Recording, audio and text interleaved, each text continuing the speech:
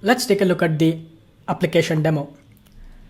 When we very first time run the application, we are going to insert the admin credentials from the backend. There will be no registration for this application. Once the admin is created, he will log into his account and he will create the accounts for other users.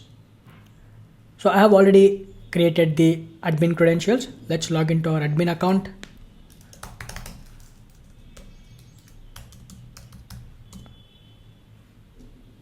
User is successfully logged in. The admin is successfully logged in. Now you will see the options for the admin: dashboard, explore, manage items, manage categories, manage users, and order history. We have this icon, profile icon, settings, activity log, and logout. Now if you look at this, this is the dashboard page. Inside this we can see the today's sales, how many sales that the shop has made, and the today's total orders. And the recent 5 orders, we can see it in this dashboard. Of course, we can customize this dashboard as well. Let's go to the explore, and in the explore right now there are no items. You can see all items, there are 0 items, and there are no categories. Go to the items, and this is the items page that look like, and this is the items list, and this is manage categories, and this is categories list, and manage users, and this is the users list.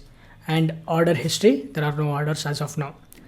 Admin can create the users. So let's create one of the user. Let's say Bharat at example.com, the password. Click save.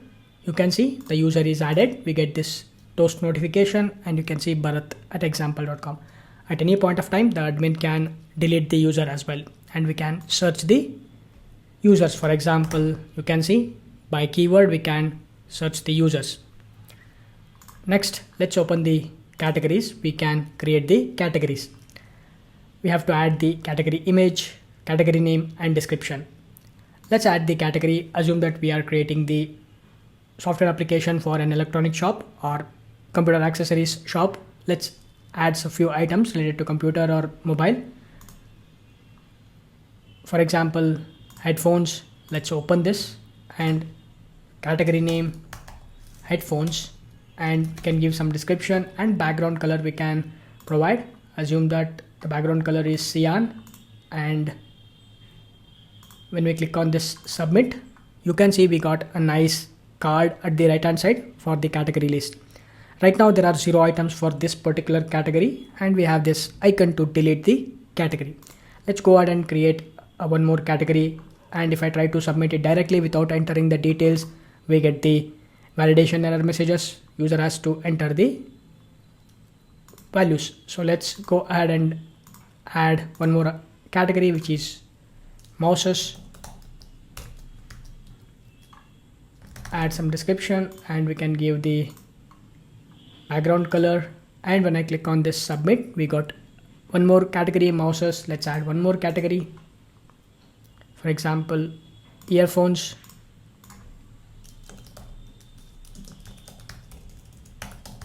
We can give some description. Description is completely optional. And let's add orange. Click submit, and you can see now we have created the categories, but we haven't added any of the items. We need to add the items. Let's go to the manage items, and you will see this form, and you can see this drop down menu where it will display all the categories which we have added. Let's add few items. Let me open, and let's add this keyboard. Okay, let's not add keyboard because there are no category for that. Let's add the earphones,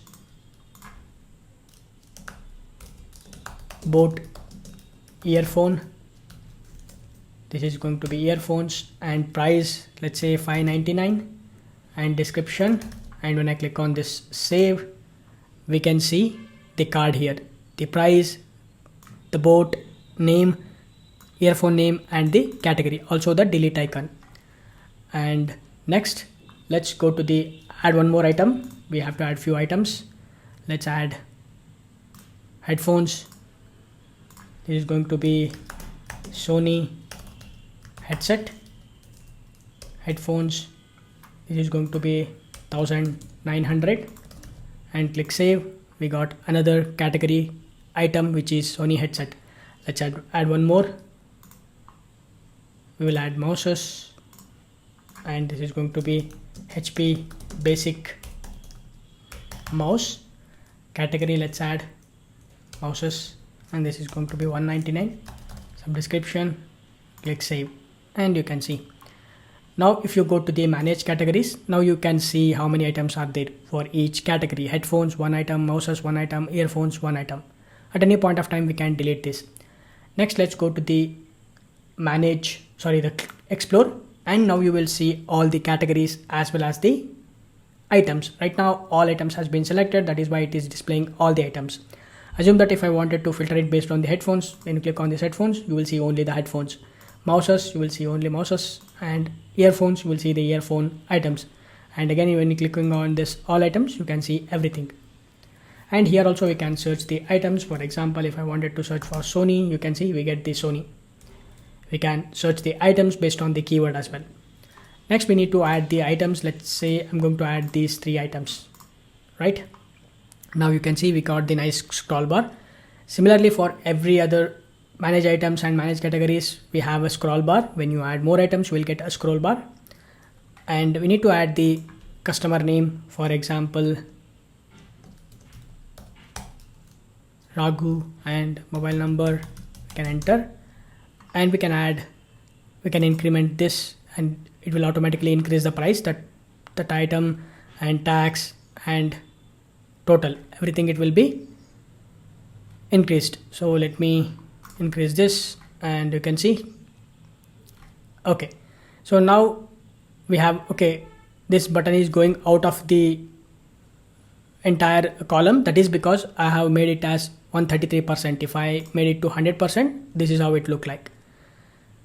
Alright, so now we have added the customer name and mobile number, and also we have added few items to the cart. Now we have to place an order. There are 2 ways we can complete the payment, by using just a cash and by using the UPI. For now, let's go ahead and make it as cash, and you can see cash received. And now we can click on this place order to generate the receipt, and the entire cart will be cleared. And on clicking of this print receipt, and you can see the items ordered. We have HP basic mouse 3 items we have added, and Sony headset 2, and both earphone 1. Total price is 5045. And on clicking of this print receipt, it is going to open up the print, and we can print it. And on clicking of this close, it will close this. Now let's go ahead and add few more items. 199, 1900, like total price is 2119,990. So now let's add Rakesh and mobile number. This time we can make a UPI payment, and when we can also increase this size and quantity. And now when I make this UPI, a Razorpay dialog box will be opened. We have to complete the payment, 2320.98, and UPI I'm going to select.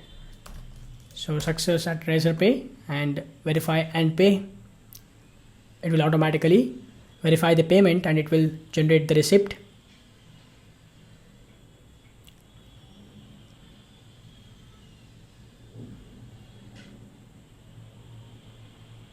And boom, the payment is successful. We got the notification. Now we can place an order, and you can see we got the receipt. And this time we have the Sony headset and basic mouse, 2 quantity, the tax, grand total, payment mode, and Razorpay order ID and Razorpay payment ID.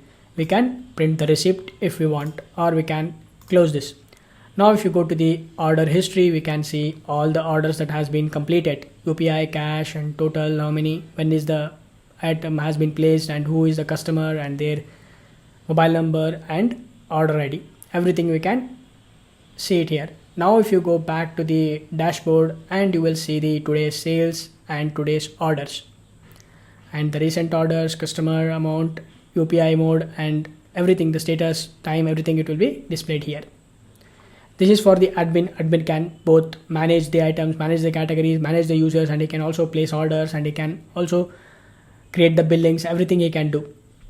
Now let's log into a normal user and see, or the shop associate, once he logged in, what he will get, we'll see. Let's log out, and I'm going to log in with another account, bharat@example.com, 123456. Click sign in, and you will see for the shop associate only 3 items are available: dashboard, explore, and order history. Now when the user navigate to the order history, he can see the today's orders that has been completed, and in the explore he can see the different items, and he can also place order, and in the dashboard he can see the total today's sales and total orders. Even the shop owner, shop associate also can place the order. Yeah, this is all about the billing software. Of course, this is just a one part of the software. When I was developing it for a client, I have created for multiple models. I have created the inventory system, and more features have been added. But to kickstart and to learn more about the retail applications, this is the great starting point. You can go ahead and start developing this application and follow along with me. You will learn a lot of things, and make sure to download the source code, because you might miss few things and things will not work in your computer as expected. In that case, you can just refer the code, and you can copy the code and you can paste it, and you can continue with the development, so that you will never stuck any of the time. And also, all these images we have storing it in the local system. We are not storing it in the AWS. I have done the two parts as well. I have also showed you how you can deploy it to, how you can upload it to AWS using the S3 bucket. If you don't want to store it in the S3 bucket, if you are a college student, if you wanted to learn something, you can easily store these items or these images inside the your project directory itself. Let me show you. If I go to the backend application, and there is a uploads folder, and inside this uploads folder you can see all the images. All right, now let's start the development. Before we start the development, if you are new to Spring Framework, I created a dedicated and detailed comprehensive course on Udemy, which is Build Production Ready REST API in Spring Boot. I highly recommend you to check out this course, which contains 22 hours of videos. I provided a link in the description section of this video. Go ahead and check this course. Also, if you want to learn the React as well, I highly recommend you to check out my other course, which is Java Full Stack, React, and Spring Boot 3.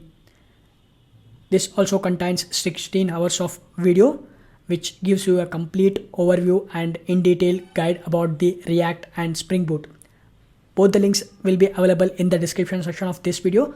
Go ahead and check these courses, because these two are the prerequisite to this complete video series. I have opened the browser. Open a new tab and navigate to star.spring.io. This is the official website for creating the Spring-based applications. Inside this, first let's add the project details. We're going to use Maven and the language Java, the Spring Boot version. At the time of this recording, the latest and stable version is 3.4.4. Make sure to avoid the snapshot and M3 versions, because these are not the stable versions.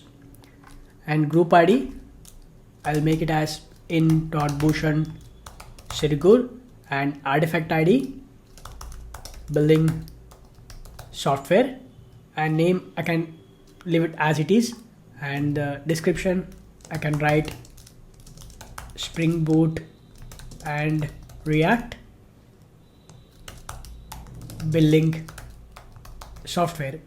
Package name I keep it as default, and packaging jar, and the Java version 21 I'm selecting. And let's add the dependencies. I will add the web dependency, and I will also add dev tools for the development purpose, and I will also add Lombok. For now, these three dependencies enough. So let's go ahead and click on this generate. This is going to download the project in a zip format. We have to extract this and open it inside the IDE. Move this zip folder to a safest folder and extract it and open it in the IntelliJ IDEA. Next, let's create the Vite project. Let's open the terminal. I'm inside this building software. I created this folder. Inside this, let's go ahead and generate the Vite project. To create the Vite project, npm create wait@latest. Hit enter. This is going to ask you to few questions. The project name, I call this client,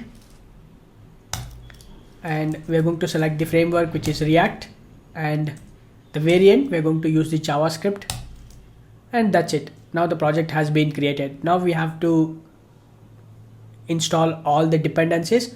To do that, first we have to navigate inside this folder, which is client, cd client, and now we can run this command npm install.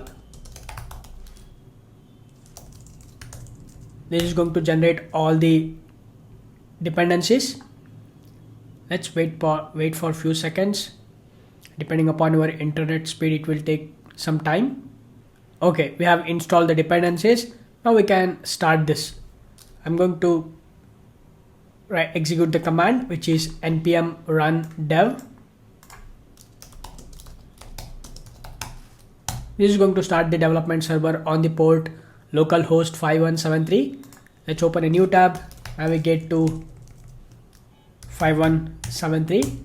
You will see the default content. Now we can open this project inside the IDE. Let's go to the WebStorm, and I'm going to click on this open and navigate to the project where it is located. In my case, it's located inside the React and Spring Boot and building software, and I'm going to open this client folder. Just click on this trust all projects, and now it is opening in a new window, as you can see. Let me close this. Now we are going to remove some of the default contents. Let's go to the source and open the assets. We don't need this react.svg, so let's delete this. Delete anyway. And also inside the public, we don't need this svg. Delete this. Delete anyway. And inside the app.css, we don't need all of this default content. Let's remove this. Similarly, inside the app.jsx, we have this default content. Let's remove this. And also go to the index.css. Let's remove everything. And inside the main.jsx, we have this code. Let's keep it as it is, but we don't need this strict mode. Let's remove this strict mode. Next, inside this, we have the index.html. So I'm going to change the title to building software. Let's save this. Next, let's go to the inside the public we have removed it, and inside the assets also we have removed, and we have the app.css, app.jsx, index.css, main.jsx. Let's go to the app.jsx. Inside this, let's quickly create the functional component. Now if you go to the browser, you can see we have this hello world. From now we can start designing the application. Now let's also open the Java project inside the IntelliJ IDEA. I opened the Java project inside the IntelliJ IDEA. So let me minimize this, and this is the project structure. Let's open the SRC, and inside the SRC we have the resources, and if you open the application.properties, and here we are going to configure the project. I'm going to remove this property. Let's save this. And inside the Java we have the base package, and inside the base package we have the main class. So now we can start adding our Java code. Open the pom.xml, scroll down. We have added the dependency, the web dependency, DevTools dependency, and the project Lombok. Also the starter test dependency added by the Spring Initializer. Now we have to make some changes to this Lombok dependency because there's a ongoing problem with the Spring Boot and the Lombok. So what I'll do is I'm going to just go to the browser and navigate to Lombok Maven dependency. Just search for it and select the first link, scroll down, and I'm going to select the version 1.18.36. Just copy this dependency and now head over to the IntelliJ, and here I'm going to just replace this, and let me remove this comment, and I'm going to copy this version, scroll down, and here inside this plugins we have this Maven plugins. Under this, let's add this version, the Lombok version. Also inside this project Lombok, under the excludes, let's add the version as well. So let's click on this reload Maven changes.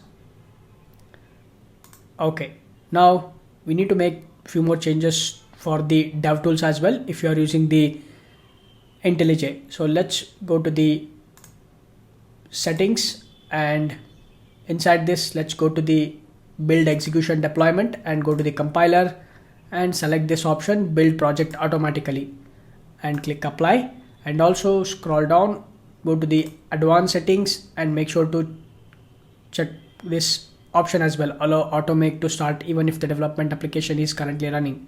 If it is not selected, make sure to select this and click OK. And you can also enable the Lombok annotation processing if you are using the IntelliJ. Alright, with this we have made good progress. We have created the project and also we have made the necessary changes. Now we can start developing the application. Before that, I'm going to just start the application so that we can see whether we are not running with any issues. Let's open the main class, and inside this we have this option to run the project. So just click on this and click run. This will start the application on the Tomcat port 8080. Now let's create the MySQL database. Let's open the MySQL workbench. Inside this, let's create the database.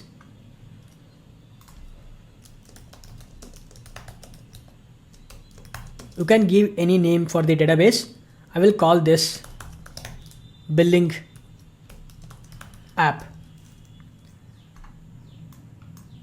Now execute this query.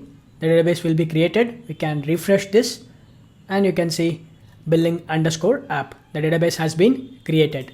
We will not create the tables. Instead, we are going to tell JPA to create the tables for us. We are going to configure it in our application, the property, so that using that property, the JPA will generate the tables for us. Let's open the IntelliJ. Now we have to configure the database here. Before that, we also need to add few other dependencies as well. Let's open the pom.xml. Inside this, we will add the MySQL database and JPA. Let's go to the browser. Let's add the dependency MySQL driver. We will also add JPA. Click on this explore, scroll down. You will see this JPA dependency. Copy this. Let's add the dependency and also scroll down. We need this MySQL dependency as well. Copy this and paste it, and just reload the Maven changes. It is going to download all the dependencies from the Maven repository. This will take few minutes. Just wait for some time. It took about 21 seconds to download all the dependencies depending upon the internet speed. Alright, now we need to configure the properties inside the application.properties file, which will be present inside the resources folder. Let's open this. Inside this, we need to add the properties, the data source properties, spring.datasource.url. We're going to add the MySQL URL, which is jdbc:/localhost:3306. This is the default port for the MySQL server, and we need to provide the database name which we have created. Just go to the MySQL workbench and copy the database and paste it. Let's also add the database username and password, spring.db data source dot username, which is root, spring dot data source dot password.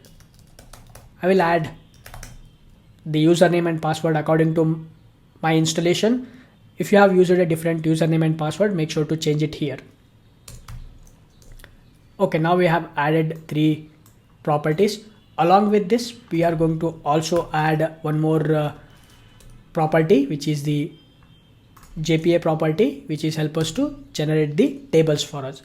So for that, let's add the dependency spring dot JPA dot hibernate dot ddl hyphen auto, and we're going to set this to update. Make sure this is auto. Along with this, we are going to also add the context path server dot servlet dot context path slash API slash version 1.0. In the future, if you have updated the APIs, we can change the version number here. Let's save this. Okay, now we have configured the data source, and now we can start creating the request and response objects. Now let's open the project explorer. Inside the source main Java, under the base package, create a new package. Let's call this IO package. Create one more package. Let's call this entity. And create one more package, which is controller. We have created all these packages under the base package. Inside the IO package, create a new Java class. Let's call this category request. Similarly, create a response object as well, category response. Also, inside the entity, create a new class, category entity. Inside the controller package, create a controller, which is category controller. Now inside the category entity, we are going to add few annotations. The first annotation is the entity annotation to mark this class as a JPA entity. Next, we add the table annotation to provide the name of the table. I will call this entity with a table name tbl underscore category. We will map this class to this table, which is tbl underscore category. Along with this, we will also add the builder annotation from the Lombok, and we also add the data annotation. Inside this, we can start creating the fields: private long ID, private string category ID to store the unique category ID. This is for category name, and this is for the description, and we're going to store the background color as well for that particular category. Next, we will also store the image URL. Later, we are going to make use of the the AWS server to store the images inside the S3 bucket. We will also add the created at and updated at timestamps for the auditing purpose. I'm going to add this timestamp from the SQL package.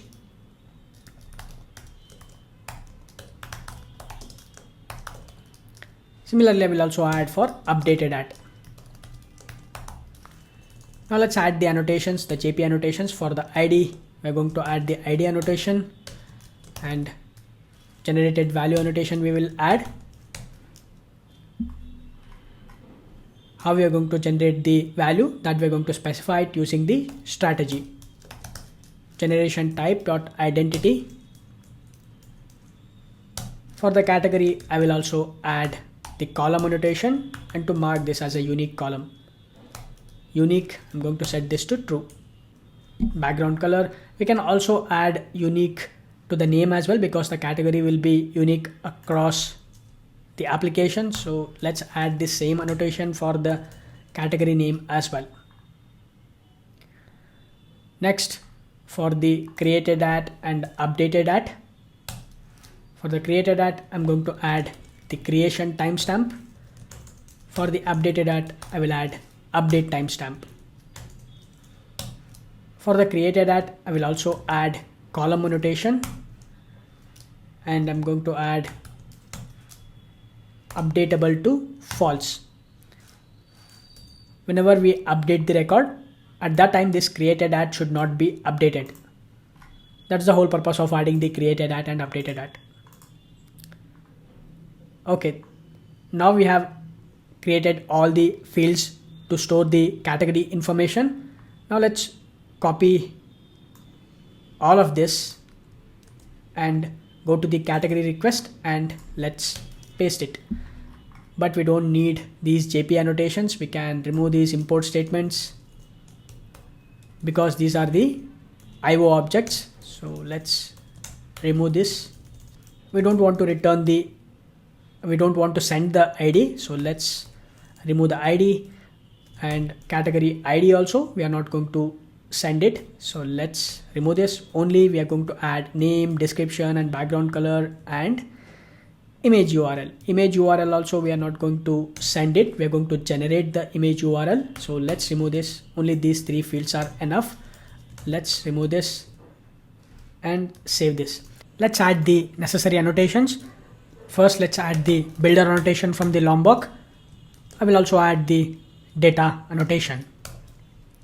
Let's save this. Next, let's copy the same fields and open the category response, and we will add the same fields. Along with this, we will also add few more fields, which is private. We're going to return the category ID. So let's add the category ID. We will also return the created at and updated at timestamps. So let's add those as well.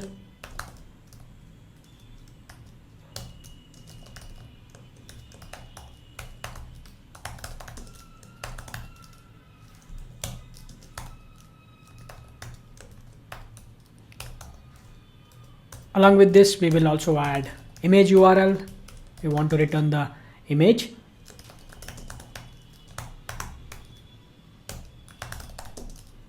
And we need one more field, but that we are going to add it once we integrated the item properties.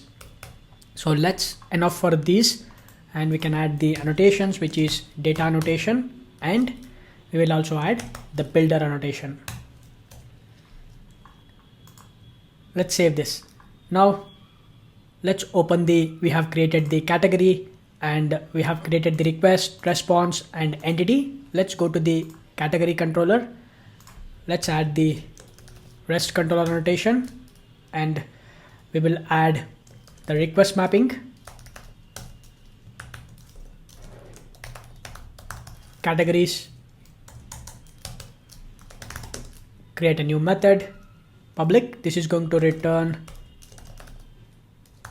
category response. Add category is the method name. To this, we are going to add the post mapping. This is going to accept the category request. So let's add the request body annotation so that we can bind the values to the request object, which is category request. Let's call this request. Now let's create the JPA repository. Open the project explorer. Under the base package, create a new package. Let's call this repository. Create a new interface. Category repository. Let's extend this with JPA repository. We're going to specify the primary key type, which is long. Let's save this. Next, let's create the service. Inside the base package, create a new package.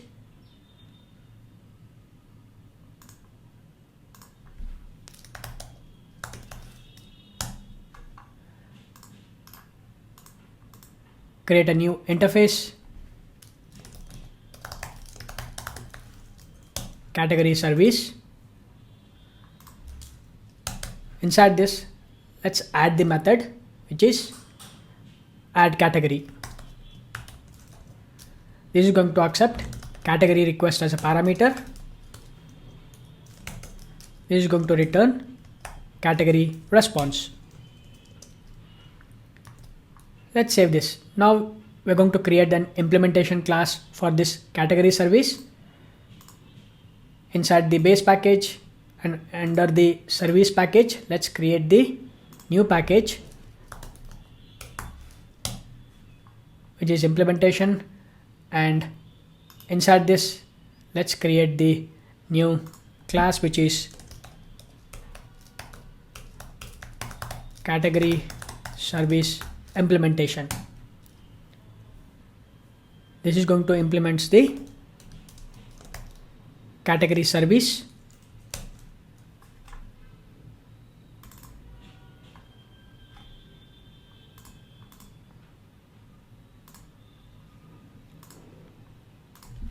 Let's add the service annotation and also add required args constructor. Inside this, first we need to convert this request object into an entity object. I'm going to call a private method convert to entity. To this we're going to pass the request object and we get the category entity back.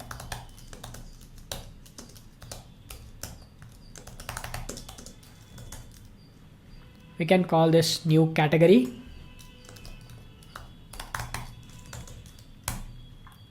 Let's create this method. Inside this, we can use the builder pattern to copy all the values to the category entity.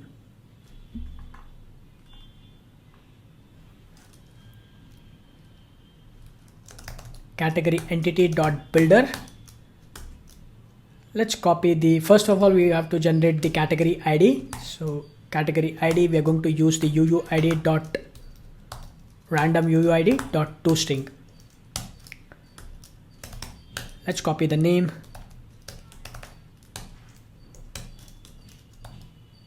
description, background color,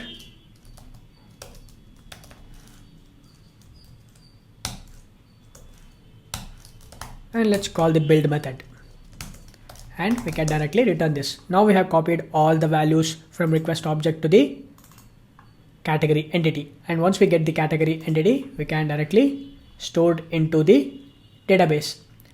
Before that, we also need to generate the image. We have to store the image into the AWS S3 bucket, but we are going to do that later. For now, let's save this into the database. We can make use of the repository, which is category repository. I'm going to inject that private final category repository.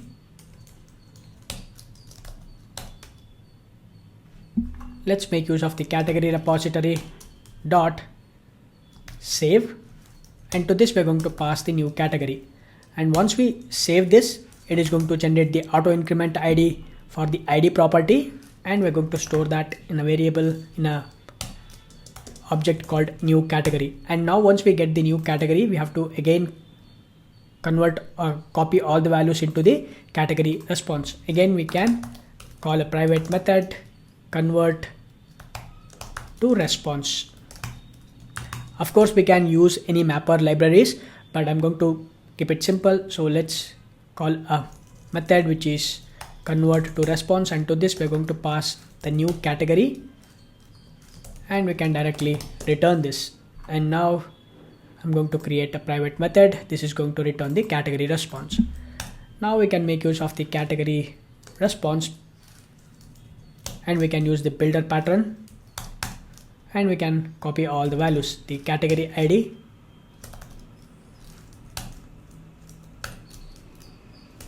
name,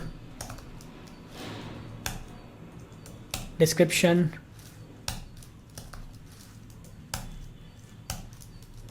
background color,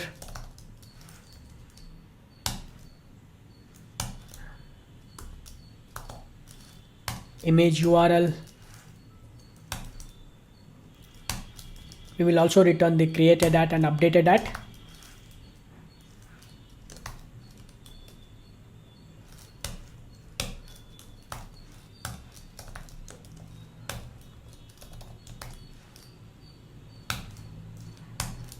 And we can call the build method.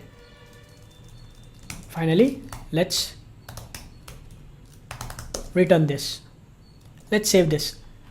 Now our add method is ready to test. Now we can create the controller method.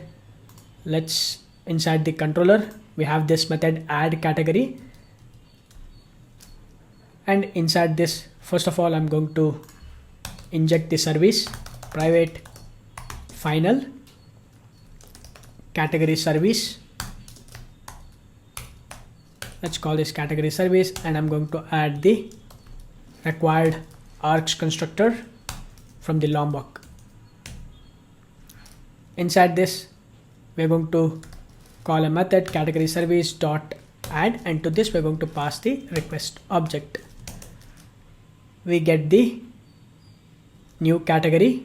So what I can do, I can directly return this, and I'm going to add the response status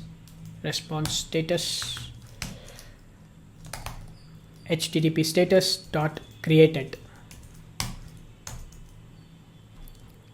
Let's save this. Now we have created the controller method. We can go ahead and test this API endpoint. Open the Postman. I'm going to create a new collection.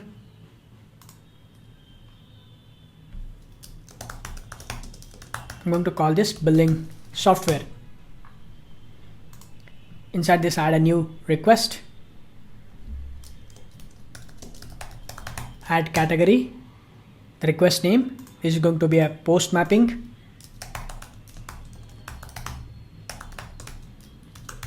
Localhost 8080 /API /version 1.0 / category. Okay, this is categories. So let's add categories.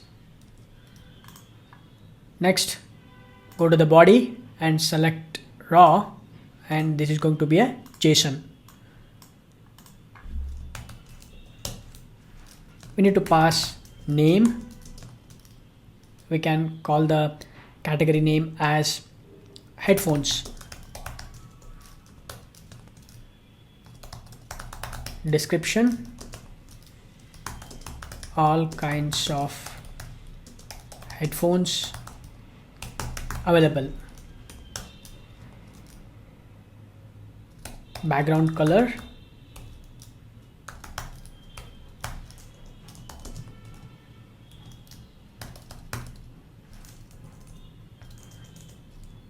now we can make the API request. Click on this send.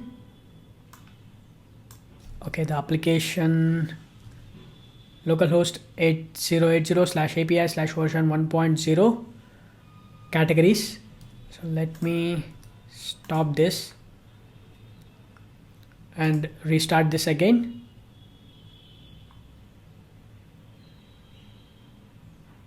Okay, so the application is started on the port 8080, and click on this send. You can see now we get the response back, and the status code 201 created, the category ID, name, description, background color, created at, updated at, and image URL is null. Later we are going to upload the image into the S3 bucket. Now we can go ahead and create other API endpoints. Let's open the category service. Create a new method to read the categories. This is going to return list of category response. Let's import the list and go to the service implementation. Let's implement the read method. Inside this, we're going to make use of the category repository to call the find all method, and we're going to call the stream method, and we're going to call map method to convert from category entity to category response. For that, we already have the private method. We can make use of that method, convert to response, and to this we can pass the category entity. Collectors.toList, can return this. Let's save this. Now we can create the handler method. Go to the controller and let me minimize this and create a new API endpoint. Public. This is going to return list of category response. Let's import the list. Fetch categories. This is going to be a get mapping. Inside this, we can make use of the category service to call the read method, and we can directly return this. Let's save this. This is going to build the application, and you can see now. Let me minimize this and go to the Postman. Let me first save this request, and I'm going to duplicate this. This is going to be a get mapping. Can change this to read categories. Let's save this, and when I click on this send the request, we get 500 internal server. This is because, let's go back and go to the debug, and no default constructor in the entity category entity. Okay, that is because we have forgot to add the go to the category entity, and here let's add the no argument constructor, and also all arg constructor we can add. Let's save this.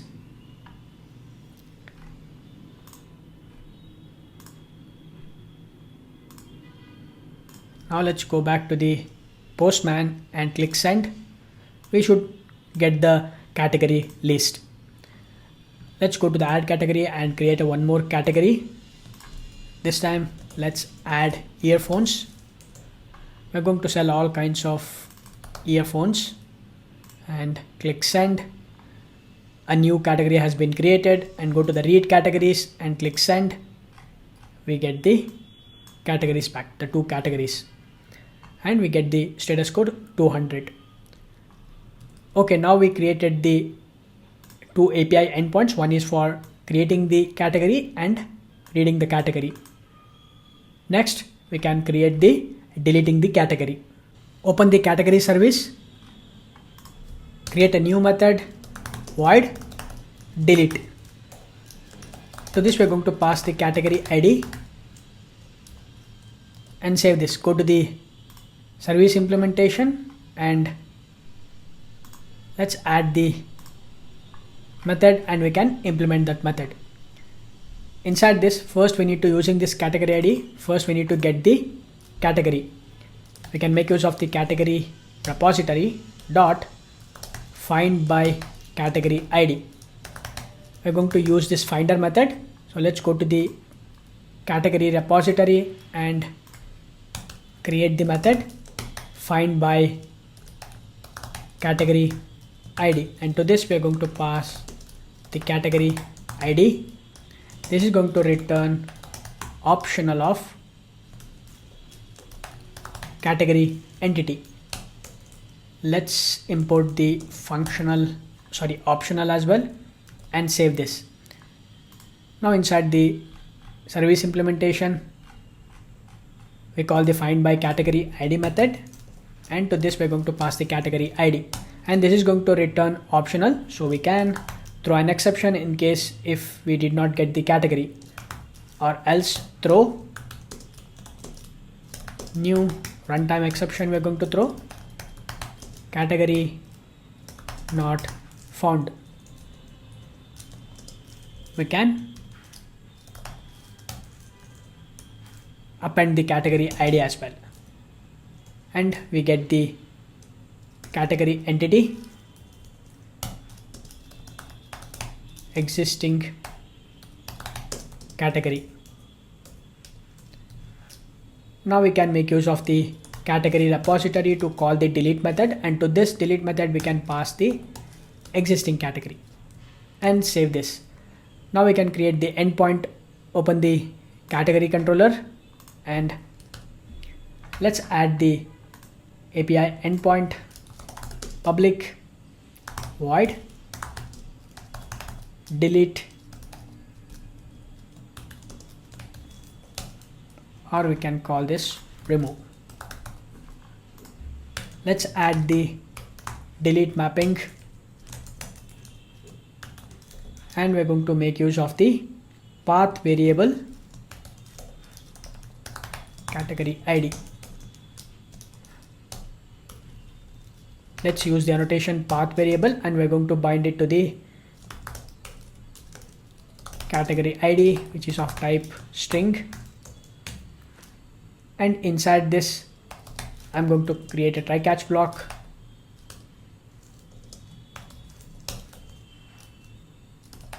Let's add the category service dot delete, and we're going to pass the category ID. In case of any exceptions, we are going to catch that exception, and I'm going to throw new response status exception, http status dot not found exception. We are going to throw category not found. We can pass the category ID,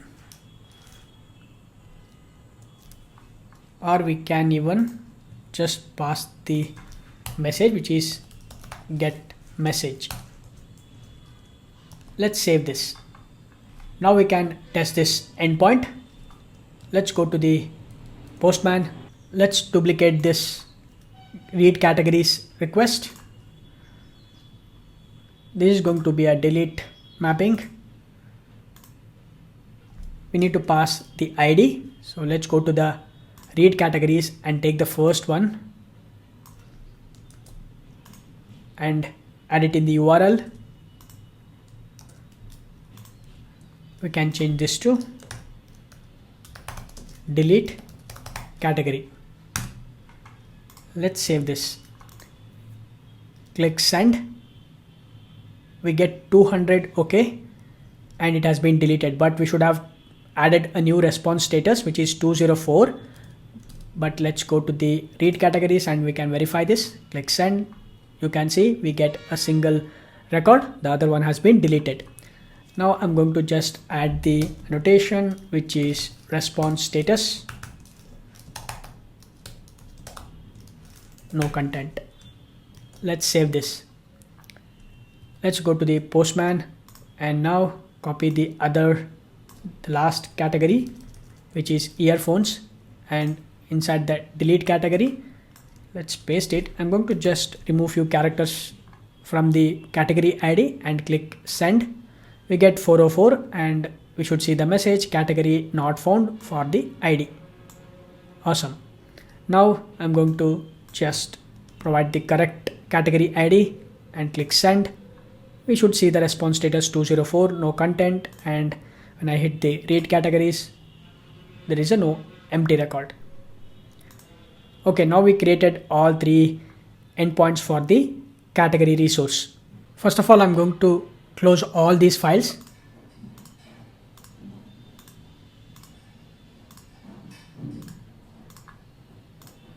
Open the pom.xml. Inside this, let's add the AWS dependency. Let's add the group ID, software.amazon.aws SDK, and the artifact ID we are going to add S3.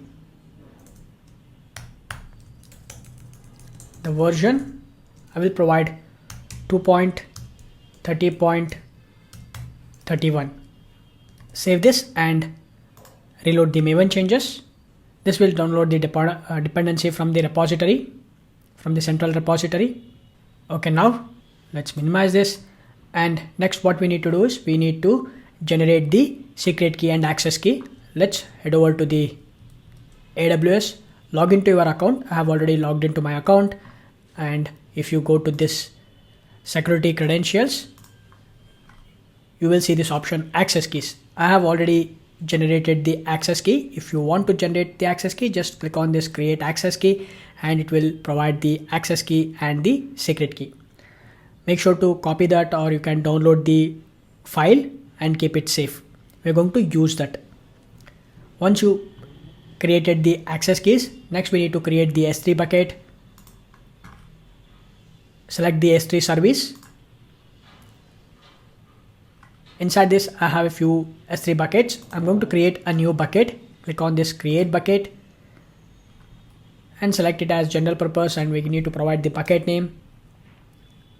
Provide a unique bucket name. I will call this billing software. I will provide my username. Scroll down and you can make this as ACS enabled, and also scroll down, you can uncheck this block all public access. Click on this I acknowledge. Click on the create bucket. This will create the S3 bucket, and we are selecting the region, which is Mumbai. With this, now we can configure in our application. We need to add the secret key and access key inside our application or properties file. Let's open the IntelliJ. Open the application.properties file. Inside this, we need to add the secret key. Let's add AWS dot access key, AWS dot access dot key. Similarly, let's add AWS dot secret key. We need to add the access key and secret key. So let me open the file which I have downloaded, and I'm going to copy the access key and I'll paste it. Similarly, I will copy the secret key and I will paste it here. Make sure to use your access key and secret key, because later once I upload this video to the YouTube, I'm going to remove these secret key and access key. So it will not work for you. So do not try to use my access key and secret key. Let's save this. Okay, now we have added the access key and secret key. Next, let's open the Project Explorer. We need to create the configuration file. Under the base package, let me change this to the, and I'm going to create a new package. Let's call this config. Under the config package, create a new Java class. Let's call this AWS config. Let me expand this. I'm going to close this pom.xml, and first of all, I'm going to add the annotation, configuration annotation, to mark this as a configuration class. Inside this, we need to load the access key and secret key. So let's create a fields, private string access key, secret key. Let's add the value annotation. We need to provide the property name, which is AWS.access key. Copy this and paste it here. Next, let's add the secret key as well. AWS dot, let me copy this, paste it. Now we have the access key and secret key. Let's create a bean public S3 client. We're going to create a bean for this S3 client. Let's add the annotation, bean annotation. Inside this, let's make use of the S3 client dot builder. We're going to use the builder pattern, and we're going to add the region. For the region also, I'm going to create a new field, private string region. Let me copy this and paste it, AWS region. Copy the property and go to the application.properties, and let's add the region, which is, let me go to the browser and we have this AP South 1. So let's add this region and save this. Now for this region, inside the region, let's add the region.off. We're going to use off method on the region, and to this we're going to pass the region which we have loaded in the top. We're going to call the credentials provider. We're going to use static credentials provider dot create. To this we're going to pass the AWS basic credentials, AWS basic credentials dot create, and to this create method we are going to pass the access key and secret key. This is just a configuration. We are making it to make the S3 client available for us, so that we can use this S3 client to interact with the S3 bucket. We are getting the error. We can verify. Okay, so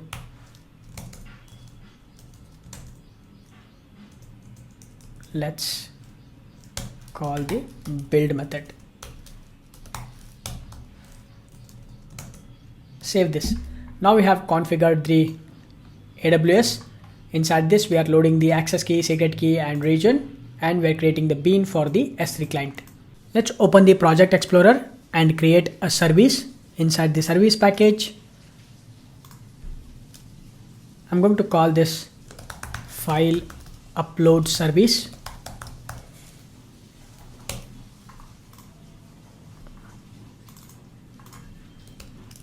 Create a method. We're going to create two methods. One is for uploading the file, another one is for deleting the file.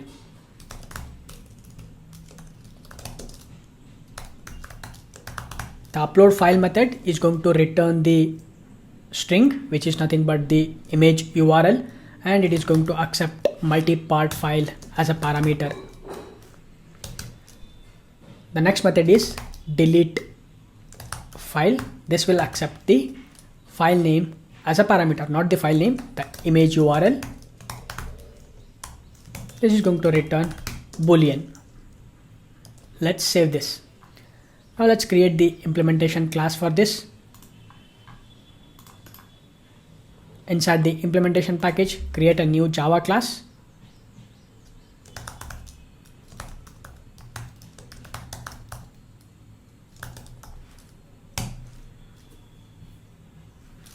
Let's implement the class, implement the service, which is file upload service, and let's add the service annotation and also required args constructor. Let me override the two methods, which is upload file and delete file. Inside the upload file, first of all, using this file, I'm going to get the file extension, file.get original file name, substring file.get original file name dot last index of. From the dot, I'm going to get the extension. To this I'm going to add +1. This will gives us the file name extension.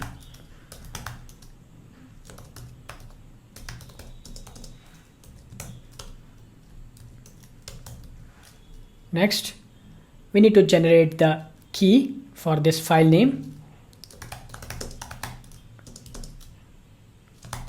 We are going to make use of the uuid dot random UUID dot to string. Now this UUID becomes the file name, and to this file name we are going to add the extension, which is nothing but the file name extension.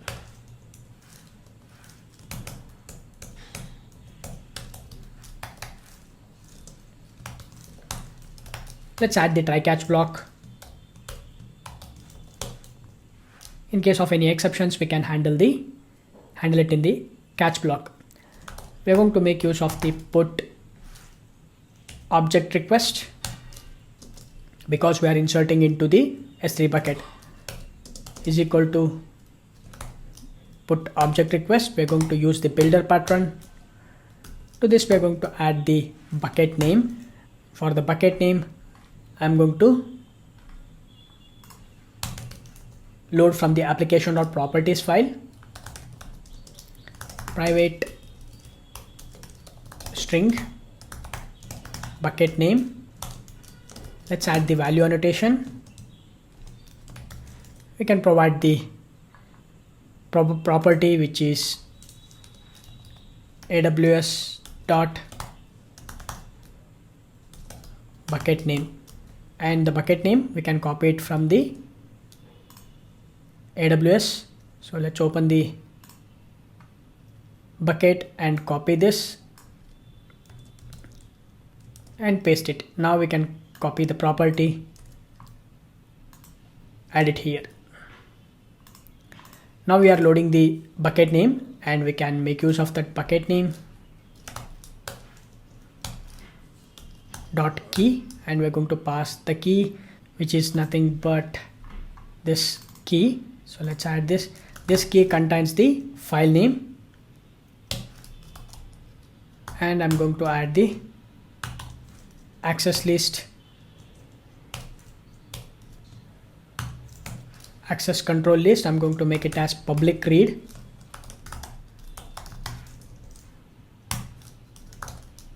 Content type, which is file.get content type, and I'm going to call the build method on this.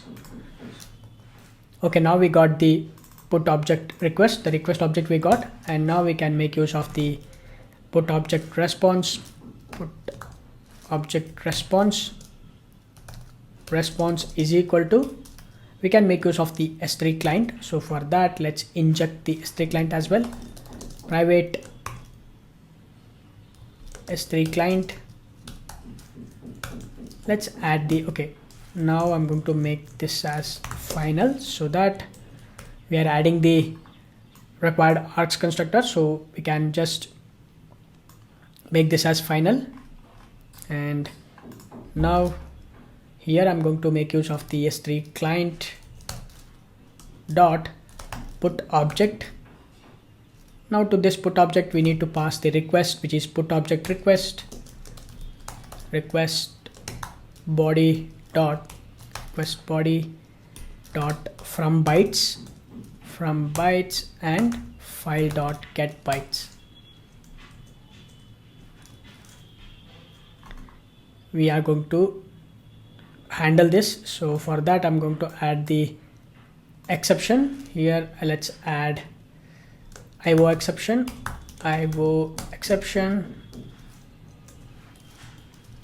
Inside this we can just throw the exception, which is throw new response status exception, which is http status dot internal server error.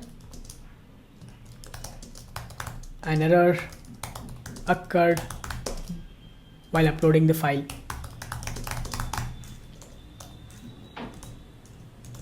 Once we get the response, now we can write a condition. If response dot SDK HTTP response is successful,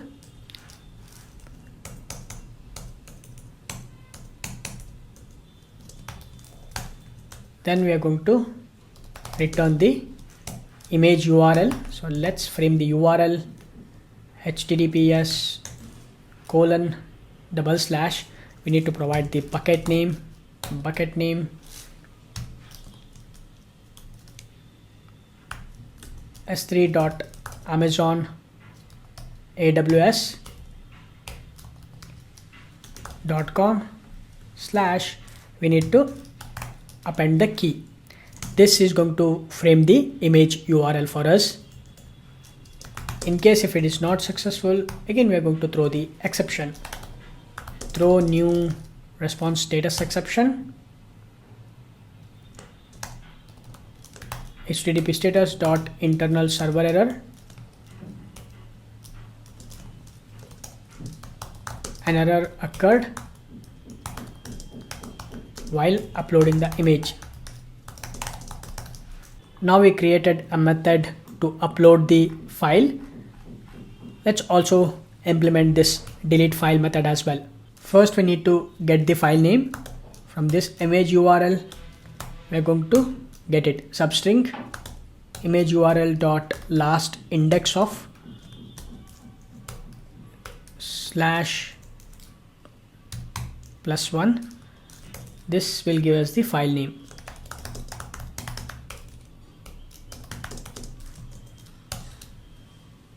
We are going to make use of the delete object request. Delete object request dot builder dot bucket name key, which is nothing but the file name build. Now we got the file name.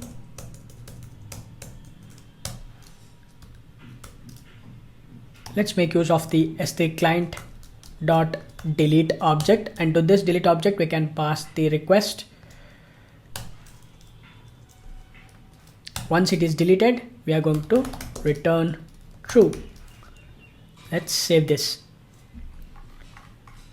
Now we implemented the two methods, the upload file and the delete file. Now we can make use of these two methods inside our category. Let's open the project explorer and go to the category service implementation.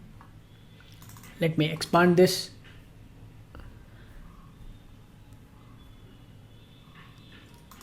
We are adding the category, but we need to also get the multi-part file as well. Multi-part file, and go to the category service. Inside the category service, let's also accept the multi-part file. Inside this, first we need to upload this file to the S3 bucket. So for that we need the file upload service, private final file upload service.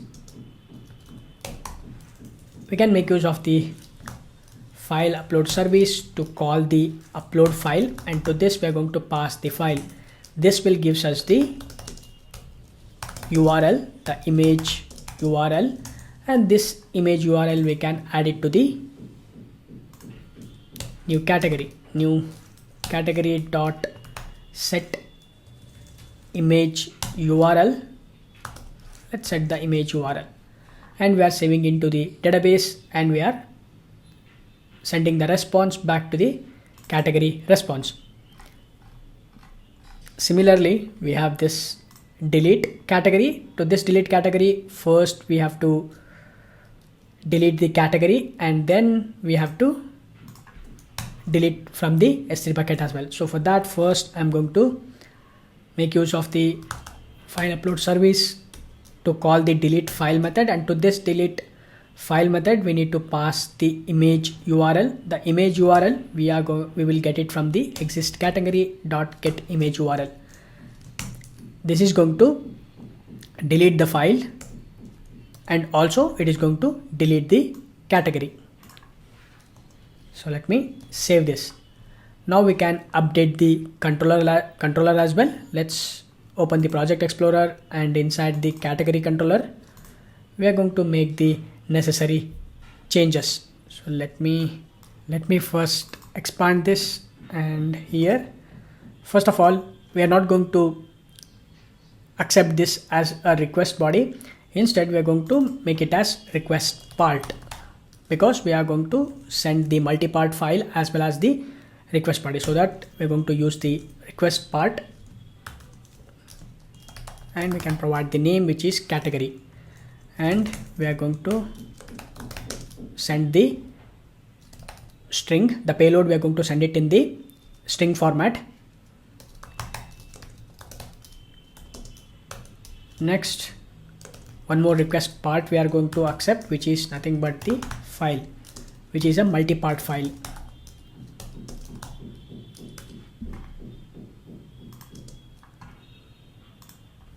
Inside this, what we need to do is, first let's create the object mapper.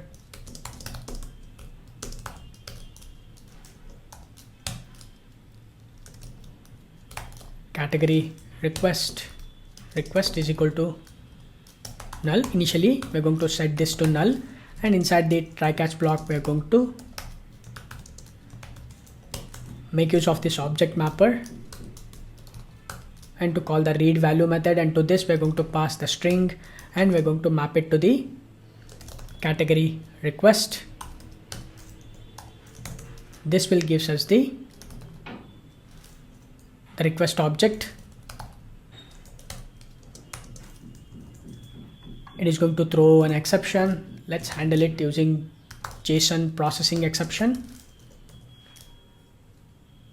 Inside this, we're going to throw a new response status.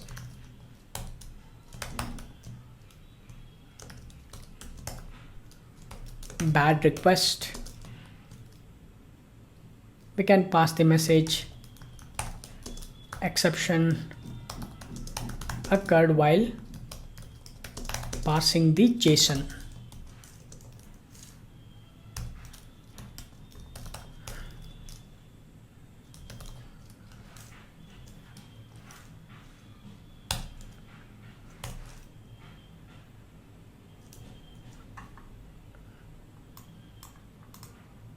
Next, let me cut this, and we're going to add it inside the try block. We got the request, and we're passing this request category service.add. What is the error? Okay, we need to pass the file as well. So let's pass the file request and file we are passing.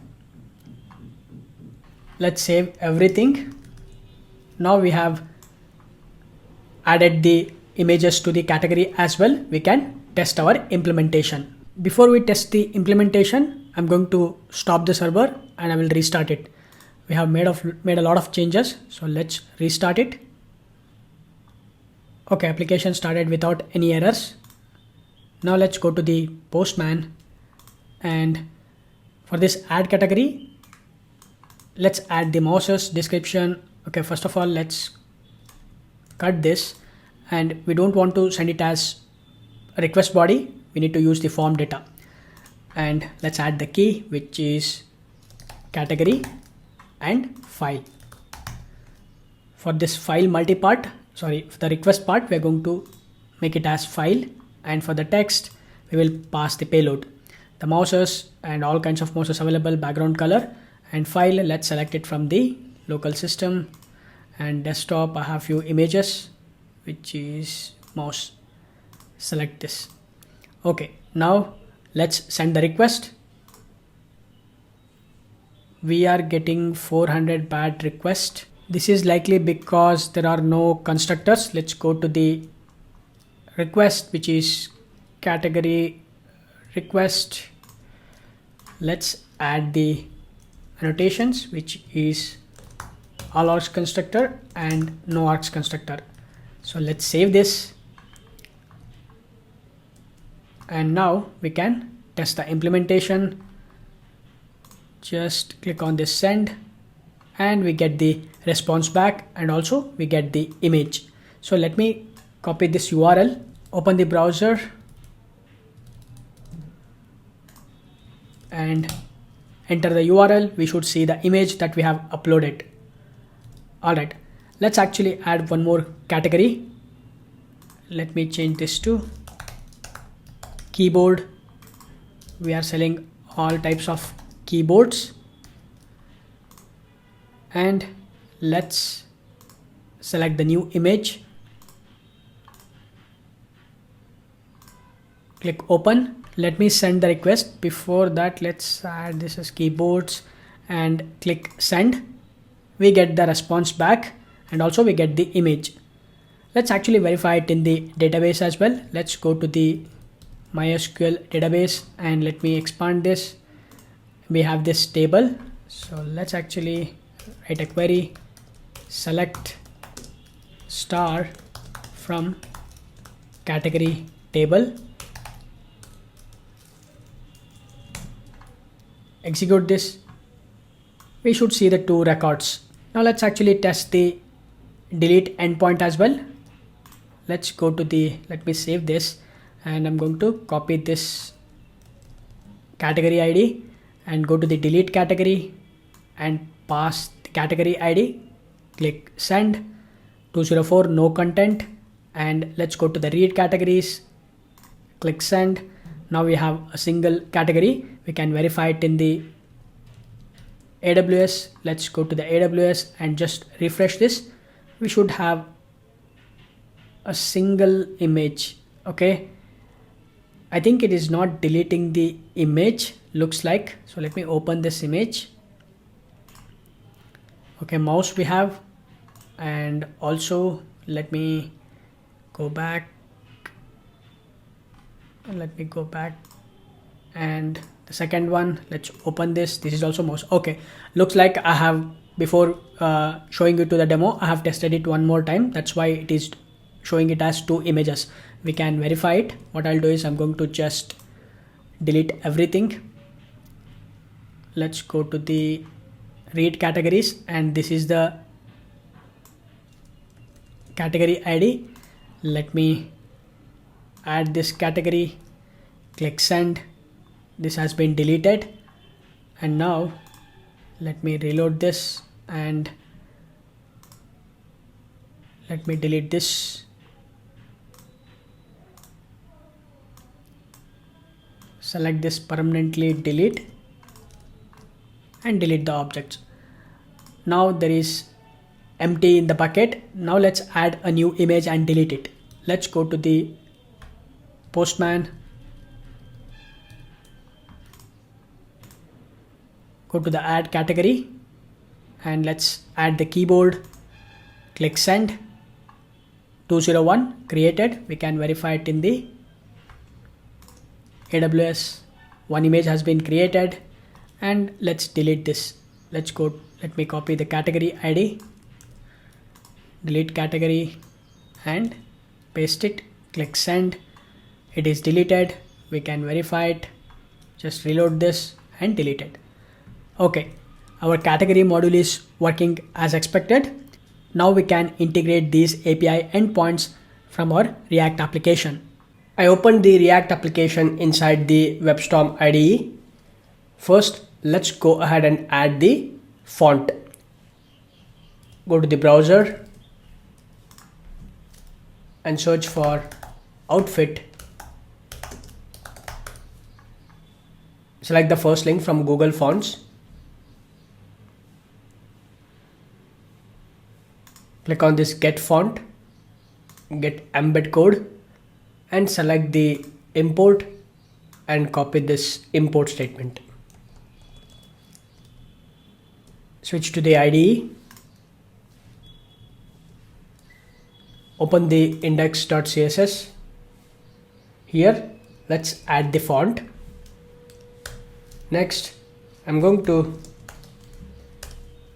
add the font to the application. So first, I'm going to set the box sizing to border box, and padding I'm going to set it as 0, margin I will set it as 0, and font family, which is outfit, and sans serif if it is not available. I will also add not important just to override this font. Let me save this, and if you go to the browser, you will see the font styling has been changed to outfit. Next, we need to install few dependencies. Open the terminal. I'm going to select a new terminal. Let me clear this. And here we are going to install few dependencies. The first one is Axios. We have to make an API calls to the backend service. For that, we're going to use the Axios library, and also we're going to install Bootstrap and Bootstrap icons. Hit enter. This is going to install all these dependencies. Once it installed, we have to import it inside our main.jsx. So here at the top, let's import the bootstrap slash dist slash css slash bootstrap.css. Similarly, import bootstrap dist slash js dot bootstrap dot bundle.js. Next, let's also import the icons, bootstrap icons slash font slash bootstrap icons. Let's save this. Now we have imported all the libraries, the bootstrap icons as well as the css and js. Next, let's create a new folder. Under the source, create a new folder called service. Inside this folder, let's create a new file, category service. Inside this file, we are going to make an API calls to the backend server. Let me expand this file. Now, first of all, we need to import the Axios library here. So Axios, and now, let's open the category service, and here I'm going to create a function and I'm going to export it. Export const add category, and this is going to takes the category as a parameter, and we need to make use of this axios.post, and the URL we have to enter http://localhost 8080, and the URI is /API/version 1.0/category. We can verify it. Let's go to the Postman, and you can see localhost 8080/API/version 1.0, and this is categories, not categories. All right, and we are taking the category as a parameter. Here we are passing it to the request body, and we are going to make use of the await, and finally we are going to return the response. Similarly, I'm going to create one more function to delete the category. So export const delete category, and this will takes the category ID as a parameter. So return await axios delete. Delete is the method from the axios, and we're going to pass the URL http://localhost 8080/version API/1.0/categories. Actually, this should be categories. Let me go to the Postman, and for the delete category, this is going to be a categories/category ID. We are passing it. That's it. Next, we are going to create a one more function, which is to fetch the category. So I'm going to make this as fetch categories. This is the reason why I'm going to use the WebStorm, because it will provide some great way of auto completion. So let's this is also going to take empty parameters, because we are just fetching the categories. We don't need any parameters for this, and we're going to make use of this return await axios.get localhost 8080/version 1.0/categories. That's it, and let's save this. Now our category service is ready. We can make use of these methods to call the APIs. Now let's open the Project Explorer and create a new folder inside the SRC. This is going to be a components. Inside this, we're going to add the reusable components. Inside this, create a one more folder which is menu bar. Inside this, create a new file, menubar.jsx, and let me close this explorer, and I'm going to close this app.css, and we will also close this index.css, and we will also close this main.jsx, and category service we will close, and let's keep open the menu bar.jsx. So let's quickly create the functional component const menu bar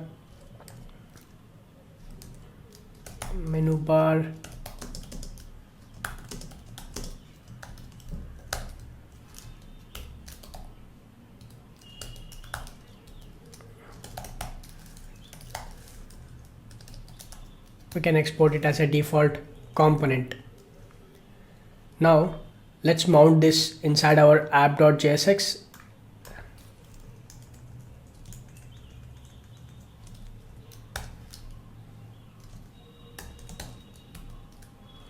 Let's save this, and you can see now we got the menu bar. Now we can add the nav bar to this menu bar component. To do that, I'm going to open a new tab and search for bootstrapexamples.com, and here let's search for nav bar, and you can see the first one, which is nav bar, a responsive nav bar with a search bar. Just click on this, go to the code,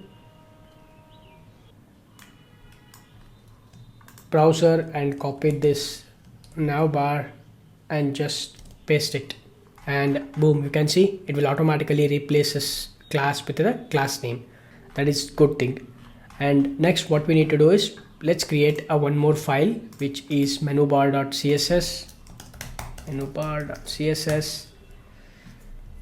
Here we can copy the CSS content, copy everything and paste it here. Now we can import this CSS file inside our menubar.jsx,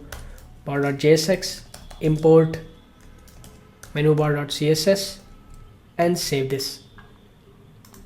Now if you go to the browser, you can see we have this nice menu bar, and if you see it in the mobile view, we will also get this button. If you click on this, we get the drop down and we can see all the menu contents. Alright, now we don't need this search bar, so we can remove this. Scroll down. So let me remove this, and here we can add the drop down for user profile, that we can add it here. So let's save this, and we need to change all of these contents: home, about, services, contact. For now, let's go to the top and let me scroll right here. Let's keep it home, or I can change this to dashboard, and I can change this to manage, or let me add explore, and this I'm going to change it as manage items. Similarly, I'll change this to manage categories,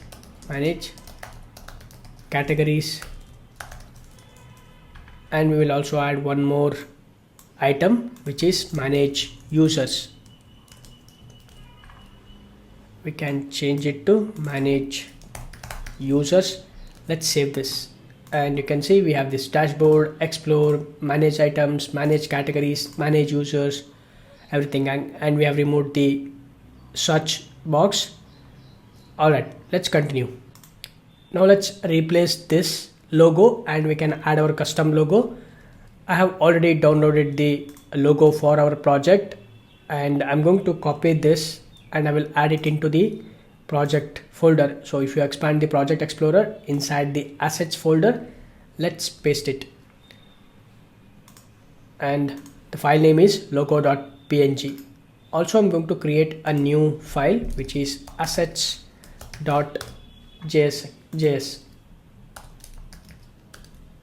Inside this, let me first of all close this project explorer, and I'm going to expand it. Here, first of all, I'm going to import the logo. So from logo.png, and I can create an object and export it. Export const assets. Inside this we can just add the logo and save this. Now we can use this logo inside our menu bar. Let me scroll it left and scroll up. We have this image, so here we can replace this. So I'm going to just replace this source.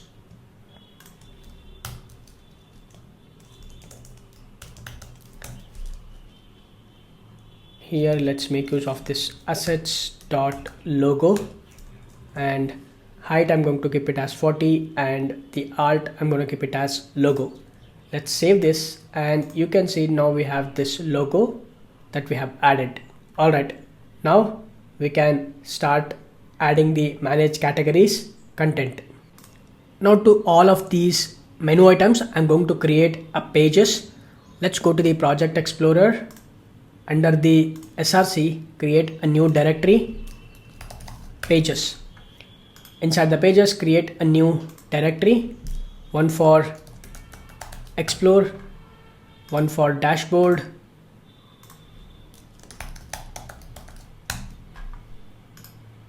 one for manage users, one for manage category,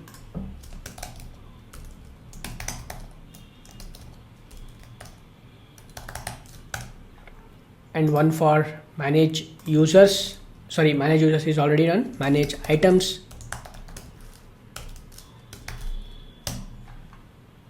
dashboard, explore, manage category, manage items, manage users. Now create inside these folders, create a new file,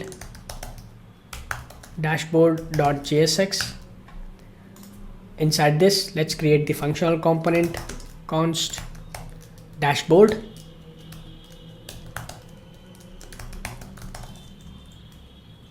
Let's export this as a default component and save this. Next, under the explore folder, create a new file, explore.jsx, const explore,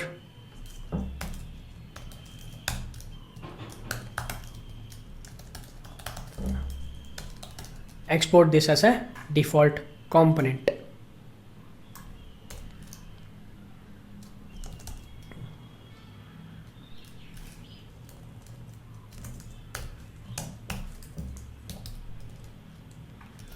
Next, under the manage category, create a new file, manage category.jsx, const manage category,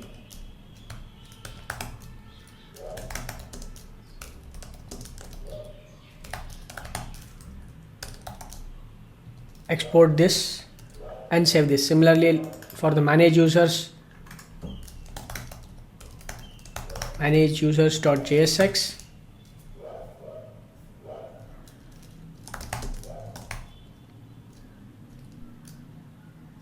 manage users,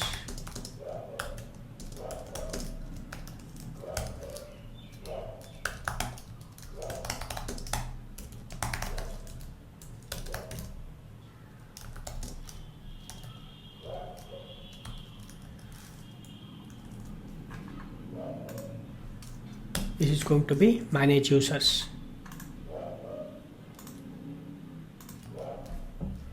Let's save this. Next, under the this is going to be under the manage users, so let's move this, and now under the manage items, create a new file, manage items.jsx,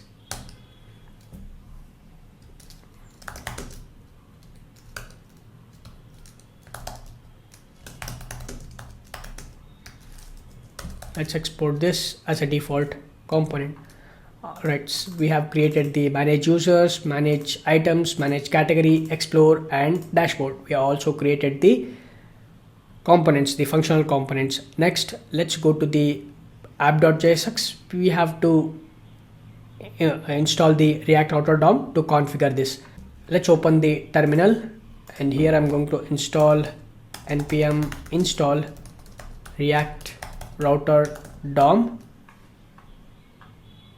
Okay, now let's go to the main.jsx.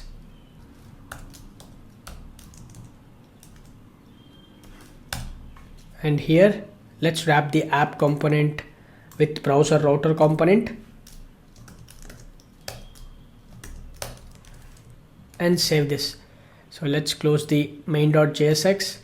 And also now what we have to do is on click of these menu items, we have to navigate to these components. To do that, open the app.jsx. We are inside the app.jsx. Here under this menu bar, let's actually use the router component.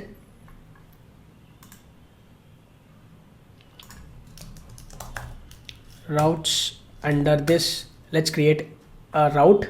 So let me close this, and here instead of the component, let's actually use element, and for the slash we're going to navigate to the dashboard component. And also let's copy this and paste it. I will add slash dashboard, and let's copy this slash category.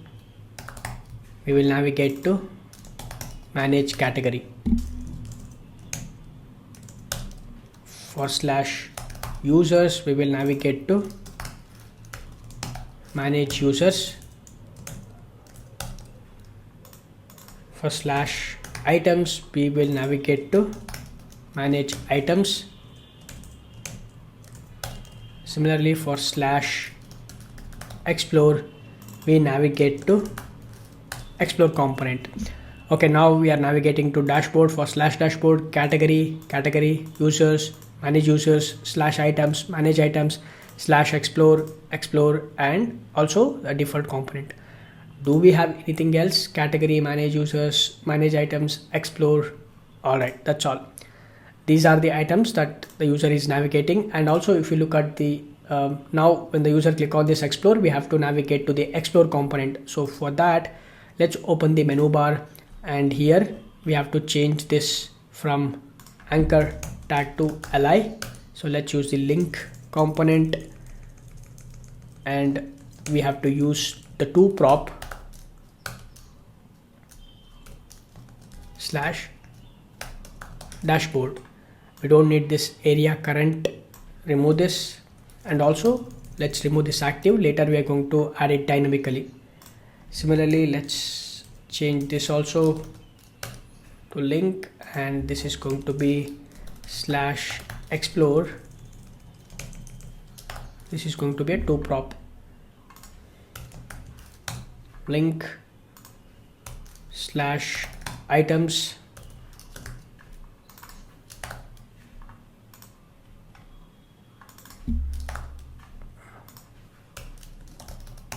slash category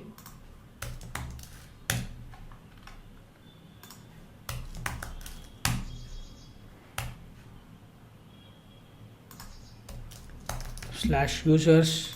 This is going to be to prop slash users. Now let's save this.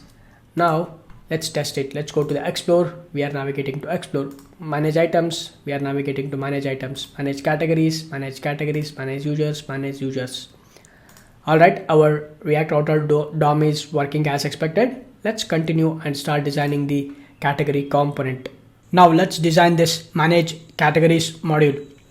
We are going to create two columns. The first column is like 70%, and the second column just takes the 30% column. The 70% column contains the form category, and also the 30% panel or the 30% column contains the list of categories. That's what the idea is. Let's go to the WebStorm, and here we have this manage category. Inside this, what I'll do is, first of all, I'm going to create a div with a class category container. Also, I'm going to add text light. Inside this, let's create a one more div with class left column. This is for the left column, and this will occupy the 70% of the space. Similarly, we have the right column. This will occupy the 30% of the space. Inside this, I'm going to just add a text, list of categories, and form, category form. Let's save this. Now let's create the CSS for this manage category, the CSS file, manage category.css, and we can import this inside our component. Let's import manage category.css, and now inside the manage category, let's design our web page. First of all, we have this category container. We're going to add the display as flex.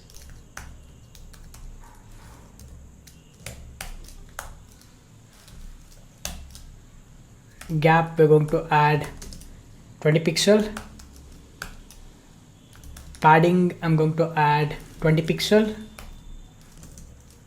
Next, I'm going to add height, not 100%. I'm going to add height as, I'm going to calculate with 100 vertical port, and I'm going to minus this with 5 rem.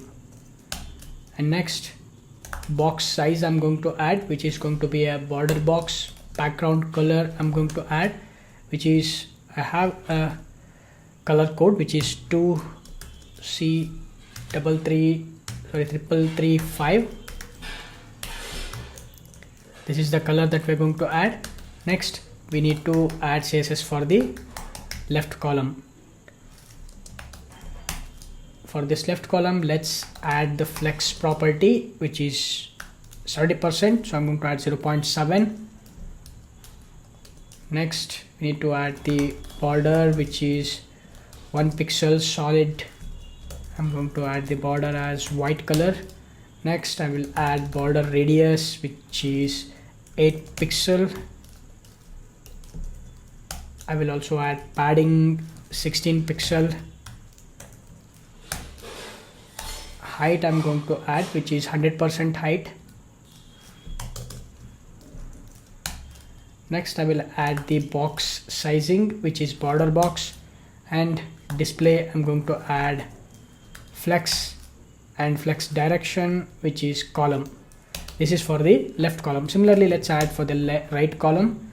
The right column I'm going to add flex 0.3, which is 30% of the space, and border 1 pixel solid white, and border radius 8 pixel, padding 16 pixel, and height 100%, and box sizing, which is border box.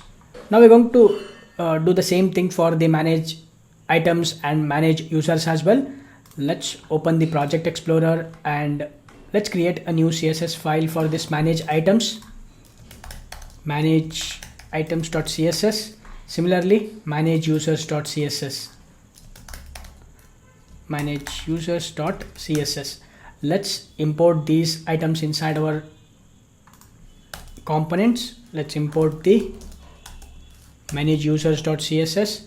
Similarly, inside our manage items, let's import the manage items.css. Let's save this. Now let's open the manage category and let's copy this entire part and paste it to the manage users, and we can change this to users container. Similarly, let's go to the manage items. Let's duplicate this and we can change this to items container.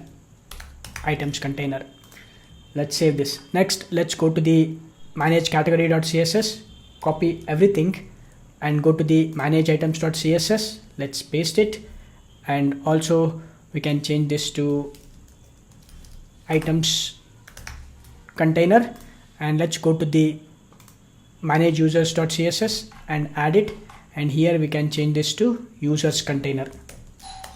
users container. Let's save this, and if you go to the items, and you can see we have this same part, and manage categories, we have this, manage users, we have same this. Now let's go to the manage categories, and in the left hand side, the left column is responsible for displaying the form, and the right hand column responsible for displaying the list of categories. So right hand side, I'm going to render a new component which is category form, and the category form will render the form, and similarly the right column will render the category list component, and the category list component will render the list of categories. That's the whole idea. Let's go to the manage categories, and here what we need to do is we have to render the category form. So to do that, I'm going to create a new component. Let's create a new directory. I'm going to call this manage, not manage, it's a category form. And also I'm going to create a one more folder which is category list. Let's quickly create the JSX file. Let's generate the functional component const category form.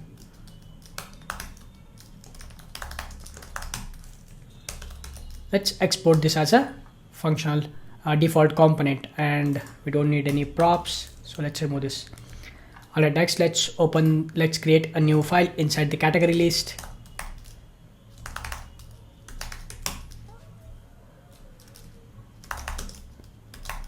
Category list.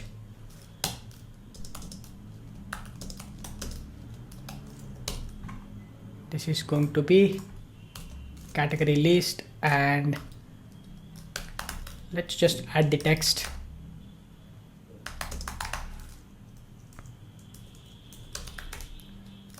Category list. Let's save this, and now inside our manage category, let's go to the manage category, and here we can render the component which is category form, and here let's render the category list. Let's save this. Okay, now inside the category form we can start creating the form.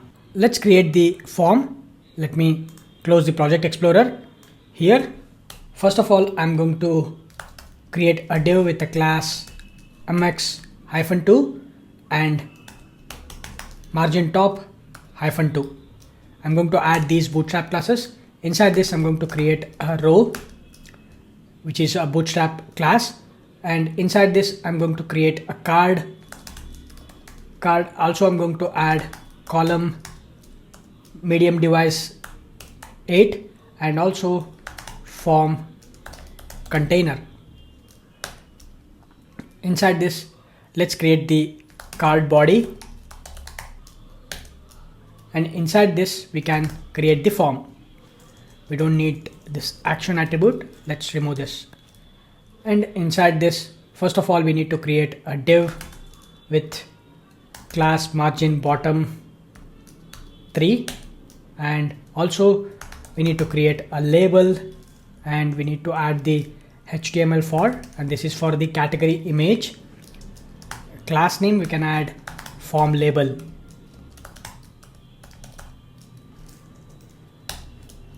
Inside the table, let's create the image tag, and for the source what we can do, we can just add the, first of all I'm going to add the one more attribute which is width, so let's set 48. Also we need to add the source. For the source, right now what we will do, let's go to the placeholder, placeholder.co, and here we can just grab this placeholder for image just for the time being. Later we can change this and paste it. And what we need to do is we can just add 48 by 48 and save this. And now once we added the image, next we need to add the input text box, input, and we're going to add input type as file, input type file, and we can provide the name, and also we can provide the ID. So ID, this is the one we are going to add, which is image and file type, and the name I'm going to add image, and we can also add class which is form control,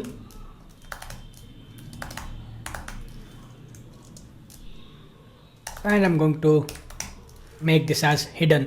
Okay, we don't want to show this, let's make it as hidden.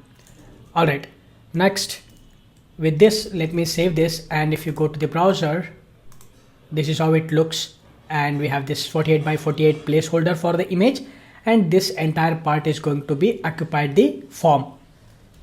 Okay, next, once we created the image tag or the image placeholder, next we can create the name text box to enter the category name. Basically, I'm going to create a div with a margin bottom 3, and inside this, let's create the label, and I'm going to add the HTML for name, and class name we can add form label. This is going to be category name. Next, we can create the input type as text box. We can add name, we can also add ID, and we can also add form control, the class name, and that's it. Later we can add the onChange handler and the value attribute, but we need to add one more property which is a placeholder. So let's add the placeholder,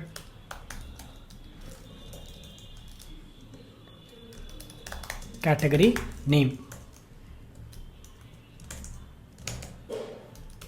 Let's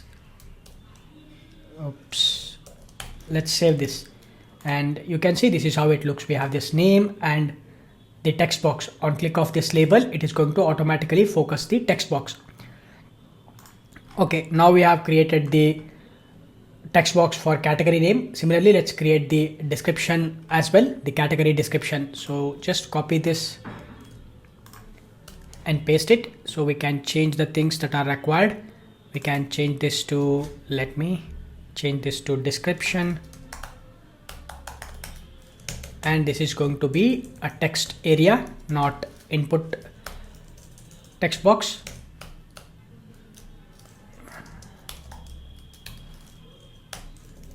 The placeholder, I can change this to write content here, and the ID I'm going to change this to description. The name I'm going to change this to description, and I'm going to remove this text area. We can also add one more property which is rows, and we can provide the number of rows which is 5. For now we are going to add this. Again, as I said before, later we are going to add the value attribute and the onChange. Okay, for now rows, name, ID, class name, placeholder, this is enough. So let's save this, and if you look at this, we have this nice text area. On click of this description, okay, we need to change this. This is going to be description. So let's save this. On click of this label, it is going to focus as the text box, or sorry, the text area. Okay, next what we need to do is we need to add a background color. User is going to select the, or the admin is going to select the background color for this category. So for that, let's go ahead and create a div with margin bottom 3. Inside this, let's create the label HTML for, I'm going to call this background color.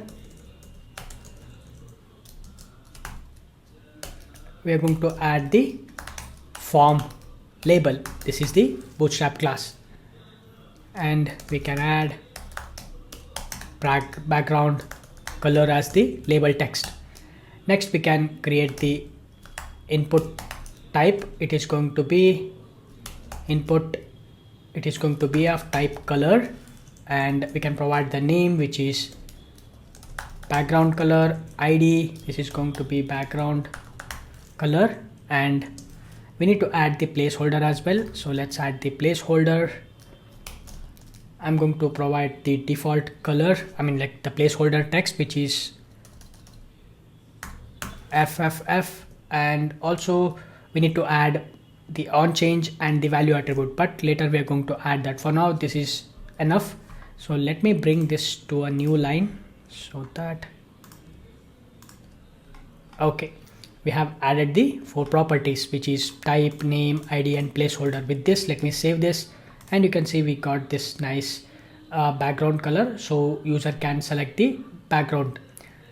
But I'm going to bring this color, the palette, to the down. So for that, I'm going to just add a break.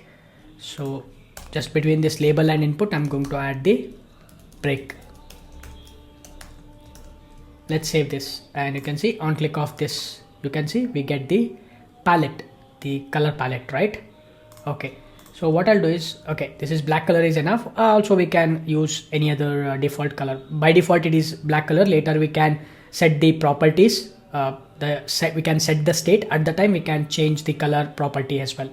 At last, let's quickly add the button as well, the submit button, and this is going to be submit button. Let's add the text save, and I'm going to add the class, which is btn primary. Let's save this, and you can see we get this nice button, the save button. I'm going to change the button width as well. So for that, I'm going to add just a bootstrap class, which is width 100, which is 100%. Let's save this, and you can see now we got this save button. Okay, now we can design this category list as well. Before we design the category list, let's actually go to the manage users and create the same form here as well. So let's go to the manage, let me close the category list and manage items, and let's open the manage users. And here I'm going to close this manage category. What I wanted to do is I'm going to again create a 2 components, which is user form, which is responsible for rendering the form. Similarly, the users list, which is responsible for displaying the list of users. That's the whole idea, much like how we have done in the manage categories. Let's open the project explorer and create a new component, which is new directory, user form. Also, I'm going to create a new directory, users list. User form, I'm going to create a new file, user form.jsx, and for the users list, users list.jsx. Inside this, let me close the project explorer and create a functional component, users list.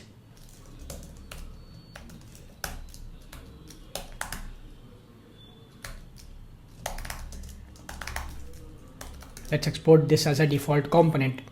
Let's save this. Let's go to the user form,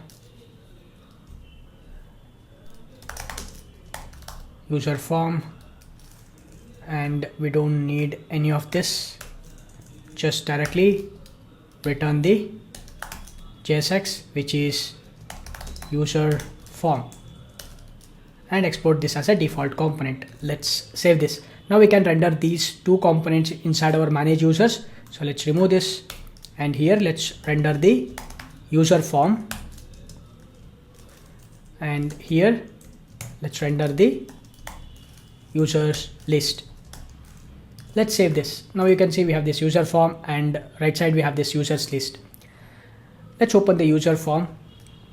Inside this, let's go to the category form, and we need to just copy this entire JSX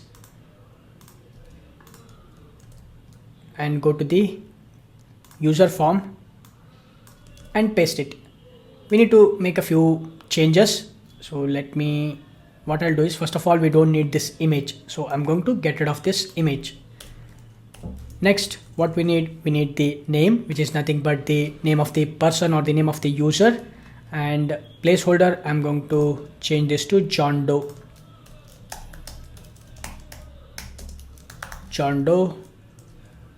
Save this. Next, we need the email. So for that, we don't need this part. Let's get rid of this, but let's copy this above part and paste it. We can change the bits that are required. Email, HTML4, I'm going to change this to email. The type is going to be email. Name, it is going to be email. ID, it is going to be email. and the placeholder we can add your name at example.com. Similarly, let's copy this, and we need the password, so remove this and duplicate this.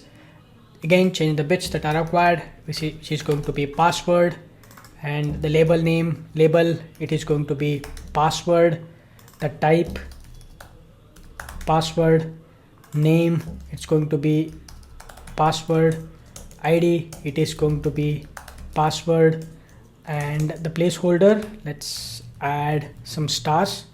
So let's save this, and that's it. I'm going to change this button color to warning instead of the primary. The same thing I'm going to make it inside this category form as well. So we can change this to BTN warning.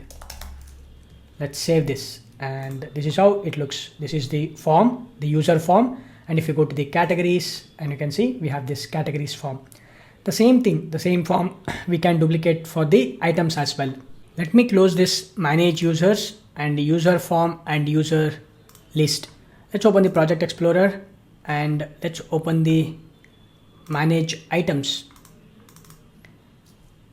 Here we are going to create two new components. The one component is item form and another one is items list.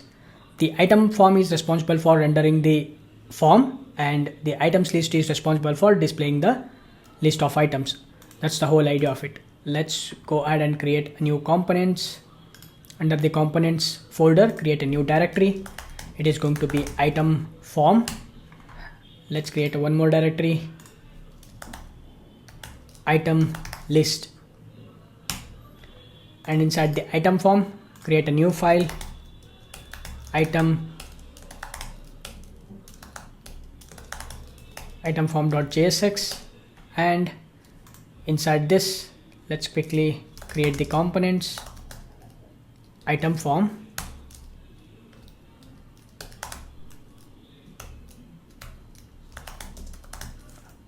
let's export this as a default component, and I can remove this props. And similarly, let's go to the item list, create a new file, item list.jsx,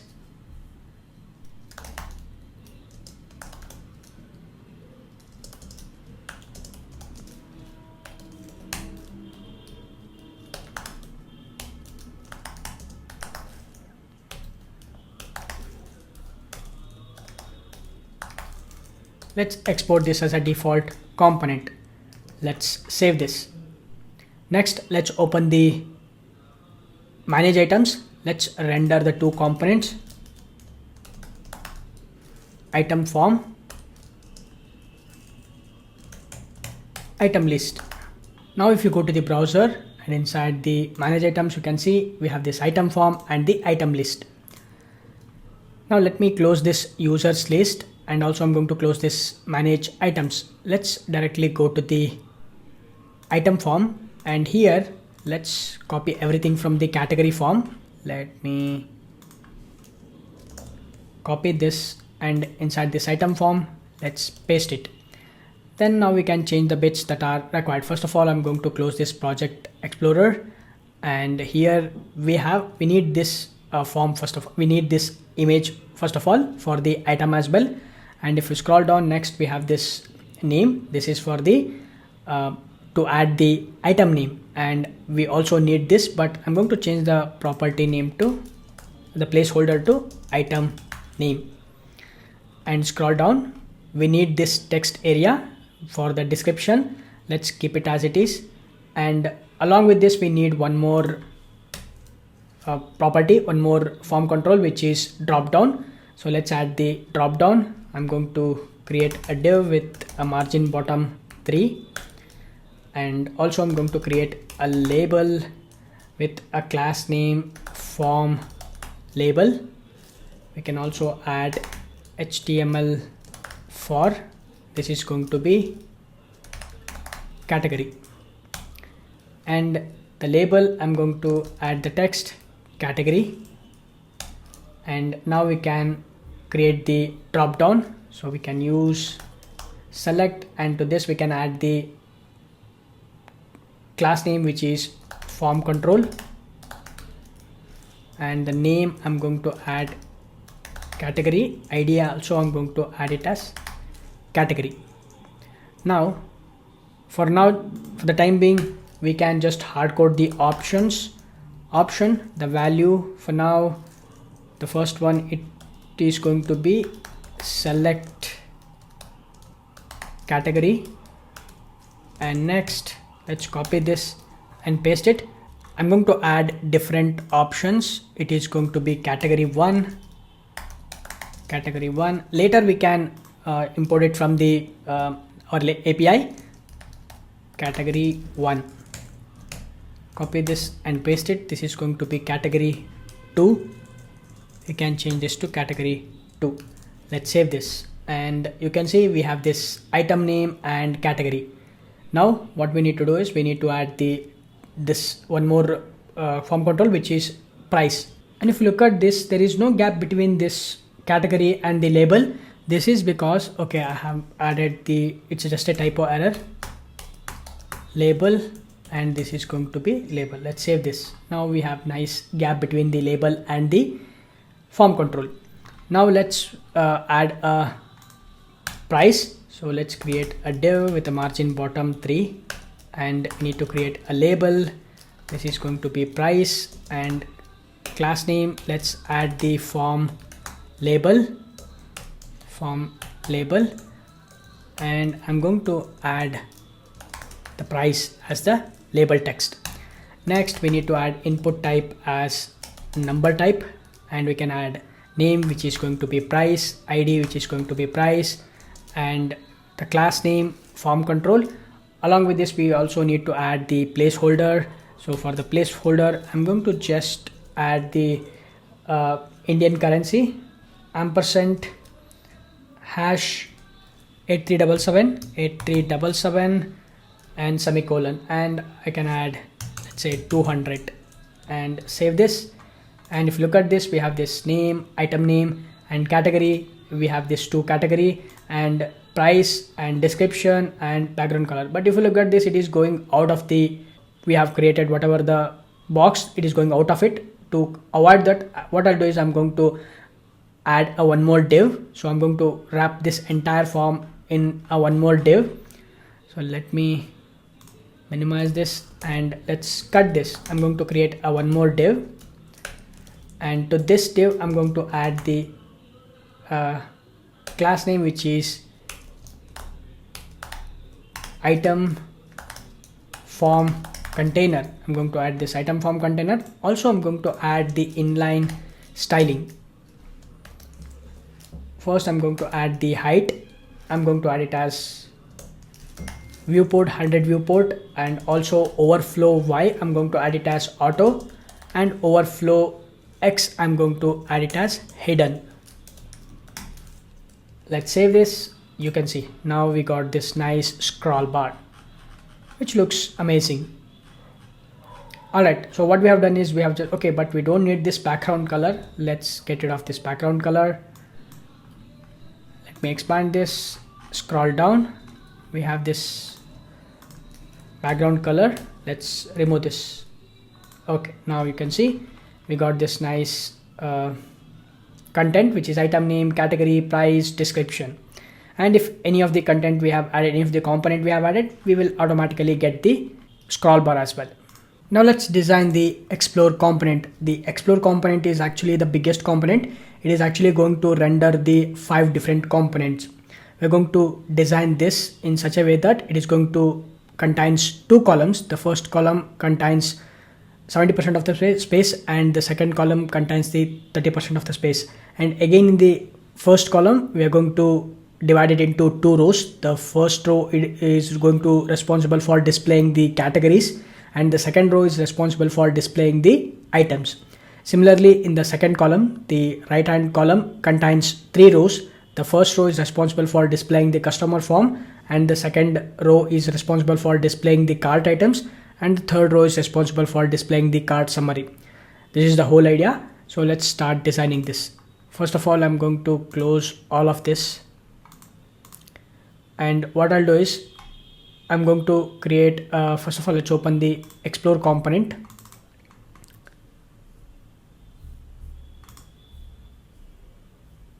Let me close this, and now let's quickly create a div with a class name explore container. Also, I'm going to add text light. The text color, I'm going to make it as light, and let's create a class with a div left column. Similarly, I'm going to create one more div with right column.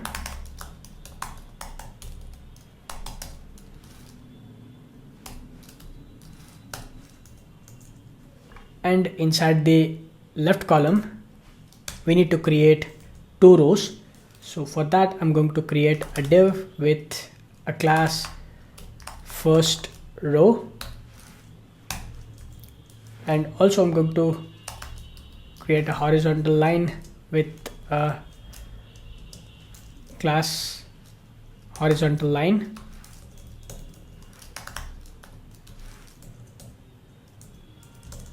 Next, I'm going to create one more div with a second row.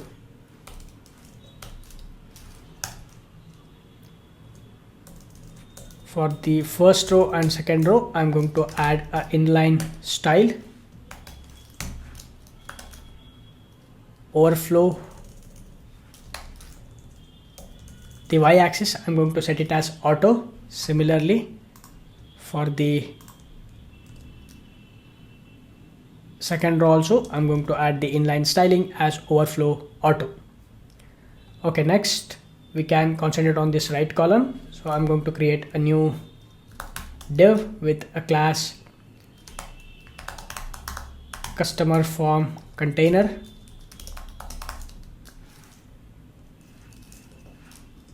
I will also add the inline style. The height I'm going to add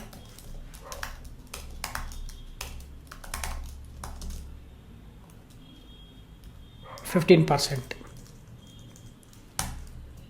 And for this right column, I'm going to add the bootstrap class, which is flex and flex column.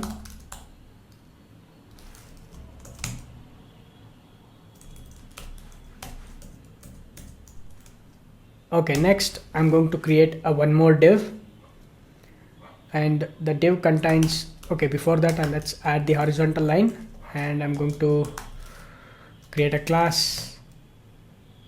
So let's provide the margin and also text light.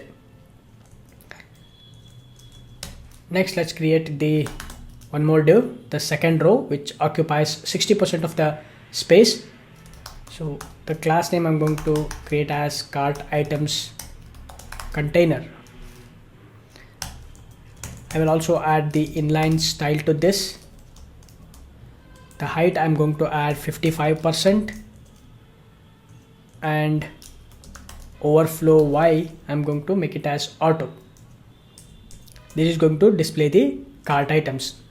And after this cart items, we're going to create a third row which occupies 40% of the space. So create a div with a class cart summary container.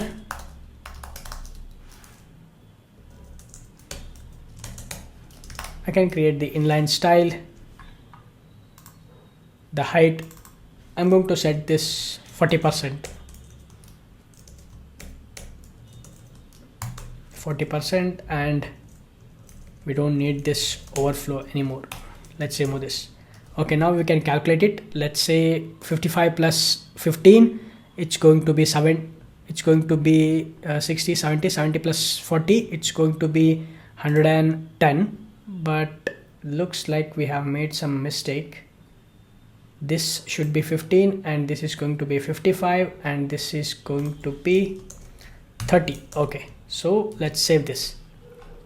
Okay, so inside this, what I'll do is I'm going to just write a text. This is going to be customer form, and this is going to be cart items and this is going to be cart summary. Similarly, at the top, this is going to be categories and this is going to be items. So let's save this, and okay, this is categories, items, cart summary. We have made some mistake, and okay, of course we haven't made any changes to our CSS. So let's actually create a new CSS file. Let me create a new file, explore.css, and let's quickly import the file explore.css. Now inside our explore.css we can start designing this. Let me zoom this. Let's close this project explorer, and first let's start explore container. Let's add the display direction as flex, display as flex, and gap we can add 20 pixel. Padding, let's add 20 pixel. Let's add height. I'm going to call a calculate method and 100 viewport, and let's make it as 5 rem. Box sizing, I'm going to box sizing, which is border box. Background color 2C3335, and next for the left column, let's add the styling flex 0.7, border 1 pixel solid white, and border radius 8 pixel, padding 16 pixel,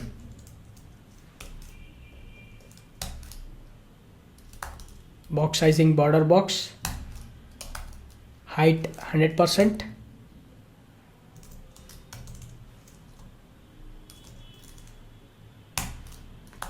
display flex direction column. Next we need to add styling for the first row.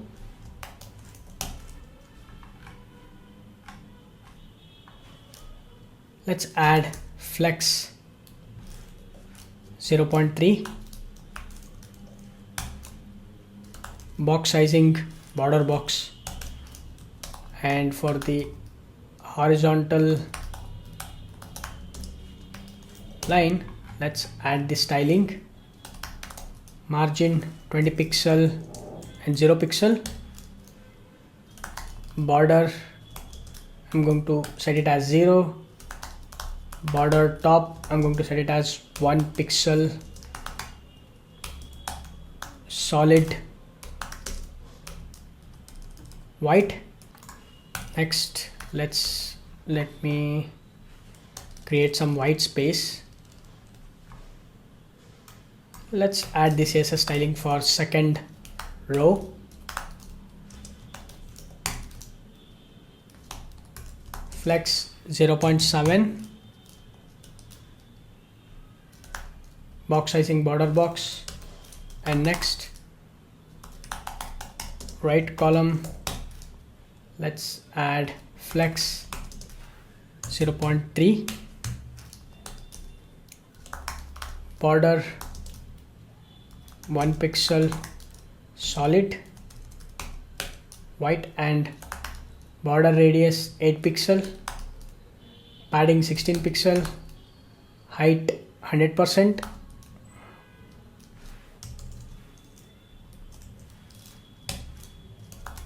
box sizing border box. Next we need to add a styling for the right column. Looks like we have already added some styling. Okay, let's quickly add display as flex direction column, and that's it.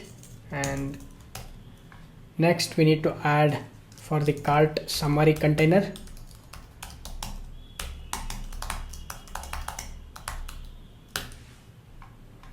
Let's add flex 0.3, border top 1 pixel, solid white,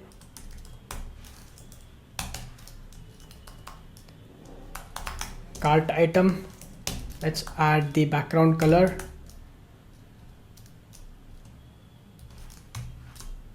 $2C555 or 2C and 2C, right? This is the color that we are going to use, which is a dark background. Padding, let's add 12 pixel, border radius, let's add 8 pixel, and finally for the button I'm going to add width 100%, or even we can just add the bootstrap class later. So let's save this. Now boom, this is how it looks like. We have the categories, items, customer form, cart items, and cart summary. Okay, I hope you got the design. Let me close this and let's continue. Now we need to display the categories inside this explore component as well as in the manage categories as well. Instead of making an API call inside of these individual components, we can make an API call inside a global state. We can create the context and there we can make the API call and we can set the categories there. And later we can pass it across all the components. That's the whole idea of it. So let's go to the WebStorm, and what I'll do is I'm going to create a new folder inside the SRC.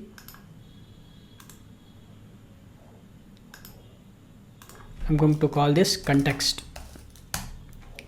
Inside this, let's create a new file. I'm going to call this app context. Here, first of all, let me close this project explorer. First of all, what I'll do is I'm going to create a context, create context. Initially, this is going to be null.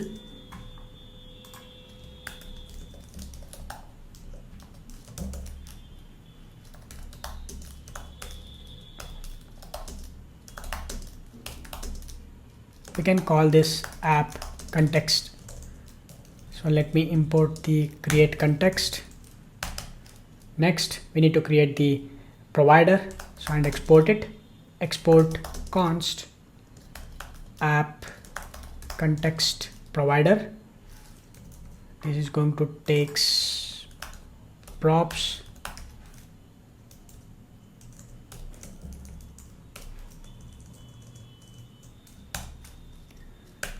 And I am going to create a context value. This is going to be an object. So let's create the context value, and this context value we can pass it to the other components across all other components. So what I'll do is I'm going to just return the JSX, return app context provider, and we need the value. We're going to pass this context value, and inside this we are going to pass it to the props.children. So for all of the children, we're going to pass this context value, and inside this context value we are going to add all the data. Whatever we wanted to add, we are going to add it here. Next, what we need to do is we have to, let me open the main.jsx, and what we need to do is we need to wrap this app component with the app context provider. So let's wrap it, app context provider. Let's save this. Let's close this main.jsx. Next, inside our app context, what I'll do is I'm going to create a use effect hook, so that inside the use effect hook we can automatically load the categories. So let me use the use effect hook, I'm going to call a function load data as soon as this component is loaded, and we are going to call this use effect will be called, and inside this use effect we are going to call the load data method. So let's create the function load data. This is going to be an asynchronous function. Inside this, basically what we will do is we are going to make an API call to the fetch categories. Before that, once we fetch the categories, we need to store the data. For that, I'm going to create a state at the top.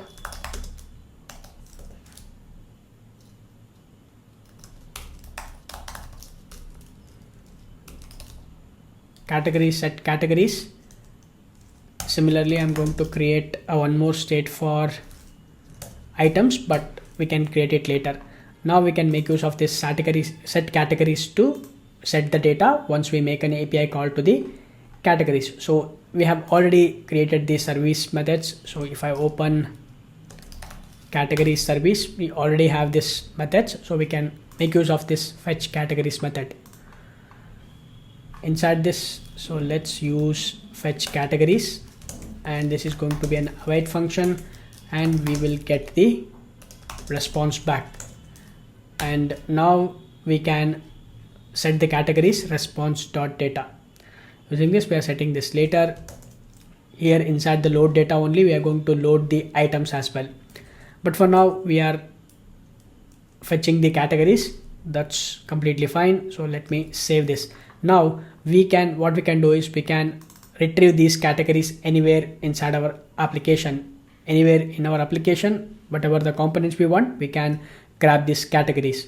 Before we go ahead and test this, what I'll do is I'm going to pass this categories to this context value, categories, and also I'm going to pass this set categories, and save this. Next, what I can do is let's go to the Explore, and here what I'll do is at the top I'm going to just use the context, use context.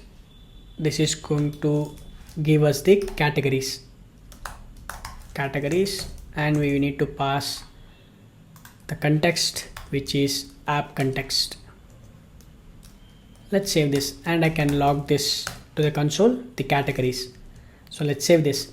Before that, let's go to the Postman and test whether do we have any categories or not. Our backend application is running on the port 8080. Let's go to the Postman and click on this read categories and click send.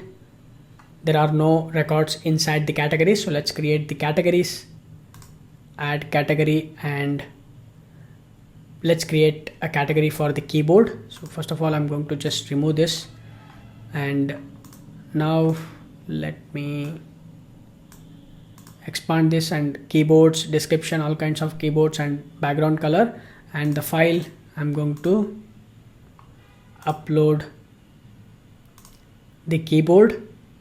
We have this keyboard. Let's open this, and now when I click on this send, we get the response back. A category has been created. Similarly, let's create one more category, which is mouses, and all kinds of mouses available. Let's actually import, let's add the image, which is mouse, open, and click send. One more category has been created, which is mouses. Now let's go to our WebStorm, and here I'm printing the categories. So let's quickly go to the browser, and I'm going to open the developer tools.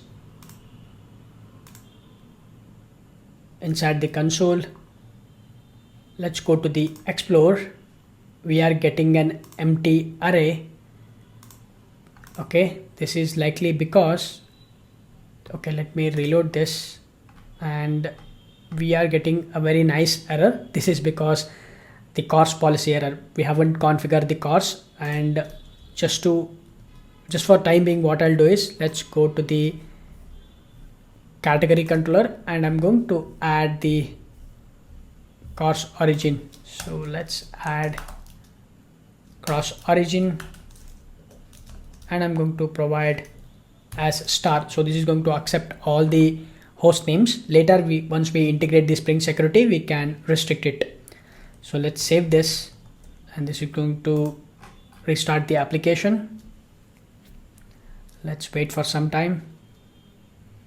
Okay, cool. Now let's go to the browser and let's open the developer tools and reload this. We should get the two categories, and if I expand this, you can see we get the keyboards and mouses. Awesome. Now what we can do is we can display those categories here, as well as inside the manage categories we can display it in the category list. Inside the manage categories, let's retrieve the categories. Let's go to the, let me close this category service, and also I'm going to close this explore, and let's close this app context as well. Let's open the project explorer and let's open the category list.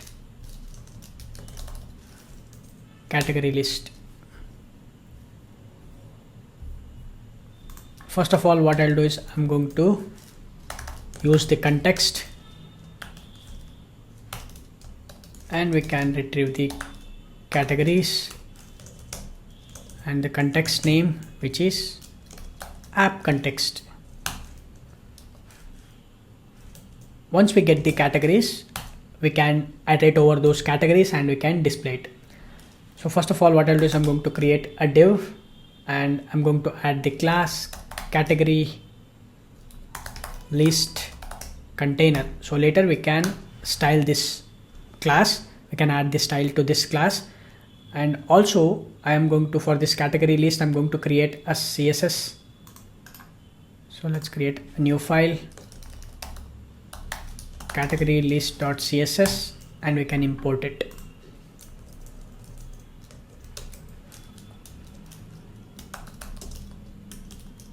Category list.css. Also I'm going to, okay, let's add the inline style as well. So let me close this explorer and let's add the inline style. We need to add the height. So let me add the height, which is 100 viewport. Overflow Y, we are going to add it as auto, and overflow X, we need to add it as hidden. And inside this, we need to create a div with a row class, and also we're going to add the padding 2. This is for the search bar, and we're going to create a one more div with a class row and gap of 3. These are all the Bootstrap classes. I hope you are familiar with Bootstrap classes. You can always read the documentation as well. Okay, we have created the one more row. This is going to contains the list of categories. So what I'll do is I'm going to add it over the categories and categories.map, and each time when we add it over, we get the category as well as the index. So let me wrap it in a bracket, and we get the index as well.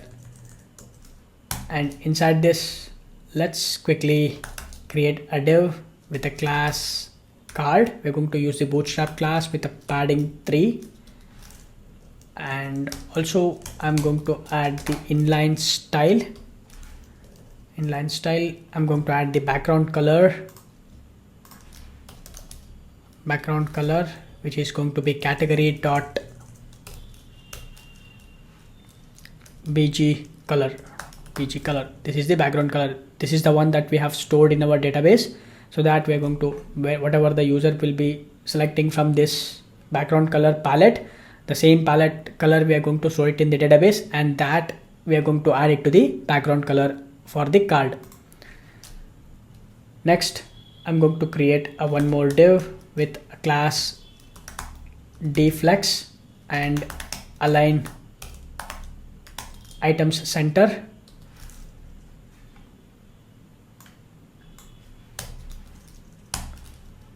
Next, we need to create the, now we get the card structure, and again this card we are going to divide it into 3 columns. The first column contains the category image, the second column contains the category name and the category items, the number of items that category contains, and the third column contains the delete option. So let's design this. So what I'll do is I'm going to first of all I'm going to make use of a div, and to this div I'm going to add the inline style.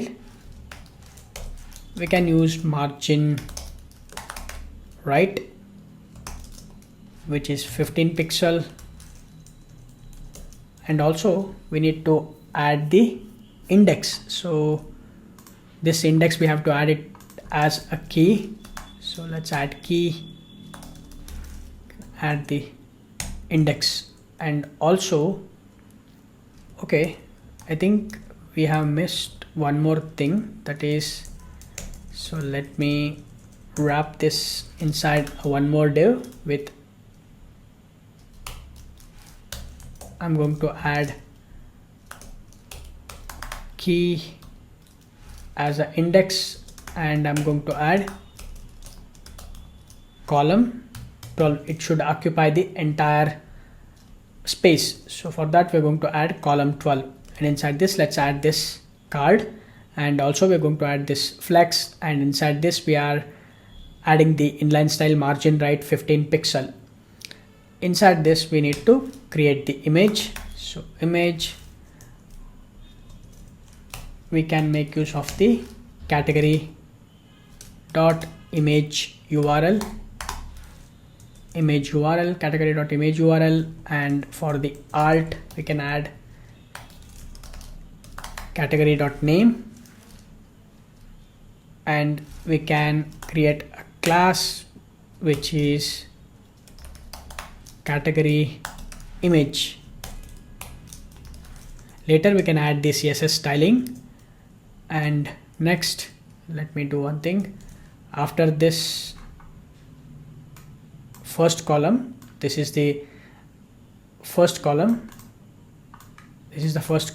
we are going to create one more div. This is the second column with a class flex crow -1. Inside this I'm going to create a h5 tag, and I'm going to add the bootstrap classes, which is margin bottom 1, text white. We can display the category name, category.name.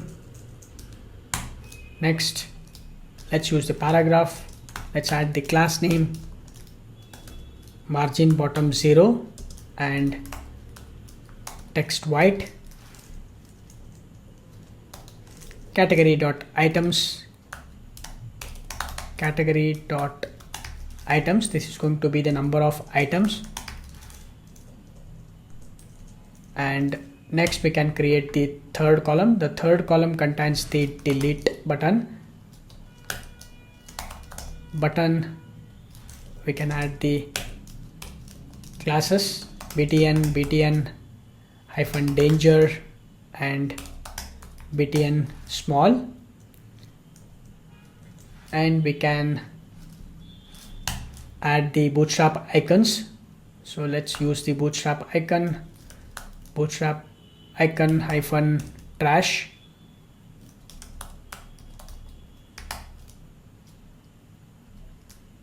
Let's save this. Now if you go to the browser, you can see this is how it looks like, because we haven't added any styling to this image. That is why it is going to look like this. So what I'll do is I'm going to add a CSS styling. So let's go to the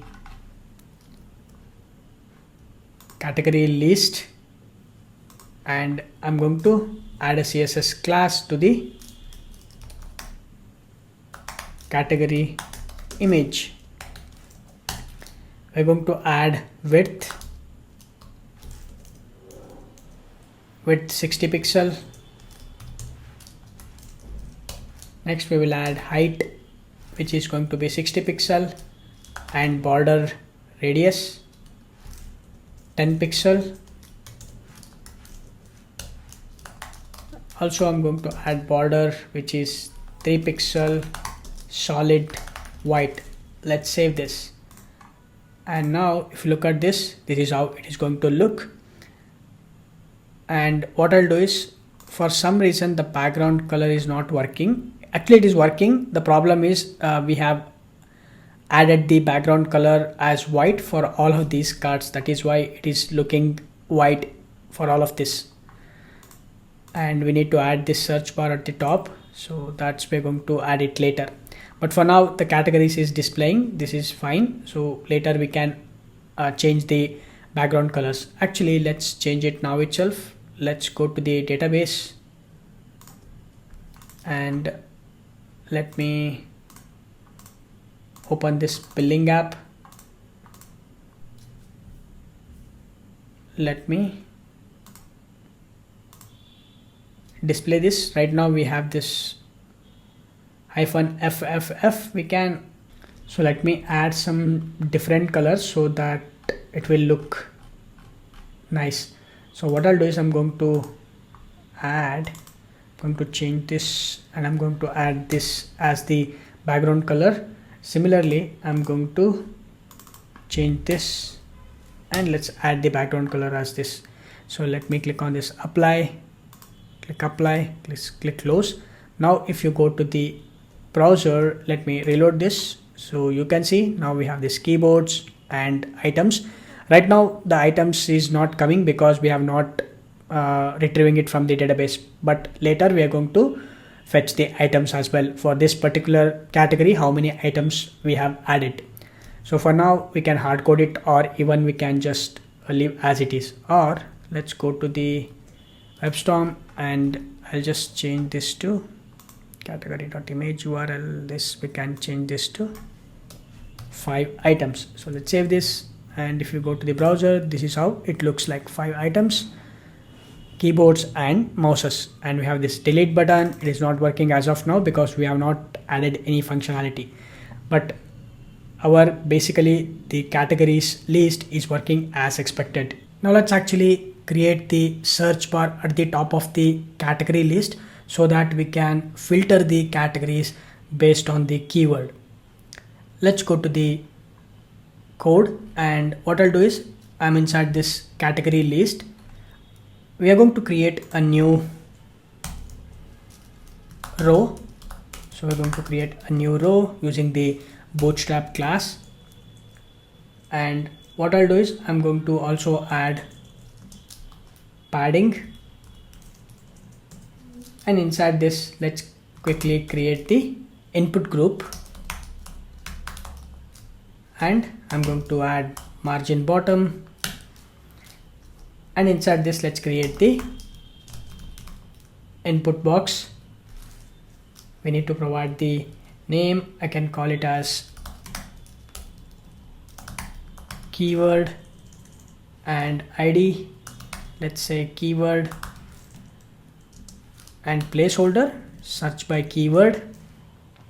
And also I can add the bootstrap classes, which is form control,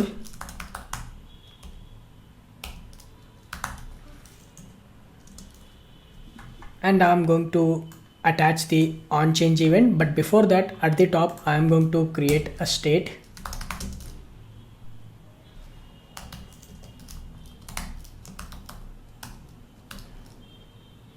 Initially this is going to be an empty string.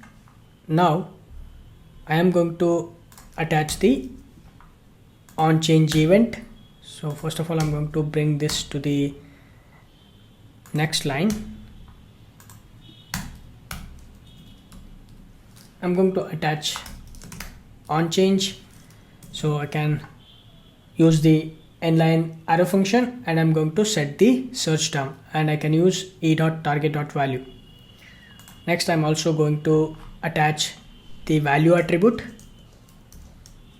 the value prop, which is going to be search term.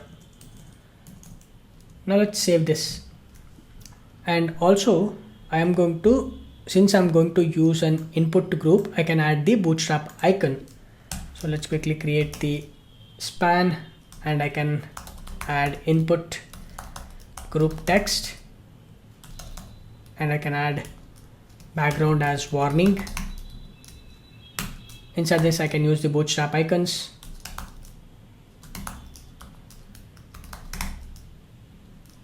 Let's save this. Now if you go back to the browser, you can see we have this search by keyword, and this is going to be actually warning. Let's see what I have given. Okay, this is just a spelling mistake. Okay, and also we don't need this div row. I can remove this. Let's save this. Now if you look at this, now we have this nice search bar where the user can, or the shop owner can, search the categories by keyword, but nothing is working as of now because we haven't added any functionality. Now what we need to do is, once the user enter the keyword inside this, we have to filter the records. So to do that, what I'll do is I'm going to create a function. So at the top I'm going to create a function which is const filtered categories.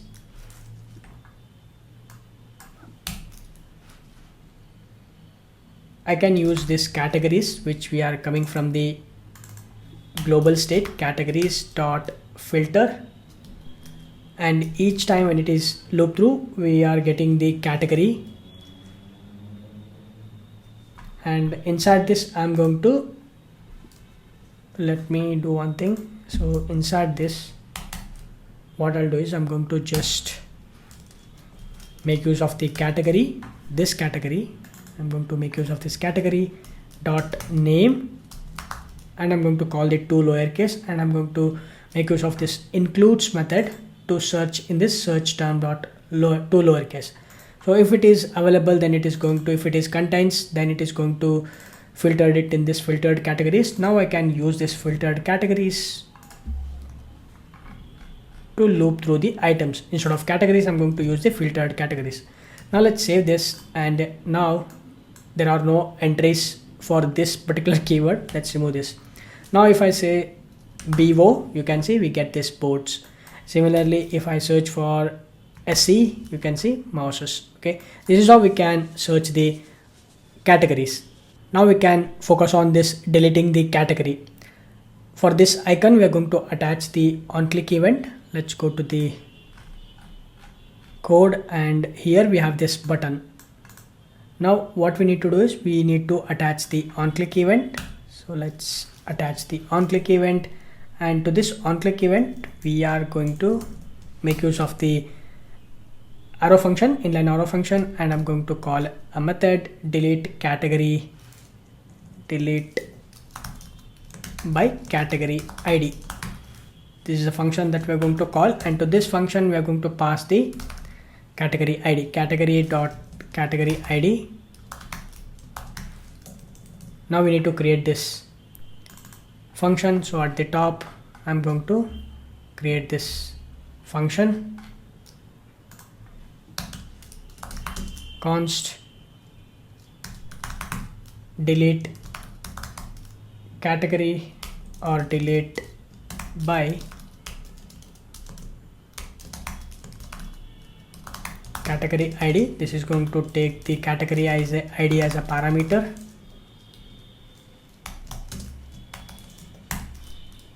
Inside this we need to make use of the try catch block, and inside this we are going to call to the method which is delete category, the service method delete category, and to this we are going to pass the category ID. This is going to be an await, and this is going to be an async function. And once we make the call, we are going to get the response. We can store that in a variable called const, and now we can check the condition. If the response dot status is equal to 204, if it 204, we need to update the state. So for that I'm going to, at the top from the use context, I'm going to accept the set categories as well, and in the down I'm going to update the state. So for that let's actually make use of this categories dot filter, categories dot filter and category. If the category dot category ID is not equal to category ID, then we are going to store that in a variable called updated categories. This is category.category ID, and we are going to set the categories with updated categories, and we need to display a toast message. Else if it is not 204, then we are going to display error toast message, and we are going to handle this. We are going to attach the catch block, and I'm going to just print the error message, and also I'm going to display the toast error message. Display error toast message. So to display the toast messages, let's install the React toast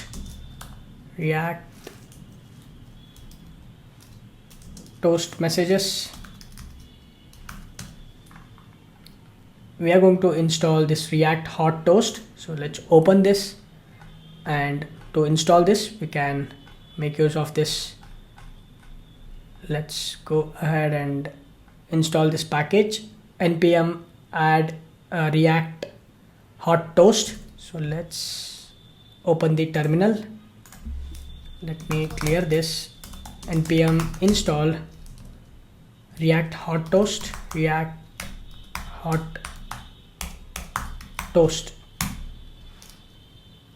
This is going to install this package, and let me minimize this. Now we have to include this. So to do that, we have to just add this toaster inside our app.js. Let's open the app.jsx, and we're going to just below this menu bar, we're going to add this.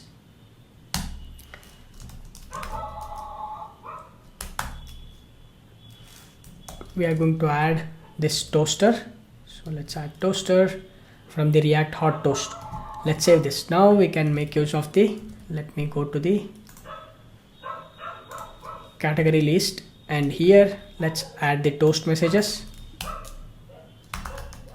Toast.success, category deleted. So let me import this toast from the React hot toast.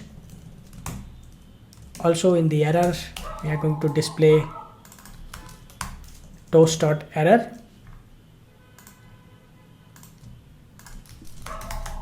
Unable to delete the category. So let's copy this and paste it and save this.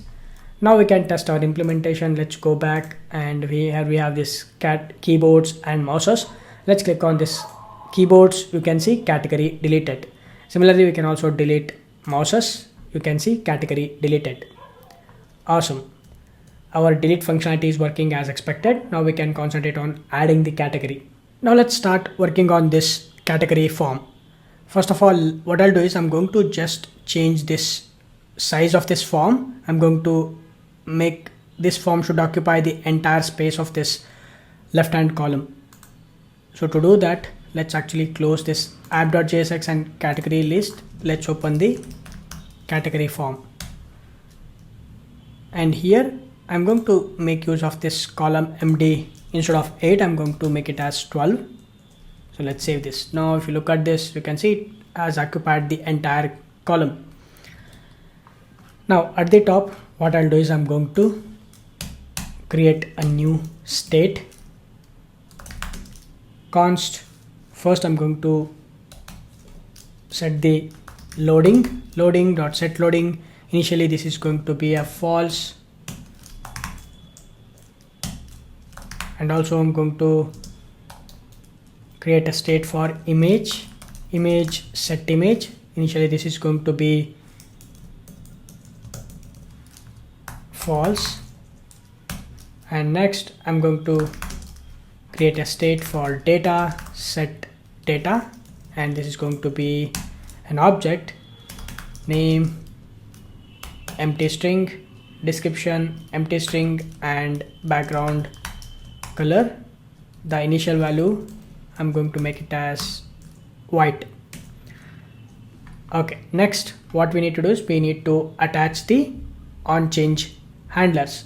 So for that, let's scroll down. First of all, for this name, I'm going to attach the onChange event, onChange, and we need to, let me make use of the what I'll do is onChange event, and I'm going to, for this onChange event, I'm going to add the onChange handler, onChange handler. Also, I'm going to add the value, which is going to be data.name, data.name. Similarly, scroll down. Okay, you don't need to add comma. Scroll down. We had to configure this, we had to add this onChange handler, but scroll down. Let's do the same thing for this text area as well. onChange. So let's add onChange handler, value, data.description,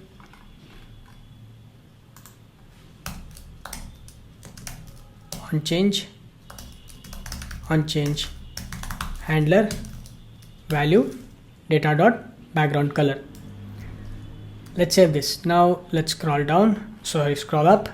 What we need to do is we need to add, okay, before that we also need to add it for this image. Scroll down, we have this image. Right now we are adding this placeholder. Instead of this placeholder, we need to use this image that we have created at the top. Image, if the image is present, then we are going to use the URL dot create object URL, and to this object URL we are going to pass the image. If it is not present, then we are going to make use of this assets dot, we are going to make use of the assets dot upload. Okay, we need this image. So what I'll do is, I'm going to add the image to the assets folder. Okay, I have added this upload.png. Now inside our assets.js, let's actually import it. Import upload from upload.png, and now I can add it to this assets object upload.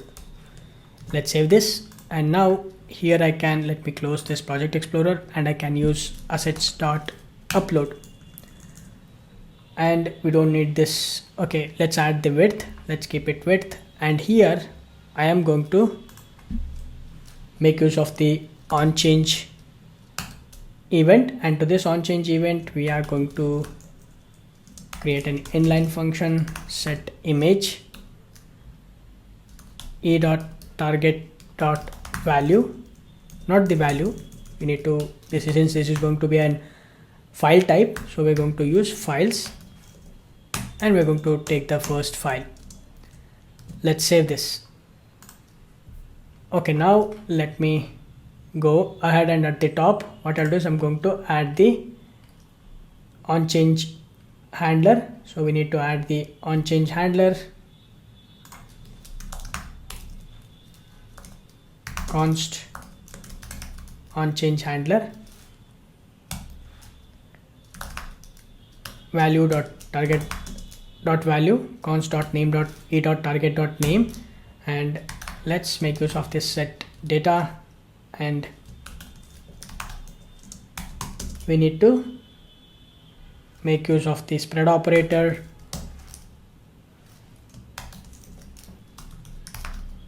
data, and we're going to make use of this name and value.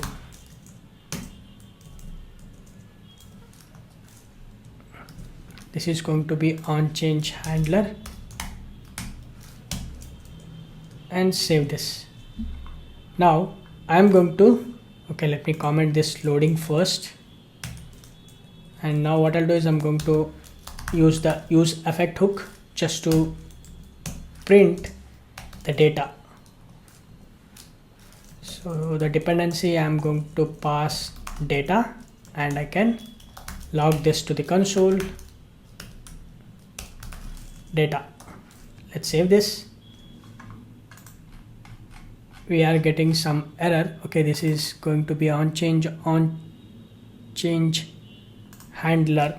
Okay, this is going to be on change handler. Let's save this, and you can see now we have this logo and we have this white color. So what I'll do is I'm going to change a different color instead of this.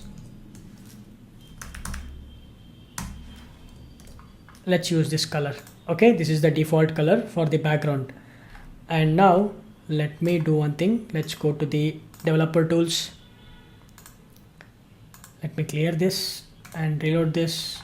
Okay, so now let's add the category. Let's enter the category. You can see now we have this category and the description and the default background color.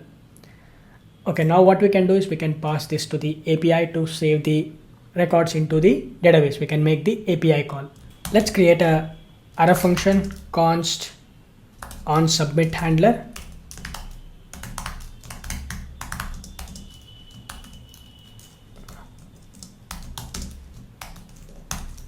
And we're going to add this handler function to the form. So let's provide the event on submit, and we're going to add the on submit handler. And inside this, first of all, we are going to stop reloading the entire web page, and inside this we are going to make use of the loader. So let's create the state which is loading, and next we are going to set the loading to true, and I'm going to create the form data, new form data. I'm going to make use of this form data to append the form request part, which is category, and we're going to stringify it the data form data dot append. We're going to pass the request part, which is file, and this is going to be an image. Next, inside the try block, what we need to do, we need to just, okay, before that what I'll do is I'm going to write a condition. If it is not an image, if the image is not present, then we're going to toast an error message. Please select image. Select category image, or select image for category. Some meaningful message we can display, and I can return this. Next, inside the try block, what we need to do, we need to call the function which is add category, and we need to pass the form data, and this is going to be an async function. So let's add the await, and now we get the response back. Let's call this response. Now we can make use of this if condition. If response dot status is 201, because we are creating the resource, the response status will be 201. If it is 201, then we need to update the state. So set categories. So for that, at the top I am going to use the context, use context, app context. Let's import the app context, and we will get the categories and set categories. So let's grab the set categories, scroll down, and here inside the if condition we are going to set the categories, and I'm going to make use of the spread operator to copy the categories, and I'm going to append the response.data. Okay, we need the categories as well, so let's grab the categories as well.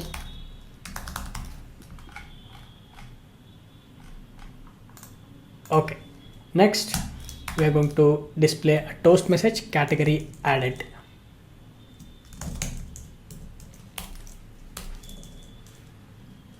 And then we need to clear the form, so set data,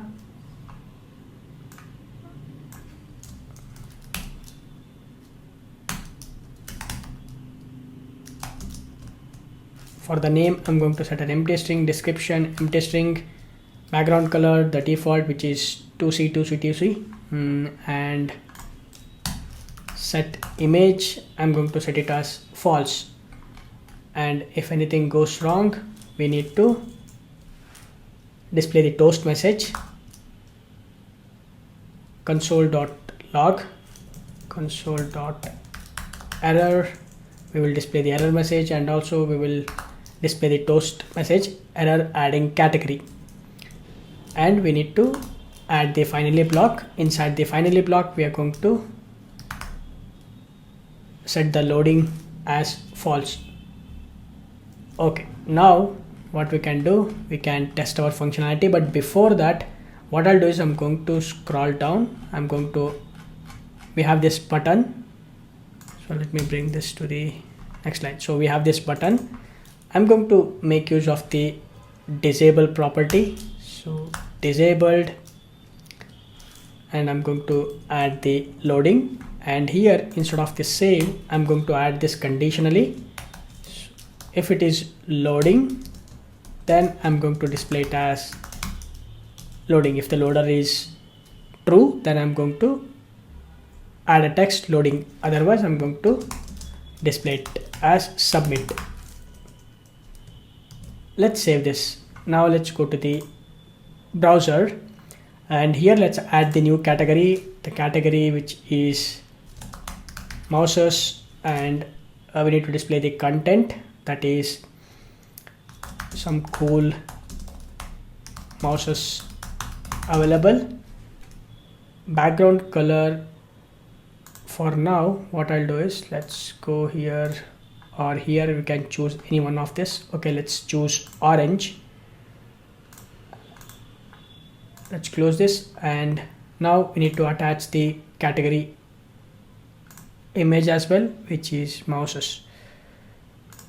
Now click on this open. Okay, you can see now the image has been added here, and on click of this submit you can see category added, and we get this nice category which is appearing in the category list. Let's add one more, keyboards.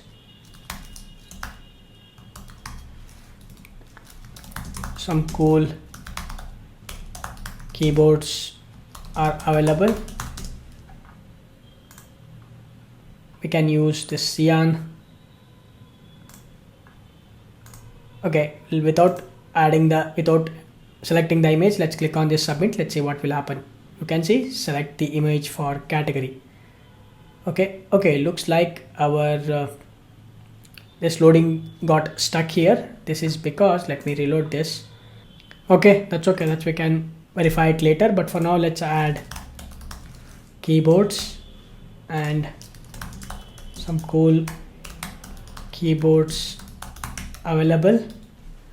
Background color we can pass magenta. Let's add the keyboards image. Click submit. You can see category added, and we get this list. Okay, looks like our category is working as expected, but there is some issue with that we can fix it later. To fix the loading issue, what I'll do is, let's go to the code, and here what I'll do is I'm going to just move this below the validation. So that's it. Let's save this. Now let's go to the image, select any image, let's say headphones, and okay, first of all we don't have to select it, right? So let's add headphones, some content, and I'm going to click on this submit. You can see, please select the image for category, and looks like our button is working now. Okay, the problem is I was adding this condition. Okay, I was adding this loading above the validation, just I have moved it below the validation. That's it. Alright, looks like our category functionality is working as expected. The searching, deleting, and even the adding, everything is working as expected. I'm going to just make this as 100%, and this is how our category form looks like. And also this is how our category list looks like. We have the search bar and the category list. We can also view this in the large screen as well. This is how it looks like. Now we can, same thing we will do it for the manage items as well as the manage users. Now we can start adding the Spring security to our backend application. Let's open the browser, open a new tab and search for start.spring.io. Let's add the Spring security dependency.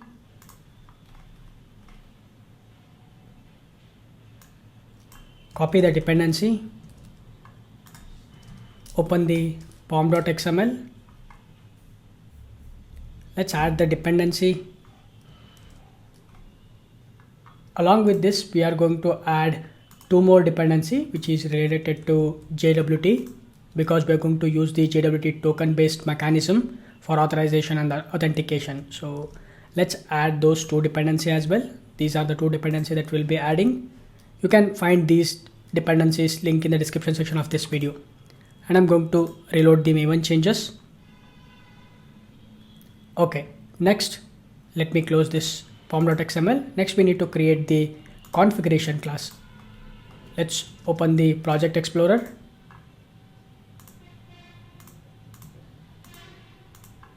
Inside the base package, let's create a new package. I'm going to call this config. Okay, config is already present. Inside the config, let's create a new Java class. This is going to be a security config.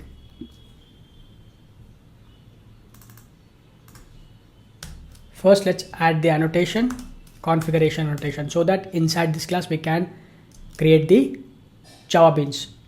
And I'm going to also add the enable web security annotation. Inside this, first let's configure for the CORS policy.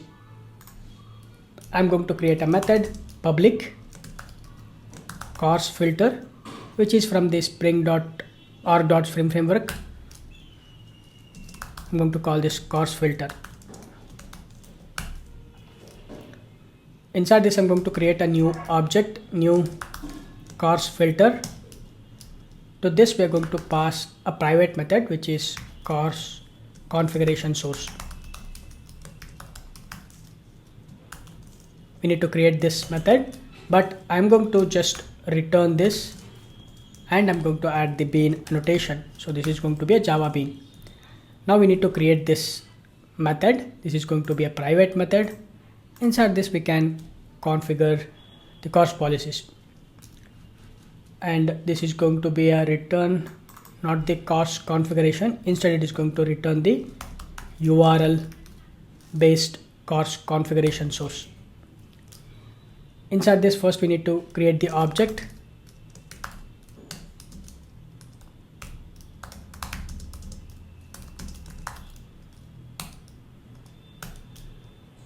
Using this config object, we are going to set the origins. We are going to add the origins with a comma separated.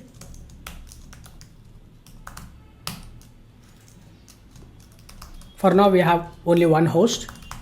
In the future, we can add any number of hosts here. Our React application is running on the port 5173. We will also add the allowed methods. We will allow all the methods.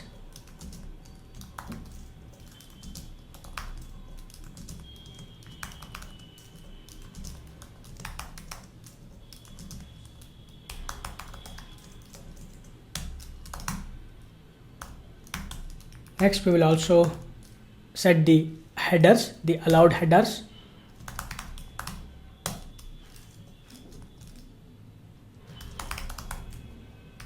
We are going to pass the token in the header as an authorization key. So let's add the authorization and content type.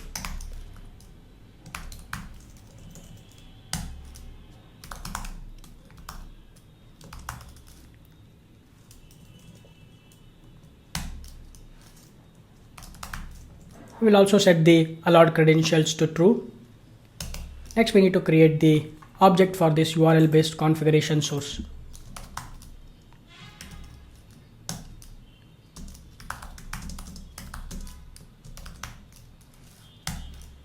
To this, we are going to pass for this object. We are going to register the course configuration, and to this we are going to pass the configuration. Along with this, we will also specify the pattern.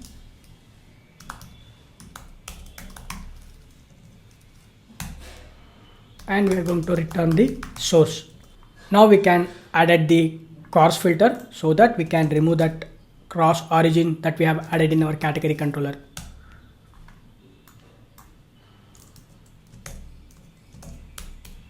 Let's save this. Now let's create a one more bean for the security filter chain. Public. This is going to return the security filter chain.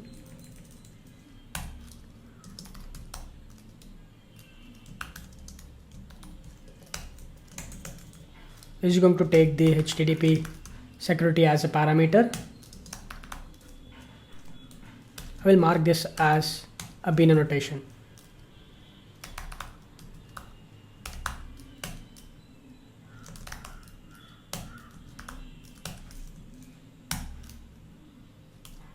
I'm going to disable the CSRF.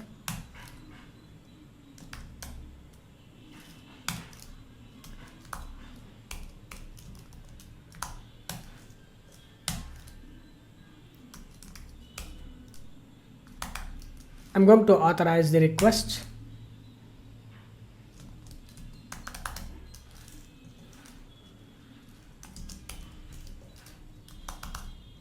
The login API, I'm going to make it as permit all.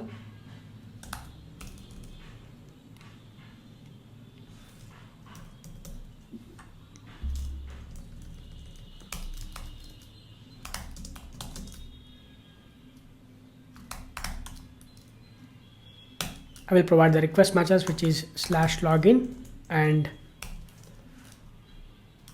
I'm going to permit all. Anyone can access this login API. We will also add other request matches.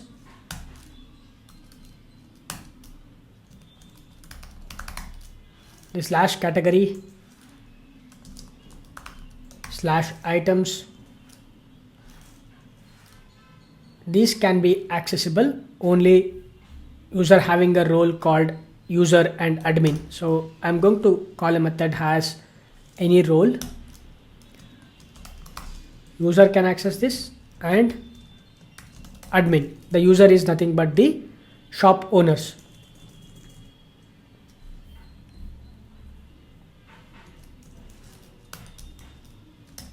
Other than these, any request that comes to the application, we need to authenticate it. We should not allow to access it anybody. They have to authenticate it. The session management. I'm going to create the session policy, which is going to be stateless.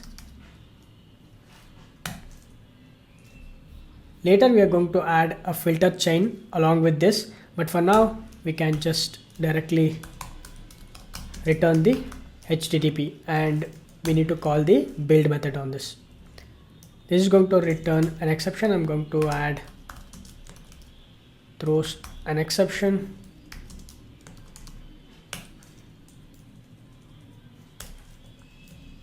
Let's save this.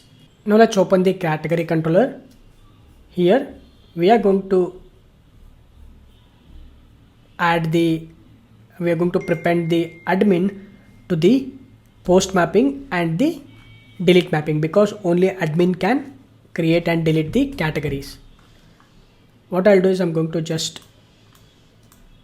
remove this And for the post mapping, I will add /admin/categories. Next, let's scroll down. The get mapping is accessible for everyone. The shop owner as well as the admin can access it. But the delete mapping is also applicable only for the admins. Admin/categories. Let's save this. Now, if you go to the Spring security, here inside the config, we are going to add one more request matchers. Here we are going to specify only the admin can accessible the admin paths. So for that, I'm going to add /admin/**. Anything that starts with admin can only accessible by admin, which is having a role called has role admin. Let's save this. Next, we need to create one more bean, which is for the password encoder. Public password encoder is the return type. Let's mark this method with the bean annotation. Let's create a new object, which is bcrypt password encoder, so that we can encode the passwords. I hope you're clear about this. The /admin, anything a URI that starts with the /admin only accessible by the admin role, and the /category and /admins can accessible by user and admin. And this /login is accessible for anyone else.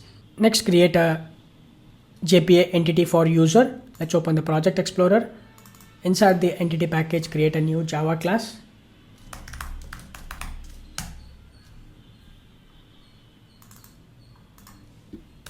Let's add the necessary annotations. Entity, table. I can provide the table name.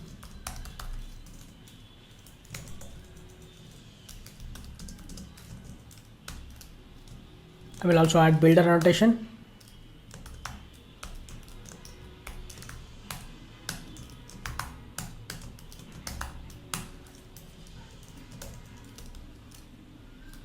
Let's create the fields.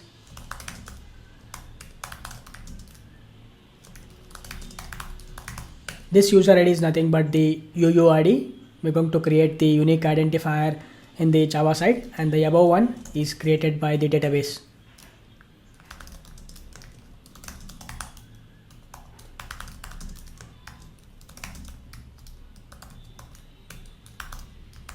I will also create one more field, role.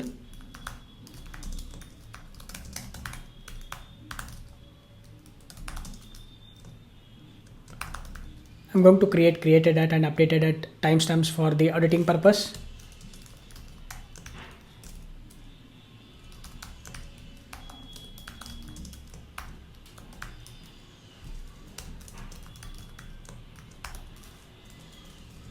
Let me add the ID annotation, generated value annotation.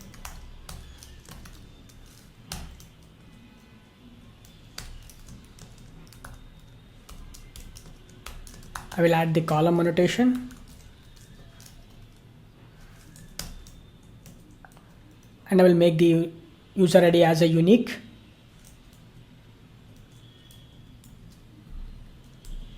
Created at, let's add the creation timestamp. Updated at, let's add the updated timestamp.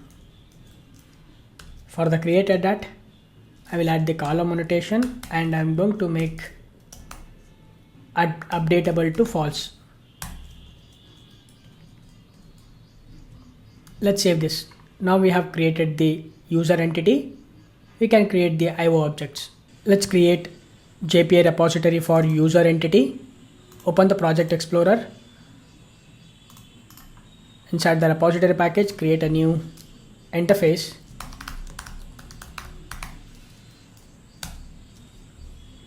This is going to extend the JPA repository. This is going to be user entity and the primary key type is long.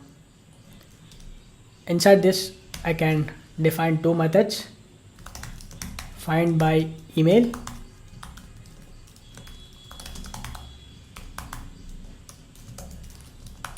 is going to return optional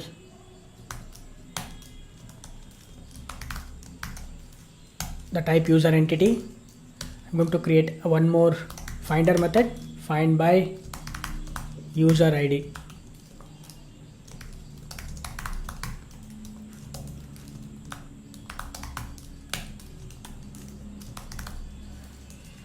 Is going to be of type user entity. Let's save this. Next, we need to create the request object. When the user is trying to register a new user, we have to create the IO object for the user request.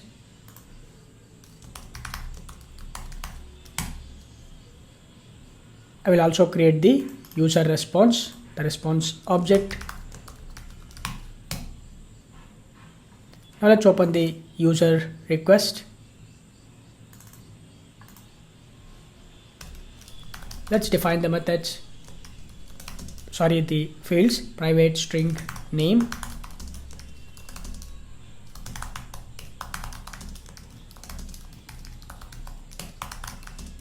and role.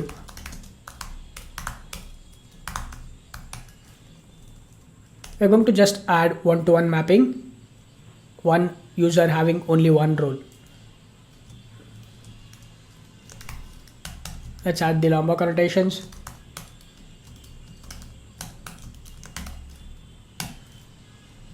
Let's save this. Now let's go to the user response and add the necessary fields.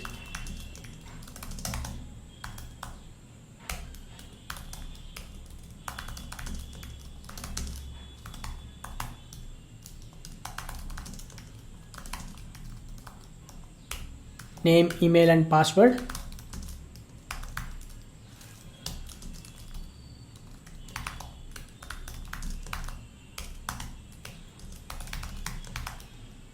Updated and created at.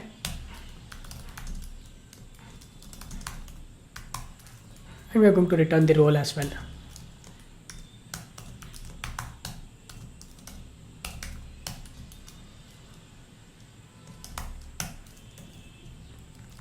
Let's save this. We can also return the user ID as well.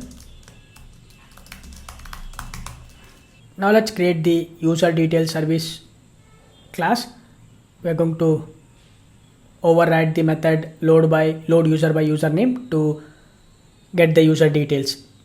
Let's open the project explorer. Inside the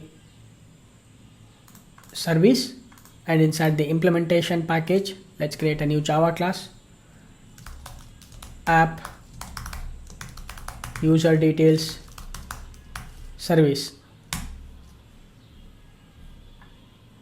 This is going to implement the user details service. Let's mark this service annotation, and I will also add the required args constructor. We need to implement a method load user by username. This is going to take the username. In our case, it's going to be email. It's going to take the email as a parameter. At the top, I'm going to inject the user repository.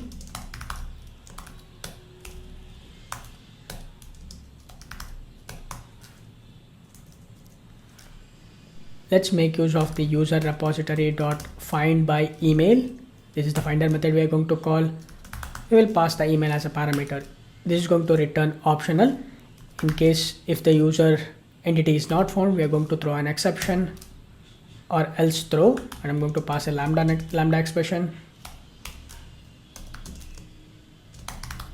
We're going to throw the exception username not found exception.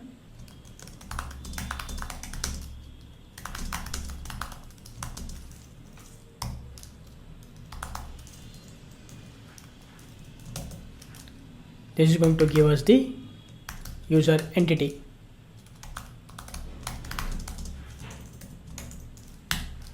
Now we need to return the user details. This user details is an interface. The implementation is user. I'm going to create a new object, new user. We need to pass the email address, password, and we need to pass the role, collections.singleton. To this we're going to pass a simple granted authority.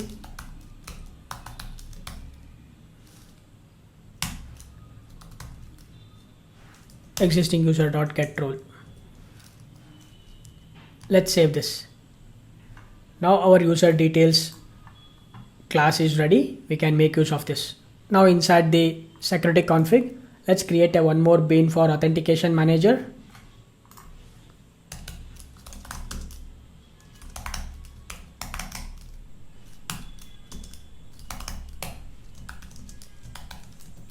I will mark this with bean annotation. I'm going to create an object for DAO authentication provider.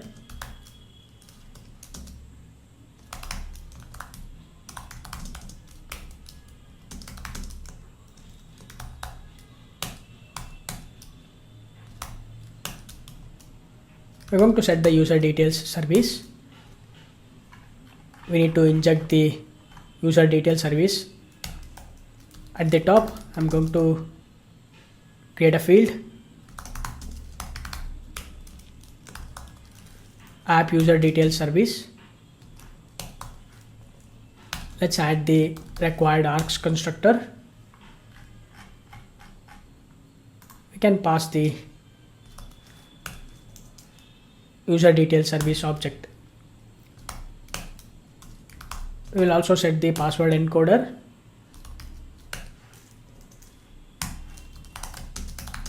We're going to create a provider manager object, and to this we're going to pass the auth provider object.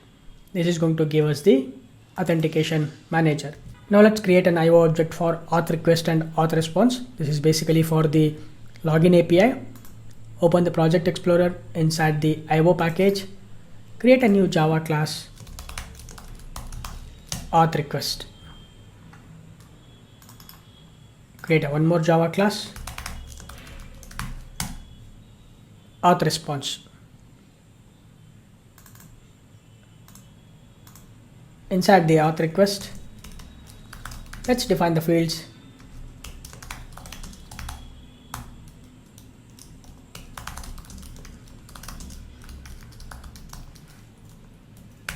Let's add the necessary annotation.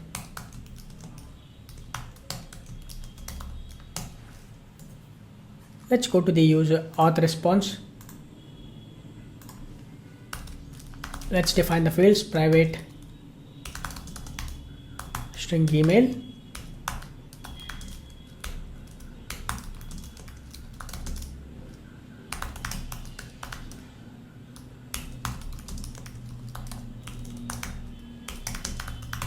string role. Let's only add the getter methods and $args constructor. Let's save this. Now let's create the controller, the auth controller.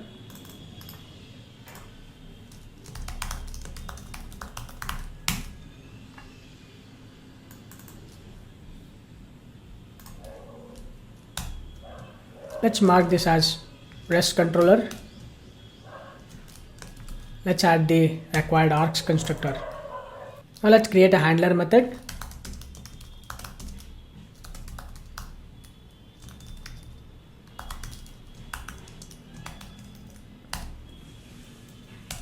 Let's add the post mapping annotation. This endpoint we're going to create just to encode the password, because when the application initially we deployed it to production, we have to generate the admin password. For that, I'm going to add this endpoint encode. This is going to take the map as a parameter, and I'm going to make use of the request body.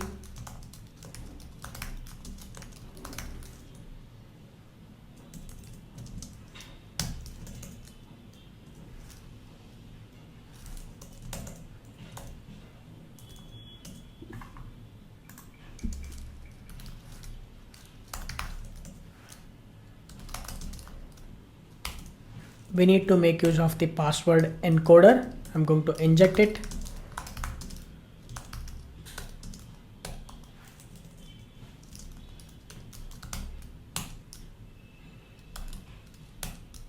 On this, we're going to call the encode method and we're going to get the password from the request.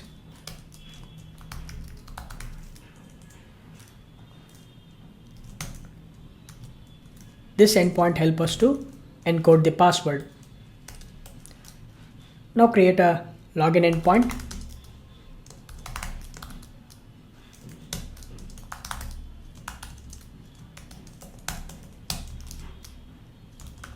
We'll add the post mapping, the URI/login.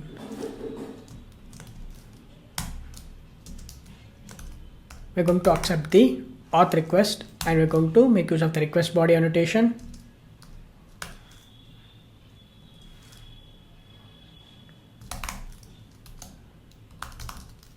I'm going to call the private method, which is authenticate. To this, we're going to pass the email and password.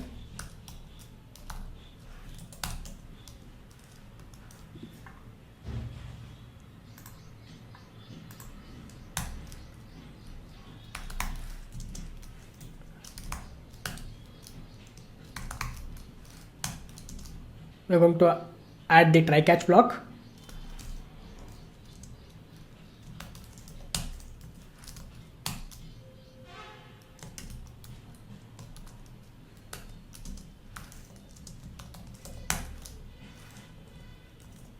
Inside the try block, we are going to make use of the authentication manager. For that, I'm going to inject the authentication manager at the top.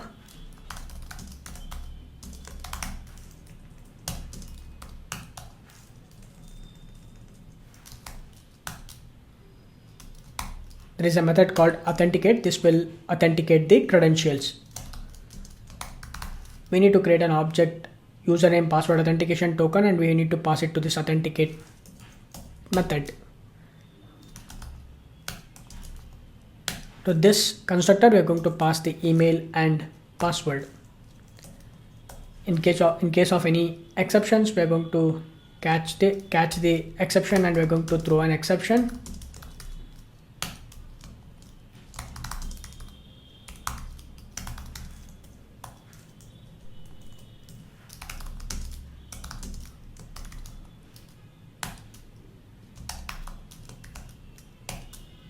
In case of bad credentials, we're going to send the response code as bad request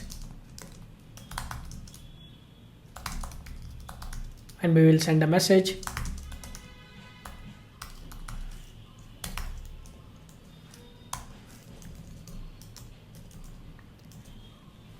Let's actually add the throws declaration. Let's save this. And let's add the throws exception to the method signature as well for the login handler method.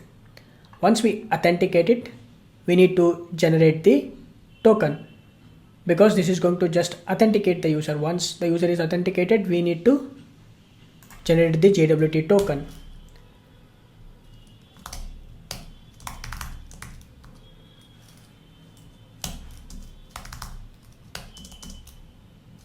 I'm going to make use of the user details service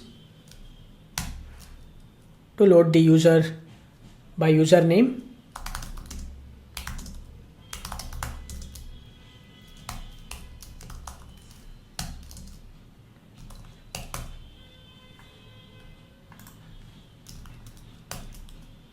Load user by username, and to this we are going to pass the email.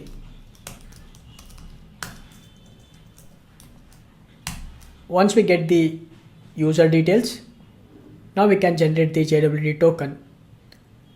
For that, we need to create an util class so that it is going to help us to generate the token, validate the token, everything we can do that inside the util class. To generate the JWT token, let's create the util class. Under the base package, create a new package.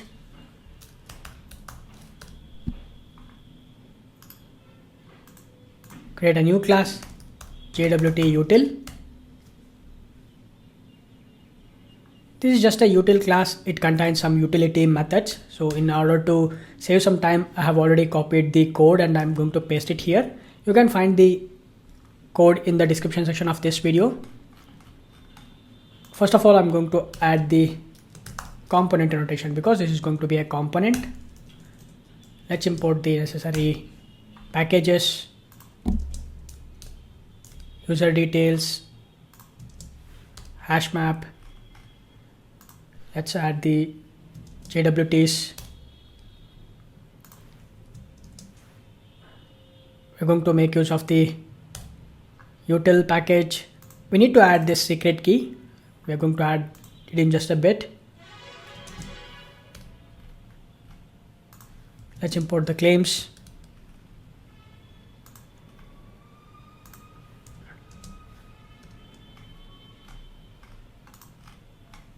Okay, now let's go to the top and we're going to inject the value annotation. Let's create the secret key.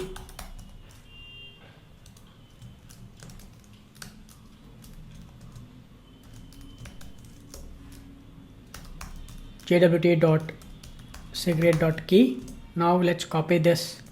Let's add it to the properties file. Open the project explorer.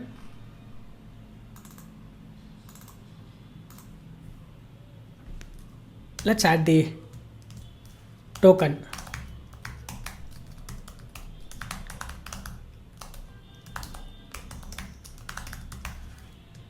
Let's save this. You can give any string you want, just a random string you can provide it here, but give a long string.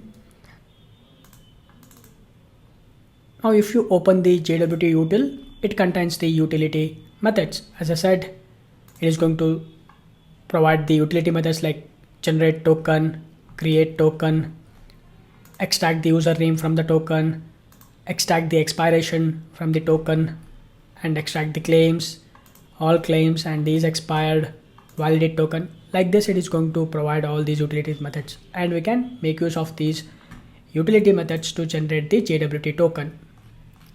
Now go to the auth controller back, and once we generated the user details, we need to generate the JWT token. For that, we need the JWT util package. I am going to inject it at the top.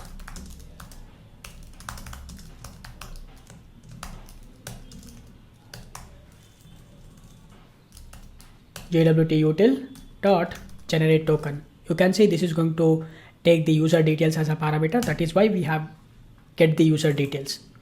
Now we can pass this user details. This is going to give us the JWT token back. Once we generate the JWT token, we need to return the response. Return new auth response. To this auth response, for the constructor, we need to pass the email and the role and password. Sorry, not the password, it's a JWT token. So request.getEmail, and we need to pass the role, the user role. Once the user has been created, which role he is having, that role we have to pass it here. But to get the role, we need the user service. So let's call the user service. We don't have the user service. Let's inject the user service. But before that, we need to create the service class as well. For now, what I'll do is I'm going to just make it as user. Next, we need to pass the JWT token. Let's pass the JWT token. I'm going to write a comment here to do fetch the role from repository. Now what I'll do is I'm going to create a new service. Let's open the project explorer. Inside the service package, create a new interface. This is going to be user service. This is going to be interface, not class. Let's define the methods. Create user. This is going to take the user request as a parameter.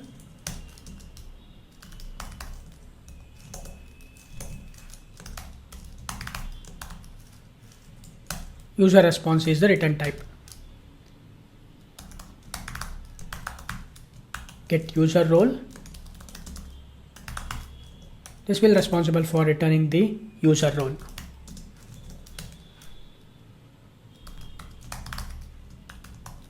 This will read all the users.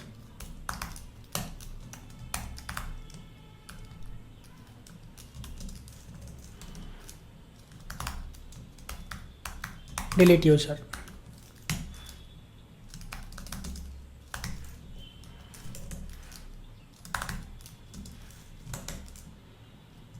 Let's save this. Now we need to create the implementation class for this.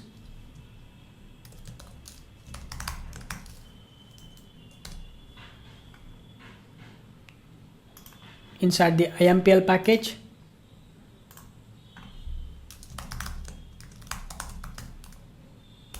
create a class user service IMPL. Let's implement the user service. I'm going to override all the methods. Let's add the annotation service and required args constructor. At the top, I'm going to inject the user repository.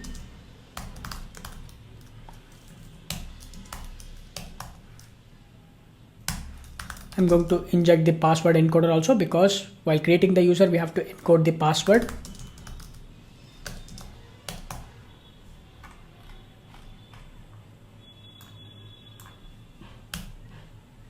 Now let's create the new user. To create the new user, first we have to convert this request object into an entity object. Convert to entity. This is the private method we are going to call.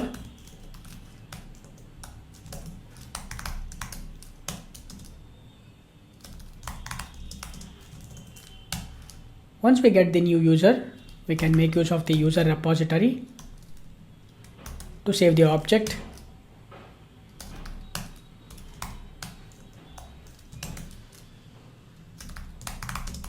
This will give us the new user object back, but it contains the primary key ID. Now we need to return the user response. Again, we can make use of the private method convert to.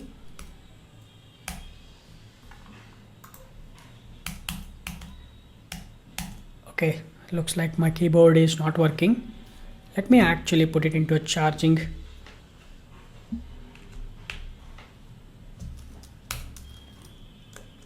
Convert to response. Now we need to create two private methods.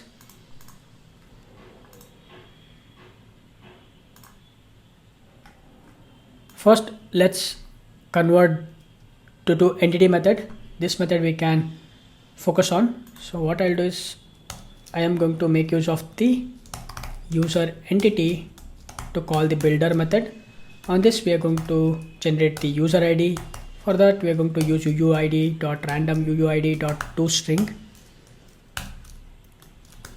Email, we get it from the request.getEmail. Password, we need to make use of the password encoder to encode the password.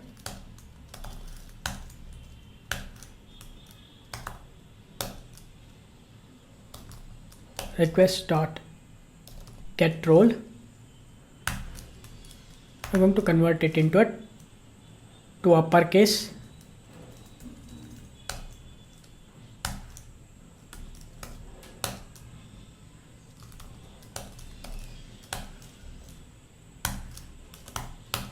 We're going to call the build method on this. Now we need to just return this. Similarly, we have this one more method, user response dot builder, name new user dot get name, email email, user id, new user dot get user id,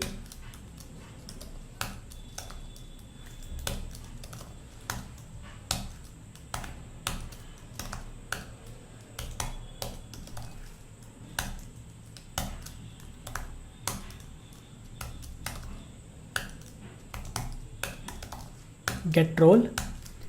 I can call the build method and I can return this. Now our create user method is ready. Similarly, we can also implement this method, which is get the user role. Inside this, let's make use of the user repository dot find by email. This is going to return optional. I'm going to throw an exception in case of the user is not found.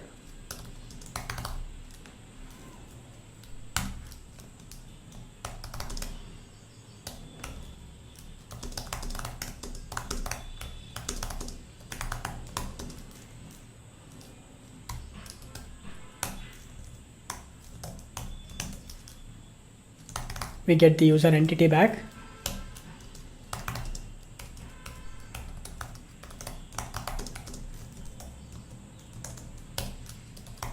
We can return the existing user dot get role. Similarly, we can also implement the read users as well. Find all method we are going to call. On this, we are going to call the stream method, and we are going to use the map method. We are going to convert it into a user response. We already have the method converted to response. We are going to pass the user object. On this, we are going to collect method collectors.toList. Let's return this. Similarly, we have this delete user. Let's implement this also.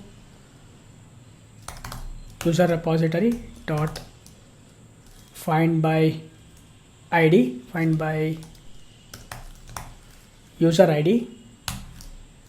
Let's pass the id. This is also going to return optional.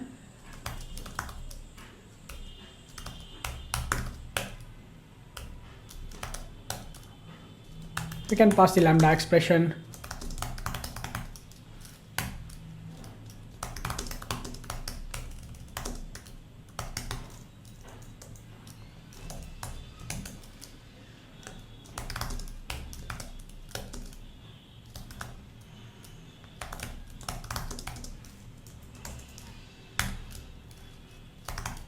User repository dot delete.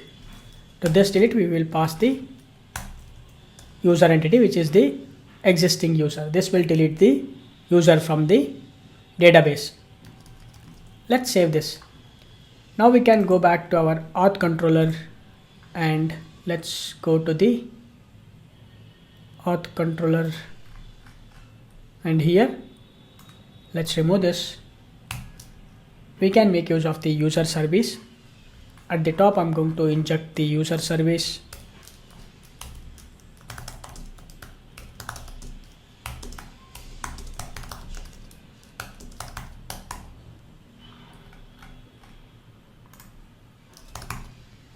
User service dot get user role. We can pass the email request dot get email. This will give us the role, and the role we are going to pass it to the response, auth response. Let's save this. Now after the user is logged in, we are generating the token, but this is just one part. Once the user token is generated, we have to pass the token to every subsequent request, and there we have to validate the token. So to do that, we are going to create a filter, the custom filter we are going to create. Let's create a new custom filter. Open the Project Explorer, create a new package, filters,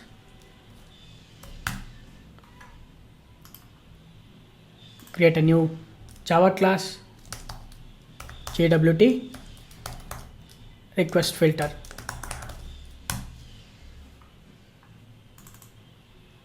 This is going to extend the once per request filter.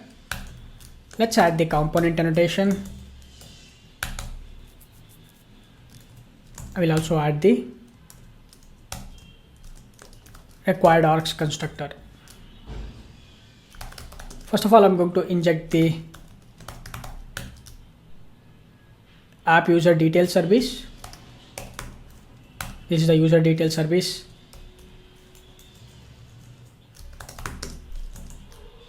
I will also inject the JWT util.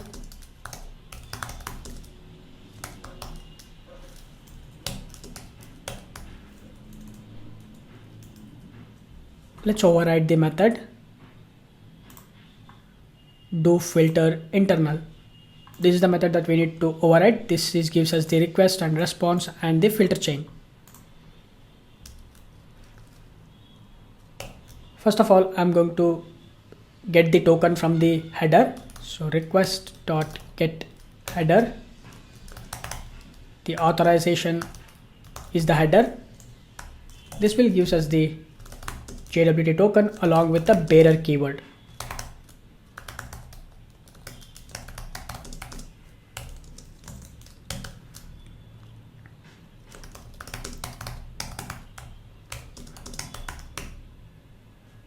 I'm going to make this as email.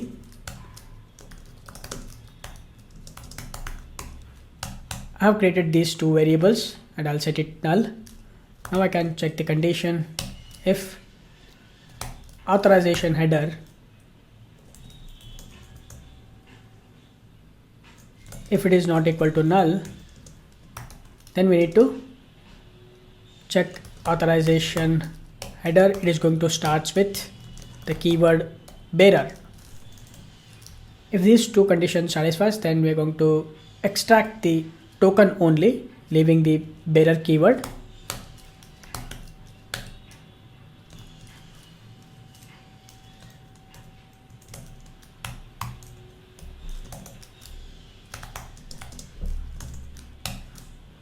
Also, we need to, from this JWT, we need to extract the username.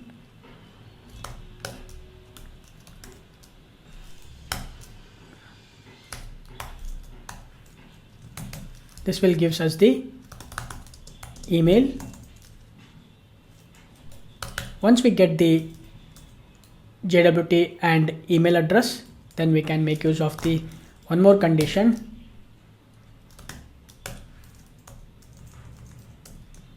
If the email is not equal to null, and we're going to check the security context holder, get context dot get authentication. If it is null, we have to set the authentication.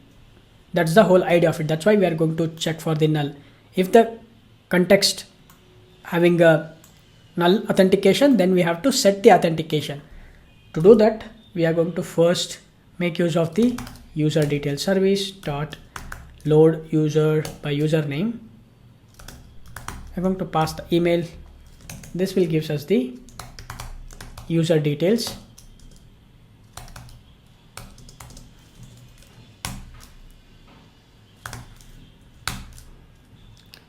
We need to validate the JWT token.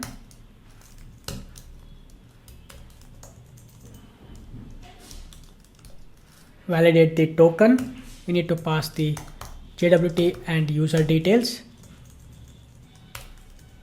If the token is valid, then we need to create an object for username, password, and the authentication token.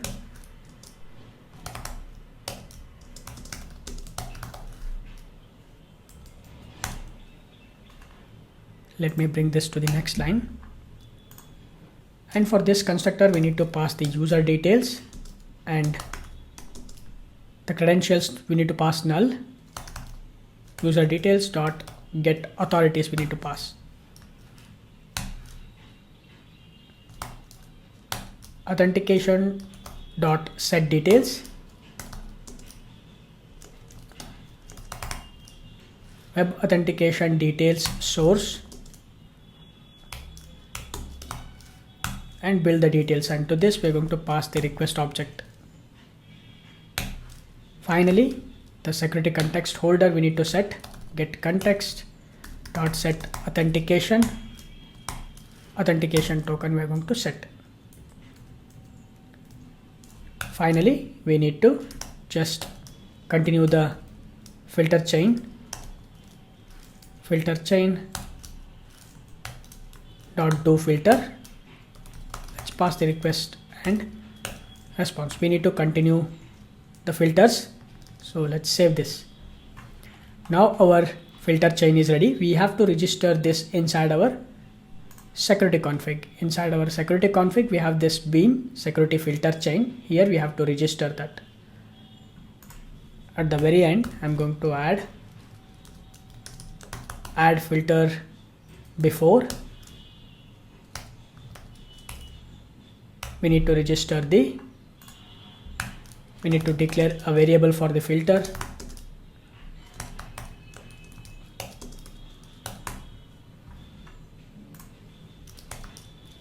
JWT request filter, username, password authentication filter, authentication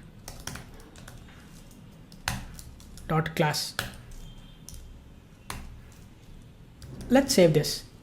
Alright, now we are already creating the token, and once we created the token, for every subsequent request we are validating the token as well. If everything goes well, our implementation should work.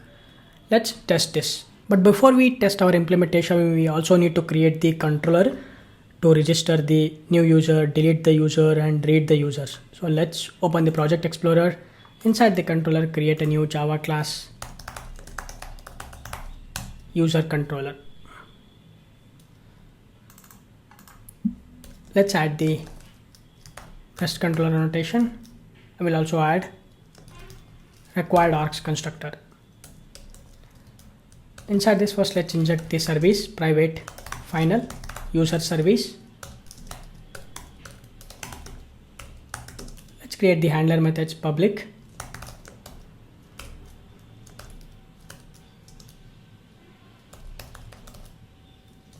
register user,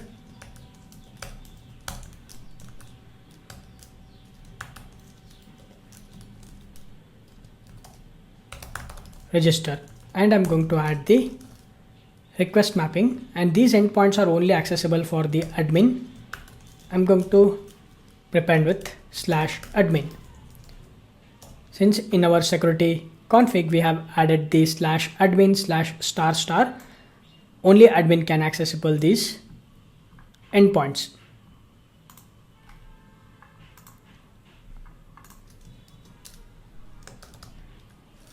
We have to bind the request body to the user request.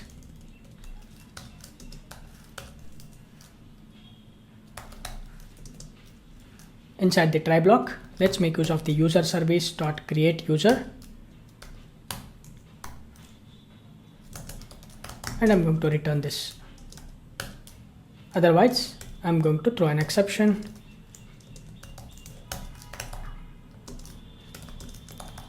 Response status exception, bad request.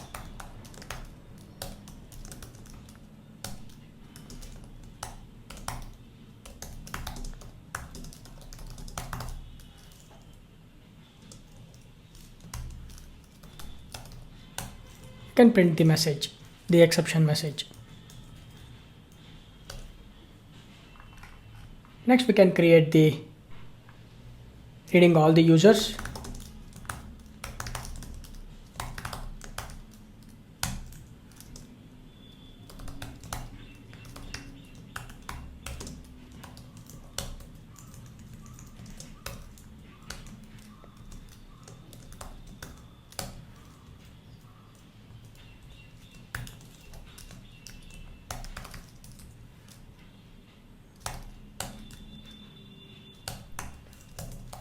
I'm going to just return the read users.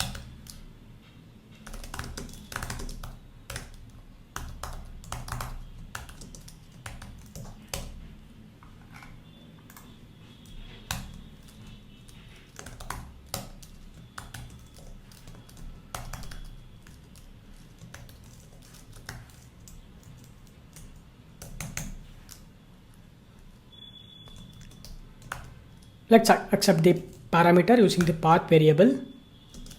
We're going to bind it to the ID variable.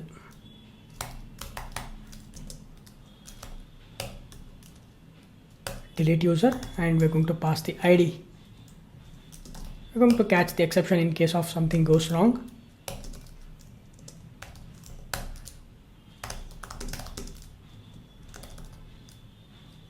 We're going to throw the response status exception.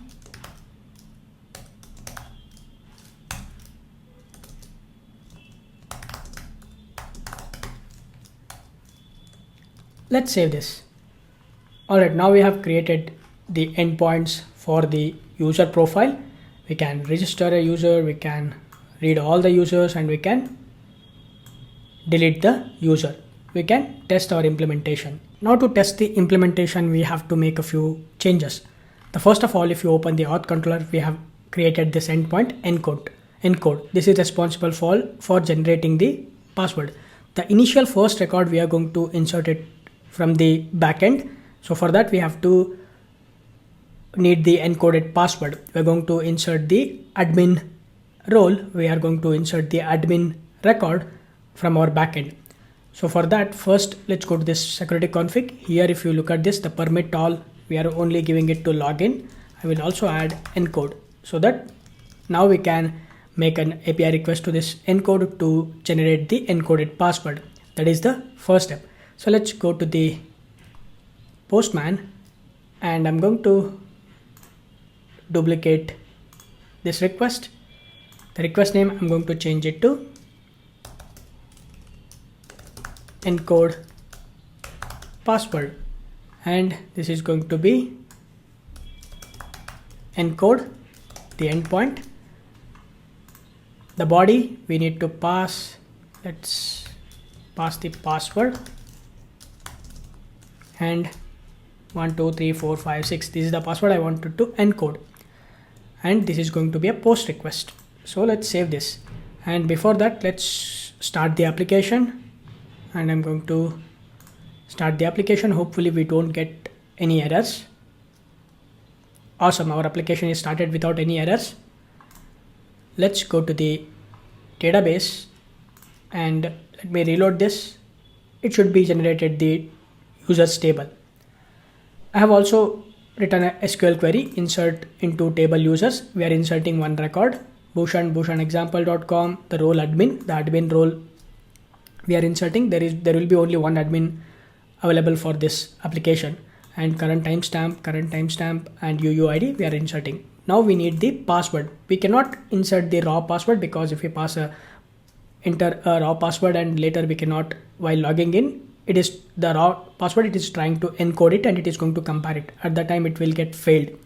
That's why we are going to encoded password, we have to insert it. So for that, let's open the Postman and first generate the password.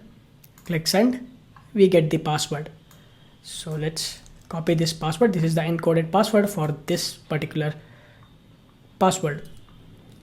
Now we need to go to the database and insert this record. I'm going to execute this. A new record has been inserted. We can verify it. Select star from users table. You can see a new record has been inserted. The role is admin. Now this admin is responsible to create the users, but in order to create the users, the admin should be logged in. That is what we have done here. If you go to the Spring Security, you can see only the permit all endpoints are login and encode, and rest all other endpoints should be user logged in. It should be authenticated, and /admin is responsible. I mean, like the endpoints that is starting with /admin is responsible for creating the users, reading the users, and deleting the users. The normal user cannot able to create the users. We have to test that also. Now let's go to the Postman, and I'm going to create a new request. Let's duplicate this. This is going to be create user. The endpoint is /admin register, and the body, let me select the raw, and here let's change this to JSON. We need to provide the name, which is Bharat, email,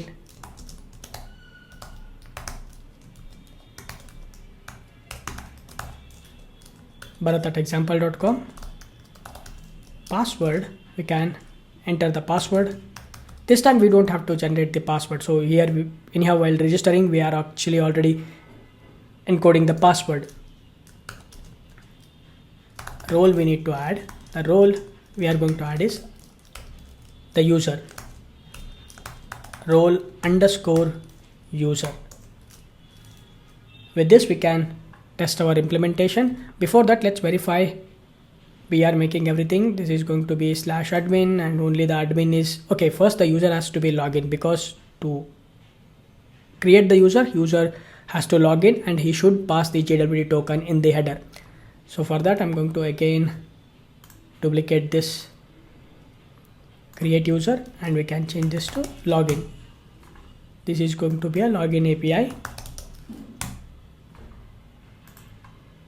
Body, select raw and change this to JSON.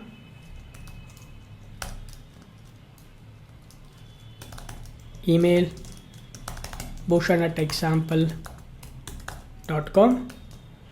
Password 123456. Our application is started. Now we can test this. When I click on this send, we get the JWT token along with the email and role. Okay, but this has been interchanged. The token should have been the JWT token and the role should have been role. This is because, let's go to the user response, or let's go to the auth controller. Once the user is registered, here we are passing the username and password. Ideally, after the user has been authenticated, we have to send the response, which is email and role and JWT token. If you go to the auth response, we are passing the all ours constructor, which is email token role. So ideally I have to be, what I have to done is, here I have to pass it as JWT token. This is going to be a role. Let's save this. Let the application restart.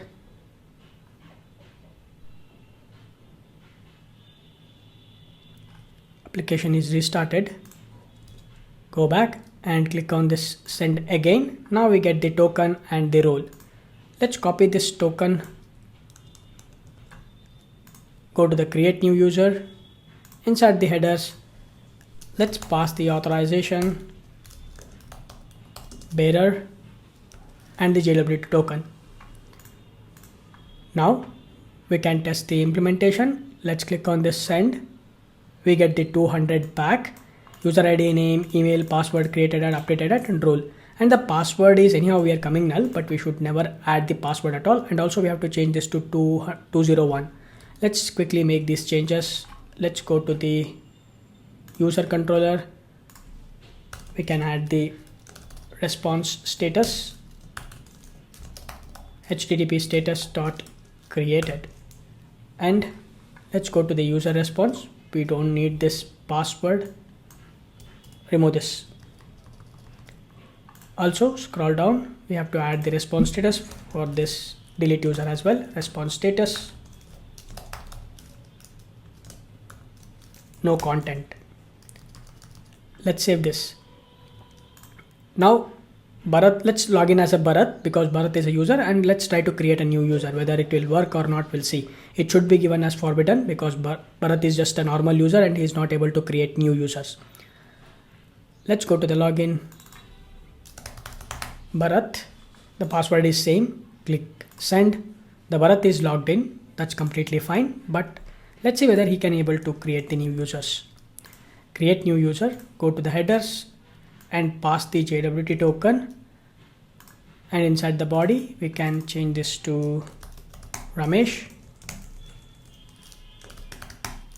at example.com.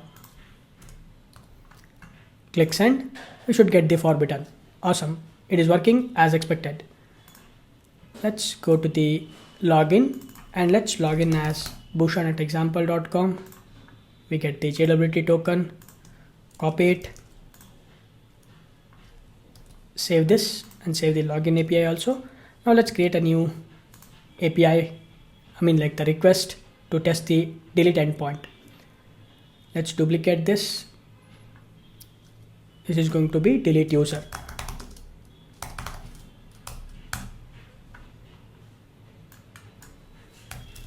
/admin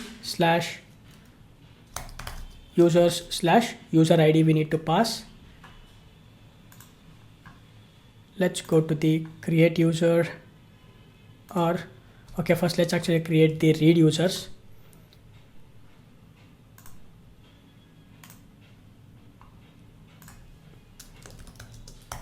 Read users /admin/users. Let's go to the login. We have logged in as Bharat.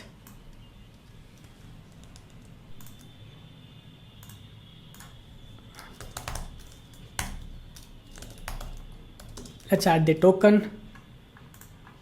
Click send. We have two users, one is admin and one is user.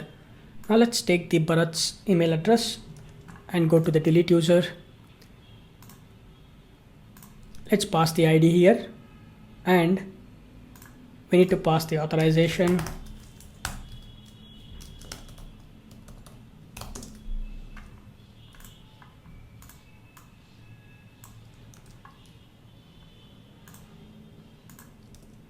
Paste it, click send. We get 204 no content. Now if I go back and click send, we have only one record. Awesome, our all API endpoints are working expected. Now we can proceed further. We can integrate this with the React application. Now we can start creating the APIs for items module. Let's open the Project Explorer and inside the entity package, create a new Java class.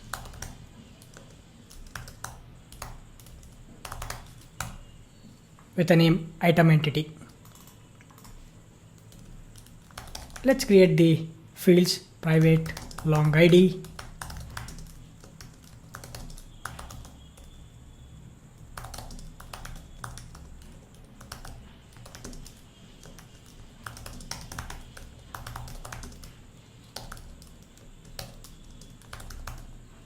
Item ID, name, price.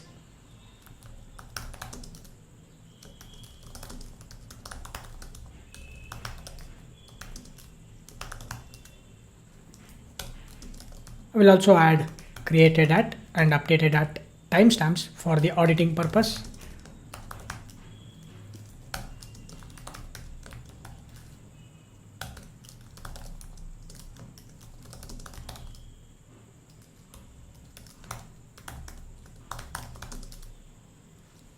And I'm going to also create a field for category entity because each item belongs to a category.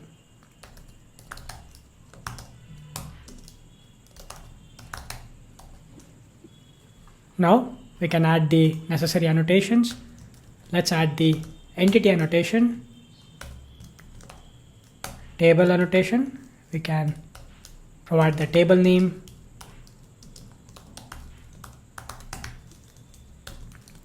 We will add data annotation, all args constructor, no args constructor, and builder annotation. Let's add the ID annotation.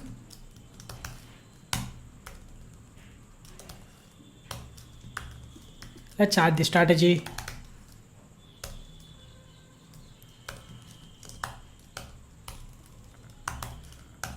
I'm going to make this item ID column as unique. So I'll set this to unique to true.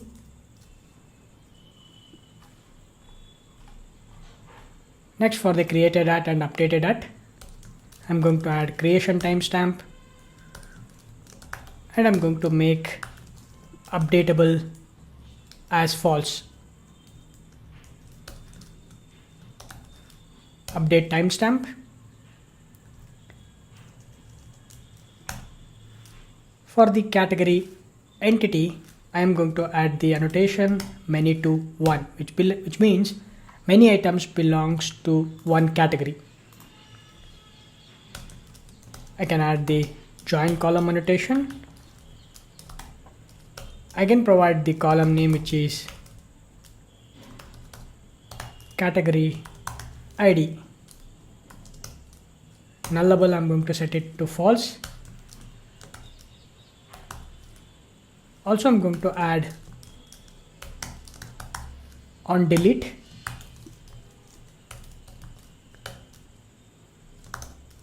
On deletion action restricted. We cannot delete the category because the categories will be mapped to items. That's the whole idea of adding this on delete annotation. Alright, now we have created the entity and also we have added the necessary annotations. Let's create the request and response objects. Now let's create the JPA repository for the item entity. Open the project explorer and under the repository create a new interface. Item repository. This is going to be an interface.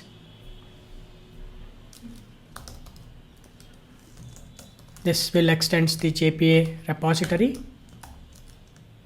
And this is of type item entity, primary key type long. Inside this, I'm going to create a finder methods, find by item ID.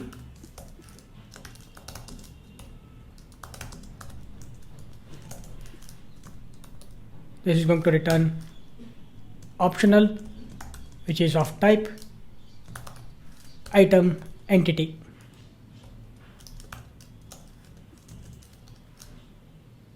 Also, I'm going to create one more method, which is count by category, because we wanted to count how many items are present for a particular category. So for that, I'm going to create a method count by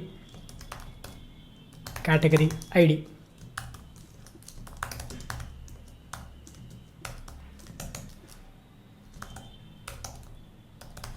This is going to return an integer. Let's save this. Now we need to create the request and response objects. Let's create the inside the IO package, create a new class. It is going to be item request. And also create a new class, which is item response.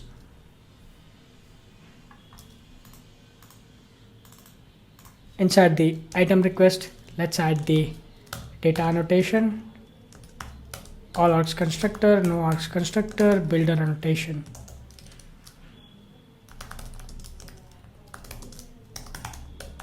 Let's add the fields.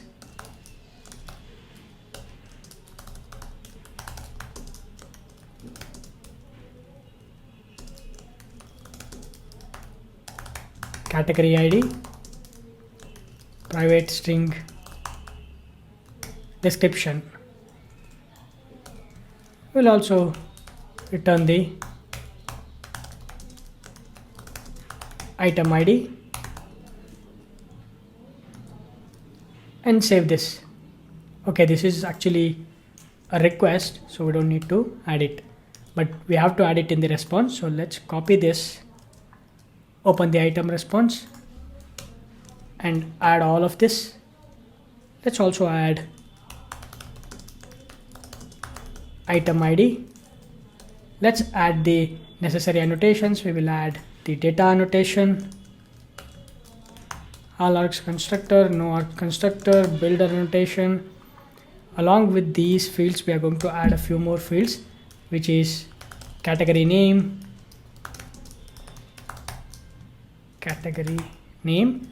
and we will also add category ID and image URL, created that and updated that.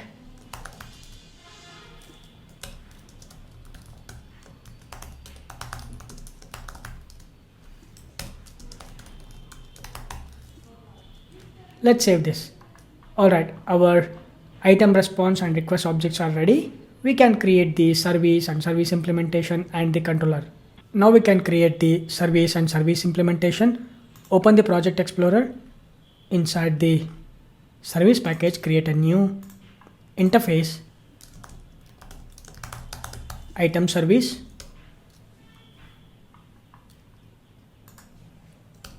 Inside this interface, let's define the methods.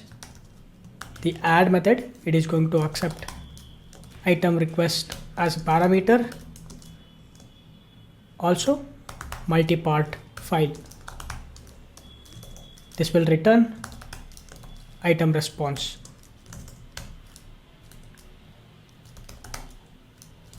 Fetch items is the another method. It is responsible for fetching all the items.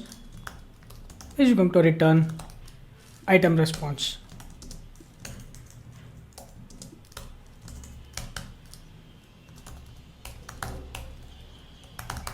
Delete item. This will take the item ID as a parameter. This is going to return void. Let's save this. Now we need to create the implementation class. Under the IMPL package, create a new Java class.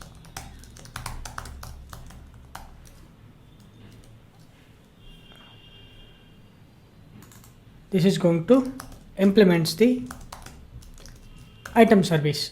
Let's add service annotation, which is a stereotype annotation, and required args constructor. Now inside this method, we can override all the methods. Click OK. Now we can start implementing these methods one by one. So first we have this add method.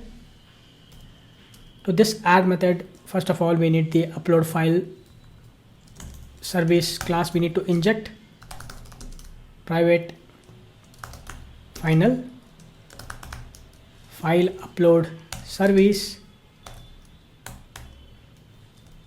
We can make it as file upload service. Let's make use of this file upload service inside this add method and to call the upload file method. To this we can pass the file. This will give us the public URL.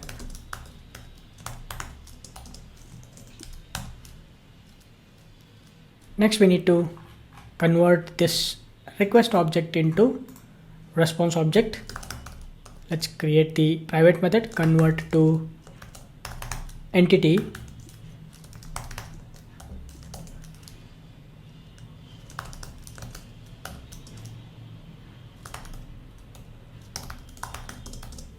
We get the new item back. Once we get the new item, we need to set the category as well for this new item. Let's make use of the category repository. I'm going to inject it.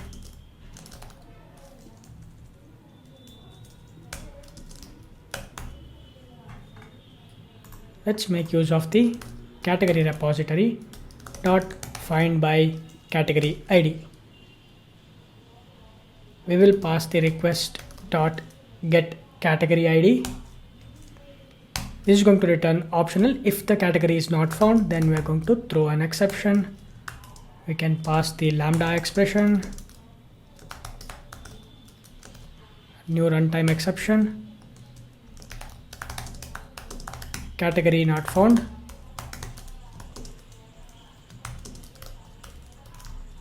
Request dot category ID. Otherwise we get the category back.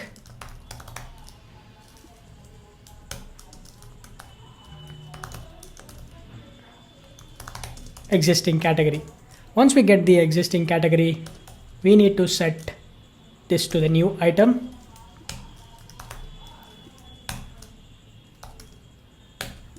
We are setting the category. Next, we also need to set the image URL.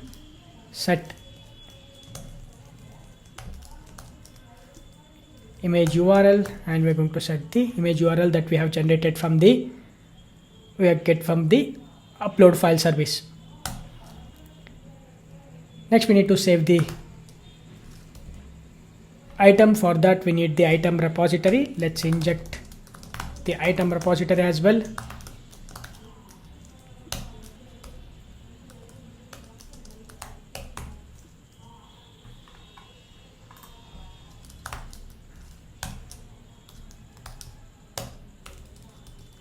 To this save method, we will pass the new item. This will gives us the new item back, but this new item has a primary key ID which is generated in the database. Now we can pass this to the another private method, which is convert to response.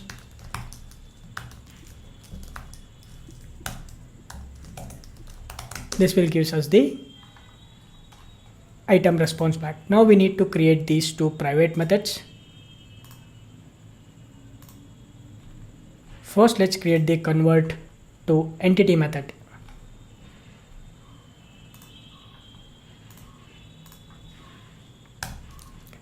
Inside this, let's make use of the item entity dot builder. We're going to use the builder pattern, item ID, uuid dot random uuid dot toString. Let's set the values like name, request dot get name, description, request dot get description,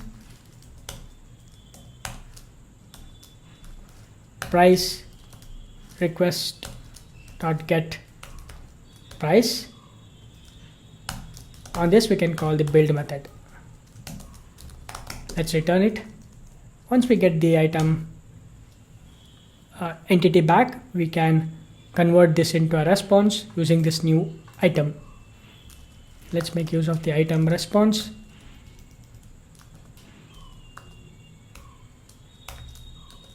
Dot builder, item ID, new item ID dot get item ID, name, get name, description, get description, price, get price, image URL, get image URL, category name, new item dot get category dot get name, category ID, new item dot get category dot get category ID, created at, get created at, updated at, get updated at. We can call the build method on this. We can return this. Let's save this. Now our add method is ready. We can continue with the fetch items and delete item. In order to fetch the items, we are going to make use of the item repository dot find all, but we have to return the item response. So for that, I'm going to make use of the stream dot map. We already have the private methods. We can make use of this, convert to response. To this we can pass the item entity. Next, once we call the map, we can call the collect method, collectors.toList. This is going to return the entire list. Next, we have this delete items. For the delete items, we are going to make use of the for the delete item, what we have to do? We have to do two things. One is, first we have to delete the image from the AWS, and then we have to remove the item. Inside this, what I'll do is, first I'm going to make use of the item repository dot find by item ID, and to this we need to pass the item ID. This is going to return the optional. If the item is not found, we are going to throw an exception. Inside this, let's pass the lambda expressions, new runtime exception, item not found. If the item is present, we get the item entity back. Once we get the existing item, we need to make use of the file upload service to delete the file.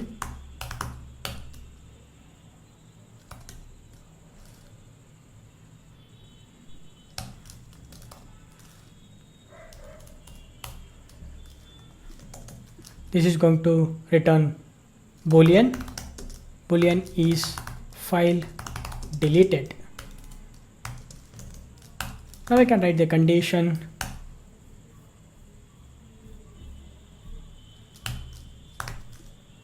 is file deleted. If it is deleted, we need to remove from the database as well the item repository.delete. To this we can pass the existing item.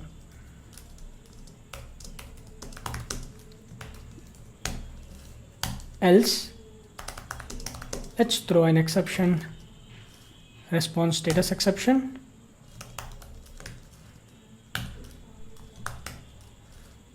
Internal server error, unable to delete the image.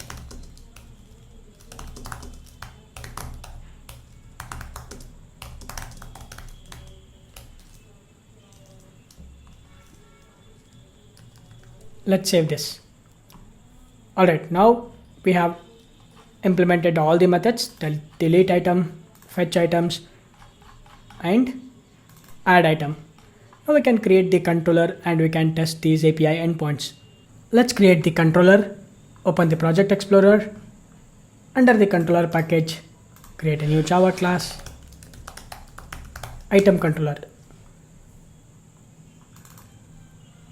Let's add the necessary annotation, REST controller, and I'm going to add required arc constructor.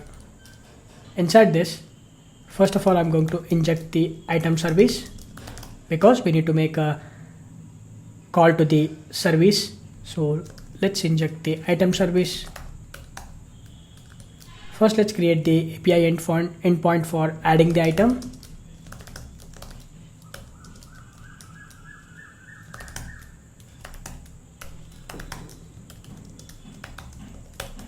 This is going to accept request part. The first part is nothing but the item.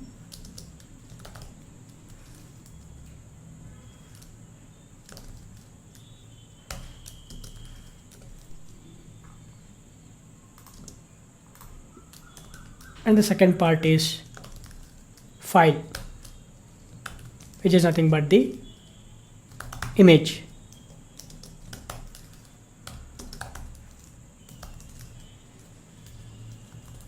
I'm going to add the post mapping annotation.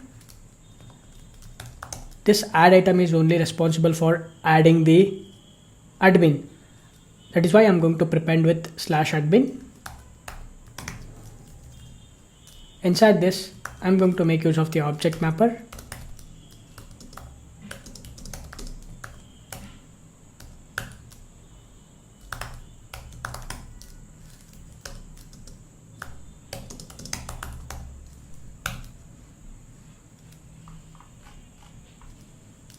I'm going to add the try catch block. Inside the try block, object mapper dot read value, we need to convert this string, which is nothing but this item string, into an request object.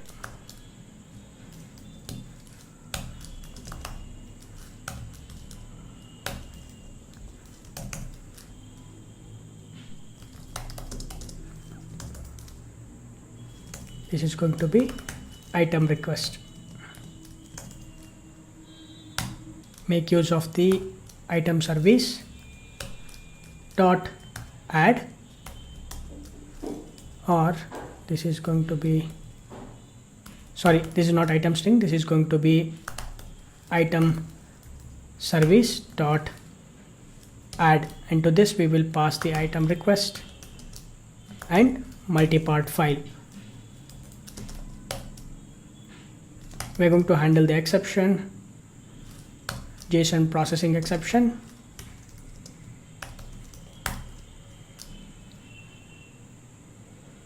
Inside this, what we need to do is we need to throw a new exception, which is response status exception.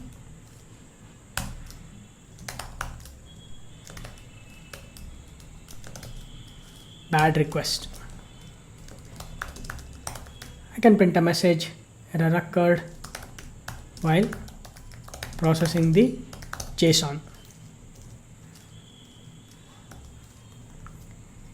Let's save this. We are getting some error, that is read value item string class item request. Okay, this is going to be string actually, so let's add it as string. Now we are going to convert this string into a request object. Okay, now we have created the API endpoint for adding the item, and we need to return this. So let's return this. Save this. Now we can create the other API endpoints, which is for reading the items and deleting the item. Now let's create a new endpoint to read the items.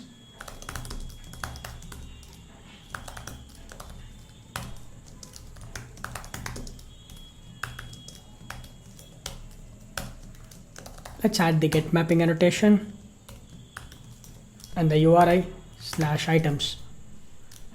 Inside this, let's make use of the item service dot fetch items and return this. Now we have the API to read the items, and this is not accessible to admin only. It can accessible by users as well, because in the explore tab in our UI, the user has to add the item. The user has to add the items to the cart, and he has to check out the items. That is why we are going to not only make this as admin, we will also accessible. This API is accessible for users also. Now let's create one more endpoint, public void remove item. This will take the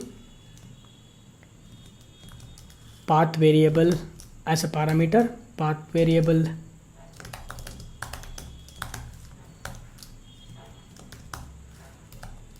delete mapping. This item is deleted by admin only, so I'm appending with /admin /items /item ID. We can also add response status annotation.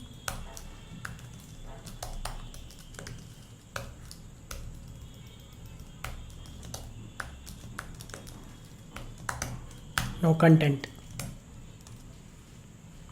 Scroll up. Let's add created. This is the HTTP status. Scroll down, and now inside the remove item, inside the try catch block, let's make use of the item service to remove the item.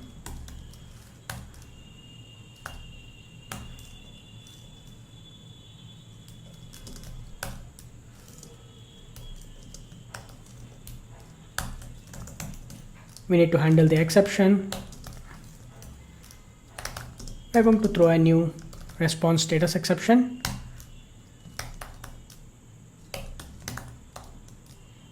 Not found. Item not found, which is the exception message.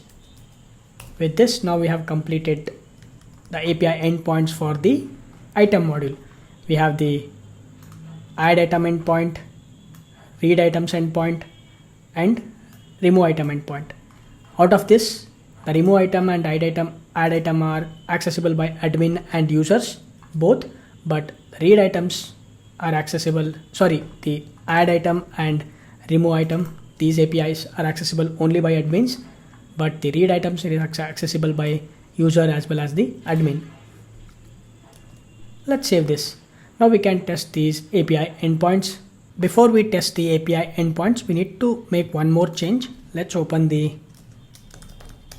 category service implementation. Here, if you look at this, we are converting.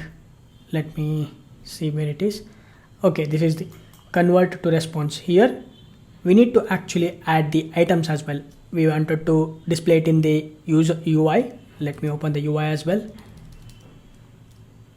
Or let's go to the browser, and if you look at this, for this particular category, we wanted to display how many items that are present, how many items are mapped.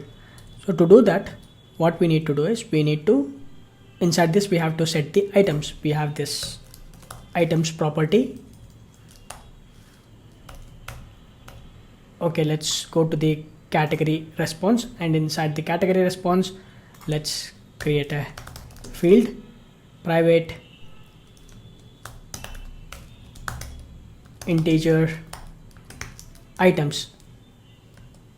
Let's save this and let's go to the category service implementation, and here we need to set the items.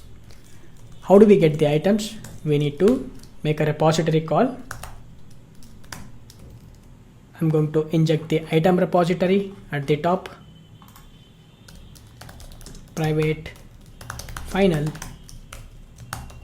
item repository. Scroll down.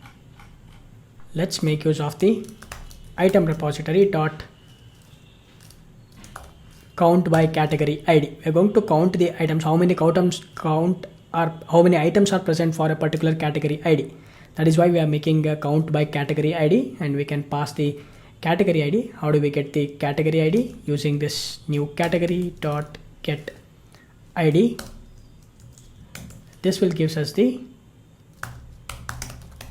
integer items count. This items count, we can add it here. Let's save this. And we're getting some error. That is because, let me see what is the error. Okay, here, let's end with a semicolon. Save this. Now we can test our item controllers. To test the API endpoints, let's open the Postman. And before that, let's actually start the application. Application is started on the port 8080. Let's open the Postman. Let me close all of these tabs.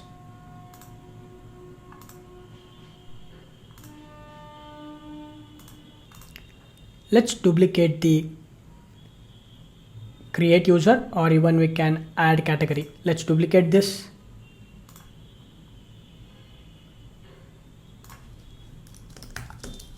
Add item. This is going to be /admin/items. We need to select body and form data, and here instead of the category we have to add item. We need to provide the name, let's say HP basic mouse, the description,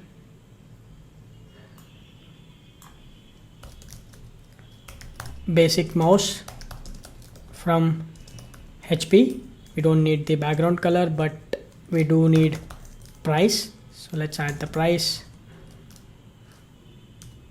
250.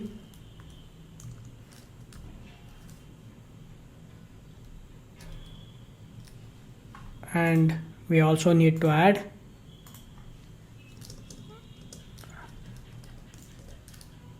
what else do we need to add? Let's go to the IntelliJ and go to the item controller. Scroll down. Let's open the item request. We have name, price, category ID, and description. We need to add the category ID.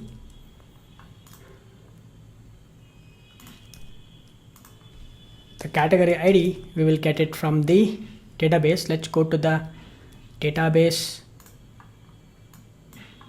I'm going to write a query, select star from category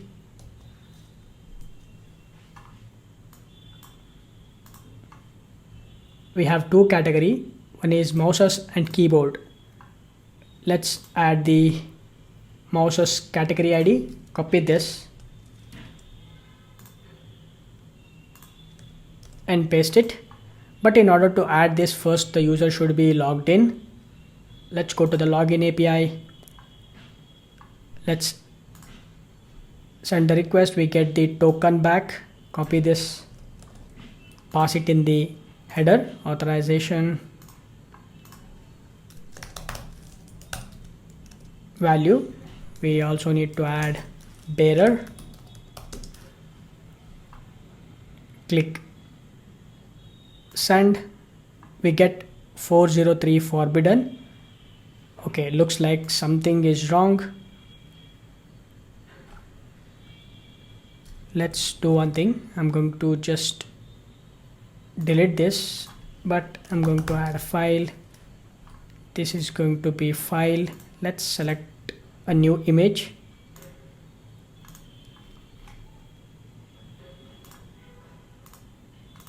Let's try one more time. Click send. Awesome. 201, it is created. That is because this image was not present earlier. It was added from the different location because we have copied from this add category. That's why. So make sure to click select a proper image and send it. Okay, now we get the item ID and a new item has been added. Price, category ID, category name, image URL, created at, updated. So let's copy this URL. Open the browser and check. Yes, we got the image. The image has been uploaded to AWS. Now let's actually test the delete API. Before that, let's actually test the get items as well. I'm going to duplicate this.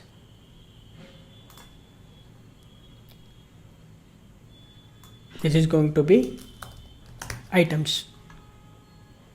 Headers, let's add authorization. We can add the token.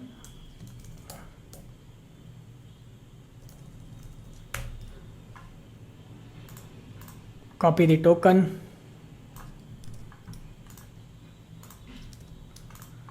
This is a get.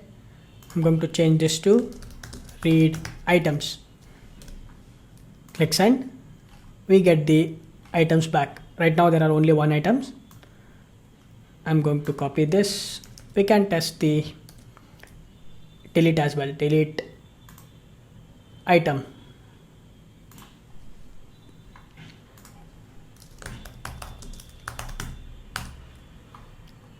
I'm going to add the item ID. This is going to be /admin/items. Let's add the authorization. Bearer. Let's pass the token.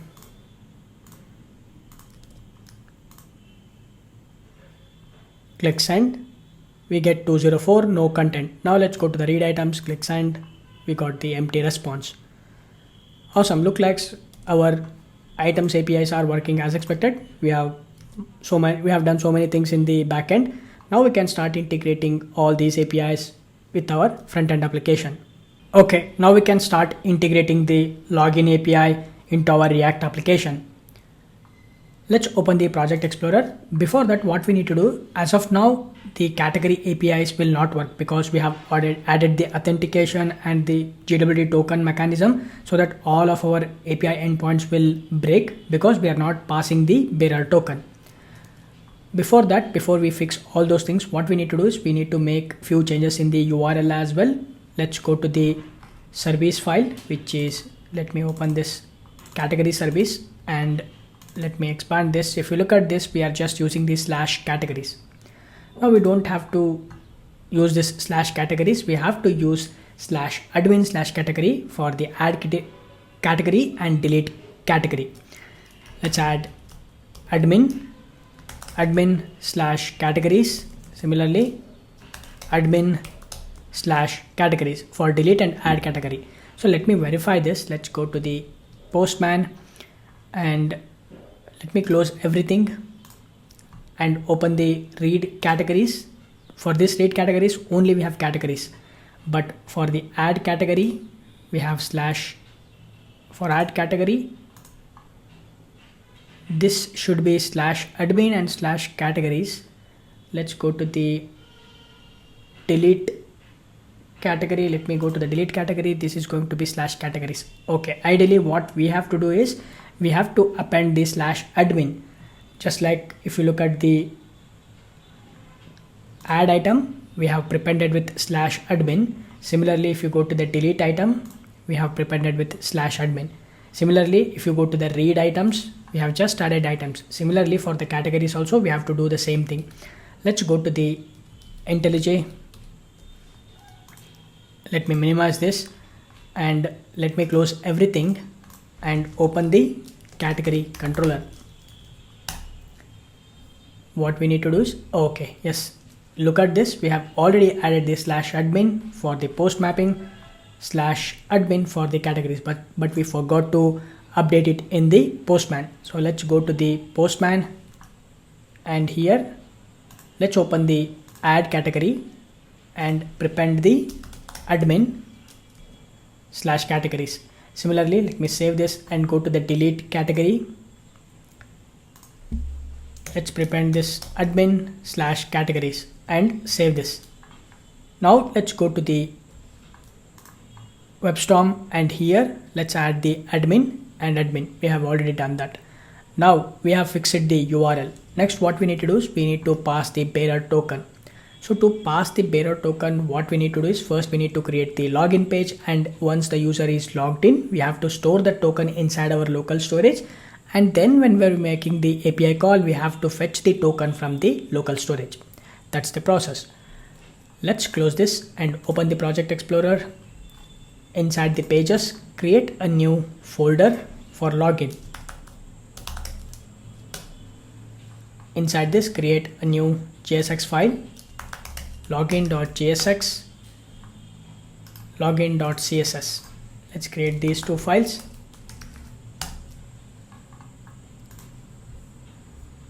Let me expand this. First of all, I'm going to import the CSS file, login.css. Let's create the functional component.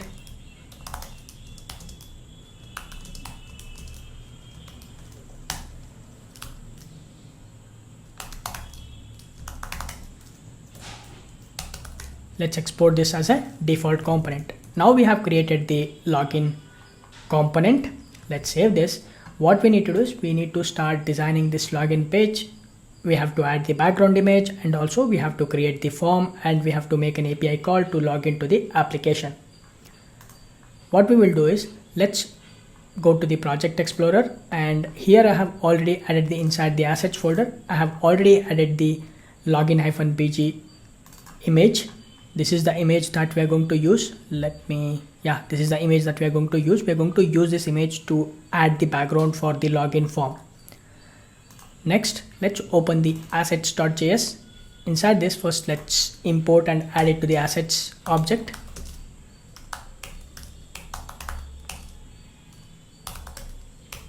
Login background from loginbg.png. Let's add login background. Let's save this. Let me verify whether login. Okay, this is login-bg.jpg. Make sure to provide the correct name. Let's save this. Alright, and we can just provide this as login. That is more than enough. So let's make it as login. Let's save this.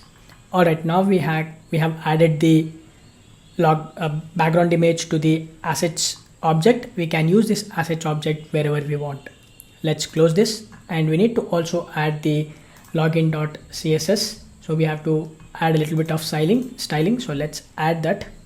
I'm going to create a new class which is login background. Let me close this. I'm going to expand this. Let's add the minimum height, which is 100 viewport. Display, I'm going to add flex. Align items, I'm going to add center. Justify content, I'm going to add it as center. Background, I'm going to use linear gradient. Let's add the URL which is present inside this // assets / login background.jpg. We'll also add background size, which is going to be cover, background position, which is also going to be center. Let's save this. And also we're going to add one more class. This is going to be a bootstrap class. For this we're going to add some styling. Background color white,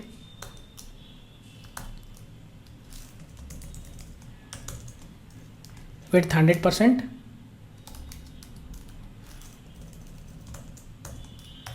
maximum width 480 pixel,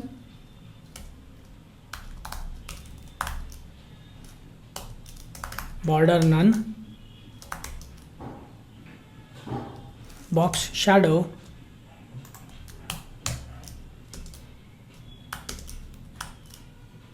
(20 pixel) and 0,0,0,0.2.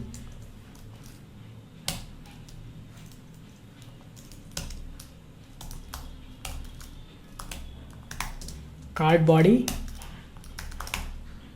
padding to rem. Let's save this. Now let's open the login.jsx. We can create the form here. Now let's design the login form. I'm going to create a div with a class background light, deflex, align items center, justify content center, vertical height 100.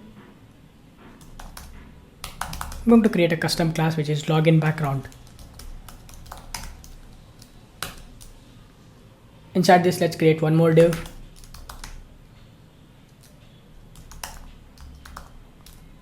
Shadow, width 100. We'll also add the inline style.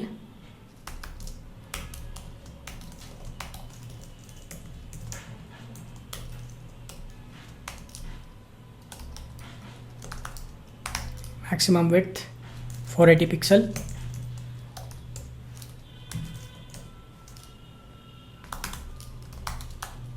Inside this, let's create a div with a class card body.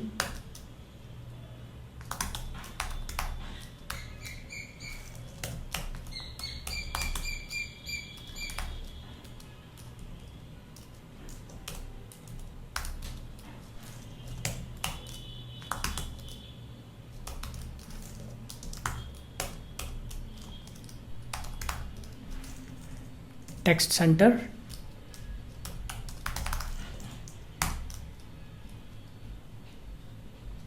Let's add h1 tag,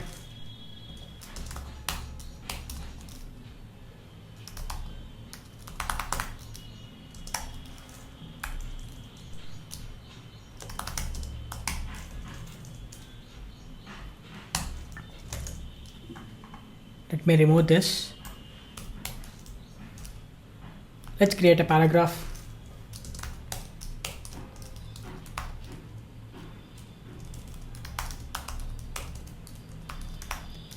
Card text and text muted. These are the bootstrap classes that I will add.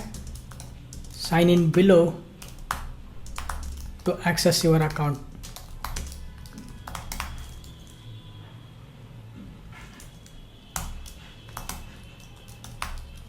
Margin top I'm going to add. Inside this, I'm going to create a form.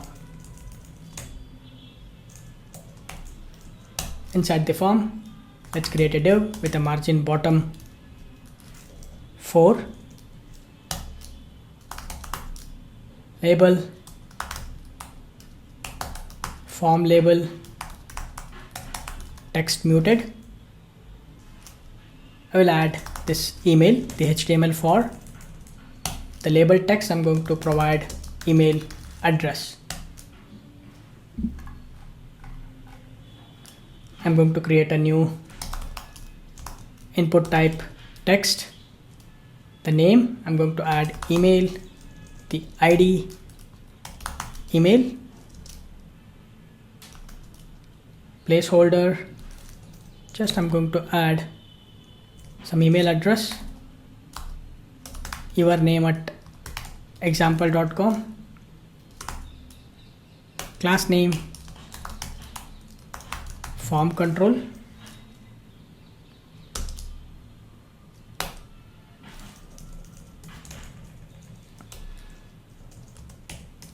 next I'm going to create the one more div with margin bottom 4. Let me copy this, paste it. We can change this HTML4 to password. The type, I'm going to change it to password. This is going to be password. ID is also going to be password. And the placeholder, which is going to be star.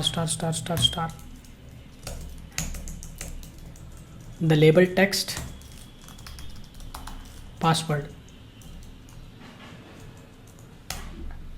And below this div, I'm going to create a one more div.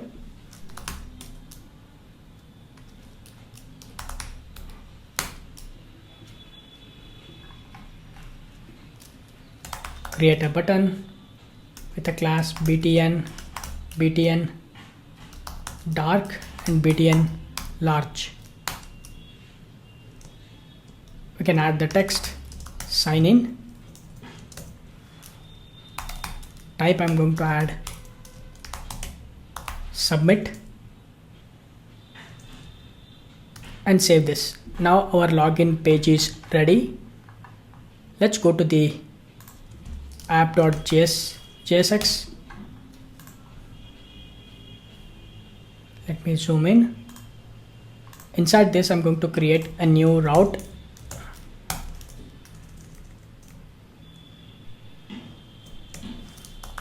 /login. The element which is going to be login. Let's save this. In fact, I'm going to just add this at the top just before this slash. Let's save this. And now let's go to the browser. I'm going to change the URL to /login. We should see the login page with a background image. Alright, now we can add the functionality to this form. Before we handle the functionality to this form, what we need to do is we need to hide this menu bar when it is showing the login page. But once the user is logged in, we have to enable or we have to show this menu bar.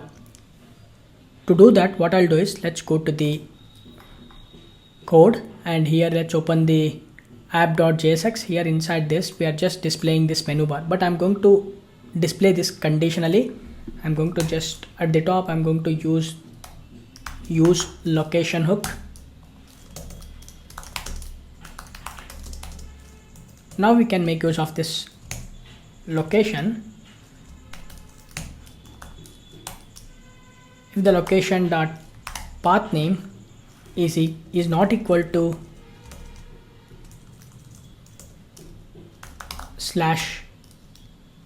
/login, then we are going to render the menu bar. For that, I'm going to use this AND operator.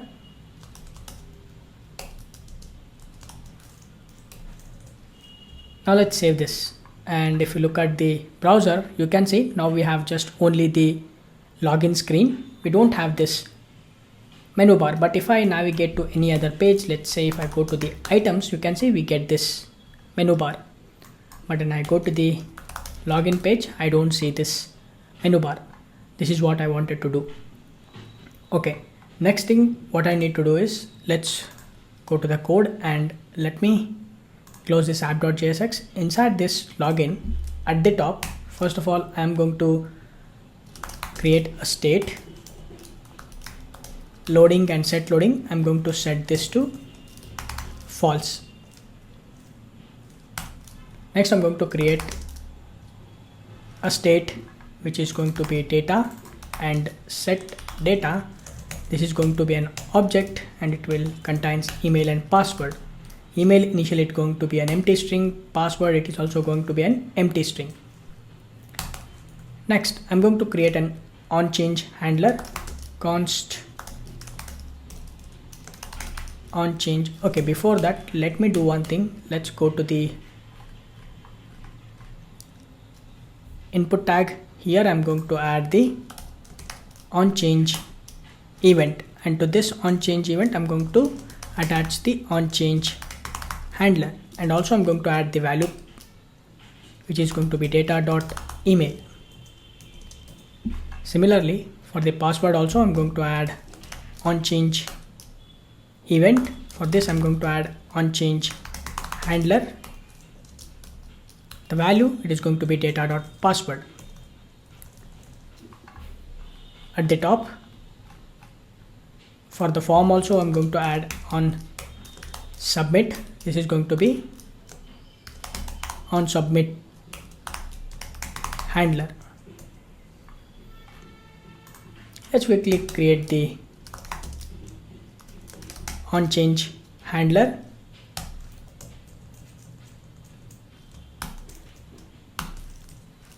We can make use of the name and value e.target.name const value e.target.value. Now we can update the state using the set data.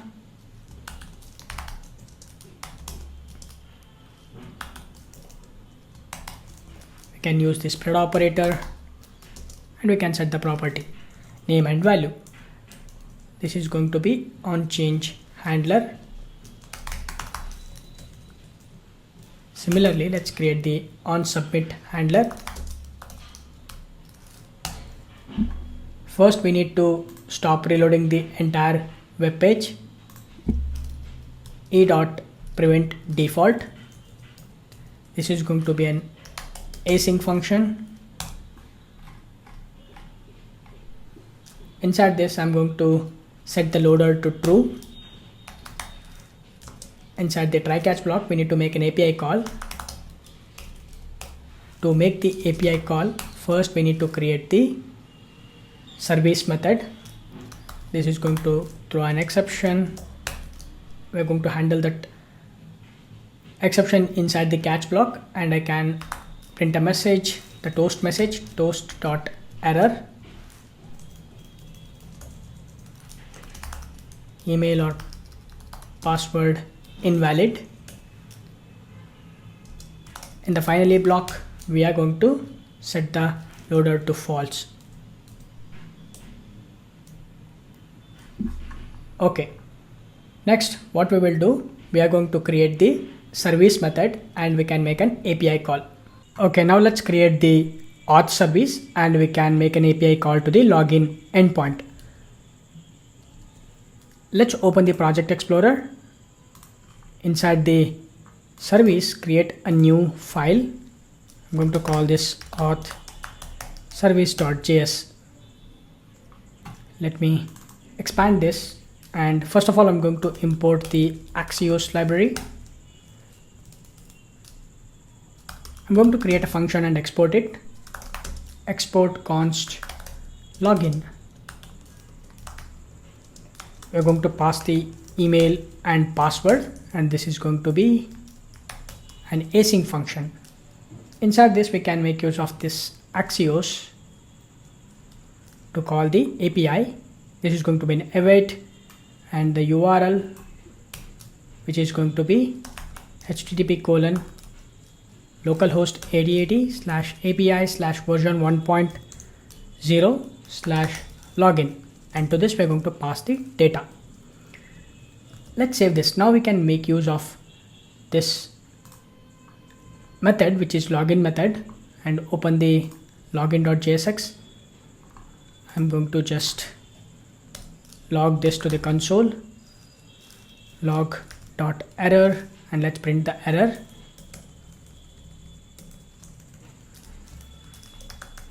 Console.error, and inside the try block, let's call the login method, and to this we need to pass the data.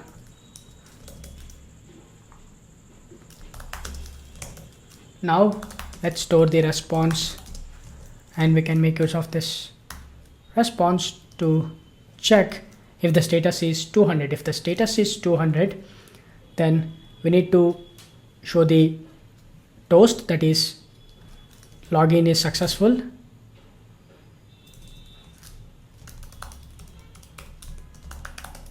Login successful, and we need to set the local storage. We need to from this response.data we need to grab the token and the role.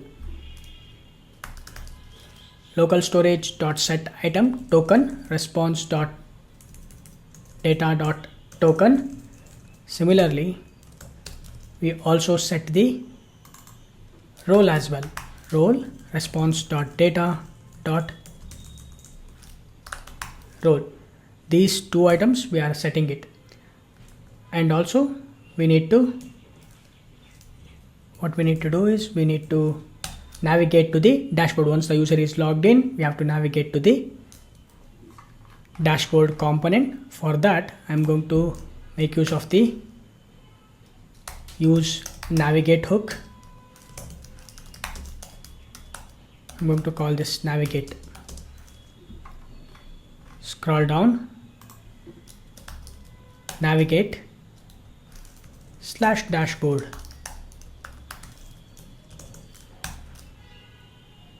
Next, we need to set the data for the global variable. We need to set the data. We need to update the state. To update the state, we are going to create a global state. Let's go to the context,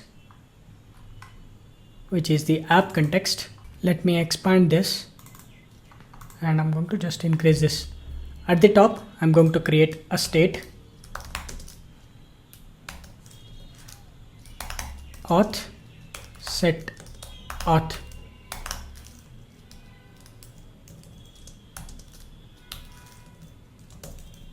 This is going to be an object. It contains token. Initially this will be null, and role, this will also be null. Now we can make use of this set auth to set the authentication or the data. Before that, what I'll do is I'm going to just define a function at the bottom. This is going to be const set auth data. To this we need to pass the token and role. We will not pass this set auth directly to all of the components. Instead, we are going to make use of this method, which is set auth data, and to this we will pass the token and role, and that we are going to set it to the set auth. Let's add the token and role. Now we can pass this set auth data, auth and set auth data. Let's save this. Now let's go back to the login.jsx. So once the user is logged in, we need to also update the set auth data. For that, I'm going to first grab the auth data from the app context. So use context. Let's grab the set auth data.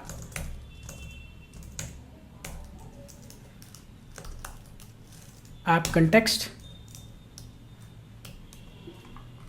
Let's make use of this set auth data at the bottom.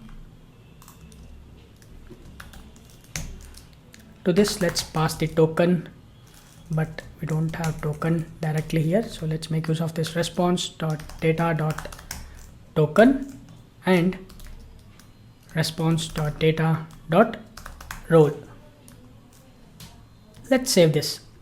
Now we can try this. We can test our implementation.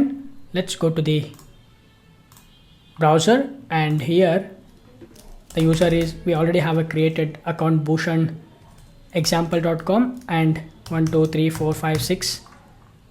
But let's open the developer tools and we can verify it whether the token is storing it in the local storage or not. Let's open the local storage,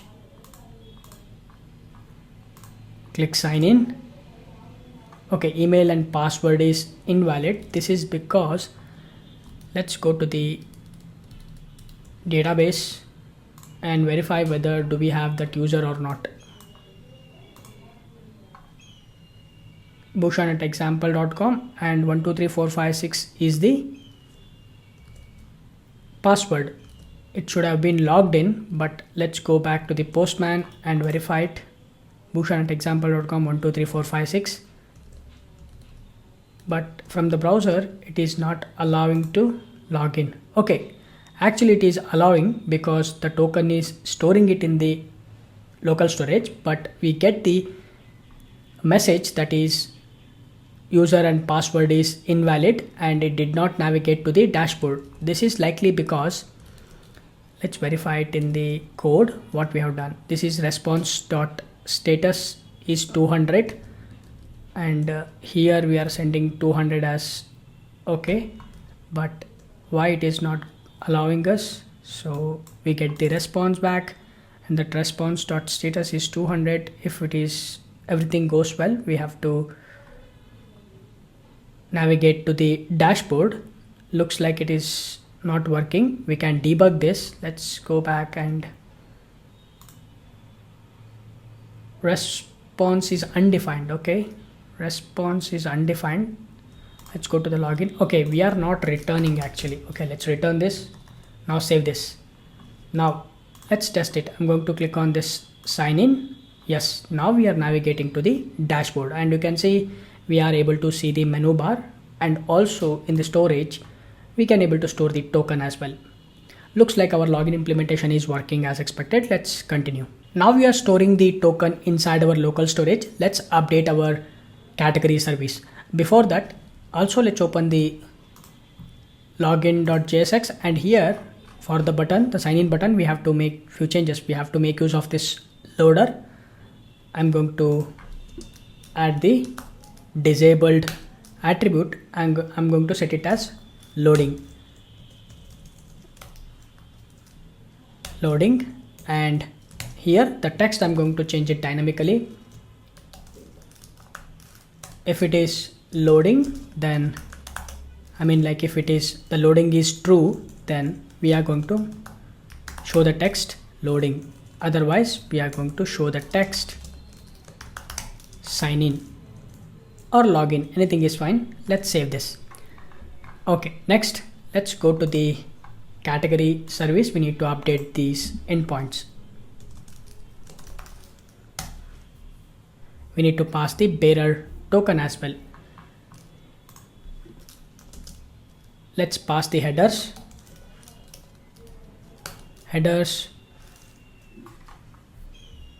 authorization, bearer, local storage dot get item token. We are automatically grabbing it with this help of WebStorm ID. We can able to directly code this. I'm going to just copy this, or I can just add the headers again. Okay, and for the fetch categories we don't need to pass. Okay, for this category, for this also we have to fetch, but this is accessible for both admin as well as users. Let's pass the headers for this also. Now let's save this. Now let's go to the manage categories. We should be able to see the categories, but it is not populating. Let's go to the developer tools and verify what went wrong. Let me reload this. We are getting error which is 403. This is likely because, let's go to the Postman. Here we have added it as /categories, and let's go to the code, and here we have this /categories. Let's verify it in the backend security config. Let's open the security config. Here if you observe, we are actually adding it as slash category. This is just a typo error. Copy this and paste it.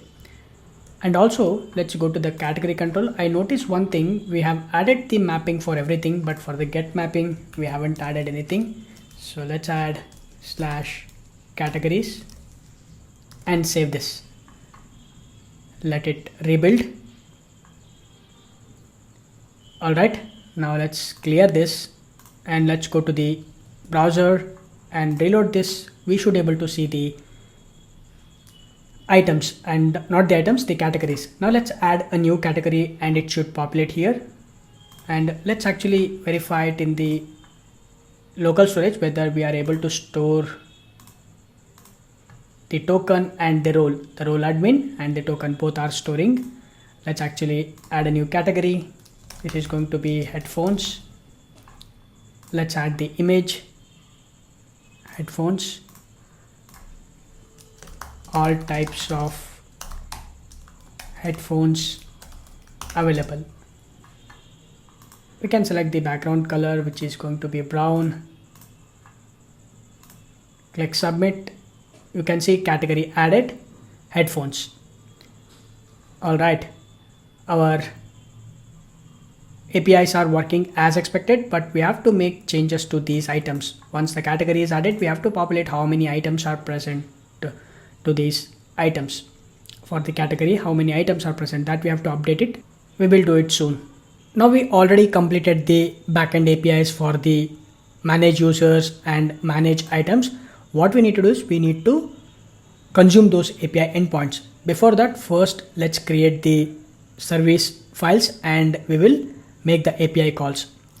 Let's go to the code and open a new project explorer, and inside the service create a new file. Let's call this itemservice.js, and also create a one more file. This is going to be user service.js. Let's expand this, and let me expand this. Let's go to the item service first and we can create the necessary functions. First of all, let's import the Axios and we can export the function export const add item. This is going to item, takes the item as a parameter, and we can make use of the Axios.post. This is going to be a post and localhost 8080/API/version 1.0, and this is going to be admin/items. We don't need to pass anything, and the data we need to pass obviously, which is going to be item, and we also need to pass the headers. So headers, and we just need to return this. Alright, next create another one which is delete item. This is going to be an asynchronous function and it will take the item ID as a parameter. Let's make use of the Axios dot, this is going to be delete request. Let's pass the URL, which is going to be this.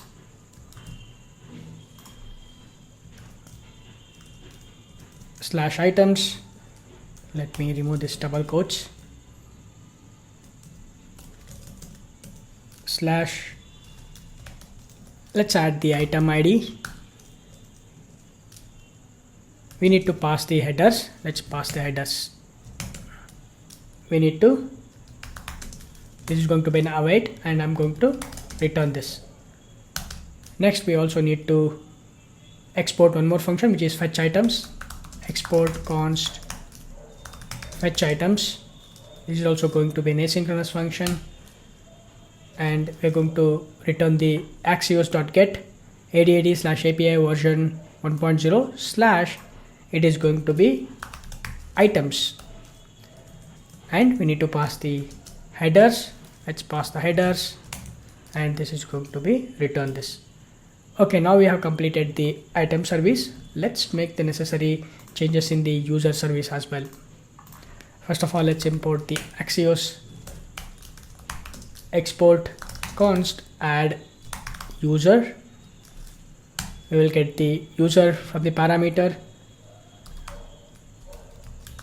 Axios post 8080 slash version 1.0 slash register.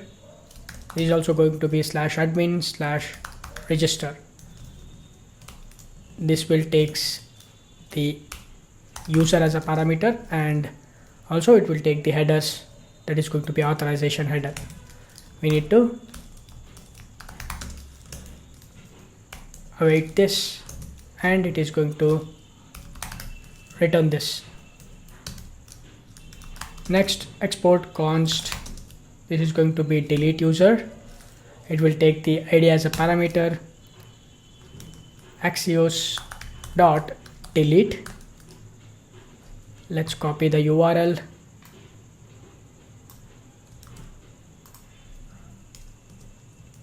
paste it, and instead of the register, this is going to be slash admin slash users. We need to pass the ID as well and the bearer token.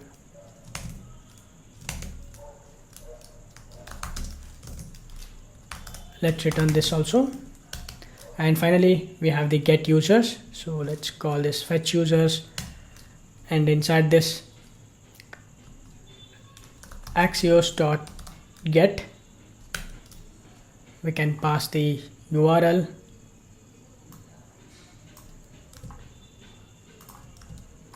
which is going to be admin slash users. Let's pass the headers,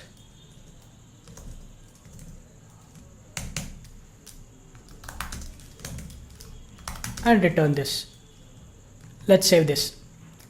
Okay, now we have created a functions for all the API endpoints.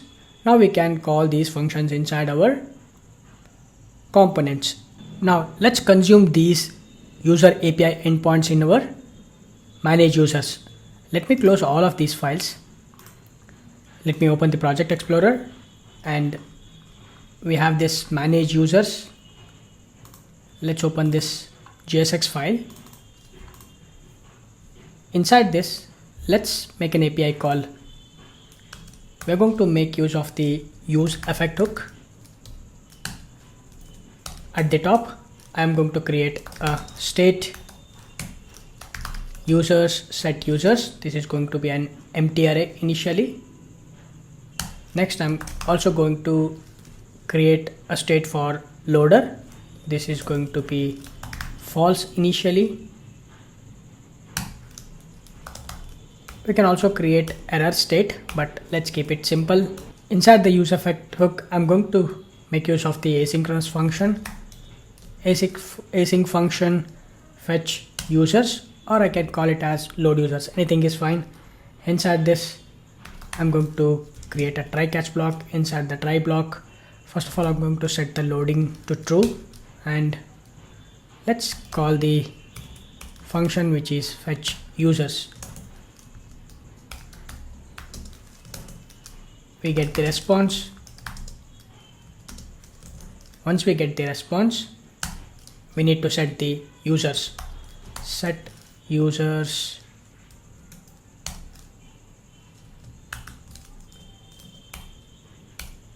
response dot data. Now we are updating the state. In case of anything goes wrong, we are going to handle it using the catch block. I'm going to log this to the console.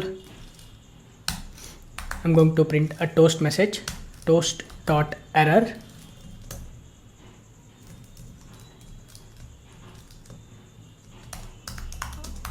Unable to fetch users. Inside the finally block, I'm going to set the loading to false. Okay, now we are created this asynchronous function. We need to call this function fetch users, and we need to pass the dependencies, an empty array, and save this. Once we fetch this fetch users, once the state is updated, we need to pass this state to the the down components, which is user form and users list. Here at the top, what I'll do is I'm going to pass the set users. Similarly, for the users list, I'm going to pass users and also set users. Let's save this. Now we can accept the set users inside our user form as well as inside the users list. So let's go to the user form.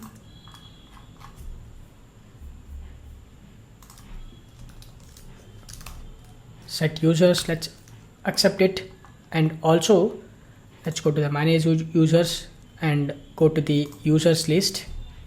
Inside the users list, let's accept the users and set users. Set users. Let's save this. Inside the user form, we can handle the form, we can attach the on submit hook, and we can handle it.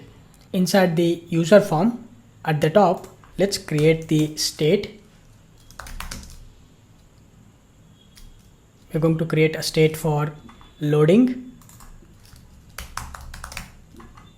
Set loading. Initially this is going to be false. Next, we are going to create a state for data. Set data. This is going to be an object. It contains name. Initially this is going to be an empty string, email, password, and role. The role, we are going to hard code it, which is user. Next, we need to create the on change handler and on submit handler, but before that, let's actually add the on change events for the name property on change, and we are going to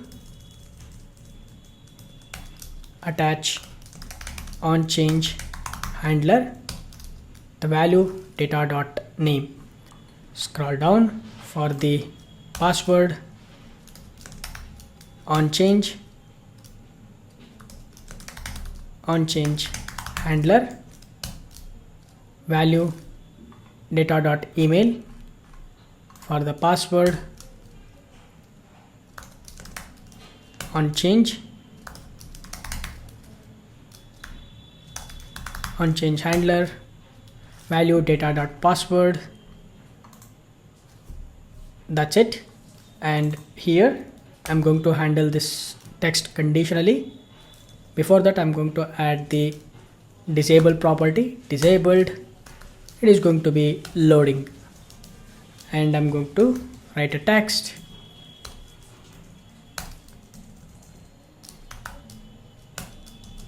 The loading is true, then we will display the text loading. Otherwise, we're going to display the text. Save.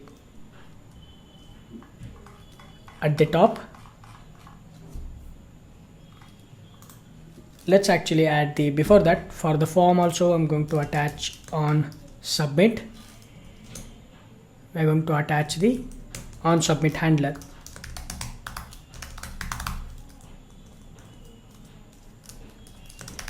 On change handler,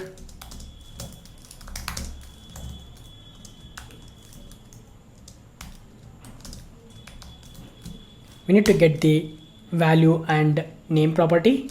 So const value e.target.value, const name e.target.name, and we need to make changes to the, we need to update the data, the set data, and we're going to take the previous data and we are going to use the spread operator to copy the data.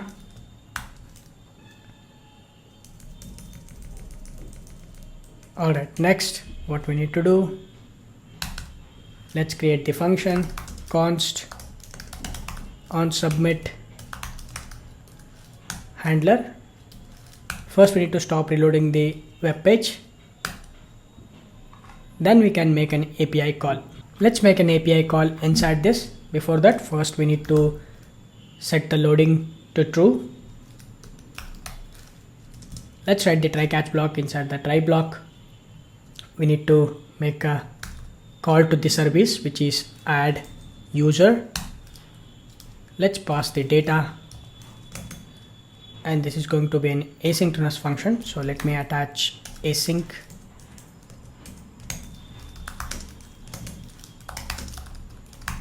We get the response back. Once we get the response, we're going to update the users list, set users. We are going to first take the previous state. For that, previous users, and then we can make use of the spread operator to copy the previous users, plus we are going to append the response.data, which is the current user that we have added. Next, we need to print the success message, user added.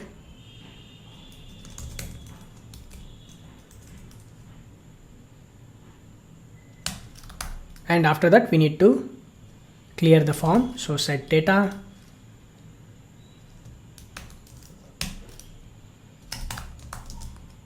name, email, password, role. If something goes wrong, we have to handle it. So let's use the catch block. Inside this, we can log this to the console, the error object.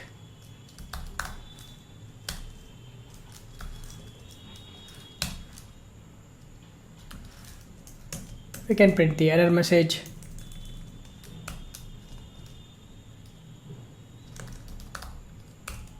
Error adding user.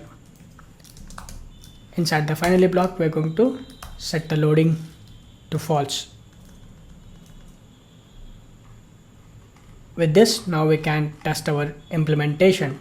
Let's go to the browser and go to the manage users. Okay, we are getting some errors. Let's actually investigate it, what the error is.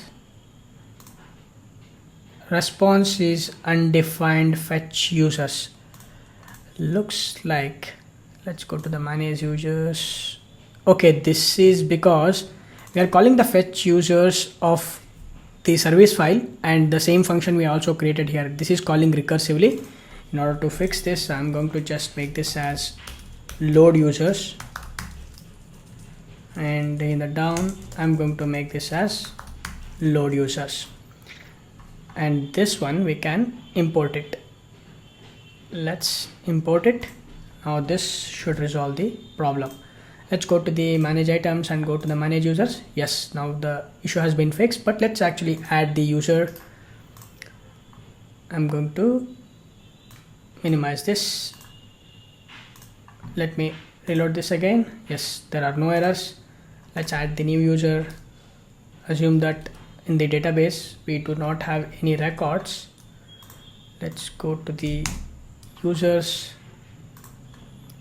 Right now we have only single record. Let's add Bharat at example.com, password 123456. Click save. You can see user is added. Awesome. We can verify it in the database. Go to the database. Let's execute the same query. We should see the new user, and the role is user itself. Awesome. Next, what we need to do is we need to display the users in this second column, the right hand column, but also I'm going to make this form to occupy completely the column. To do that, we can make the changes inside our users form. Let's add the column medium devices to be 12. Save this. Go to the browser. It should occupy the entire column. Alright, now we can start working on this users list. In order to make changes to this users list component, what I'll do is I'm going to make a take a help of this manage categories, because the same structure we're going to use it in the manage users as well. We need this search box as well. So for that, inside the code, I'm going to open the category list. Let's scroll down. We are going to take a help of this template. So let's copy this and open the users list and paste it. Now we need to make few changes. Scroll down. We need this search box, and this I'm going to remove it. I'm going to remove this entire part. And also, if you scroll down, this is going to be searched by keyword. Everything remains same, but we have to create the state. So at the top, I'm going to create a state const. This is going to be search term, set search term. Initially this is going to be an empty string. Later we are going to filter it, and here I'm going to create a function which is filtered users. We can make a help of this users list, users.filter, and each time we are going to get the single user object. And once we get the user object, we need to, what I'm doing is I'm going to filter it by name, user.name. I'm going to convert it into a lowercase, and I'm going to call the includes method search term dot to lowercase. And now we can make use of this filtered users. In the down, we need to loop through the filtered users.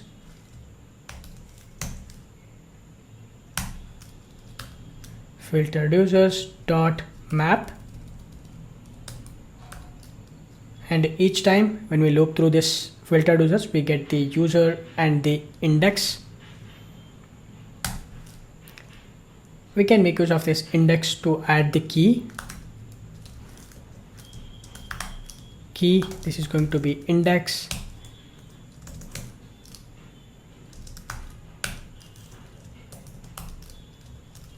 Column 12.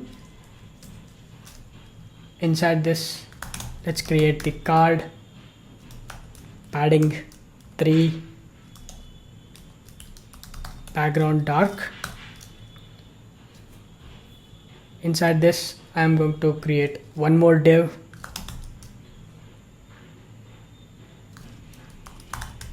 flex, align items center. We don't need this justify content between. Inside this, let's create a div, flex grow. We're going to add, and inside this I'm going to add h5. We are going to print the name of the user. I will add the necessary bootstrap classes, which is margin bottom 1, text white. I will also add paragraph with a class name, margin bottom 0, text white, user.email.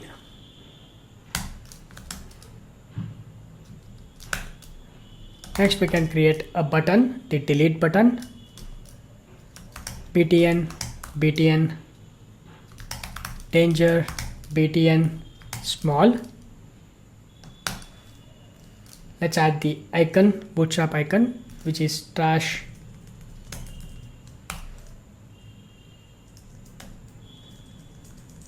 To this button, we need to attach the onClick event. OnClick. Let's call a function delete by user ID. To this, let's pass the user.user ID. Of course, this function doesn't exist. We are going to create it in just a bit. At the top, we can create this function. Const delete by user ID. We're going to pass the ID, and inside this we can make a call to the service method. Inside this, first let's make use of the try catch block.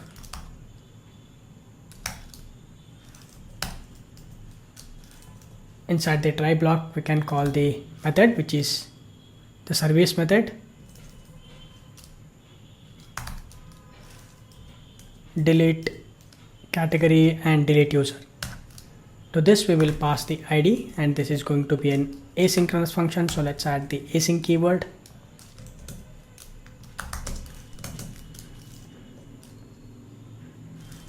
Once we deleted the user, we need to update the users list.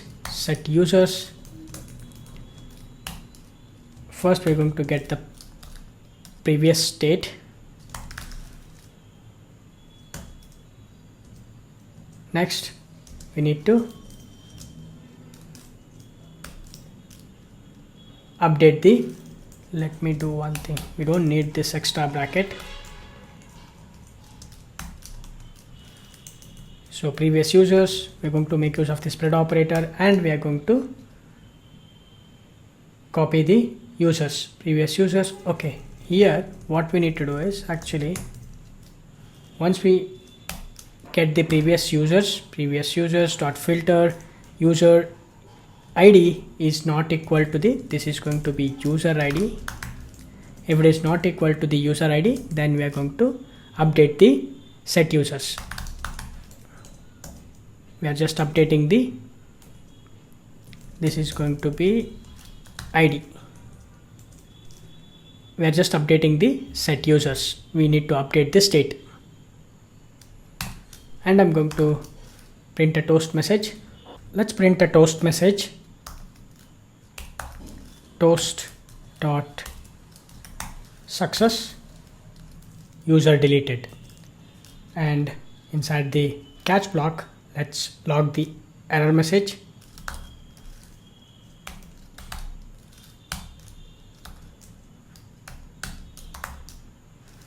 Toast dot error deleting the user, or I can say enable to deleting the user.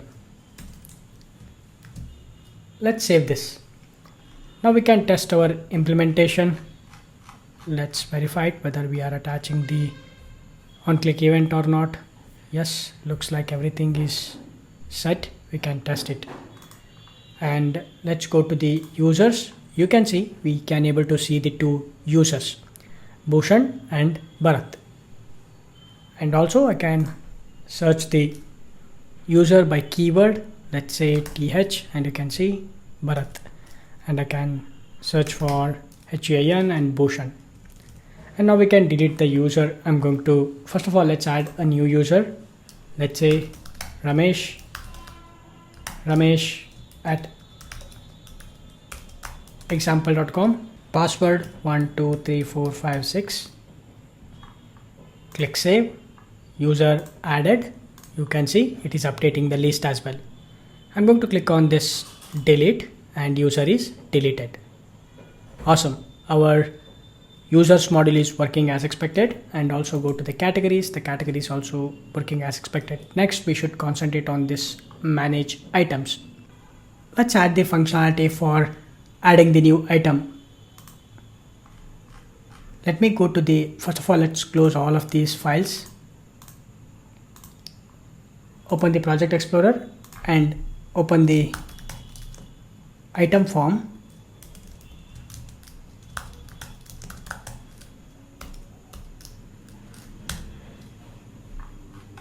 Let me expand this. At the top, I'm going to create a state.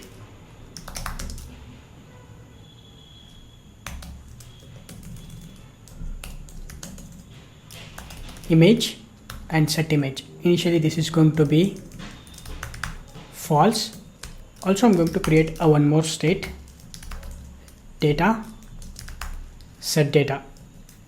This will not be null, but this is going to be an object, and we're going to create the data, one for name, which is going to be empty string, and next we need the category and also amount, which is nothing but price, and description. And category, we can set the default category or we can leave it as empty. Next we need to set the onChange handler.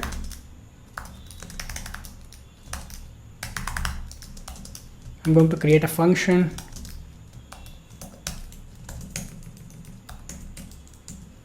Similarly, I'm going to create one more arrow function, onSubmit handler. Inside this, I'm going to stop reloading the browser. For the form, I'm going to attach an onSubmit function, and to this I'm going to attach the onSubmit handler arrow function. Next, what we need to do is, let's scroll down. We have this name, and to this name, basically the text box, for the name text box, I'm going to attach onChange, and this is going to be attach the onChange handler, the value data.name. Scroll down. For the category also, let's attach onChange event, onChange handler, and I will also add value. This is going to be data.category. But this category, we have to populate it. We have to populate the categories from the API, and we have to display it here. We will do that, but scroll down. We need to, for this price, we need to attach the onChange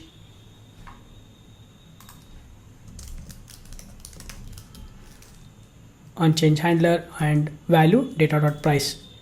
Similarly, for the description,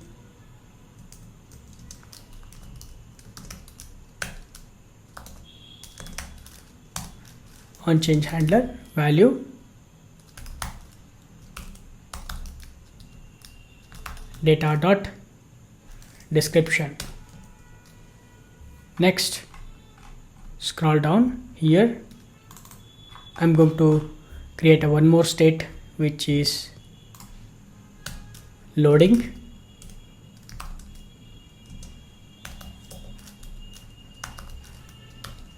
Initially this is going to be false, and scroll down here. I'm going to set the disabled property,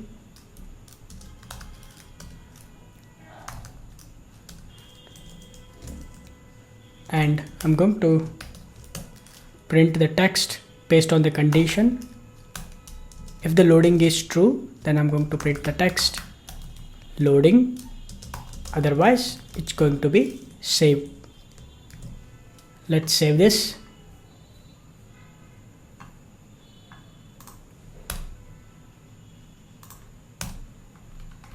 Next, we need to populate this drop down, but before that we do also have this image, and for this input I'm going to attach onChange, and this is going to be onChange handler. But for this source, what I will do is,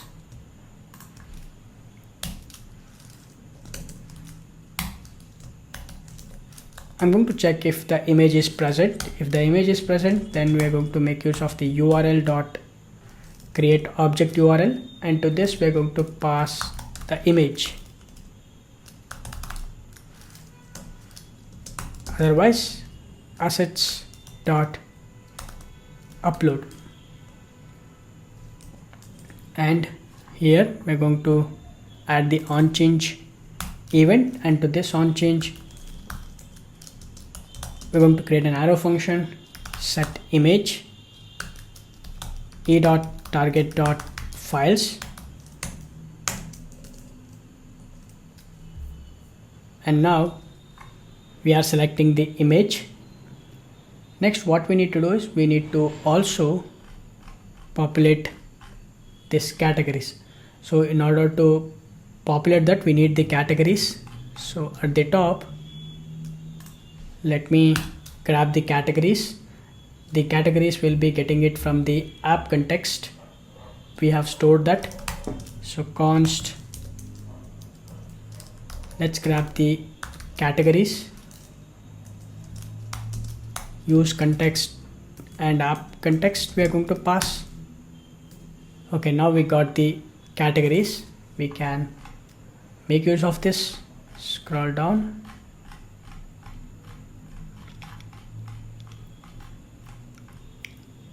Okay, now let me remove this and we can make use of this categories, and inside this let's make use of this option, and for the key I'm going to pass an index. So let's grab the index here, category comma index.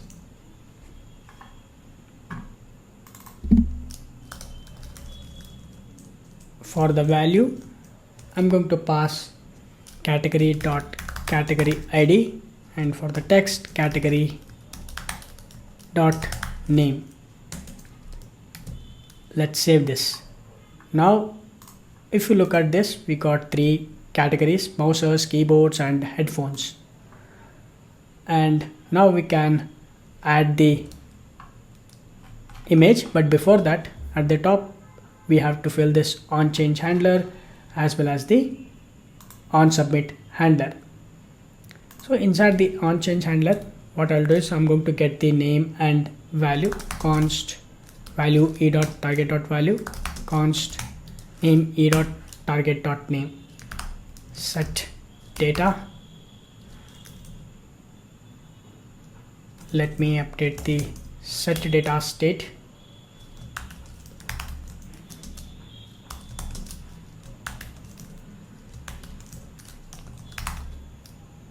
Data comma name and value. And now we need to make the call to the API.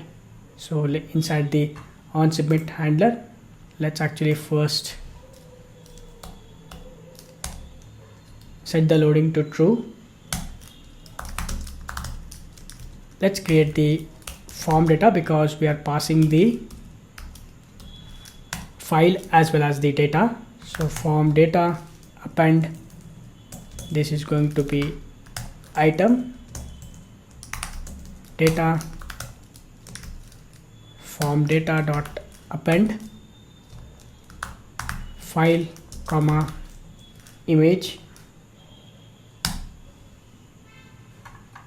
Next, what we need to do, we need to write the try catch block, and inside the try block we are going to check the condition. If the image is not present, then we are going to toast an error message. Select image, and we are going to return this. If the image is present, then we are going to make the API call, which is not the API call, the service call, add item, and to this we are going to pass the form data. And I'm going to make this as await. At the top, I'm going to attach async.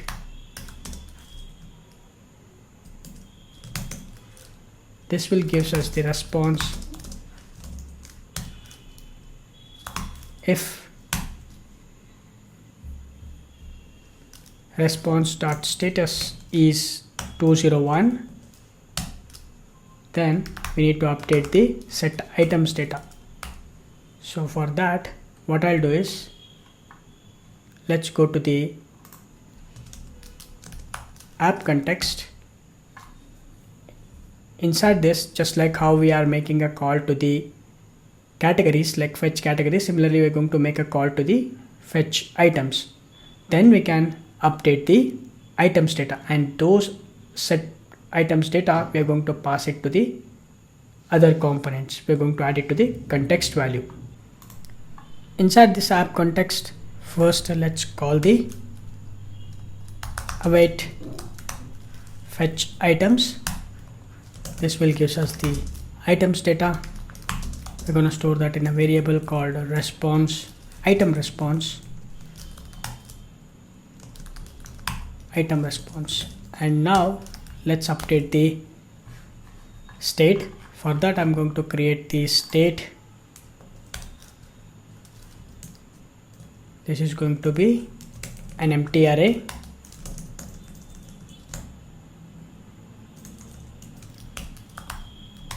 Items data and set items data. Scroll down here. Let's update the state. Set items data response.data. Not response, it should be item response.data, and scroll down here. I'm going to pass the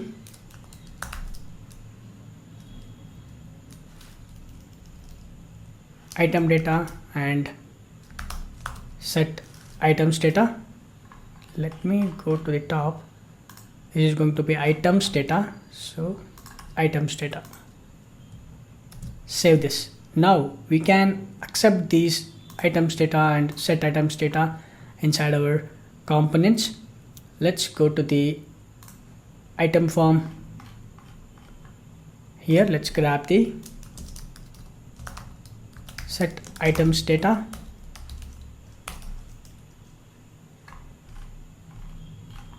Scroll down, and inside the condition, inside this 201, I'm going to check. First, I'm going to update the state, set items data.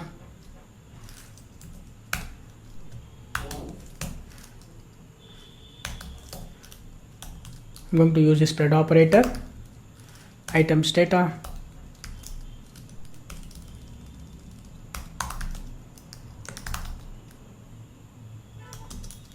Response.data. I'm going to add it, but we need to accept this items data also. Let's go ahead and accept the items data. Scroll down. Let's add the catch block as well. And also here, once we update the state, we need to set the categories as well.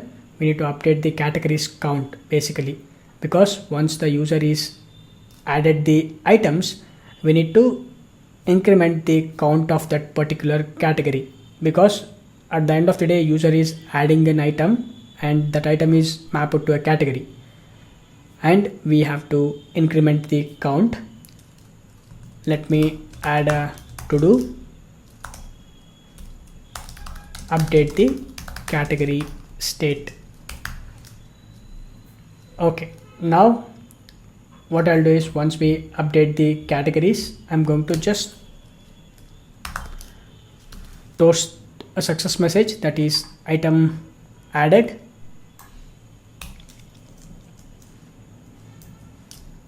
And we need to clear the form, so set data,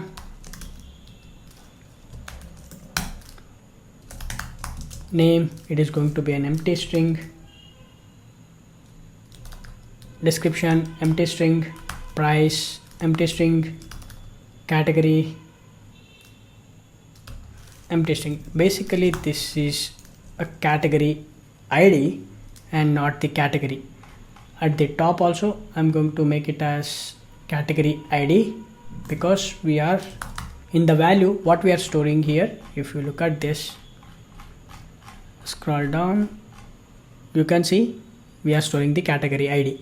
So that is why I have stored it as category ID. And next, what we need to do is, we have to write an else condition.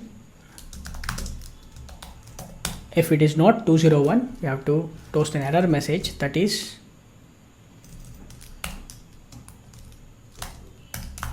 unable to add item. And in case of the catch block, we are going to log the error message, toast an error message, unable to add item. In the finally block, we are going to set the loading to false. Let's save this. Now we can test it whether we can able to add the item or not. Alright, now let's test our functionality. I'm going to add a new image, let's say keyboard, Logitech basic keyboard. Category, I'm going to select keyboards. It's $8.99. Some cool keyboard. When I click on this, let me open the developer tools so that we can verify it, and if anything goes wrong, click on this save. Boom, we got unable to add item. Some error we are getting. Let me expand this and go to the request, not the request, go to the config, whether we are sending the bearer token. Yes, we are sending the bearer token. Data, let's see what we are sending. Inside the data,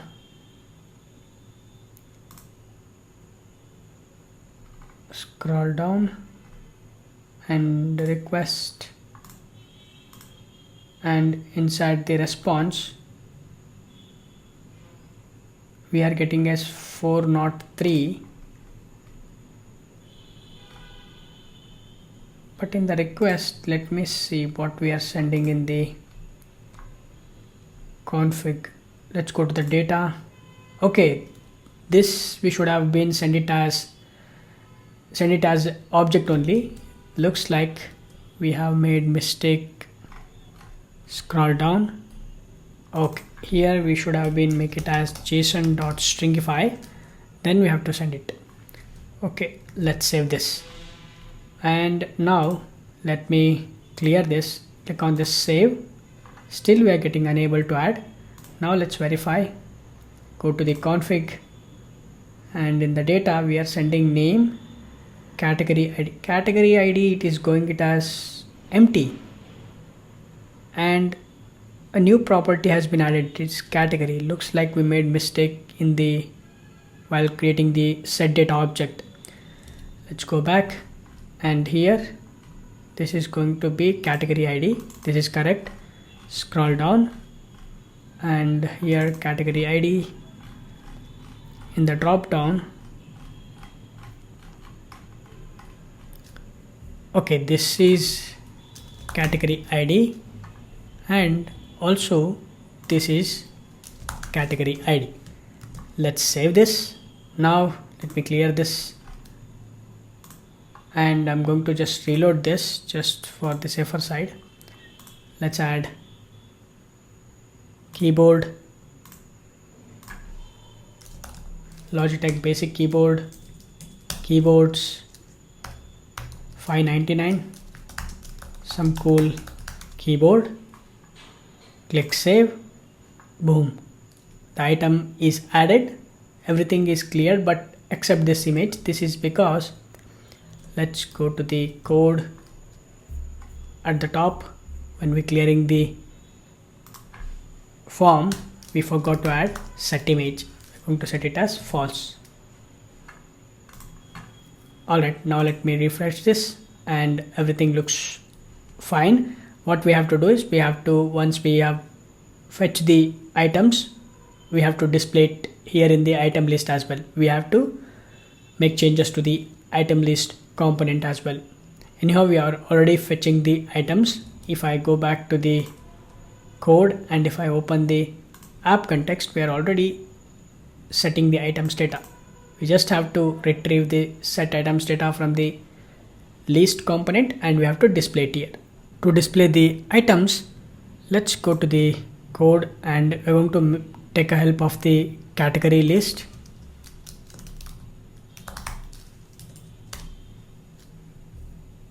Scroll down here. Let's copy the same template and go to the item list.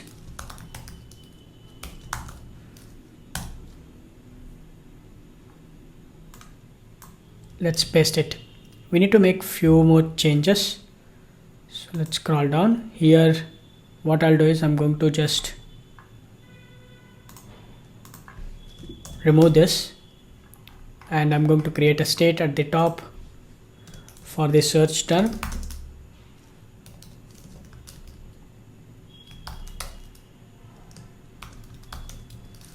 Initially this is going to be an empty string, and we are going to create a function const filtered items. We need to make a help of the items data. For that, at the top I am going to get it from the context.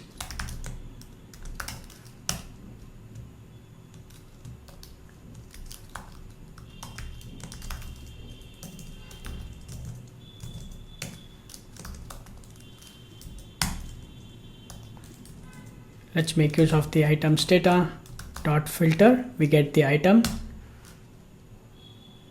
and we can return the item dot name to lowercase includes search term dot to lowercase.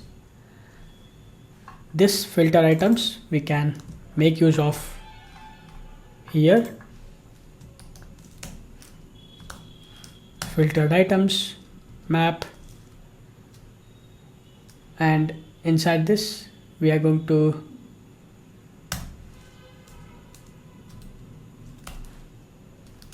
return.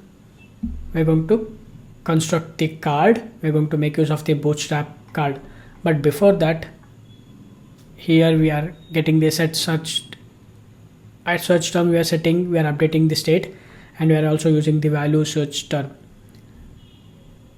Next, let me scroll down here. We will make use of this filtered items to display the cards. Inside this, first of all, what I'm going to do is I'm going to also get the index.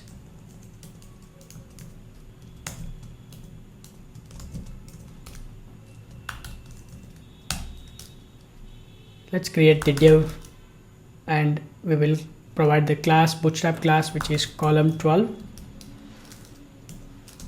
Let's add the key, which is index. Inside this, let's create a one more div with a class card and padding 3, background dark,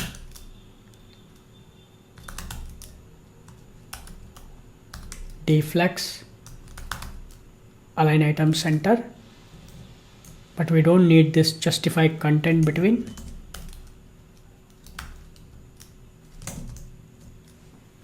Let me remove this, and inside this we need to create a first column. That first column is responsible for displaying the image. So div, I'm going to provide the class which is image or item image.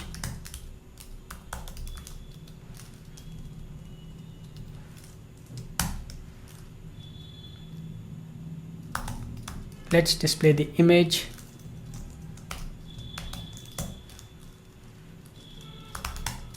Item dot image URL.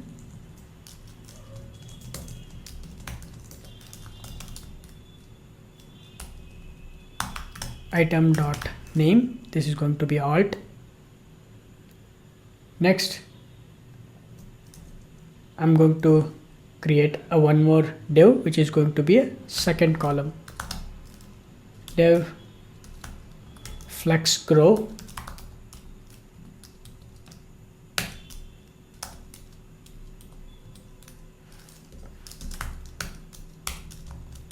Margin bottom 1. Text white. Item dot name. Margin bottom 0. text white. Let's add the text category, and we will print the category name, item dot category name, and we need to also display the number of items which are present. Let's add the span tag with a class margin bottom 0, text block badge rounded pill, text background warning, ampersand hash 8377.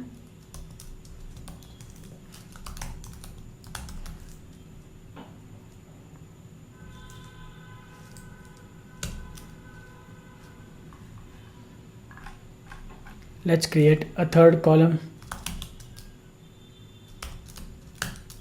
Let's create the button, basically the bootstrap trash icon we are going to add.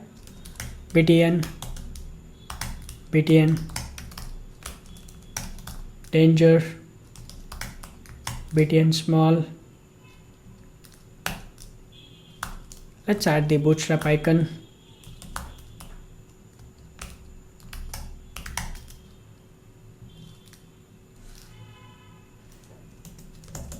We can attach the onClick event.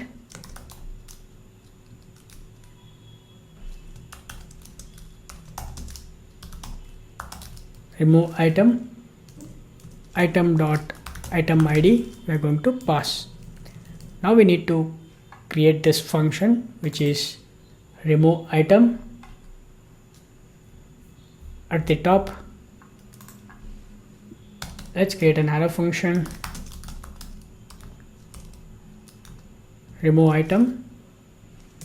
This is going to give us the item ID, and this is going to be an asynchronous function. Inside this, let's add try catch block. Let's call the function from the service which is delete item, pass the delete item ID. We get the response back, and we can check the condition. If the response status is 204,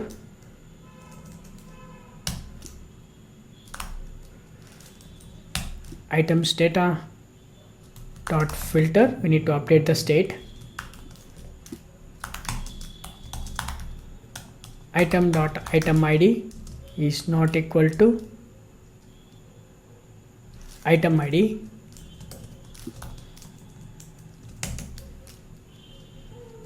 Then we are going to store that in a variable called updated items. Now this updated items, we are going to set it to the items data. So for that, I am going to grab the set items data from the context, set items data, updated items. I'm going to print a toast message, item deleted,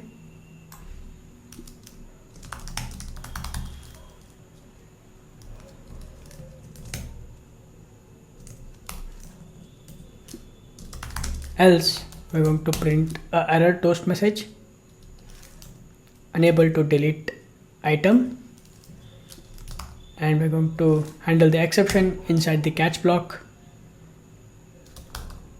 Let's print the console.error, the error message we're going to print, and toast.error, unable to delete the item.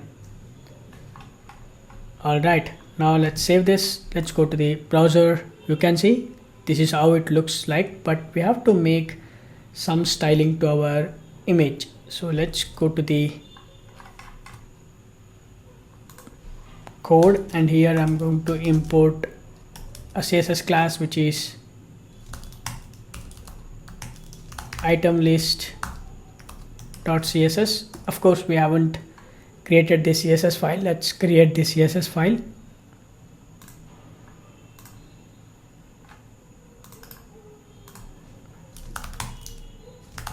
Item list.css.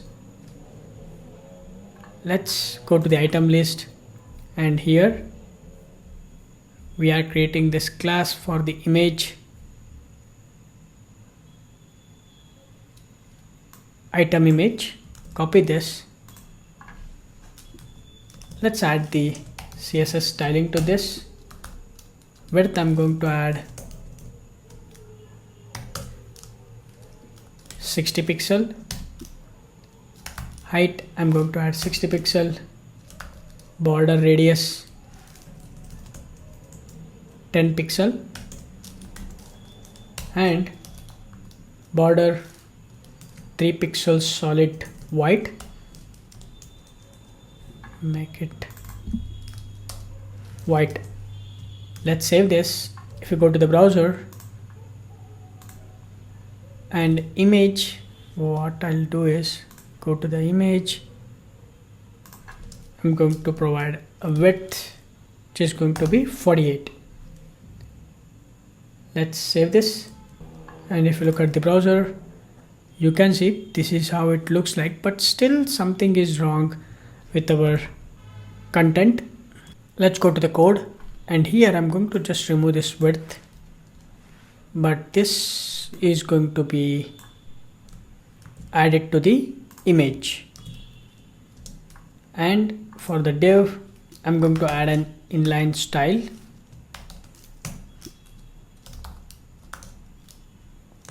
Margin right 15 pixel I'm going to add.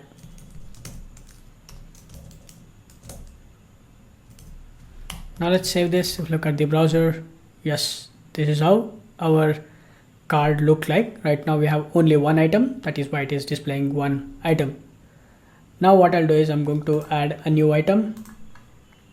Select mouse, HP basic mouse. This is going to be mouses, and let's say this is $7.99. Some cool mouse. Click on this save, and item is added. You can see it is also appearing in the list. We are updating the state.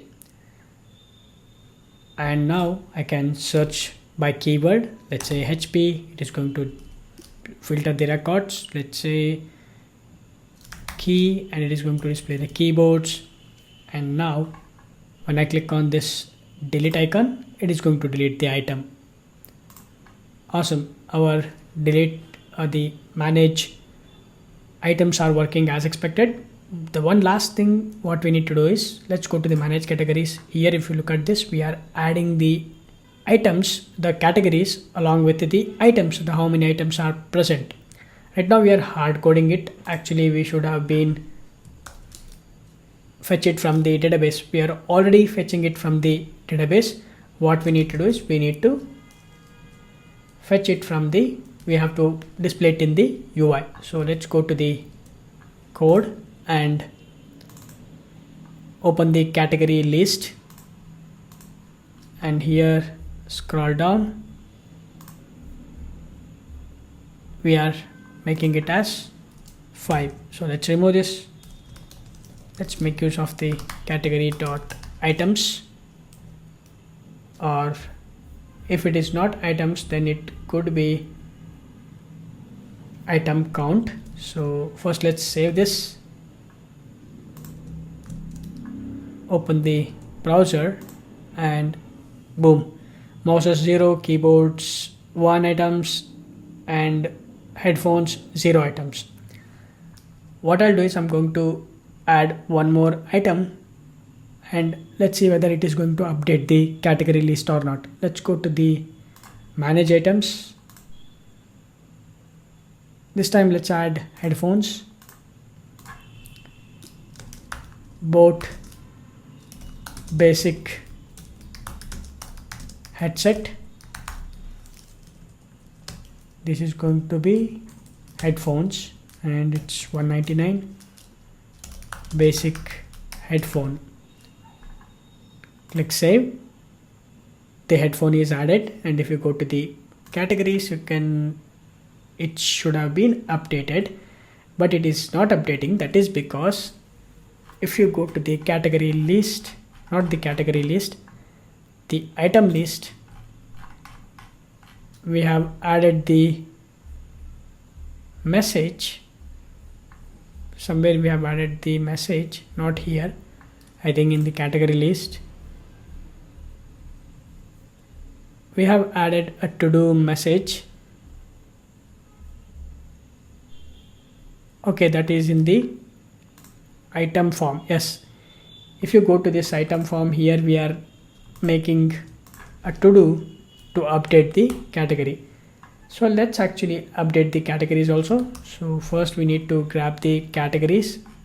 So at the top we are not grabbing it, so let's categories, and now let's update the categories. Set categories. First we need to get the previous categories,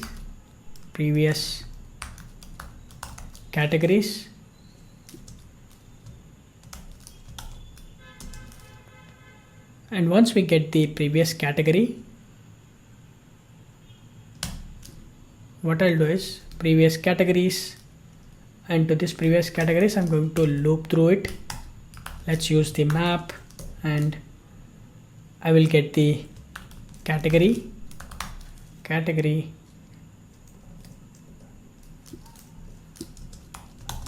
We can make use of the category dot category ID if it is equal to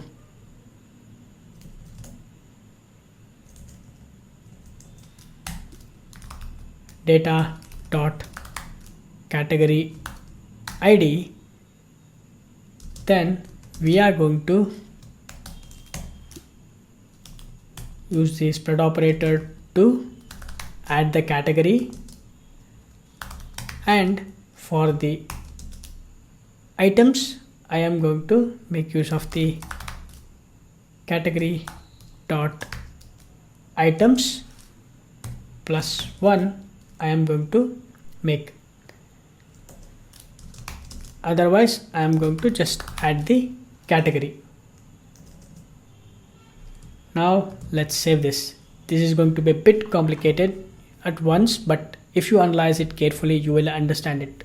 Basically what we are doing is we are just updating the count of it. So let's save this. Now let's verify it. Let me go to the, first of all I'm going to reload this, and you can see headphones is updated. Now let's go to the manage items. Let's add new item. This time I'm going to add it as a mouse, HP basic mouses, let's say 200, and some text. Click on this save, and you can see the mouse, HP basic mouse is added. It should have also been added to the categories. Let's go to the manage categories. You can see mouses 1 items, keyboards 1 item, headphones 1 item. Alright, so now we have completed all the parts, the manage items, manage categories, and manage users. Next what we need to do is we have to concentrate on this explore part. Here we have to display the categories and items, and user can add the items to the cart, and we can make a payment, and we can complete our project. Now let's focus on the logout functionality. Once the user is logged in, we have to display an icon, the user icon, and on click of this user icon we have to show some items in the drop down, and also we have to display the logout item inside that drop down. Let's do that. Let's open the project explorer, and I have already added the profile.png. We're going to make use of this. Open the assets.js. Let me import it. Profile from profile.png. Let's add this to the assets object profile. Let's save this. Let me close this. Next, let's open the menu bar. Let me expand this, scroll down, and here we are going to create the drop down for the user profile as I commented out here. Let's do that. First of all, we're going to create an unordered list with the classes, the bootstrap classes, nav, and I'm going to add few classes, which is margin, bottom, and everything we are going to add.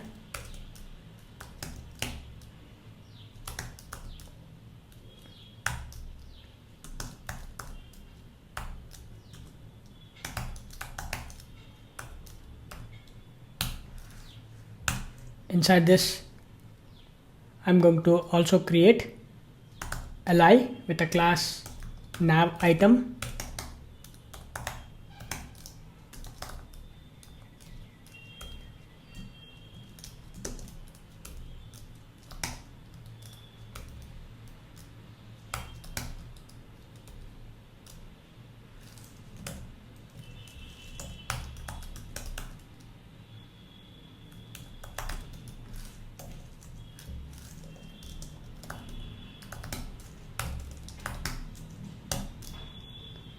Create an anchor tag with the class navlink and drop down toggle.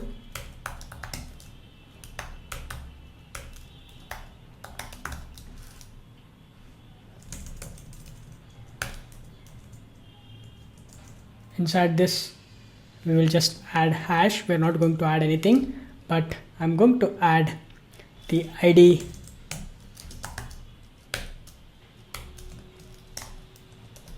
navbar dropdown.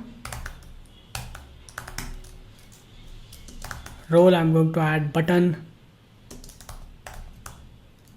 data, bootstrap, toggle.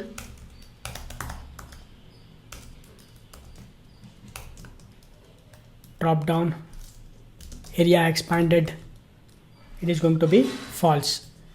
Inside this, let's add the image attribute, the image tag, and for the src, let's use assets.profile,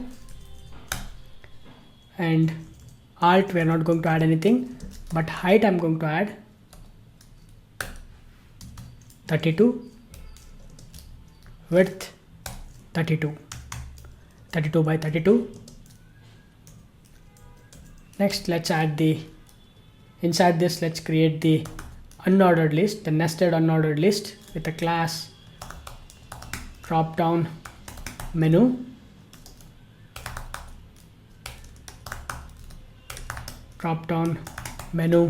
end. We'll also add area labeled by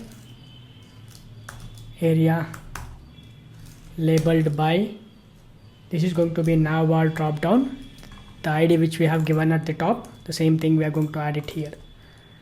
And inside this unordered list, let's create the list. Inside this, let's create the anchor tag with a class drop down item, and href we are not going to add anything. Let's add settings. Later we can change it as per our requirement, but for now let's add settings. We'll also add activity log,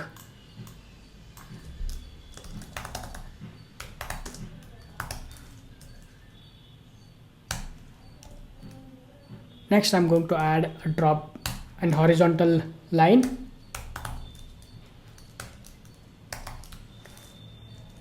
To this I'm going to add the class name, which is going to be drop down divider.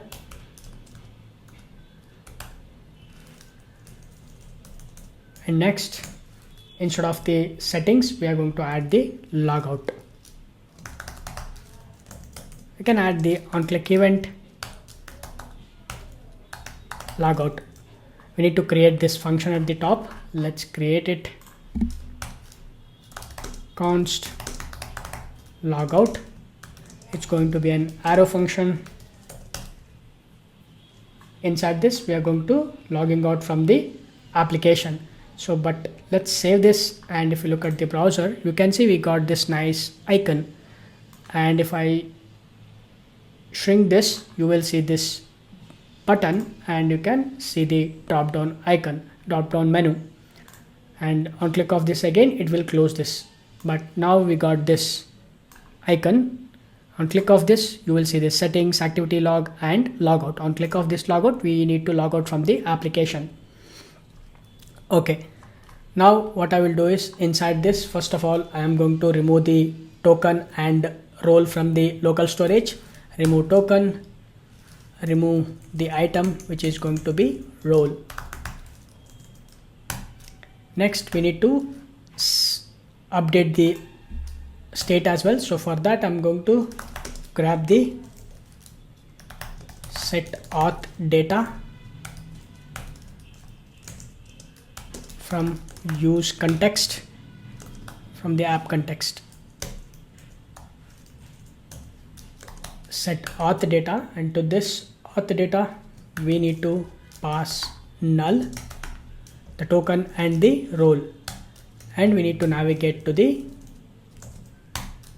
login page. For that, I'm going to use navigate hook.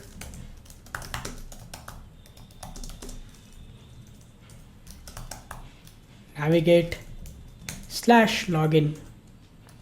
Save this. Now, right now, if you inspect this, inside our storage, we have the token and role. Now, I'm going to click on this logout, and you can see we are logging out and we are inside the application. I mean, like, we are in the login page, and we have removed the items from the local storage. Now we can log in back, Bhushan at example.com. 1 2 3 4 5 6 and click sign in. We are logging in, role and token are storing it in the local storage. But if you look at the users are displaying, but categories is also displaying, and manage items, which is also displaying. But one more thing what we need to do is, let me go to the app context, and let me open the app context. Inside this, inside the use effect hook, we need to actually set this auth data. We need to update the state. So what we need to do is, we have to first check a condition. If local storage dot get item token is present and local storage dot get item role, if both are present, then we need to set the auth data. We need to set the auth data, and we are going to make use of the local storage dot get item token and local storage dot get item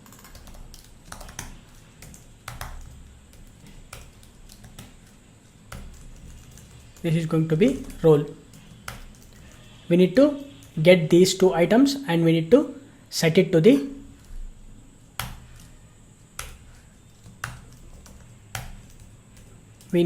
set this to the auth data. This is going to update the state. Let's save this. Now, even if I reload this, everything works as expected. The categories, items, users, and user can log out, and again user can log in back.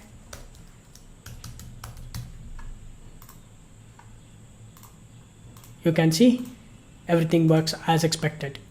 Alright, now we have completed the logout functionality. We can continue with the explore.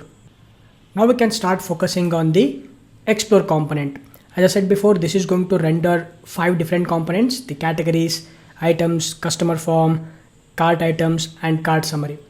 Let's start creating those components first. Open the project explorer. Inside the components, let's create a new folder. This is going to be display category. Create one more folder. This is going to be display items.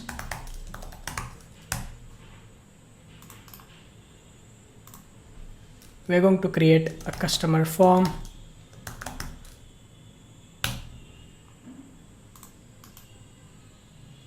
Next, we're going to create the cart items.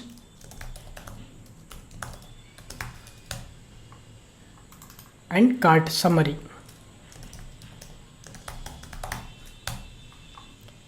Let's start creating the JSX files.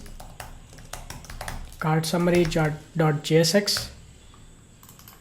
Let's create the cart summary.css. Inside the cart summary, let's actually import the cart summary.css and let's create the functional component.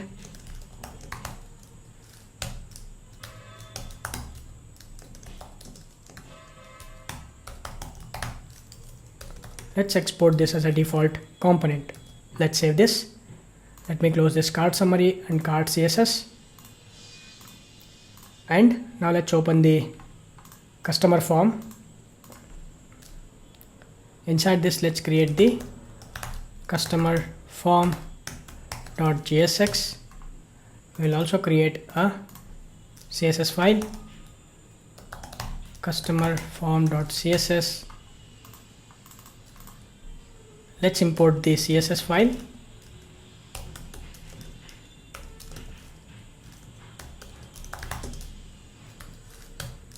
Let's create the functional component.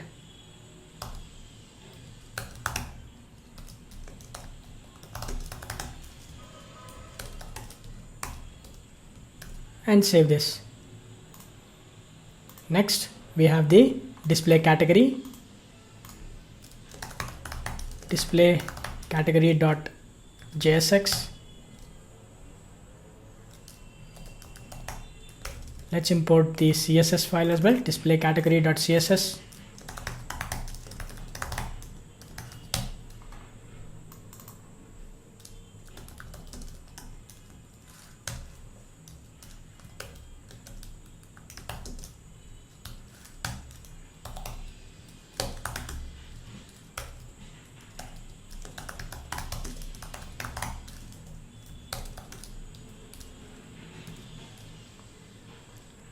Next, let's open the display items, create a new file, display items.jsx, display items.css,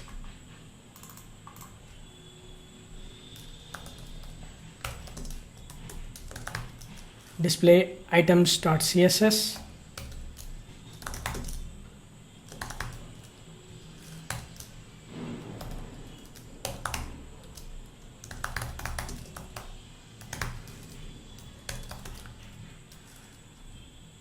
and display items. And finally, we have the cart items. Create cart items.jsx, cart items.css. Let's import the cart items.css and const cart items.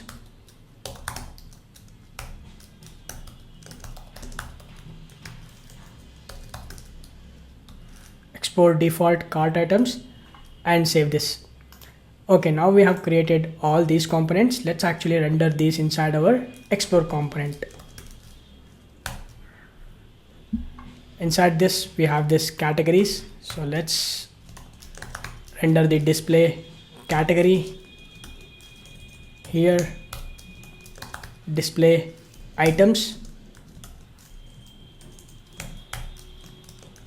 customer form, cart items, cart summary.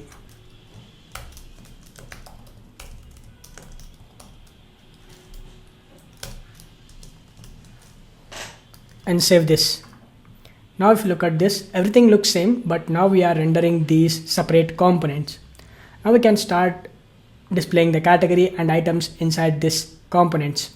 Now this display category is responsible for rendering one more component, which is the category, the individual category.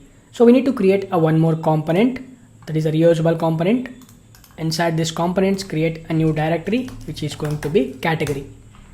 Under this, create a new JSX file, category.jsx, and let's create the CSS file, category.css, and inside this let's create the functional component.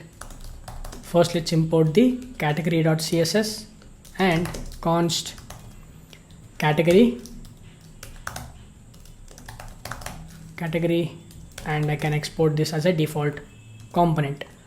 So let's close this, and inside this category we need to pass the categories.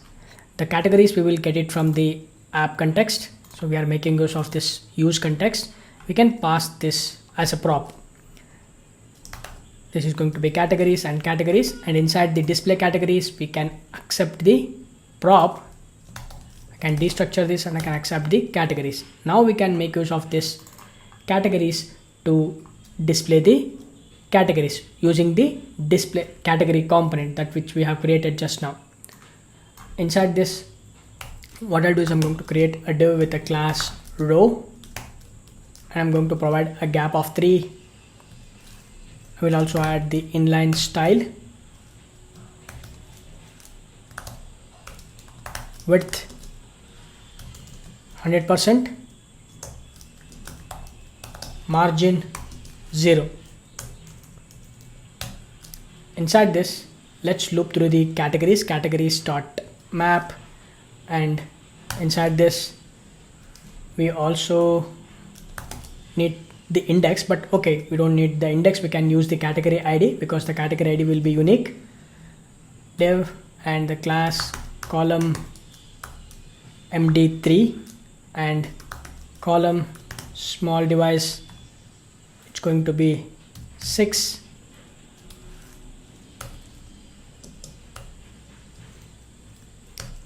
And inside this I will also add key, that is going to be category.category ID.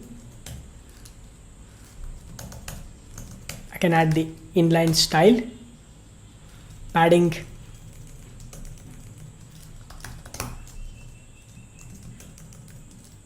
0,10 pixel, and inside this now we need to render the category. So let's render the category component, and to this category component we are going to pass a bunch of props. The first one is category name, category dot name. Next we will pass image URL. This is going to be category.img URL. Number of items, it is going to be category.items. Next, background color, category.bg color, and we will also pass selected, but that we will do it later. And also we need to pass one more property, which is one more prop, that is on click. The selected and on click we will pass it later, but for now let's save this. Now let me look at this one more time. The display category is responsible for rendering the category name, image URL, number of items, and background color, and this category should accept those props. Let's go to the category, and inside this let's accept those props, the category name and image URL, number of items, background color, and inside this we can start designing the category component. Inside this, let's make use of the div with a class d flex, align items center,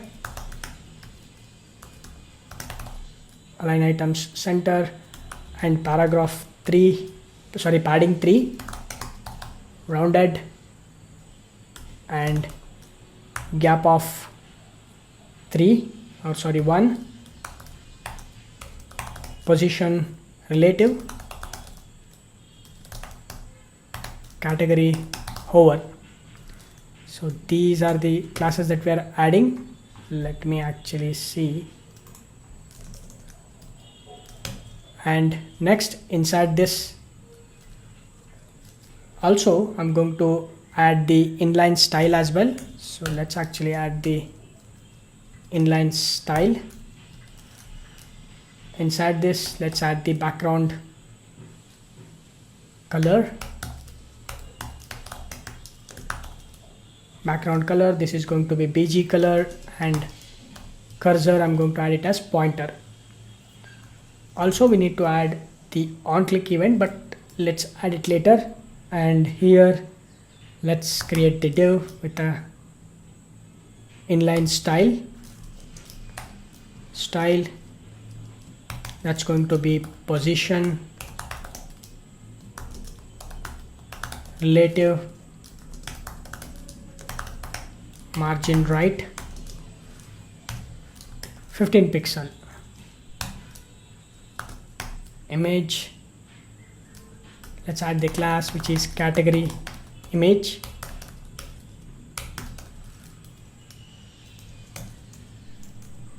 and for the source let's add image URL, and for the alt category name let's add. And finally we are going to create one more div. Inside this let's add heading tag, the h6, the class name, text white, margin bottom 0. Let's make use of the category name. Let's add the paragraph with the class name, text white, margin bottom 0.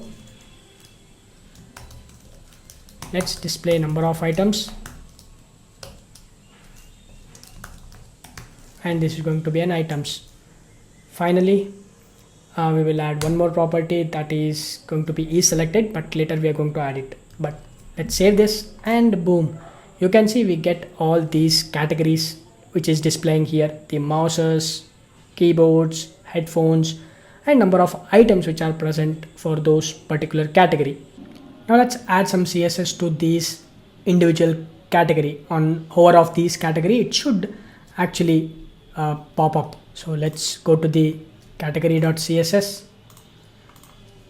and inside this let's add the custom styling, that is category hover.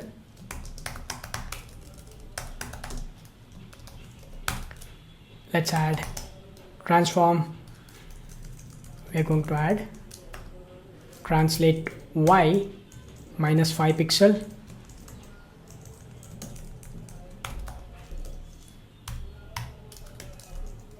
next transition transform 0.3 seconds ease I'm going to add. Next box shadow 0,4 pixel and 8 pixel, and I will add RGBA, that's going to be 0,0,0,0.2.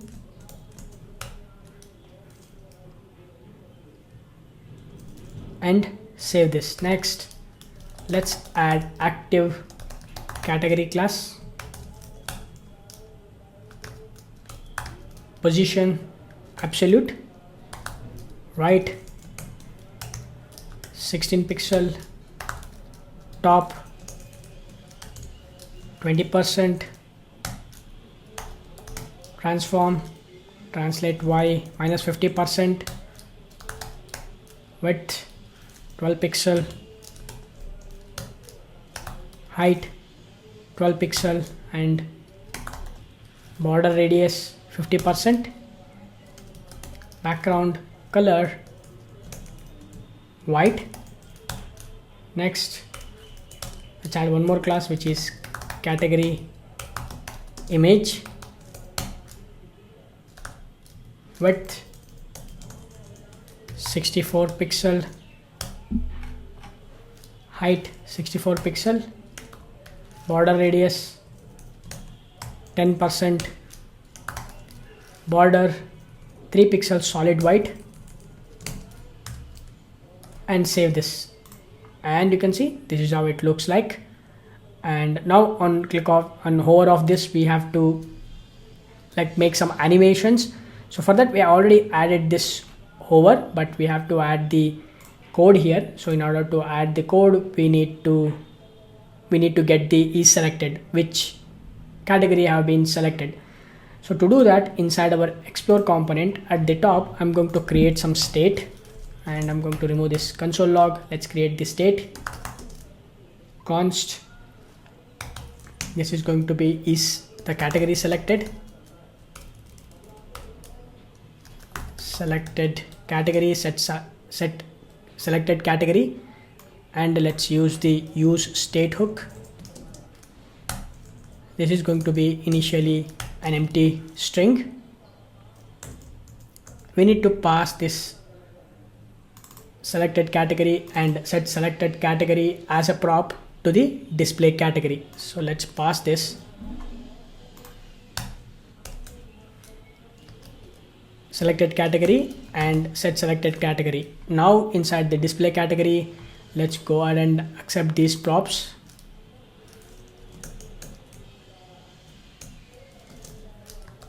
Selected category and set selected category. So these are the props that we are accepting, and now we can pass these to the category as well. So inside the category, let's pass is selected. We are going to pass selected category is equal to category dot category ID, and on click, and to this on click we are going to set the selected category dot category ID we are passing. Now we can inside our category, we need to accept those props. One is selected, and on click. Now we can make use of the on click event on the after this style. Let's attach the on click, and also at the bottom let's make use of the is selected, and let's create a div. If it is selected, let's add the class which we have created, which is active category,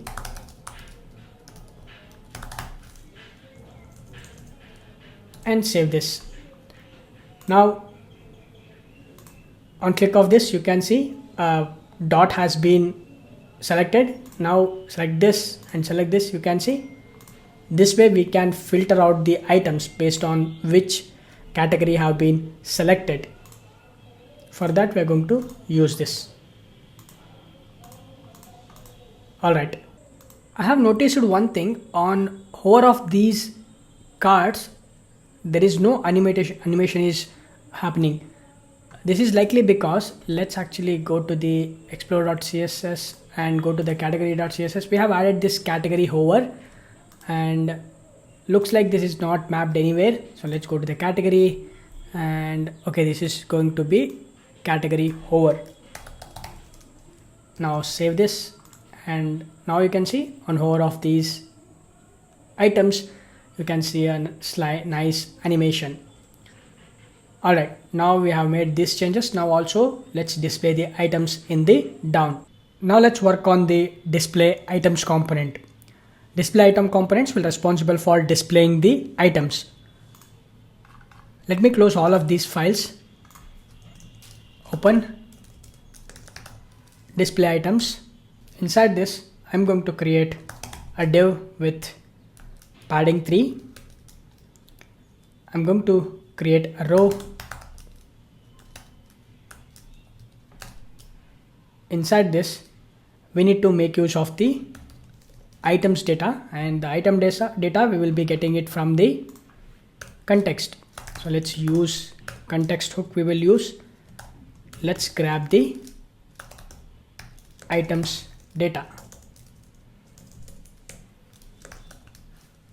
app context. Now let's make use of the items data map, and we get the item and index. Now let's make use of the div. Let's pass the key. This is going to be index. Let's add the bootstrap classes. We're going to use the column MD4, the 4 cards.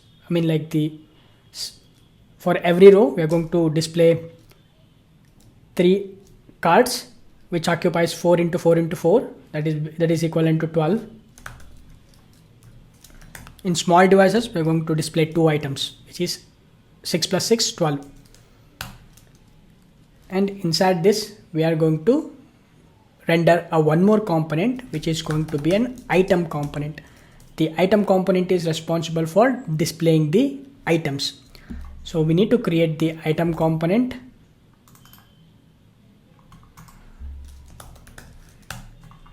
Let's create a new folder. Inside this, create a new JSX file, item.jsx, and create a new CSS file as well, item.css. Now let's import this CSS file inside the item.jsx.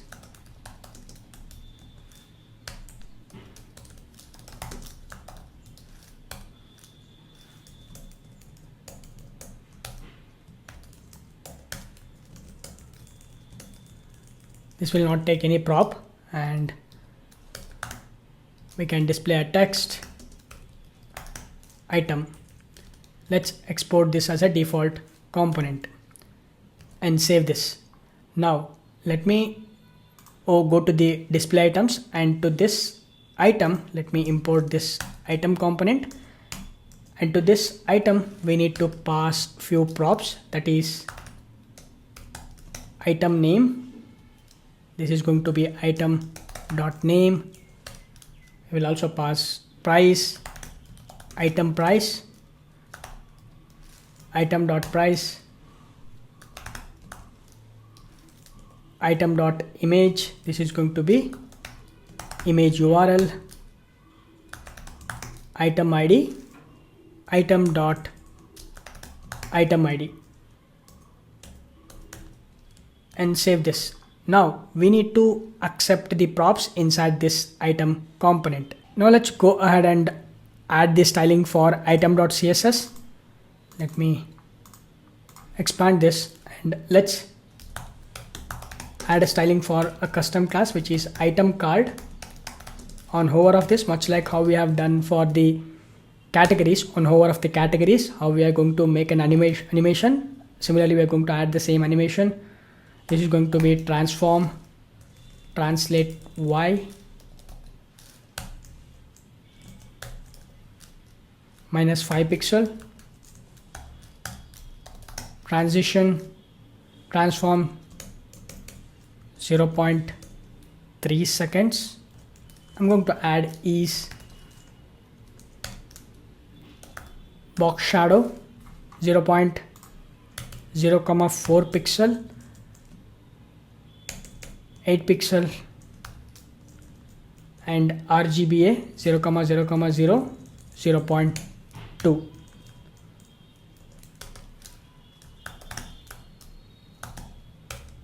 Item image I will add. Let's add width, which is going to be 80 pixel,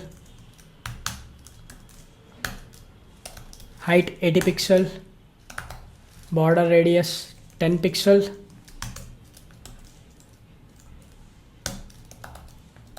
border 3 pixel solid white, and save this. Now let's go to the item.jsx. Now we can accept the props. This is going to be item name, item price, item image, item ID. Inside this, we can design the item component.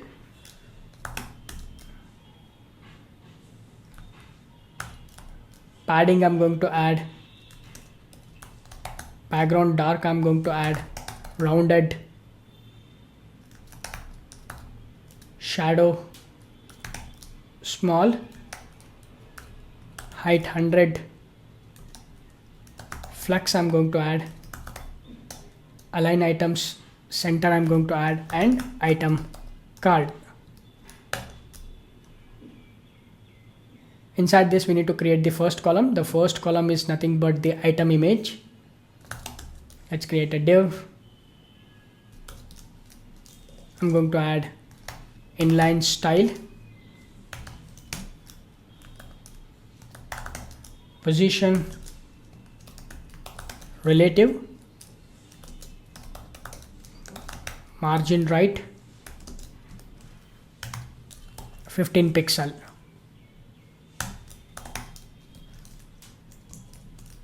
Now I'm going to add the image, item image,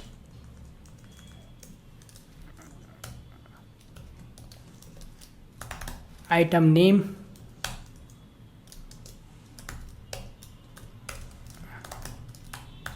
item image, the custom class name I'm going to add.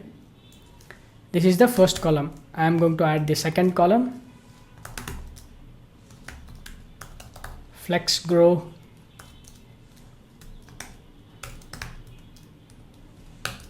inside this I'm going to create a heading tag h6, margin bottom 1, text light. Let's add the item name, margin bottom 0, font weight bold, text light, item price, and we need to add the Indian currency we need to add. So to do that, what I'll do is I'm going to just, either we can use the HTML code or we can use the rupee symbol. You can just add this rupee symbol. Next, create a third column which is responsible for displaying the icons, which is the increment and decrement quantity. I'm going to add the class deflex, flex column, justify content between, align items center,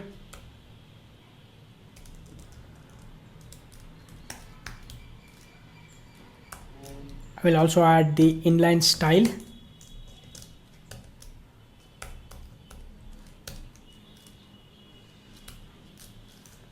inside this I'm going to add height, which is going to be 100%.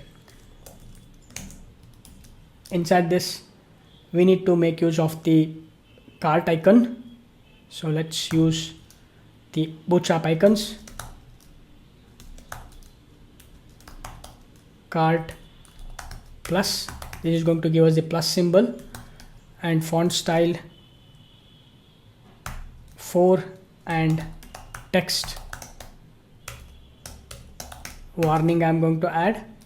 This will give us the cart icon, which is a plus symbol, and I'm going to add button dot btn success, btn small.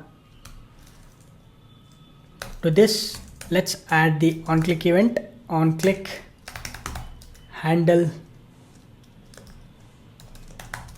add to cart. We're going to create this function in just a bit, but before that let's create the icon. So bootstrap icon, bootstrap plus, and save this. And we got this error, and what I'll do is first I'm going to just remove this just to see how it looks in the UI. Save this. Now if you look at this, this is how it is going to look, and on hover of this you will see the nice animation. And alright, this is what we wanted to create. Now on click of this, any of this item, it has to add it to the cart items.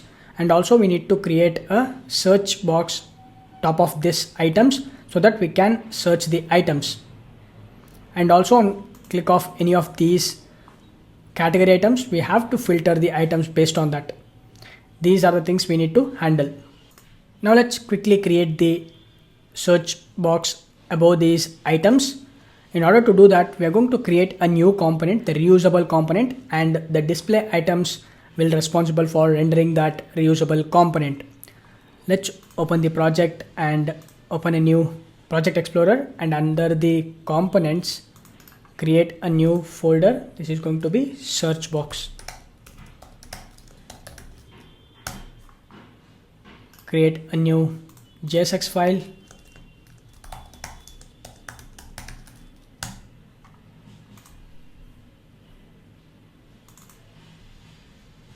Let's create the functional component.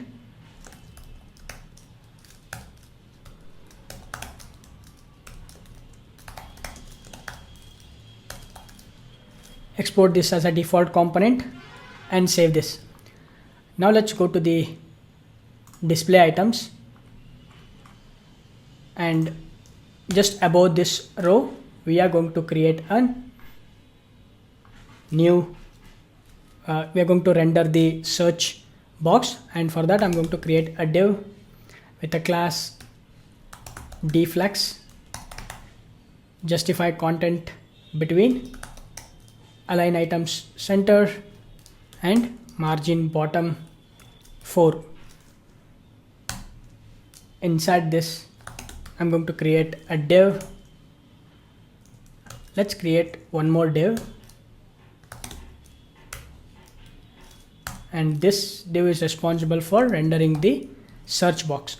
And to this search box we are going to send a prop which is on search, and to this we are going to set a function set search text. Let's create this state at the top. I'm going to create const search text, set search text, and this is going to be an empty string initially. And now we can make use of this search text and set search text to search the content for the items. For the given text we can search the items. And also I am going to create a function const filtered items, and we will make use of the items data to filter the records. Filter item, each time when we loop we get the item. I'm going to write a condition if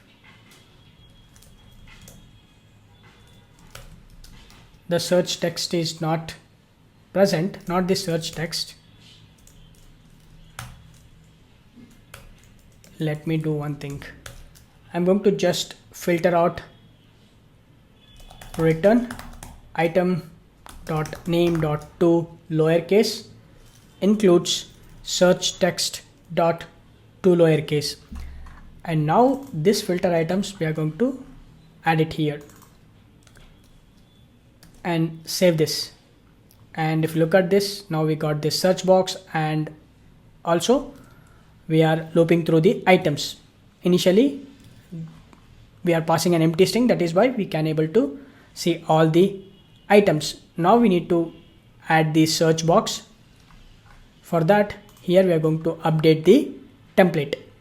Inside this search box component, first let's accept the prop that is going to be on search. Next we are going to create a div with a class input group, margin bottom 3, input type is text, class name form control, placeholder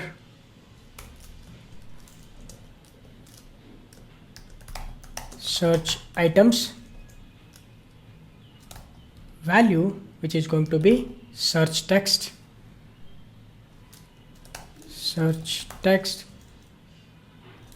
at the top I'm going to create a state, and before that let's actually complete this. On change, I'm going to create a handler function, handle input change. Now at the top, let's create the state const search text and set search text. Initially this is going to be an empty string, and now let's create the arrow function const handle input change. This will take the event as a parameter, and let's get the value from the text box using e.target.value. We get the text. Now we are going to update the state, set search text, and we're going to pass the text, and then we're going to call the on search. To this we will pass the text. Basically we're going to notify it. And next I'm going to create a span, because we wanted to, after this input, because we're using an input group, I want to add the icon, bootstrap icon. So let's add the span input group text background warning bootstrap icon bootstrap search. Save this. Now if you look at this, you can see now we got a nice search box, and I can search the items. Let's see that whether it is going to filter the records or not. I'm going to click HP. You can see it is going to filter this. OAT, you can see OA, you can see, and when I click on T, both OAT, which contains the text, and it is going to display it, and it is going to filter it out. Alright, but now when I click on this headphones or keyboards, it has to filter actually. So let's actually handle that also. So in order to handle that, what we need to do is, let's go to the display items. Here what I'll do is, I'm going to cut this, and inside this I'm going to write a condition if selected category. We need the selected category, and we're going to accept the prop that is going to be selected category. We yet to pass the selected category for the display items, but for now let's accept the selected category. And if the selected category is not present, if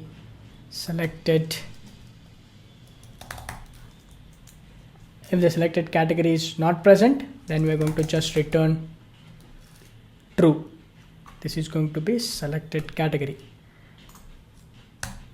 If it is present, what we need to do is, we need to return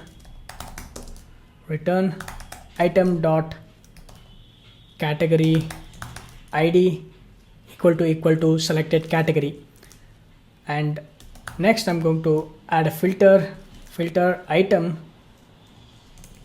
I'm going to paste the code which we have cut, item.name, 2 lowercase, and we are going to convert that into a search text into a 2 lowercase, and we're going to check whether do we have any text items present in the title of the or name of the item.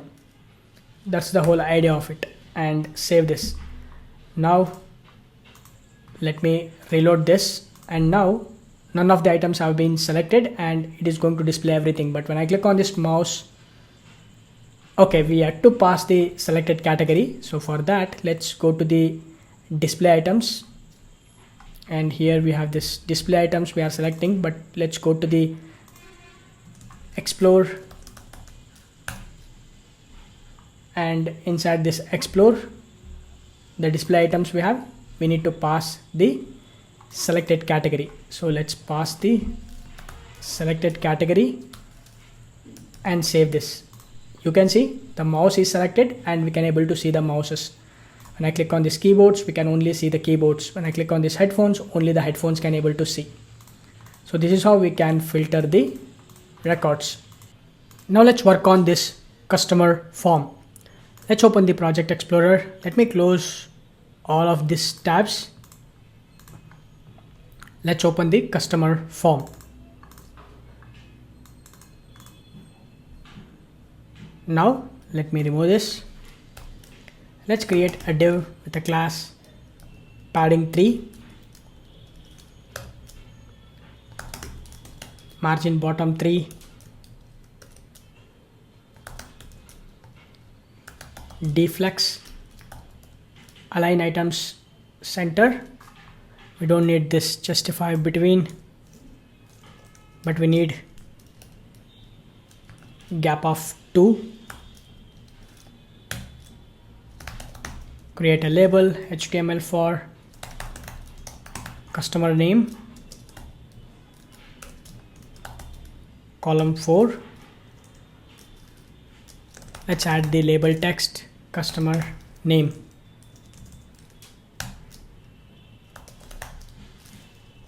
Input type text, class name,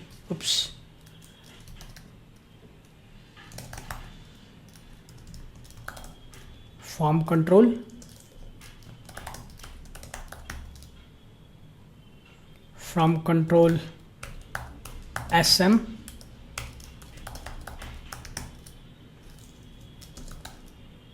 ID, customer name. We can also add name, but name is not required. The ID is enough. Later we're going to add the onChange event and value property as well. But for now, let me copy it again. Or what I'll do is I'm going to create a one more div.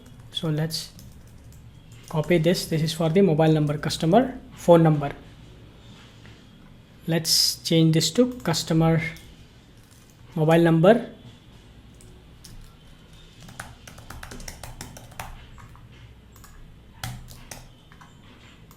The HTML for, let's change this to mobile number,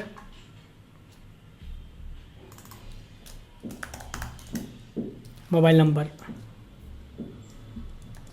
Save this. Now if you look at the browser, you can see we have this nice customer name and mobile number. On click of this, it is going to automatically focus the text box.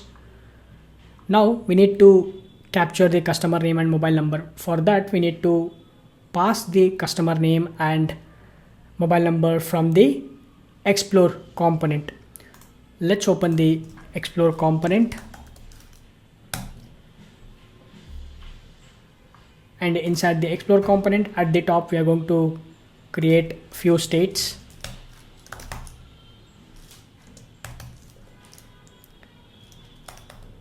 Customer name, set customer name. This is going to be an empty string.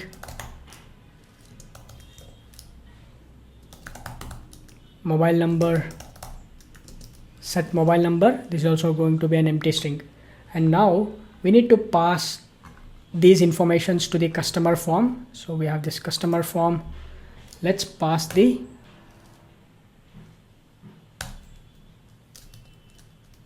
props, which is customer name. This is going to be customer name, mobile number, set mobile number, set mobile number, set customer name, and set customer name.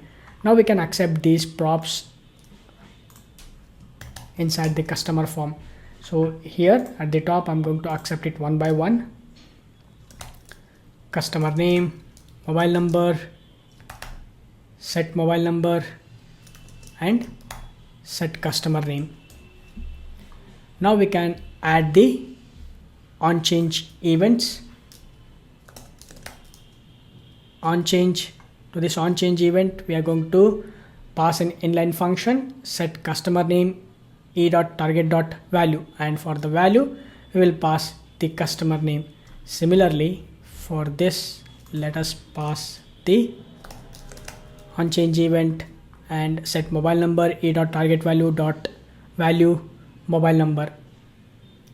Okay, now we are capturing the details. Next, what we need to do is, let me close this, and next we can focus on the cart items and cart summary. Now we can work on this cart items component. The cart items component is responsible for displaying the cart items. When the user click on this plus icon, we need to add items to the cart items. To do that, we need to work on this item component. We need to attach an on-click event to this item, and we have to add the items to the cart items. So to do that, I'm going to create functions inside the global state, which is the app context, and we can pass those functions into all of these components. Let's open the app component, not app component, app context. And at the top, I am going to create a function. This is going to be add to cart. This is going to be an arrow function, and it will take the item as a parameter. And also at the top, I am going to create a state for the cart items. Cart items, set cart items. This is going to be an empty array. Inside this, I am going to make use of the cart items dot find. I'm going to find the item because I wanted to check whether is it an existing item or it is a newly item. For that, I'm going to make use of the find method, and to this way, let's pass the cart item. And I'm going to make use of the cart item dot name is equal to item dot name. If it is equal, then I'm going to put it in an existing item. So const existing item. Now I can check for the condition. If it is an existing item, then I need to update the cart items, set cart items, remove this, and to this set cart items, I'm going to make use of the cart items dot map. Let's take the cart item as a parameter, and cart item dot name is equal to item dot name. If it is same, then I need to use the cart item. I should set the quantity, that is going to be cart item dot quantity plus 1. We need to make increment to 1 because that's an existing item. We have to increment it by 1, else we are going to add the cart item. Else, if it is not, then if it is not an existing item, I'm going to write set cart items. We need to just, I'm going to use the spread operator to copy the cart items.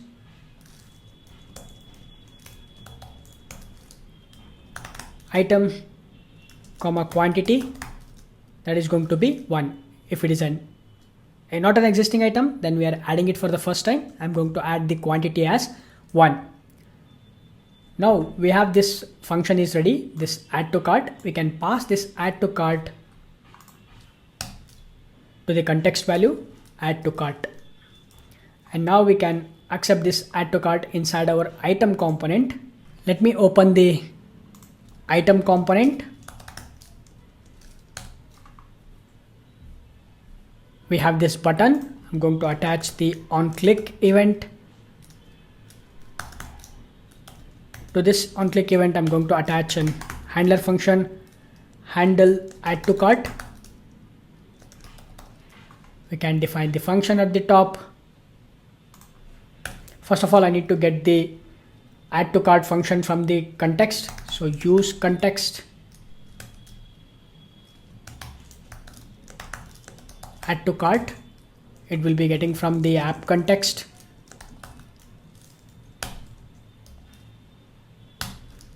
Next, let's create the handler function, handle add to cart.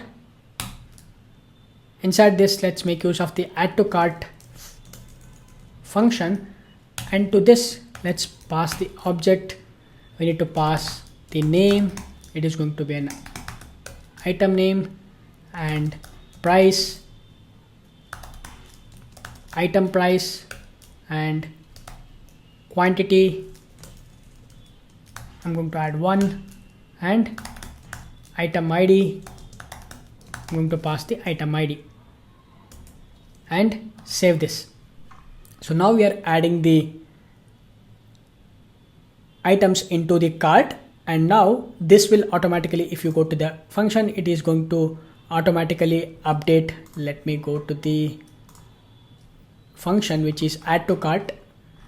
This is going to update the cart items, and we can print the cart items anywhere in our application, and we can verify it. So for this, I'm going to pass the cart items as well, cart items, and save this. Now let's go to the cart items component. Here at the top, I'm going to accept the const cart items, use context and app context. Let's import this. I'm going to print the cart items. I will also print a text from cart items component and save this. Now I'm going to open the developer tools, and let me reload this. We are getting some error, that is in the somewhere in our application we are getting some error. That is fine, as long as it's not crashed, that's completely fine. What I'll do is I'm going to just add this, and it should display the cart items component. It should have been added to the cart items. Click on this, you can see we have added the Logitech basic keyboard, which is $5.99, and quantity 1.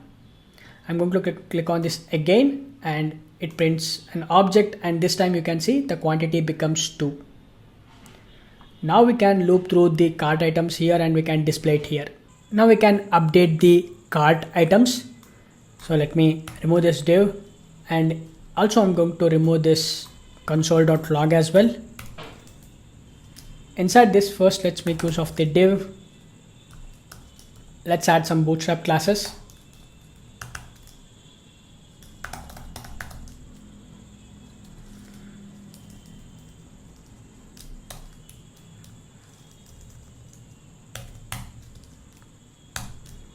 Inside this, let's create we can first check whether the cart items length, cart items dot length, if it is equal to 0, then we can display a message saying that your cart is empty. Let's add the paragraph tag.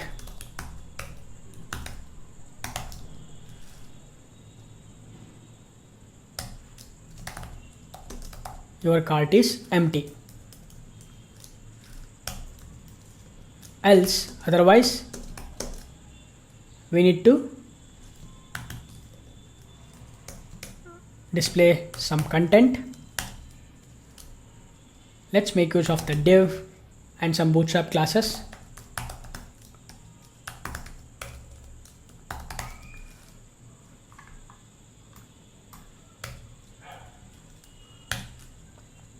Inside this div, let's loop through the cart items. Each time when it loop, it gives us the item and the index.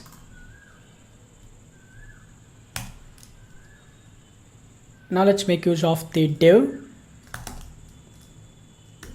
Let's add the bootstrap classes cart item, margin bottom 3, padding 3, background dark, rounded corners. We need to add the key as well. That is going to be an index. Inside this, let's create a div, and we'll add some bootstrap classes. Justify content between, align items center, margin bottom 2. Let's add the heading, which is going to be in h6, margin bottom 0, text light. Let's add the item.name. Let's create the paragraph, margin bottom 0, text light. We need to add the Indian currency. Either we can use the HTML attribute or we can just add this rupee symbol. We can make use of the item.price. We need to multiply this with item.quantity. To fixed, I'm going to add the 2 decimal places. I'm going to use 2 fixed and 2. Next, I'm going to create a bottom row. So the bottom row is responsible for displaying some other content. I'm going to create a div with some bootstrap classes, deflex, justify content between, align items center,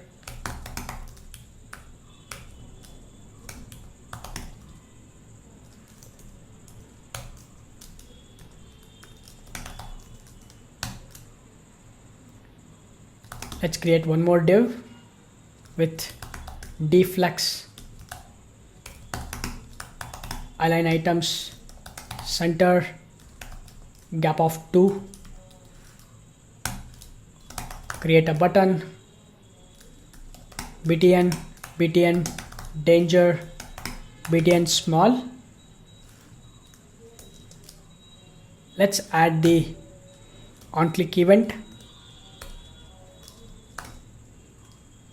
on click, and to this on click, okay, we can add the on click event later because we had to define the functions for this, but I'm going to assign this, I'm going to add this disabled, the cart items, not the cart items, the item.quantity,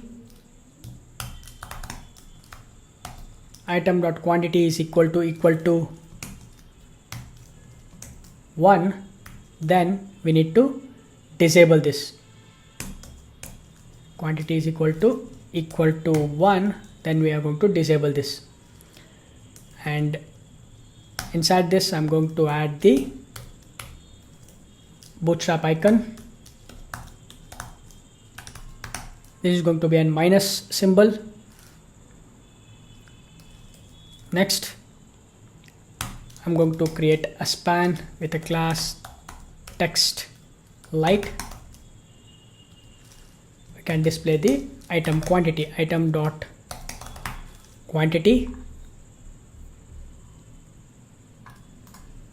and after this span I'm going to create a one more button btn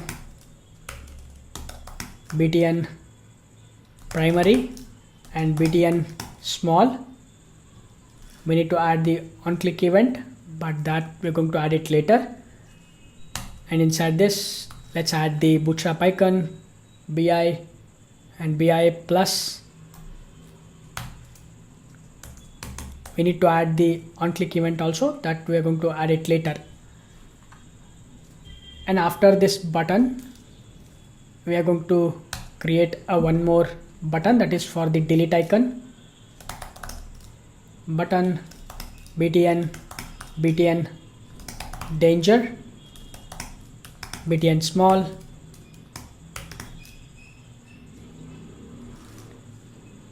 and let's add the inline style. I will just add the width auto. Inside this button, let's create the bootstrap icon, and bi trash,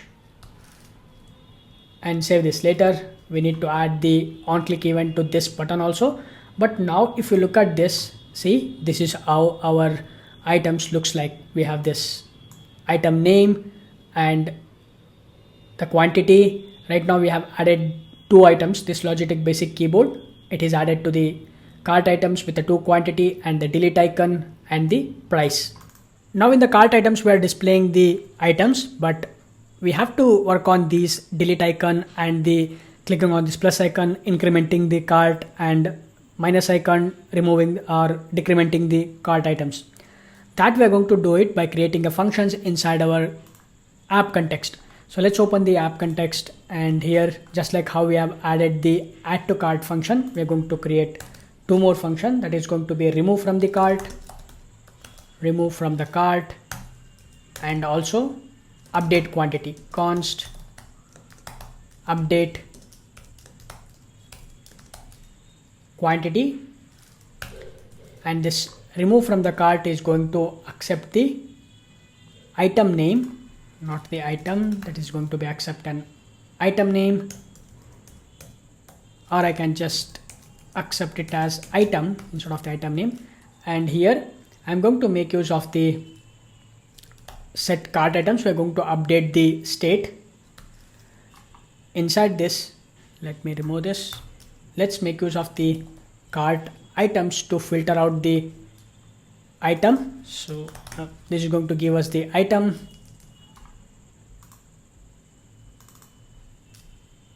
Or I can make it as object, or I can even make it as item.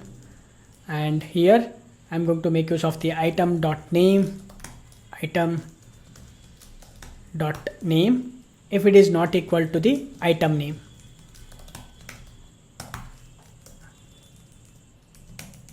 This is going to be item name, or even we can use the ID as well. The ID we can accept. So let's use item ID, and item is not equal to the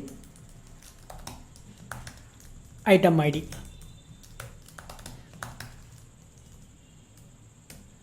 Now we are using this item ID, we are updating the cart items, we are updating the state, and inside the update quantity, this is going to accept the item name and new quantity. Instead of this item name, let's make it as item ID, and inside this, let's update the cart items. The state we are going to update. Let me remove this, and let's make use of the cart items dot map. This will gives us the item, and we will make use of the item dot item ID is equal to item ID. If it is same, then we are going to add the item with a new quantity, otherwise we are going to add the item. Let's save this. Now we are completed this update quantity and remove from the cart. We need to pass it to the context value. Remove from the cart, update quantity. Let's save this. We can use these two functions inside our cart items. So let's open the cart items, and here I'm going to grab the necessary functions, that is going to be remove from cart and update quantity. Now we can attach these functions into our buttons. So at the down we have the buttons. So let's add the functions. The first one is this button, where the quantity is equal to 1. To this we are going to attach the onClick function. To this we are going to call the update quantity function. To this we will pass the item dot item ID and item dot quantity. I'm going to decrement it by 1 because the user is clicking on this danger button, which is nothing but the minus, and we are decrementing it. Similarly, we have one more button, the primary button. So for that, we are going to again call the same function. We have this button and this primary button. For this also I'm going to attach the onClick event. For this onClick event, we are going to pass an inline function,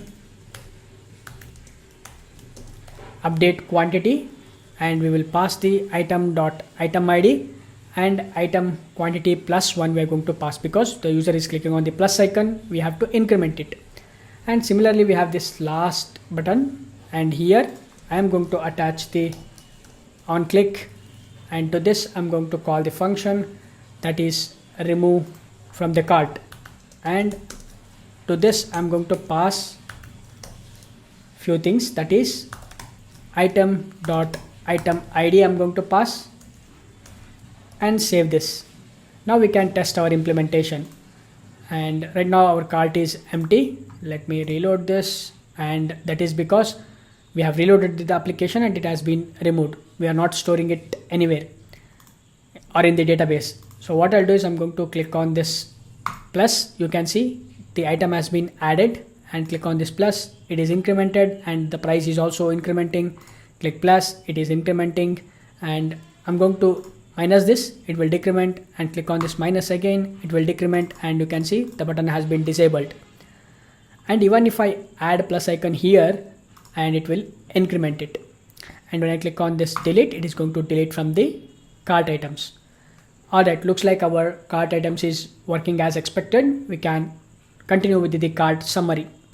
Let's update the cart summary. So to update the cart summary, what I'll do is let's open the Explore, and first of all we need to pass the same information which we are passing to the customer form, because that is the where we are going to generate the receipt and we are going to make the payment. So let's pass the same information to the cart summary also. And now inside our cart summary, we need to accept the props. At the top, I'm going to accept the customer name and mobile number, set mobile number, set customer name. All these we are going to accept, and I'm going to get the cart items from the app context. Use context. Let's grab the cart items because we have to calculate the total and everything.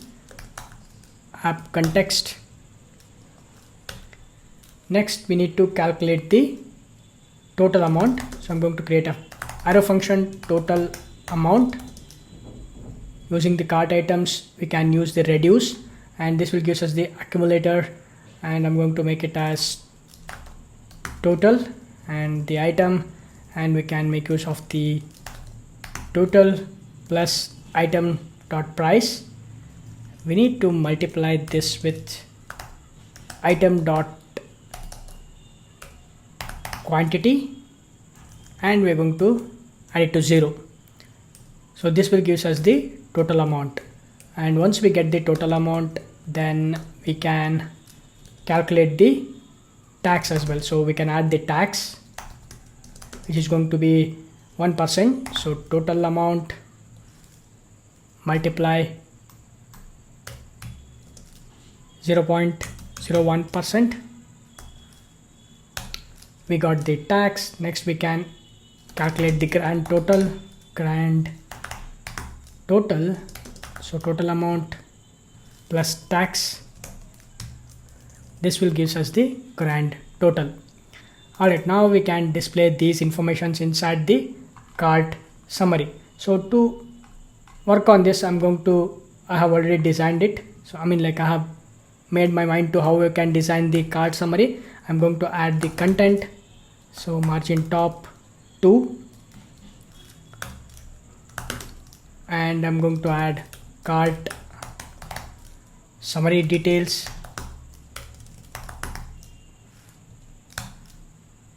Next, let's add the flex, justify content between, and margin bottom 2. Let's add the class text light, item, and also we're going to add the total amount. The total amount, we're going to get it from the top. Total amount, let's add 2 fixed. We're going to print 2 decimal places. Along with this, we will also need to add the currency symbol. I'm going to add the currency symbol. I'm going to create one more div, deflex, justify content between margin bottom 2. Let's add span, text light. We can add the tax. Oops, let me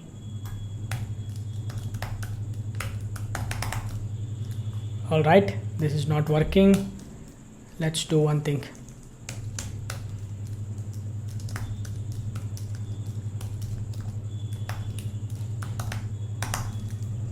We can print the tax.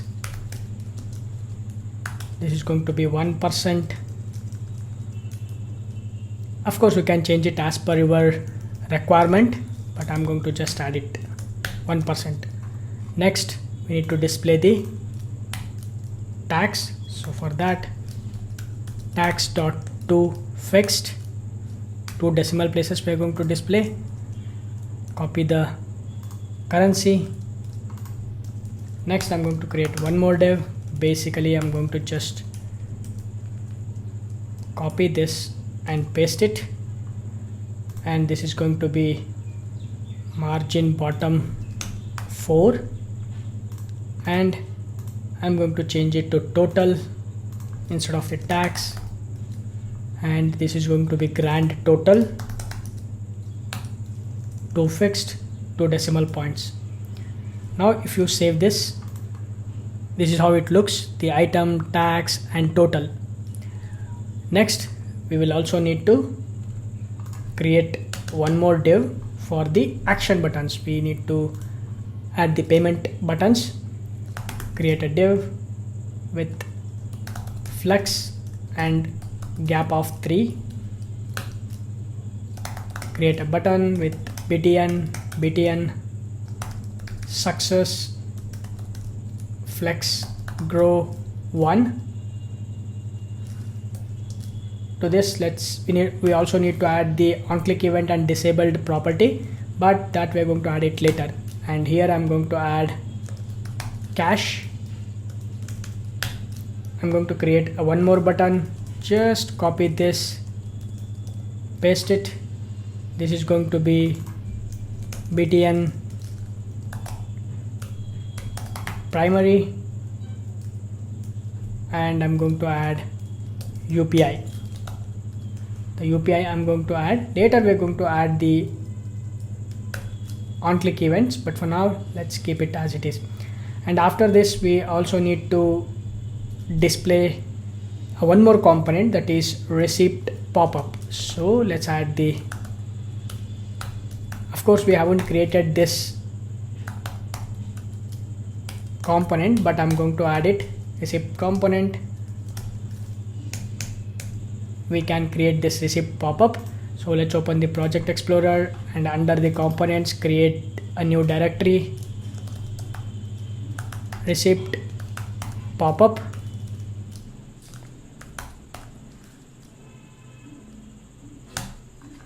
Under this, create a new CSS file and JSX file. JSX, and also create a CSS file.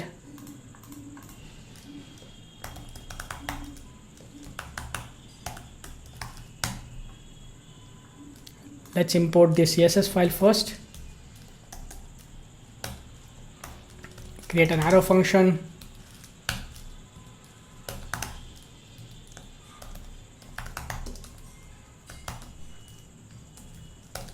Export it as a default component. Let's save this, and here inside our card summary we are just import this receipt popup. and save this. Now if you look at this, you can see the cash and UPI and the receipt pop-up. Inside the receipt pop-up, we can create a button to generate the receipt. So far everything is working. Let's test it. I'm going to add these items and I'm going to just add it, and you can see it is going to automatically calculate the total, tax and grand total. I can increment this, can decrement this, and also I'm going to remove this. Everything working as expected. Before we start integrating the backend APIs, what I'll do is I'm going to just add one more button, which is place order button. Let's go to the code, and here we have this receipt pop-up. For now I'm going to remove this. Later we are going to add this receipt pop-up conditionally. Now I'm going to create a div. Let's create a div, and I'm going to add deflex and gap of 3 and margin top 3. Inside this, let's create the button with btn warning and flex grow -1. Let's add the text place order.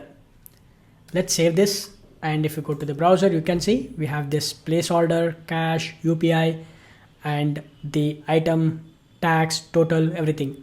But right now when the user click on this reload, it will be removed from the cart items. That is completely fine. We are not storing any of the cart items into the database temporarily, because this is not a user facing application. Only the shop owner can add the items. So that is why we are not going to store any of these items into the database temporarily. Okay, now we have completed most of the UI part. We have completed the manage items, manage categories, manage users, everything working as expected. Now what we need to do is we need to focus on the placing the order. For that we need to create the API endpoints. Let's go to the backend and create those API endpoints. Okay, I'm inside the IntelliJ IDEA. Let's start creating the entity classes. So inside the entity package, first we are going to create the order entity.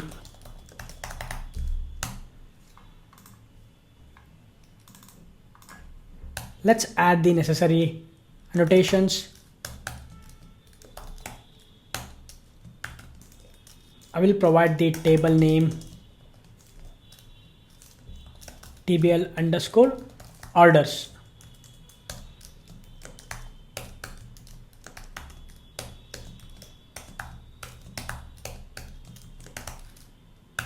These are the necessary annotations we have added.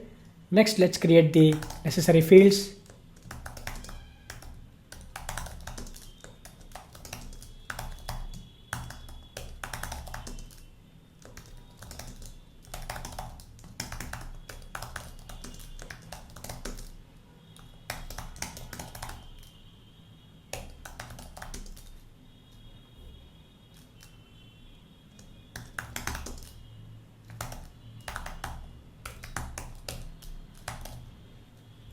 Let me scroll down.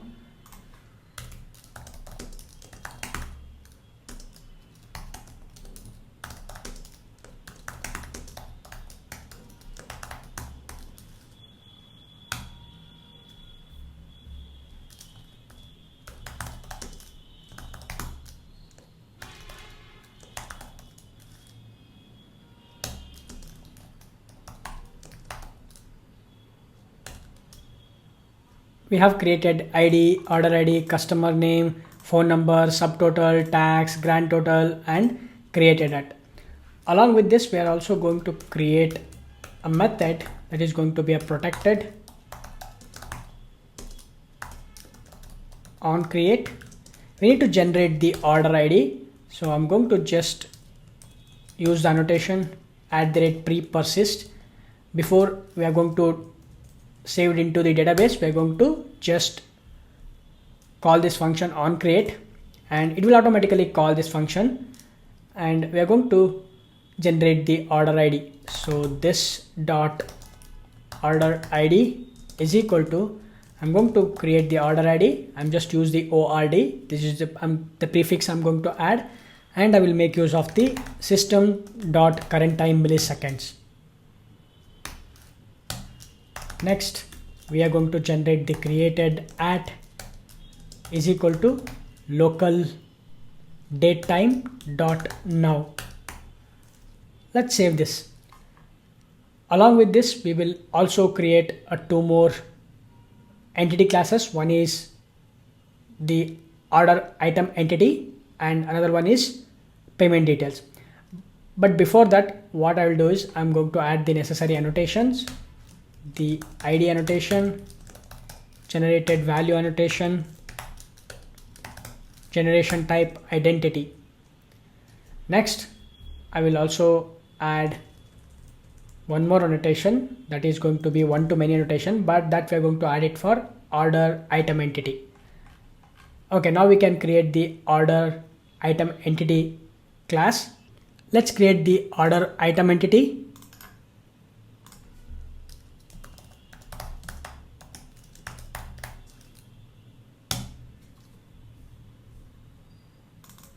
Let's add the necessary annotation, entity, table. I can provide the table name tbl underscore order items.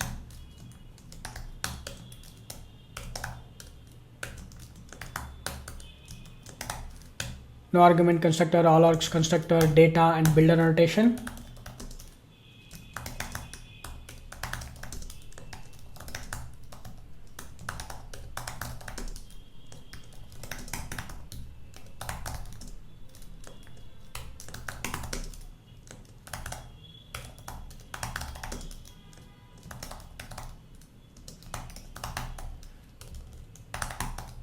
We will add ID, item ID, name, price and quantity.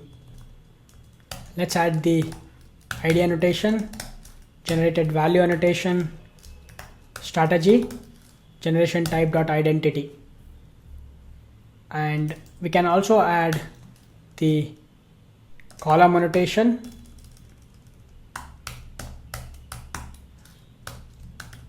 we can make this unique to true. Save this. Now we have to add this order item entity to the order entity class because it has a relationship. It has one-to-many relationship. So let's add private list of order item entity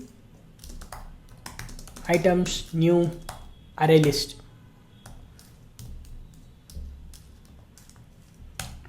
Let's add one-to-many annotation, cascade type dot all, orphan removal true, and we're going to add the join column annotation, name is equal to order ID. This is going to create a column inside the order item entity class, which is nothing but the table order items table. In that table, it is going to create a new column order ID. That is why it has one-to-many annotation. Let's save this. Also, we're going to create a one more class, which is payment details and payment method. For that, we are going to use the IO package. Inside the IO package, create a new Java class that is going to be payment details.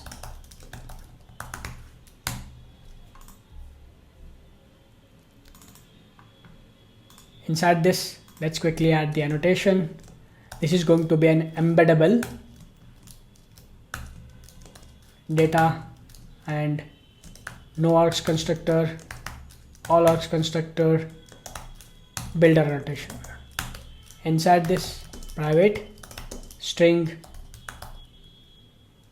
RazorPay order ID, private string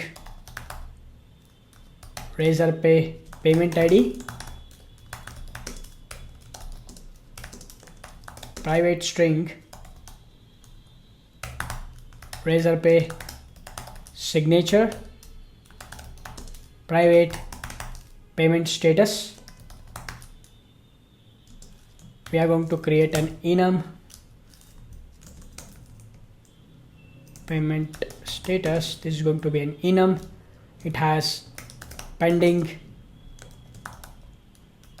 completed and failed. Now let's save this. Now we can use this payment details inside our order entity.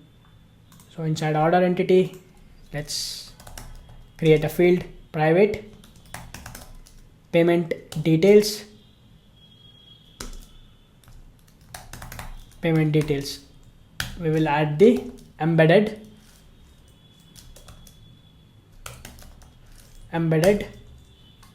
and we will also create one more field which is going to be private payment method. This is an enum payment method.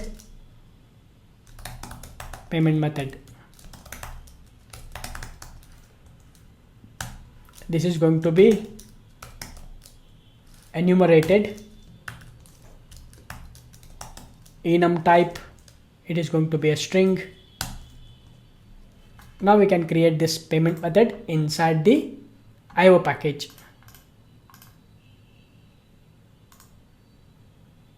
Create this class inside IO package. Let's define cache and UPI.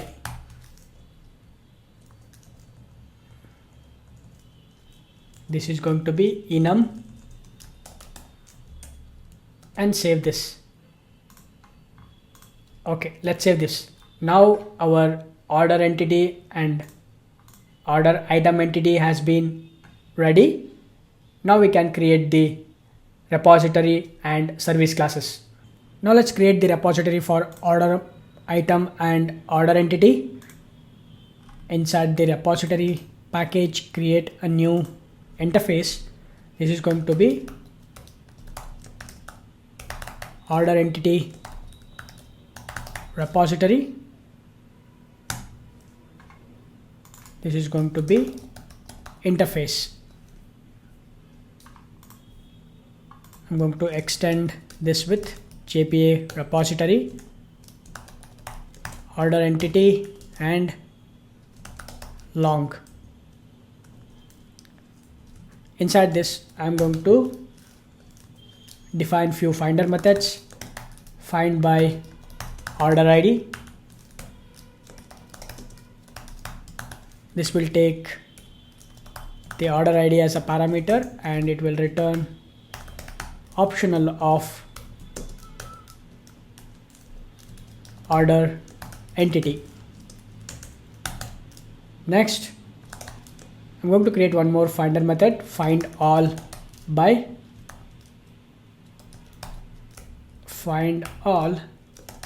order by created at descending. This is going to give us the list of order entity.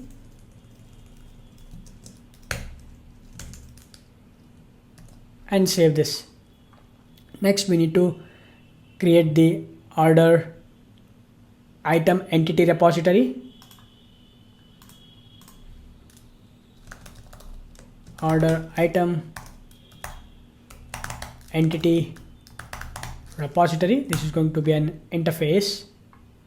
Let me expand this and I'm going to extend this with JPA repository and order item entity long. This is the primary key type. Okay, now we have created the repository. We can create the service as well. Before we go ahead and create the service and service implementation classes, first let's create the request and response objects. Inside the IO package, create order request also create the order response.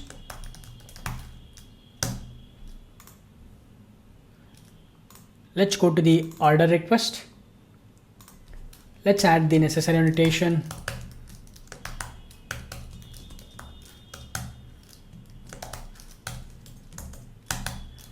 Inside this, let's create the fields.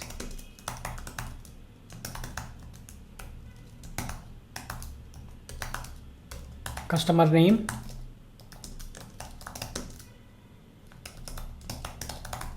phone number. We're going to create a list of order item request. We're going to create it in just a bit. This is going to be cart items.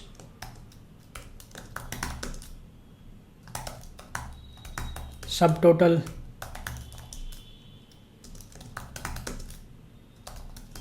Tax.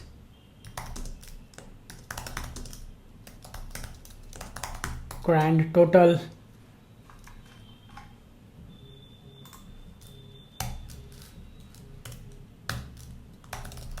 Private string. Payment method.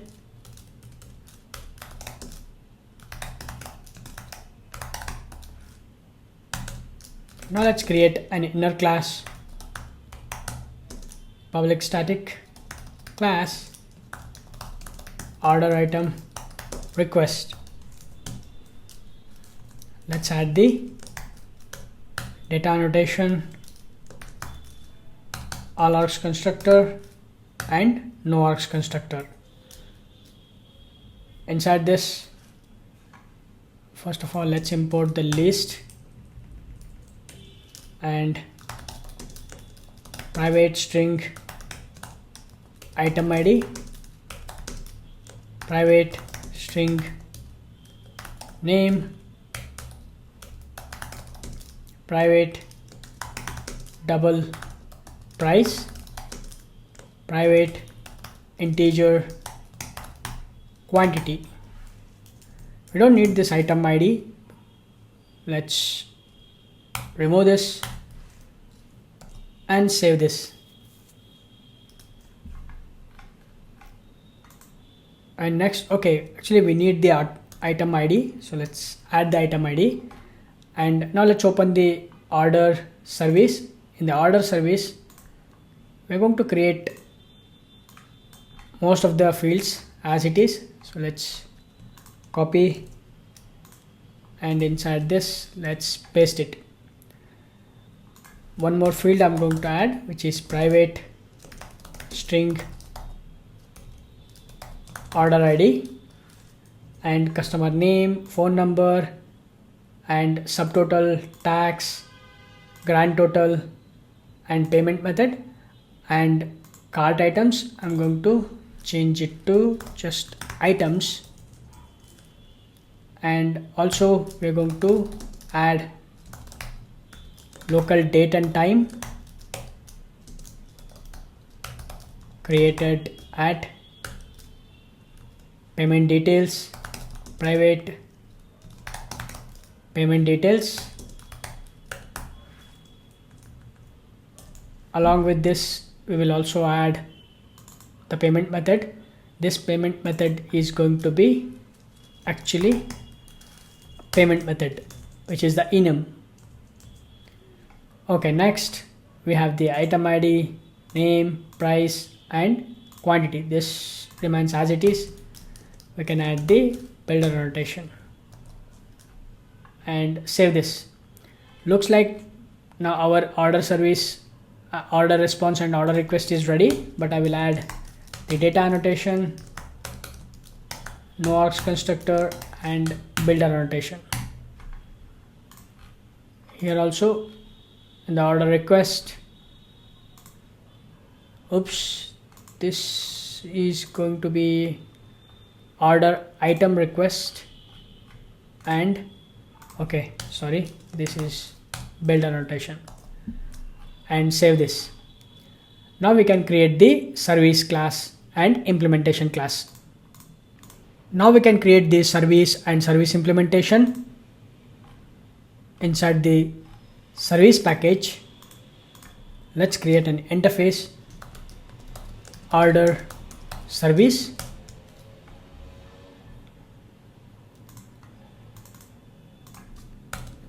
Let's define the field, define the methods, create order. This will take order request as a parameter. This is going to return order response.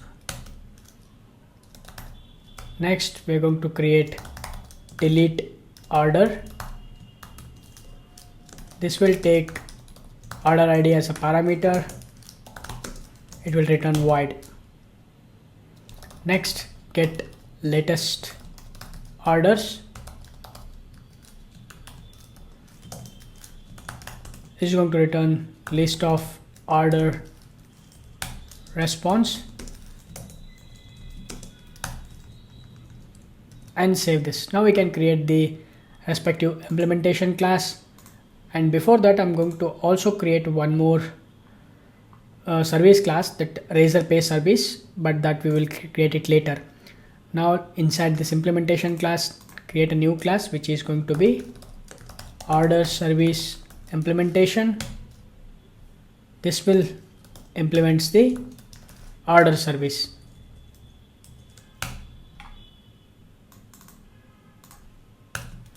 Let's add the service annotation and required arc constructor. Let's implement the methods, and now we can start adding the logic for the implementation classes. So first what we need to do is, inside this create order, we need to convert this request object into an entity object. For that, I'm going to create a private method convert to order entity. Request, we are going to pass, this will give us the entity back. New order. Once we get the new order, this is the first step.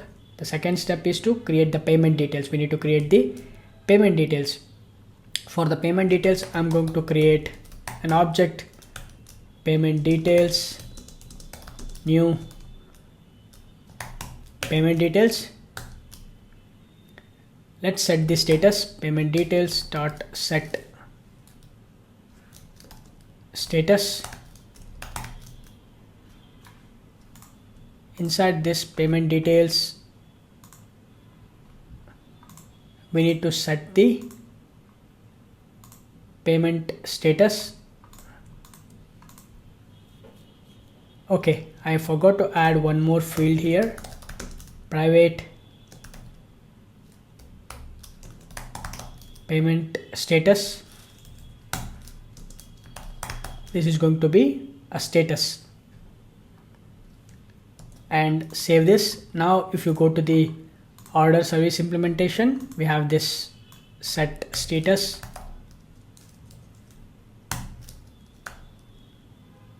We can make use of this new order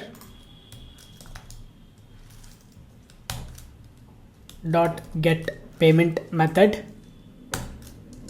If it is equal to payment method dot cache, then we're going to directly complete it. The status, we're going to make it as completed, because for the cache we don't have to do anything. Payment details dot payment status dot completed, and inside this payment details we have the payment status. Let's go to the, and here this is actually public, not private. Save this. Now inside this order implementation, if the payment method is cache, then we are going to set the status as completed.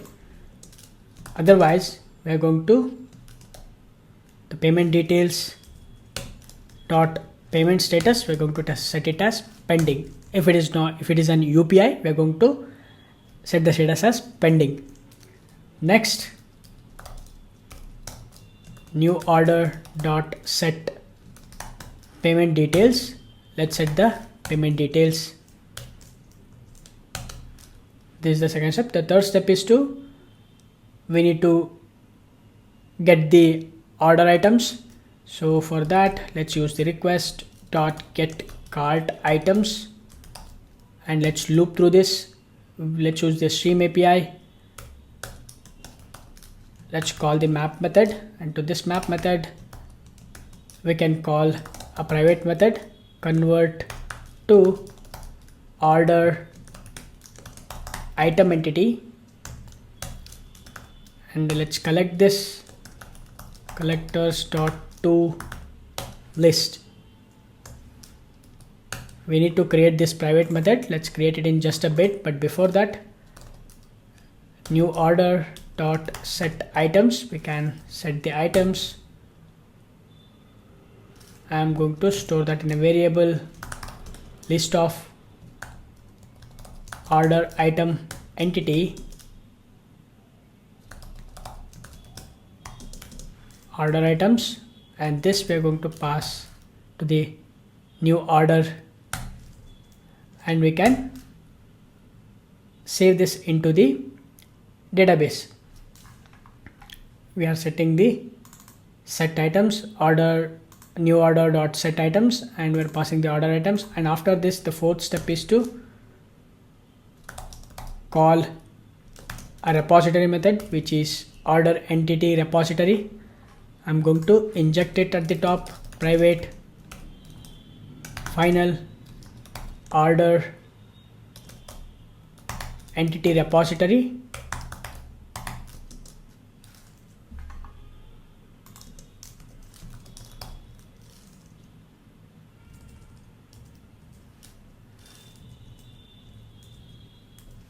Order entity repository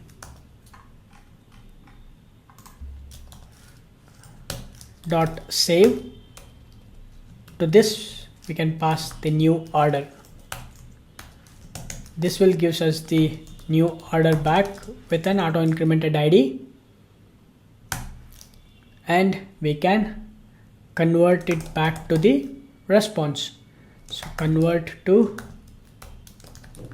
response. To this we can pass the new order, and I can directly return this.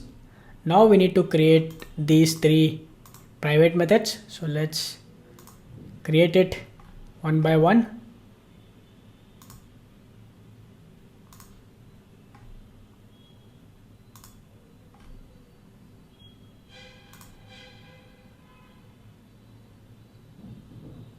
It is saying choose the target class.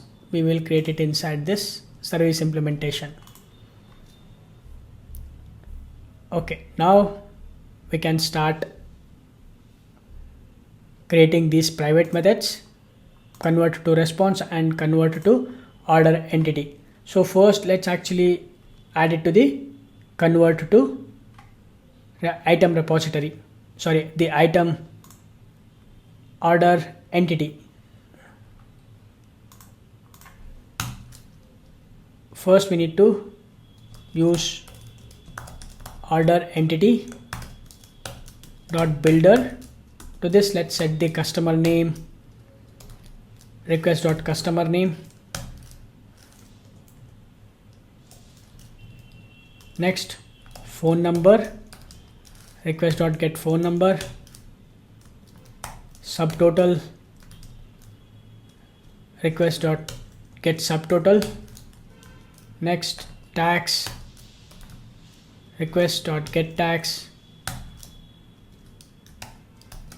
grand total, request dot get grand total,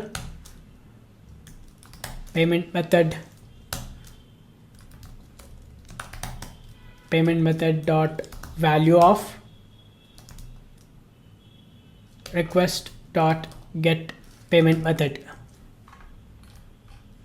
We set customer name, phone number, subtotal, tax, grand total, payment method. On this, let's call the build method. I can return this. Next, we need to add this convert to response. Let's add this also. At the in the down, we are going to make use of this order response dot builder and set the order ID, new order dot get order ID, customer name, get customer name, phone number, get phone number, subtotal, get subtotal, tax, get tax, grand total, get grand total, payment method, order, new order dot get payment method. We need to add the items. For this items, let's use the new order dot get items stream, and I can use the map method on this. Map, to this map we can pass this. Again, we are going to call one more method, convert to item response. This is the private method. We're going to create it in just a bit. Collect, collectors dot toList,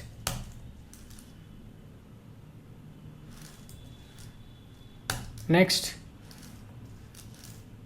let me add the payment details,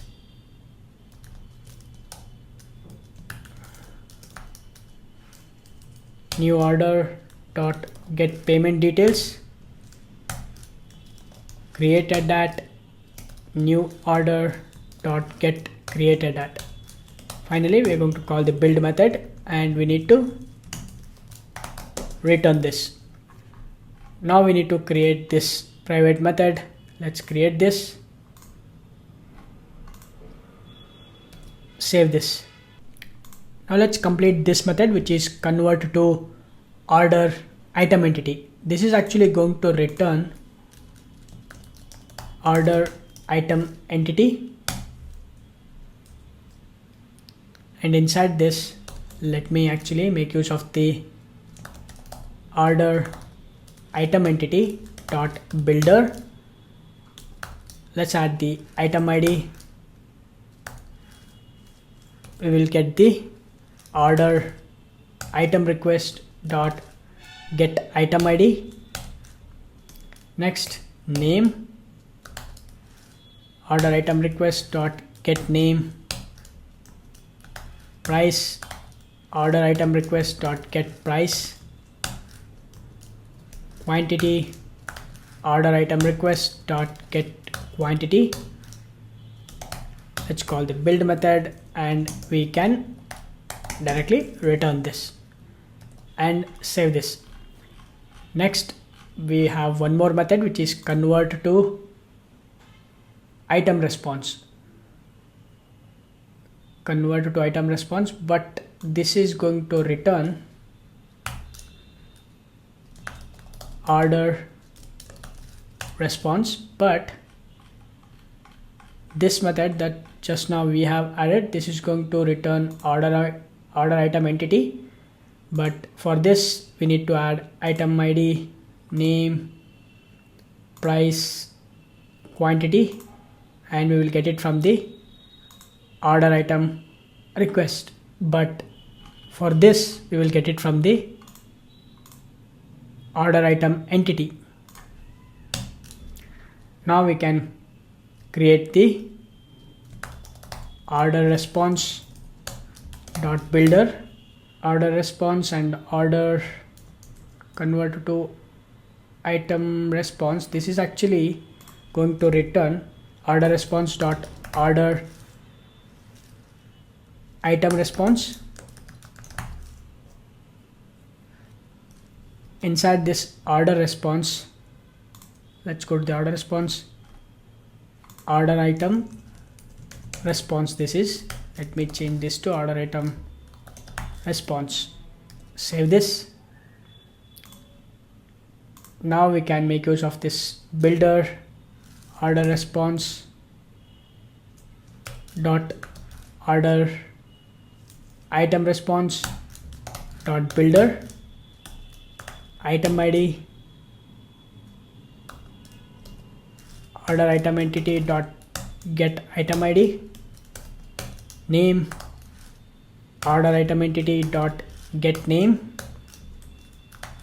price order item entity dot get price quantity order item entity dot get quantity and build method.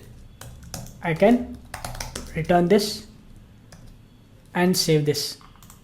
This is because, let's go to the order response, and here this is going to be order response and order item response, and save this. And now we have removed all the errors and we have completed the create order method. Now we can continue with the delete order and the get latest orders. In order to complete this delete order, we are going to make use of the order entity repository dot find by order id. To this we will pass the order id. This is going to return an optional, so I'm going to make use of the or else throw method. To this we are going to pass the arrow function, the lambda expression, runtime exception, order not found. This will give us the order entity, existing order. Now we can make use of the order entity repository to delete the order entity. Save this. Now for retrieving the latest orders, we can make use of the order entity repository dot find all by order by created at descending order. This will give us the entity object. I'm going to convert it into response object. For that, let's use the stream method map. Let's use the private method, which is convert to response collect collectors.to list. Return this and save this.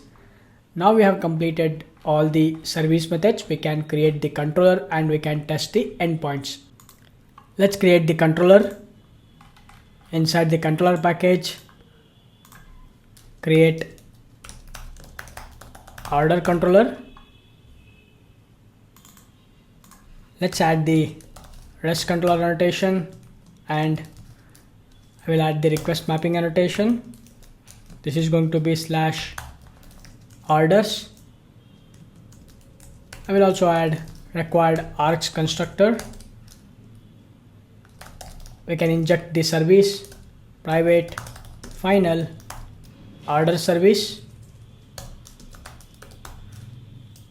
and public order response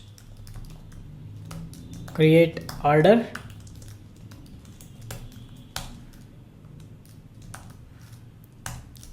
Let's add the post mapping response status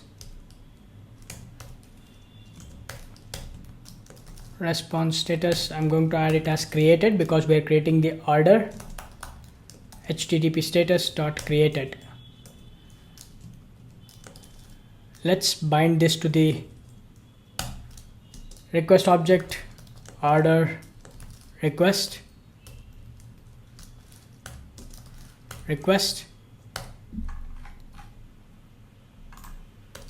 Inside this we can make use of the order service to call the create order method. To this we can pass the request object. This is going to return it. Next, let's create the one more method, public void delete order. This is going to be a delete mapping. The URL will be /orders/order ID.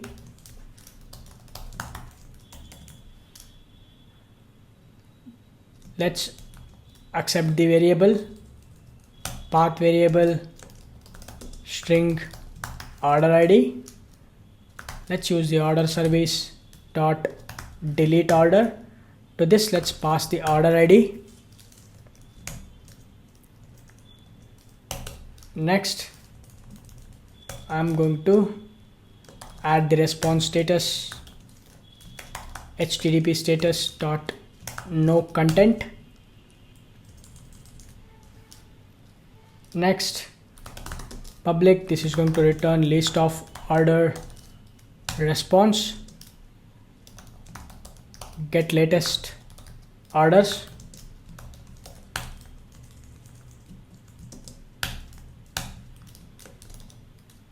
Get mapping /latest.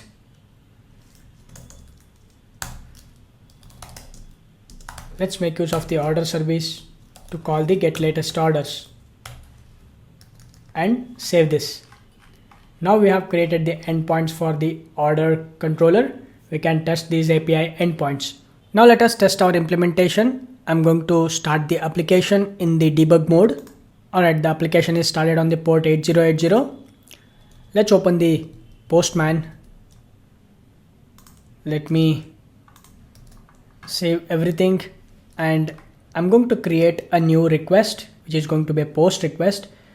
So let's duplicate this. Okay, before that we wanted to do one more thing. Let's go to the Spring Security, and here we need to add the endpoint, the /orders, and save this. Let it rebuild. Okay, fine. Now let's go back and let's change this to create order. We can change this to /orders/create. Let me verify the endpoint. Let's go to the order controller /orders, and yeah, /orders is the endpoint.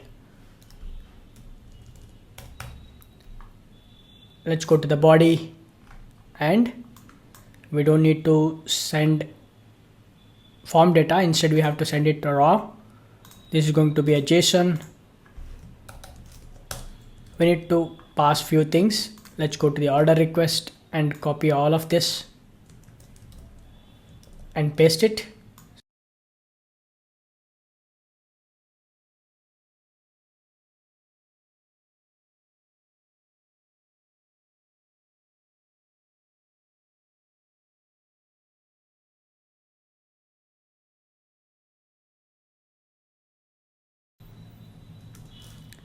Next, we need to add the cart items. For that, let's add in the object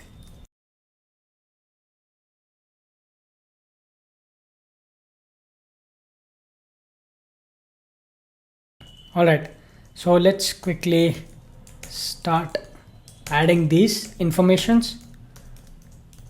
Item ID, let's say something like ABC123, and name HP headphones, price 250, quantity 1. And now let me save this, and we can test this API but we need to add the authorization. Let's first log into the application. We get the token back, copy the token. Let's pass this, and also let's go to the database and verify whether the table is created or not. Let's reload this. You can see order items and orders. I'm going to send this request.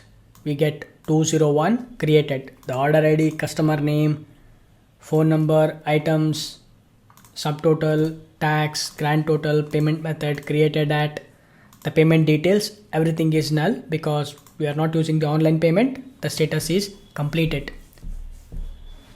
Alright, we can verify it in the database also. Let's write the query, select star from tbl underscore orders. You can see an entry has been made. Let's go to the cart items, tbl order items. Let's execute this. An item should be stored into this database and the order ID has been also stored. Alright, looks like our create endpoint is working as expected. Let's test the other endpoint. We have this delete orders. So let's duplicate this. This is going to be /orders/order ID. We got this order ID, copy this,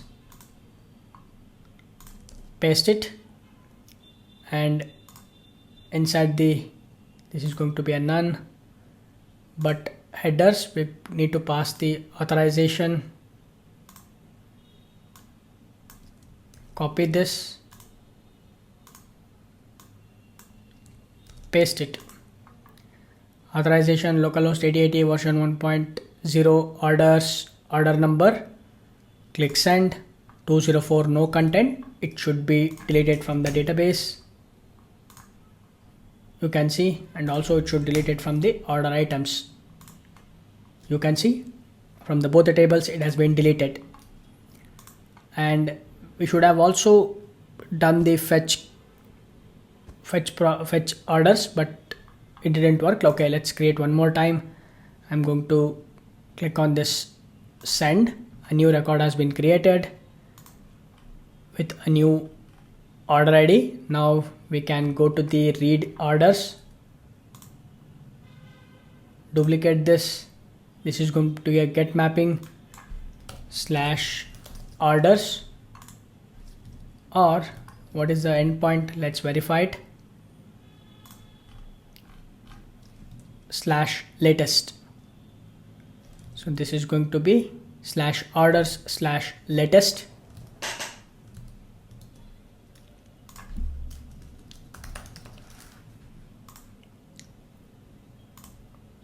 This is going to be none, but we need to pass the bearer token. Let's go to this delete, copy this, and this is going to be the new token. Click send. We should get the orders. Awesome. So this is going to be read orders. This is going to be delete order. Save this. Now our API endpoint is working, the order module. We can work on the other controllers, which is payment controller. Next, we can create an endpoint to create the order in the RazorPay.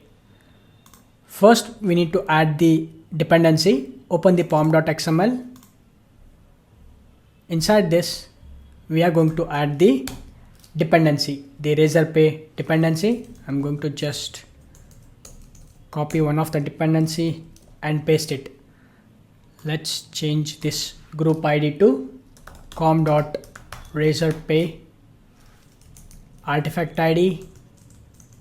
Change this to RazorPay Java. The version we change it to 1.4.1. Let's reload the Maven changes. I'm going to stop the application. Okay, now we have added the dependency. Let's close this pom.xml. We need to create a response object. So let's inside this IO package, create a new Java class, RazorPay order response. Let's add the necessary annotation, data, all args constructor, no args constructor, and builder annotation. Private string ID, private string entity, private integer amount, currency, private string status, private date created at, private string receipt, the date which is from the util package, and save this. Now we created the response object. Next we need to add the RazorPay access key and secret key. Before that, what I'll do is I'm going to create the service class. So let's go to the service package, and inside this service package create a new interface which is going to be RazorPay service.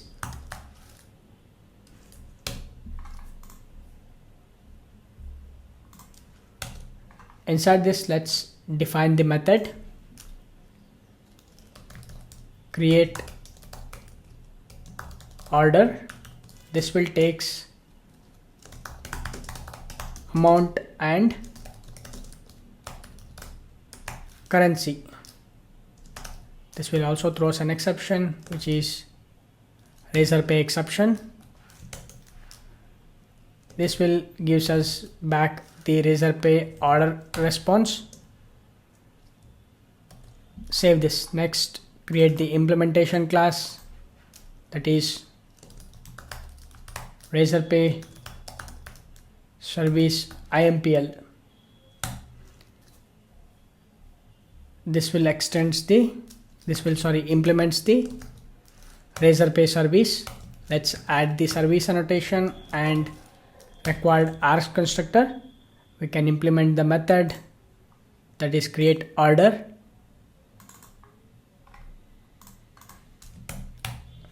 Inside this, first we need to load the API key and secret key. So in interest of time, I have already added the RazorPay key ID and access ID. So if you go to the project explorer and inside the application.properties file, I have already added the ID and secret ID. Make sure to use your ID, do not use mine, because I'm going to delete these access keys and secret keys once I upload this video to the YouTube. Okay, so add these two properties. Next we have to load those properties into our service implementation class. For that we can make use of the value annotation, private string RazorPay key ID, private string RazorPay key secret. Let's add the value annotation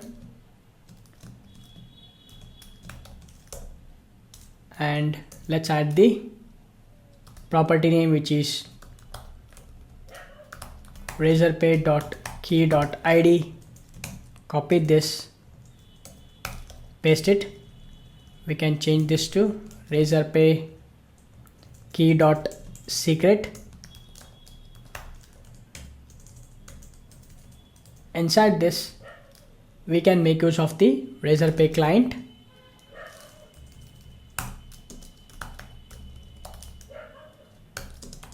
New RazorPay client. To this constructor, we need to pass the key ID and secret.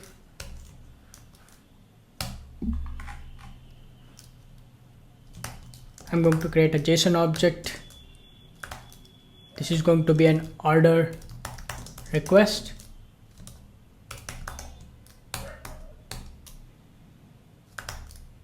To this order request, let's add the amount. I'm going to convert it into a paisa 100. Order request dot put. We need to add the currency. Let's pass the currency. Order request dot put receipt order underscore. I'm going to provide the unique ID. So system dot,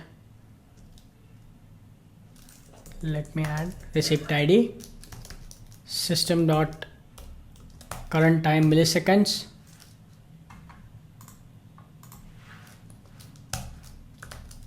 order request dot put payment underscore capture. I'm going to set it to 1. So we need to capture the payment as well. And once we added all this order request, we need to pass this order request. So RazorPay client dot orders dot create. To this, let's pass the order request. We get the order back. This is going to be a RazorPay order. We're going to convert this order into RazorPay response. Convert to response. To this, let's pass the order. Now we need to create this private method.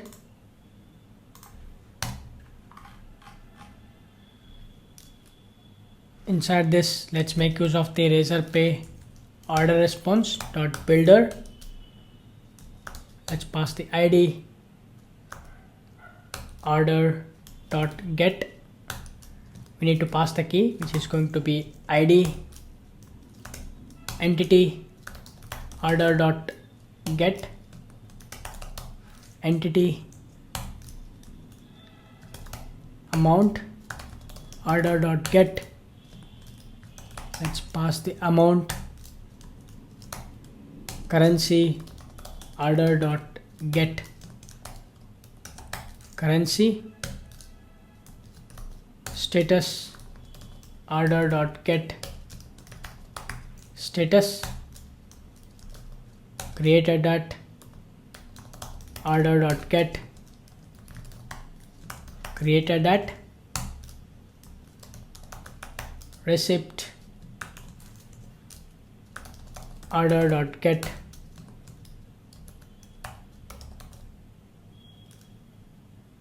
receipt. On this, we're going to call the build method, and I can return this and save this. Now our service is ready, the RazorPay service implementation. Now we can create the controller and we can create the API endpoint. Now let's create the request object inside the IO package. Create a new Java class, payment request. Let's create the fields: private, double amount, private, string, currency. Let's add the data annotation, all args constructor, no args constructor. Next, let's open the, we need to create the controller. Under the controller package, create a new Java class, payment controller. Let me expand this. Let's add the necessary annotation. REST controller annotation, request mapping / payments. Let's open the security config and let's add the / payments and go to the payment controller. Let's add required args constructor.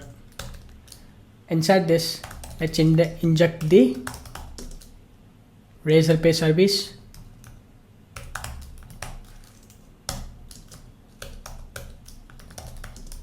Private final order service. Let's create a handler method, public RazorPay order response. Create RazorPay order. This is the handler method. To this, let's accept the, let me use request body, and we're going to bind this to the payment request. We can call this request. This is going to throw RazorPay exception. Let's add the post mapping annotation. The endpoint name is create order response status. Since we are creating the order, let's make use of the HTTP status created. And inside this, we just need to make use of the RazorPay service to call the create order. To this create order, we need to pass the request.get amount, request.get currency, and we can return this and save this. This is going to create the RazorPay order inside our RazorPay account. Now let us test our implementation. I'm going to start the application. Okay, the application is started. Let's go to the Postman and I'm going to duplicate this create order. Let's change this to create RazorPay order.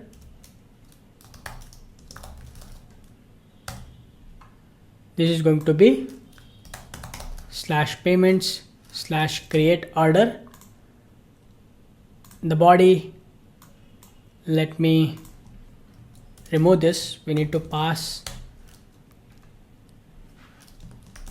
amount, let's say 20 or let's say 50, currency, that is going to be INR. In the headers, let's pass the bearer token. So let's hit this login endpoint and get the token. Pass this bearer token and let's save this. With this, now we can hit the endpoint, send, boom, we got the response 201 created. The order, this is the RazorPay order ID and amount 5000 INR. It's actually 50 rupees. We are going to convert it into a paisa. And this is the receipt ID. We can verify it in the RazorPay and I'm inside the test mode. So let's go to the transaction, go to the orders. You can see a new order has been created with 50 rupees and this is the 8184. You can see 8184 and also we got this order TM6. We can click on this and we can see now the order has been just created. Now we have to make the complete payment that we are going to handle it from the UI, from the React application. And once that is completed, once the payment is done, we are going to verify that whether the payment is done or not. For that, we are going to create the API endpoint. And let's do that. I'm going to create a new endpoint, public. This is going to return an order response, verify the payment.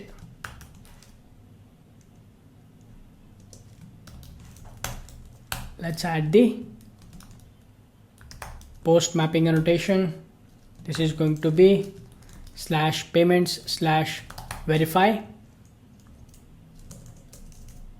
and this is going to accept the request body.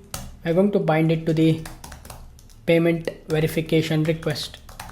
Of course, we haven't created this request. We're going to create it in just a bit, but payment verification request is the request object.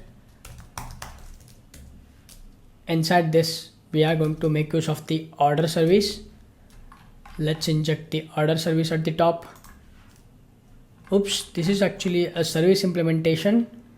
Let's cut this and let's go to the order service or order controller, and we can create inside the order controller, or even we can create it in the payment controller. Anywhere is fine. So let's create it inside the payment controller, and this is going to be a payment verification request, and this will take us the order service as a parameter. Sorry, the order service it is going to take order service dot verify payment. To this we are going to pass the request object, and I'm going to return this.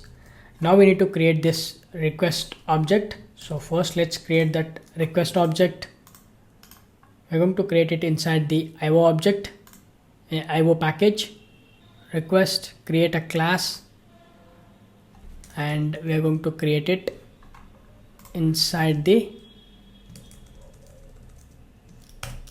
IO package. Let's add the necessary annotation.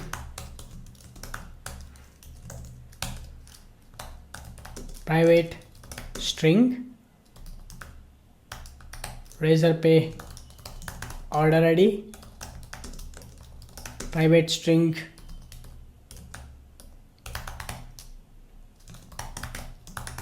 RazorPay payment ID, private string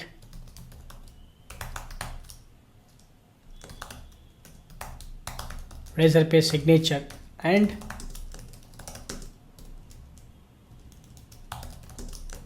status, the order ID. This order ID is the one that we have created from in our database. This is the RazorPay order ID, and save this. Now let's go back to the payment controller, and inside this now we need to create this verify payment. Let's create this method verify payment inside the order service. This is going to take the payment verification request as a parameter, and it is going to send us the order response as back. Okay, so now we have to implement this method. So let's go to the order service implementation. Let's override this method, which is verify payment. Inside this, first we need to get the existing order. Let's make use of the order entity repository dot find by order ID. So request dot get order ID. This is going to return optional or else throw. Let's pass the lambda expression, new runtime exception, order not found. This will give us the order entity, existing order, we need to check the condition. We need to verify the signature. If the verification is not true, so let's add the not condition, and I'm going to create a private method, verify RazorPay signature. To this we will pass the request.get RazorPay order ID, request.get RazorPay payment ID,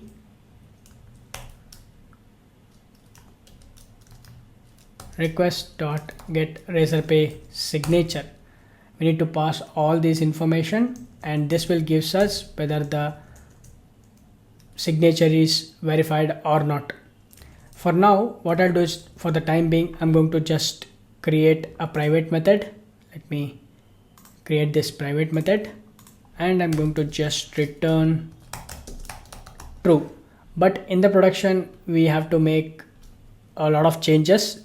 This is not a good practice. In the production, we are going to implement a proper signature verification, and we are going to use that Razorpay secret key to verify the signature.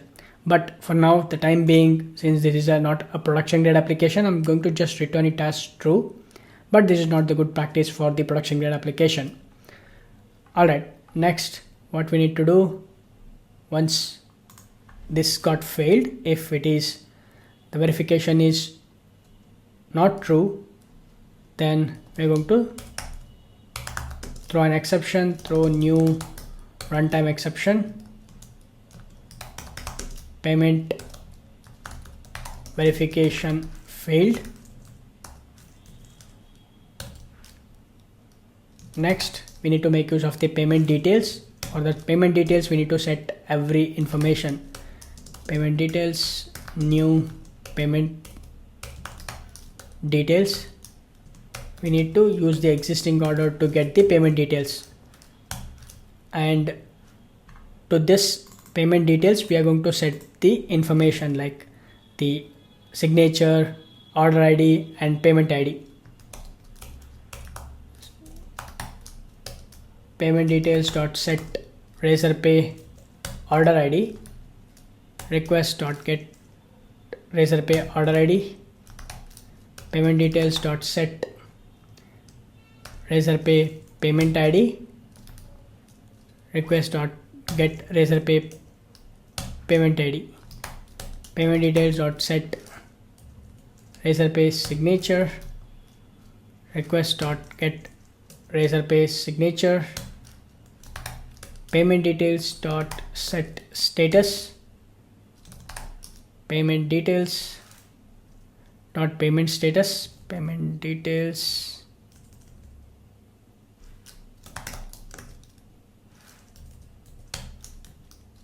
payment status dot completed. Now we are going to make it as completed. And finally we will use the existing order. We need to make use of the order entity repository to save the record. So let's pass the existing order. This will give us the existing order back with all the necessary details, and I can return this, and I'm going to call convert to response, and let's pass the existing order. This will give us the order response back. And now inside our payment controller, using this verify endpoint, we can verify the payment. If everything goes well, we are going to update the database record as payment status is completed, and we are going to add the payment details such as the order ID, RazorPay order ID, payment ID and signature. Okay, now we can start working on the order service. Inside our WebStorm, under the services, create a new JS file. This is going to be order service.js. Let me expand this. first of all we need to import the Axios library, export this as a default component, export this function, export const latest orders. We're going to fetch the recent orders or the latest orders. This is going to be an asynchronous function, and this will take nothing as a parameter, and we can make use of the axios.get. To this we're going to make the API call, that is going to be, let's open the Postman and read orders. This is the endpoint, so copy this endpoint, paste it. Next we need to pass the headers, and we will also need to pass the authorization, local storage get item token. Let's actually add the await, and we can return this. Now we are returning the latest orders. Similarly, we also need to create a few other endpoints that is, another one is to create the order. Export const create order. This will takes the order as a parameter, and this is going to be an asynchronous function, and we can call the API endpoint. This is going to be axios.post, and we can pass the URL. Let's go to this and create order. We can copy this, paste it. Okay, and to this we need to pass the order, and next we also need to pass the headers, authorization, local storage get item, the token we are going to fetch. This is going to be an await, and we can return this. So now we are creating the order, and the next we will also have one more, which is deleting the order. So let's make use of that as well. Export const delete order, and to this we need to pass the order ID. This is also going to be an asynchronous function. Axios delete http localhost 8080/version1.0/orders and order ID. To this also we need to pass the token, and I'm going to add headers and local storage. We need to pass the local storage token, but we need to pass the bearer token. So if I open the item service, we are passing this bearer also. So let's pass this bearer also. Authorization, local storage. Let's make use of the, let me do one thing. I'm going to just copy this headers and paste it here. Let me paste it, and similarly for this also I'm going to add the same thing and do the same thing. Alright, now we are fetching the token, and we are appending the bearer token for this authorization header, and we are added all these endpoints, delete, create, and latest orders. Let's save this. We also need to create a one more service file, which is payment service. So I'm going to create, now let's create one more service, which is payment service.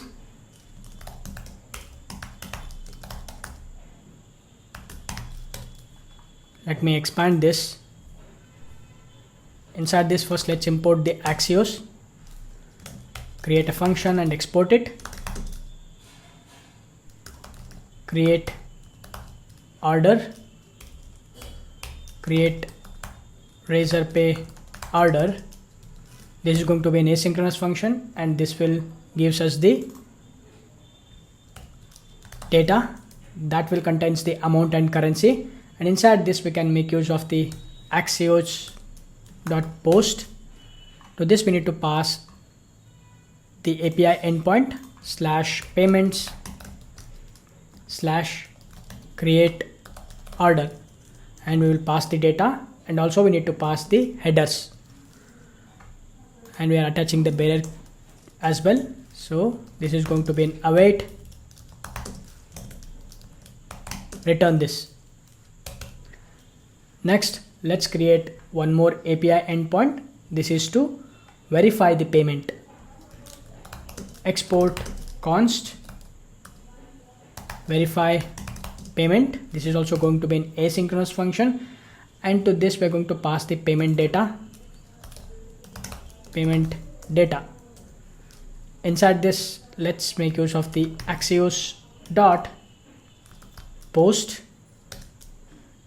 To this, let's pass the URL slash payments slash verify, and we will pass the payment data. Let's add the payroll token as well. This will give us the response, and I'm going to return that. Okay, now we have created the two functions, the verify payment and create RazorPay order, and also we have created the latest orders, create order and delete order. Looks like we have created all the endpoints inside our service.js file. Now we can start calling these methods inside our components. The next step is to load the RazorPay script. Let's open the card summary. Let me expand this, and I'm going to create a function to load the RazorPay script. Const load RazorPay script.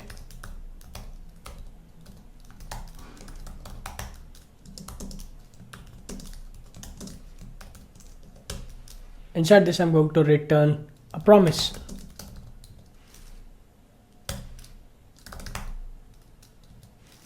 Document.create element. I'm going to create an element for the script.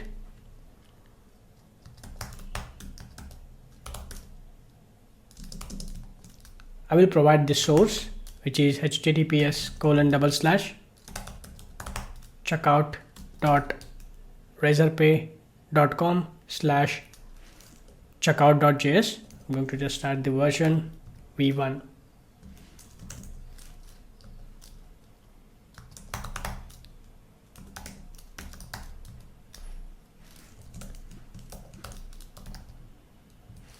Resolve, I'm going to set it to true. Script on error.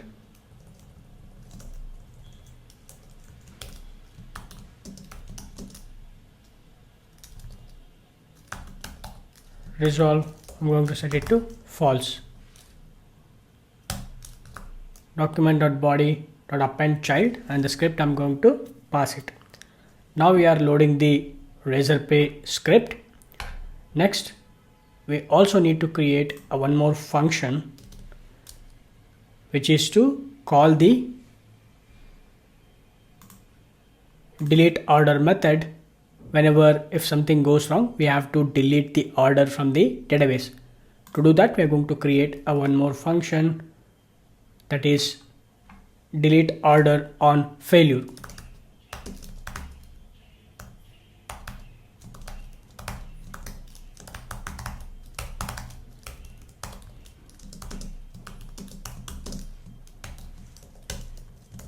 To this, we are going to pass the order ID.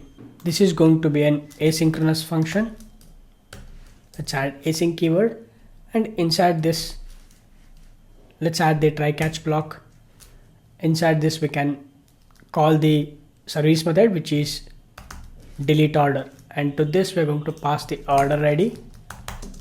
This is going to be an await.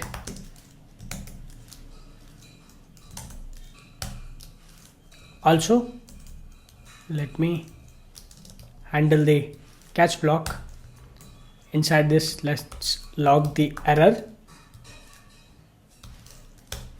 If something goes wrong, I'm going to just display the toast error message. Toast.error. We can pass something went wrong and save this. Now we have this method delete on order failure. Now we can call this method anywhere we want. Now let's create a function which is complete payment, and on click of this cash or UPI, we're going to call that function, and as a parameter we're going to pass either cash or UPI based on the clicking on this button. So let's create that function. Before that, at the top I'm going to create a few states. So let me actually create the state.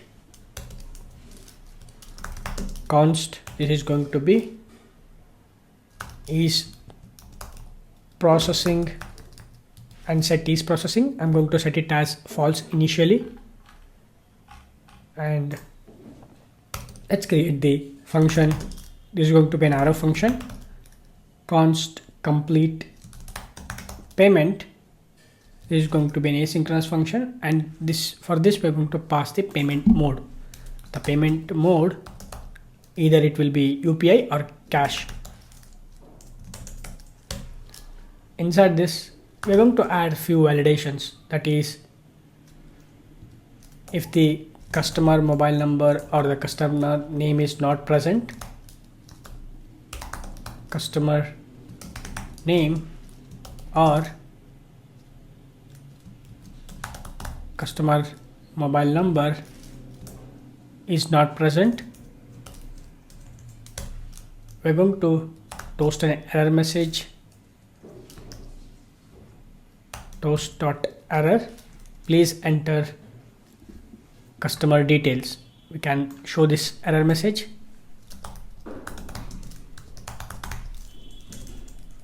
And we will return this. We'll stop the execution. Next we will add one more if block. Let me minimize this. If cart items dot length is equal to 0, we are going to show a toast error message. Your cart is empty.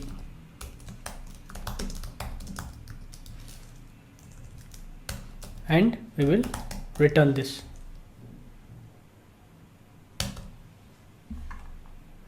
Next, I'm going to set the is processing to true, and inside the try catch block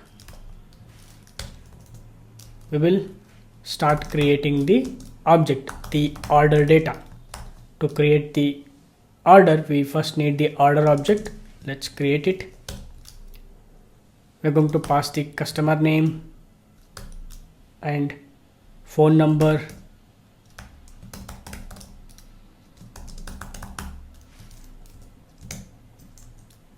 let me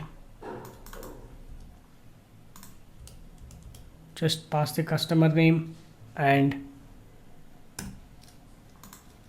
phone number. Next, cart items,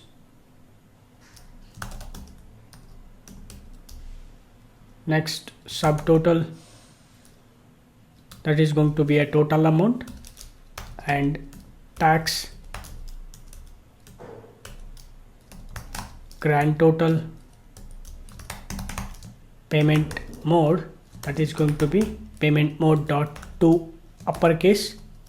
We're going to just convert it into capital letters. These are the order data, and now we can, once the order data is ready, what we can do is, let me actually move this out of the try catch block. Okay, now the order data is ready. Inside the try block we can create the order. For that we already have the method. If I go to the order service, we have this create order, and to this we are going to pass the order. Create order, and to this we are going to pass the order data. This is going to be an asynchronous function. I am going to make it as await. We will get the response back.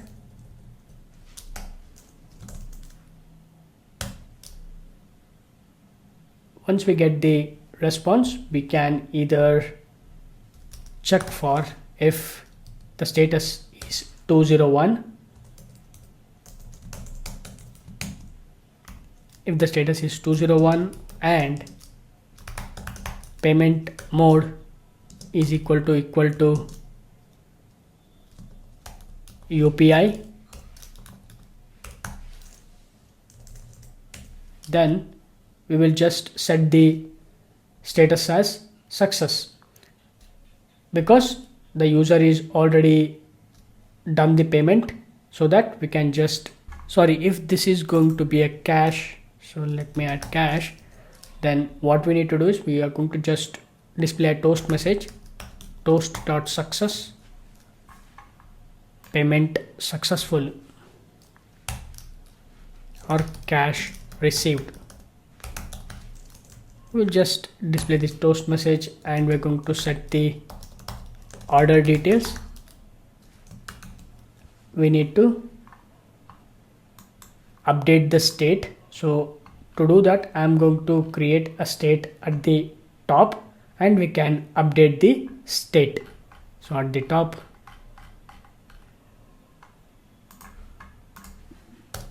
create a state, const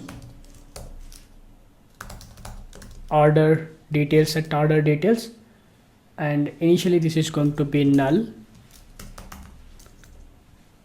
and scroll down. Here we are going to update the state, set order details, and to this set order details I am going to pass the response.data. If it is an UPI, else, let me write else if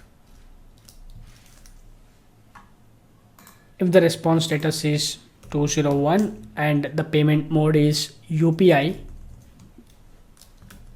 we are going to load the Razorpay SDK and we have to complete the payment. If it is an UPI, we have to complete the payment. If the Razorpay is unable to load the script, then we have to show the error message here. We have to just add the validation message. So first of all, what I'll do is I'm going to just extract this response.data. Let me add it here and I'm going to call this const saved data. Now we can pass this saved data. Later we can use this saved data to extract the order ID. Now inside this, first of all, let's actually create a variable Razorpay loaded is equal to, I'm going to load the Razorpay script, the method we're going to call it, the script that we have created, the function I'm going to call this, and this is going to be an await. Next I'm going to write a condition. If the Razorpay is not loaded,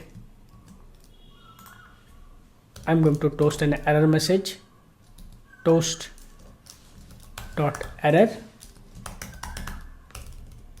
unable to load the Razorpay,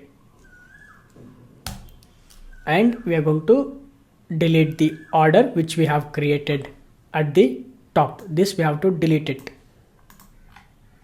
For this, I'm going to call the function which we have created, delete on order failure. To this, we're going to pass the order ID. The order ID will be getting it from this saved order data, saved data dot order ID. This is going to be await. Next, I'm going to return this. Alright, next, if the Razorpay is loaded properly, then what we need to do, we need to create the Razorpay order, create Razorpay order. For this, we already have the method, we just need to call that method. The method name is, let's go to the payment service. Here we have the create Razorpay order, the method. We're going to call this method create Razorpay order, and to this we need to pass the amount and currency, and I'm going to pass an object that is going to be amount, the amount which is nothing but the grand total, and currency, which is the Indian currency INR. We're going to pass this, and this is going to create the Razorpay order. Obviously this is going to be an await, and we get the Razorpay response. Let's call this Razorpay response. And once we get the Razorpay response, we can create an object that is the options object. So let's construct the options. This is the options, and we have to show him the Razorpay payment dialog box to complete the payment. Inside this options object, first we need to pass the Razorpay key ID. To do that, what I'll do is I'm going to create a new folder inside the SRC, that is going to be a util folder. Inside this, create a new file that is going to be constants.js. Let's export an object which is going to be app constants. Inside this, let's pass the Razorpay key.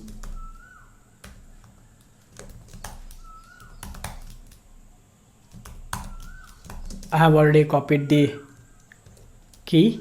I'm going to paste it here. Make sure to use your key because this is not going to work. I will be deleting this key once I upload this video into the YouTube. And save this. Now we have this Razorpay key ID is ready. I can pass it to this options.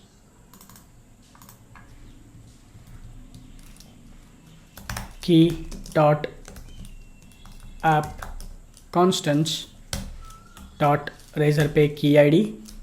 Next amount we need to pass, which is Razorpay response dot data dot amount. Next currency, Razorpay dot data dot currency. Order ID, Razorpay dot data dot ID.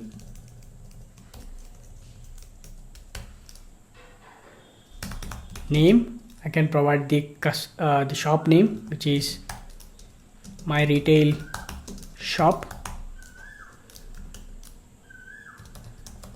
Description, order payment.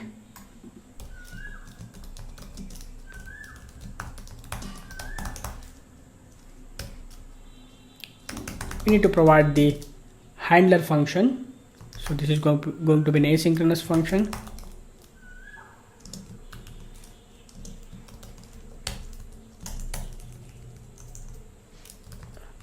Response, and this handler function is nothing but to verify the payment. So I'm going to just add a to do verify the payment. So we need to create that handler function, and we need to pass the prefill. This is also an object, and to this we are going to pass the name, the customer name we are going to fill, and contact, that is going to be a mobile number. Theme I'm going to pass. This is also an object. The color we are going to pass hash 3399cc. And after this I'm going to pass one more object, that is model. That is going to be the Razorpay model, and to this we're going to call the on dismiss, and we're going to pass an handler function async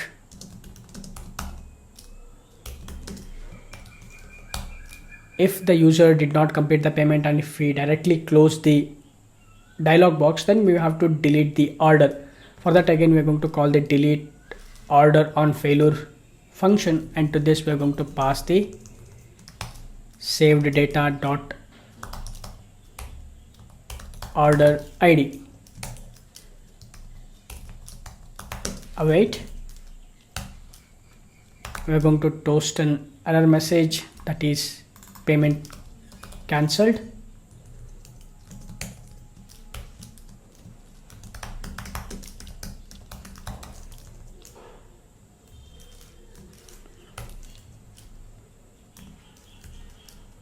Next, we need to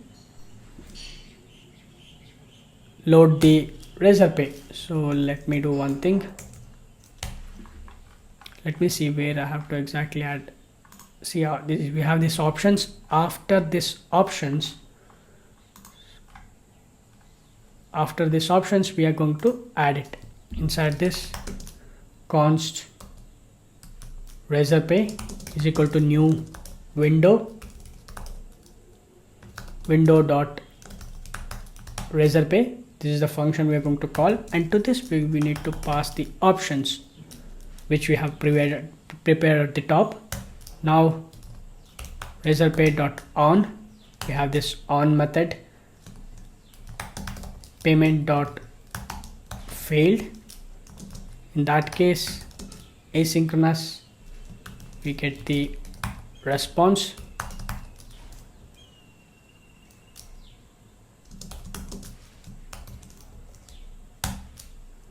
We will call the delete order failure saved data dot order ID.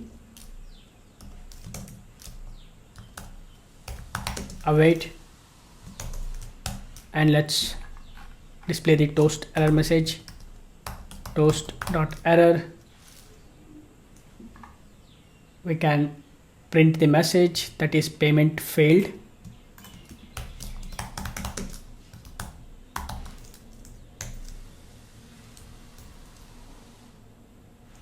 And we can log the error message, log error response dot error dot description.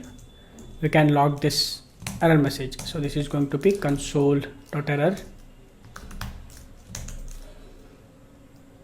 Next, we need to make use of this Razorpay to call the open method. This is going to open up the model, and if something goes wrong, we need to handle the exception. So for inside the catch block, I'm going to just log the error message. Let's print the toast message that is payment processing failed.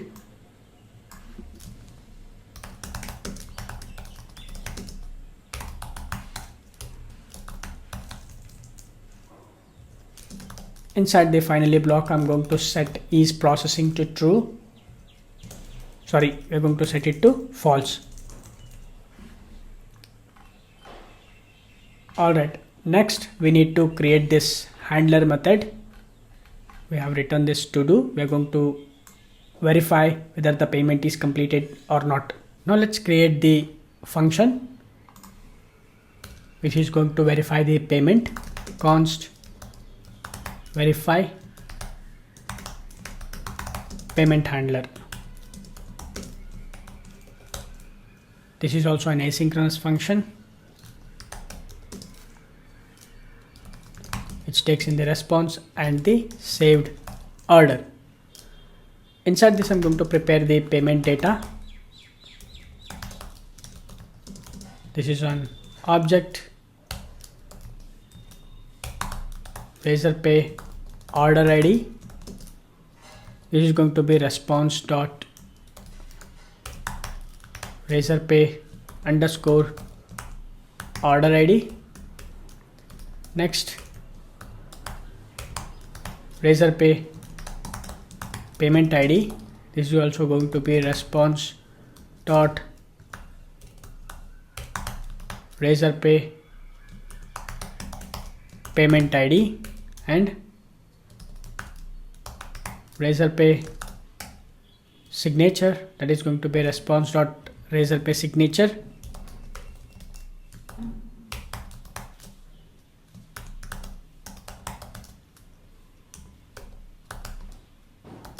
order ID. This is the order ID which we have created in our database, that is saved order dot order ID. Now once we created the object, we need to pass this object to the method which we have created. That is, if you go to the payment service, we have this verify payment. To this we are going to pass the payment data.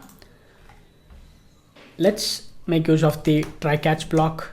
Inside this, let's call the method, that is, let's see what is the method, verify payment.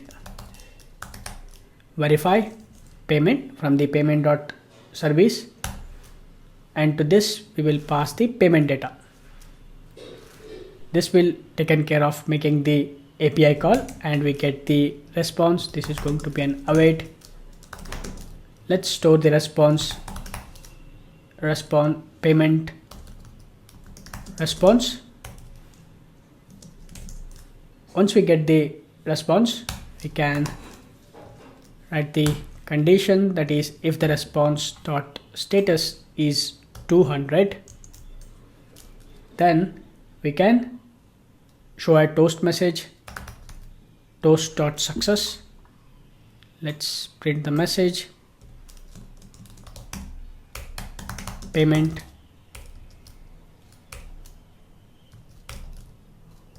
successful.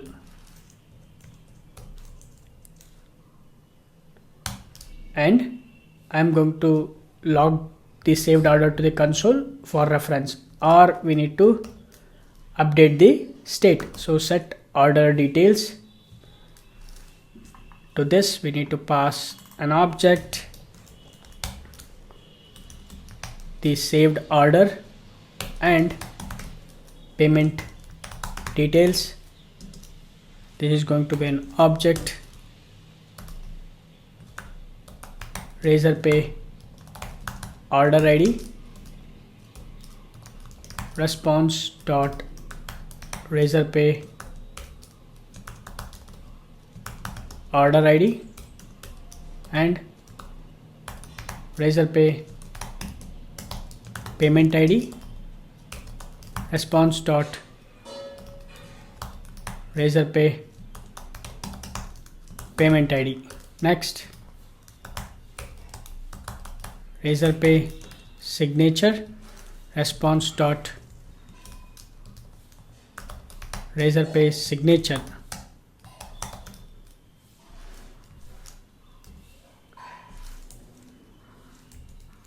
Else, if it is not 200, we are going to print a toast error message, payment processing failed. And also here I am going to handle the catch block, and let's log this to the console, the error object, and I'm going to print a toast message, toast.error, payment failed, just payment failed. I'm going to print it.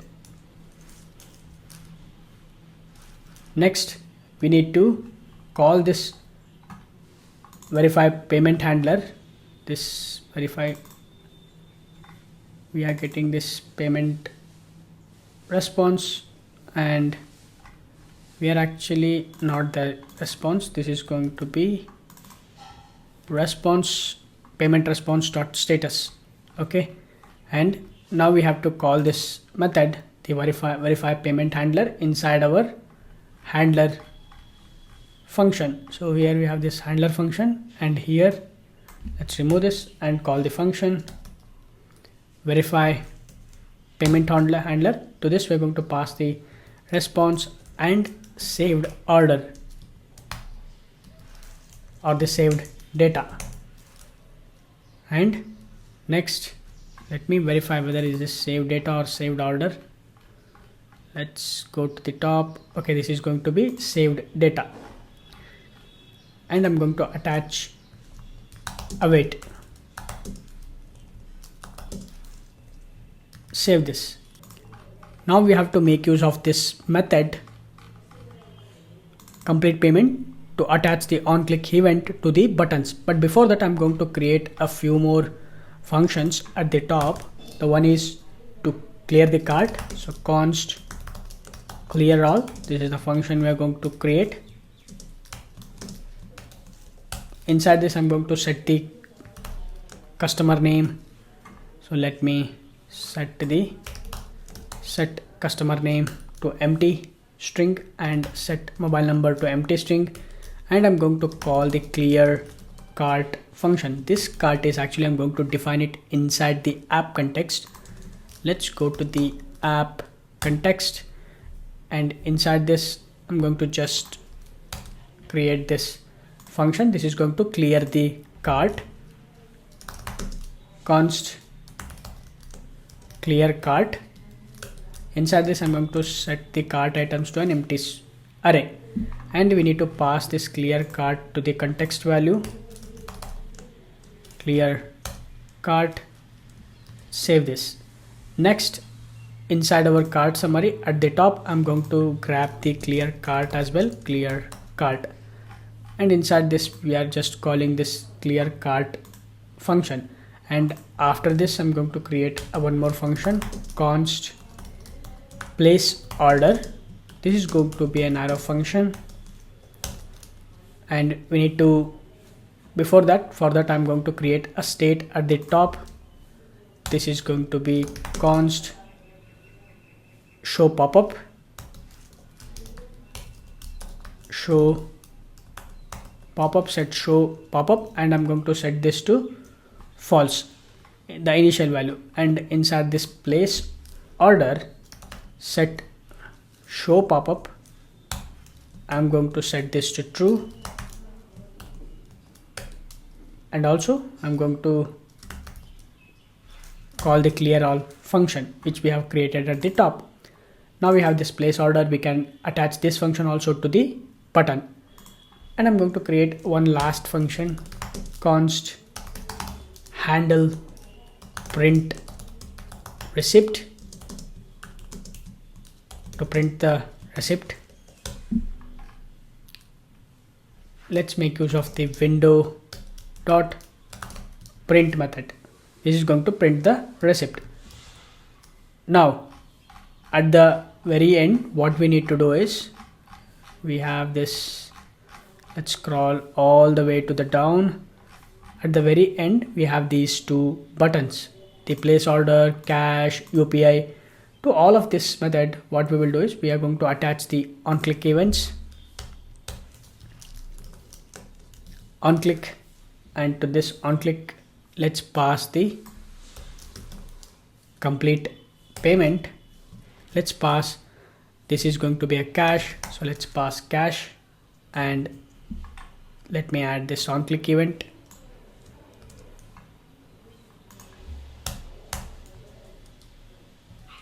Paste it, and this is going to be an UPI. And also I'm going to attach the disabled property. Disabled is processing. Let's copy this.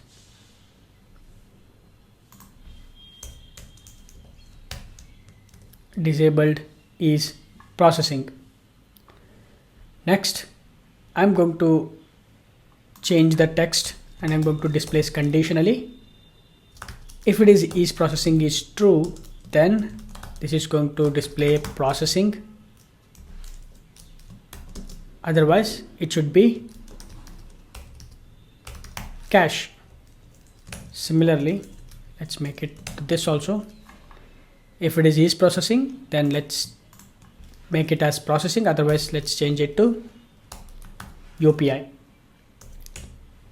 Awesome. Next, I'm also going to attach onClick event to this button as well, which is a place order. OnClick, I'm going to just call the function place order, and I'm going to attach the disabled property. It is going to be is processing if it is true, or if the order details is not present, then we are going to, if it is true, then we are going to disable this button. Alright, now we have attached all the necessary functions to these buttons. Now all we have to do is we have to test this functionality. We have made a lot of changes. We just need to test these functionalities. Now let's test our functionality. What I'll do is I'm going to add a few items to the cart, and the total bill is 1007. I'm going to add the customer name, let's say Raghu, and enter the mobile number. And when I click on this UPI, okay, we are getting some errors. Payment processing failed.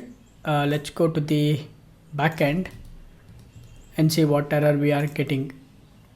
Okay, so let me clear this console and click on this UPI, and name is null. Payment method, okay, payment method we are getting as null. Go to the order service implementation, get payment method is null. Okay, this is likely because let's go back and let's see what is in the order data. This is not payment mode, this is payment method. Okay, this is the reason it is happening. So let's save this, and looks like we have fixed the error. Let me reload this. I'm going to add, and let's pass Raghu some mobile number. It should work this time. Before that, let's go to the backend, and I'm going to clear this console, and let me click on this UPI, and boom, we got the pop-up. And now let me go to the UPI section, and I'm going to enter success at Razorpay and click on this verify and pay.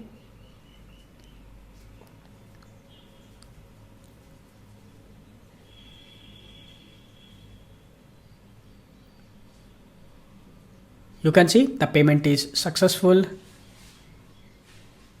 and payment successful message we got. And after this, what we need to do is we have to click on this place order. You can see the place order button is enabled. On click of this, we have to clear the cart, and we have to generate the pop-up, the receipt we have to generate. So let's click on this. As of now, it is just clearing it, but also we have to open up the pop-up to display the payment slip. Actually, let's try one more time. Let's see how it behaves, because we just now created a fresh order, and let's create one more order. Before that, let's go to the Razorpay, and let's go to the transactions, and whether we can see whether the payment is created or not. Yes, you can see 1007. We have captured the payment, which is 7:01 AM. And okay, now let's go ahead and add one more item. And let's say this time I'm going to add my name. And when I click on this UPI, okay, this time we are getting the payment failed. This is because let's go back to the backend, and we are getting constraint exception duplicate entry table order items. Okay, this is because if I go to the let me open the order item entity, and if you look at this, we have made this as item ID as unique. This is because we shouldn't make this as unique item ID. Okay, so let's save this, because the multiple items can be user by, so that's why we shouldn't make it as unique ID. And with this, we are now good with testing it one more time. Let me remove this, go back to the browser, and let me click on this UPI again. Still we're getting the payment failed. Let me reload this, and I'm going to add one more time all of the items. I'm going to just increase the quantity, add some test data, and now when I click on this UPI, we are getting the payment failed. Let's go to the debug, and let's verify what is the error. Duplicate entry. Okay, let me verify it again. Click UPI. Still we are getting the duplicate ID order items. We have removed this, but still looks like, let me stop the backend server, and I'm going to restart it again. Okay, now what I'll do is I'm going to click on this UPI, and the payment processing failed. Still we are getting. We can verify it. Duplicate entry for the order ID, and what I'll do is, just to make some clear, let's go to the database, and here I am going to just drop these two tables, the order and order items table. Let me drop these two tables, drop now, and let me stop this, and I'm going to restart it again, so it will recreate the new tables for us. Okay, the tables has been created, and now let's go back. Inside the database we should able to see the tables, order items and orders. Now we can test it. Let's go back, and I'm going to reload this. Let's add the single Logitech basic keyboard. I'm going to add test data. I'm going to add, click on this UPI. It is going to work because we have just now created it. We have to test it for multiple times. Click on this UPI, success at Razorpay.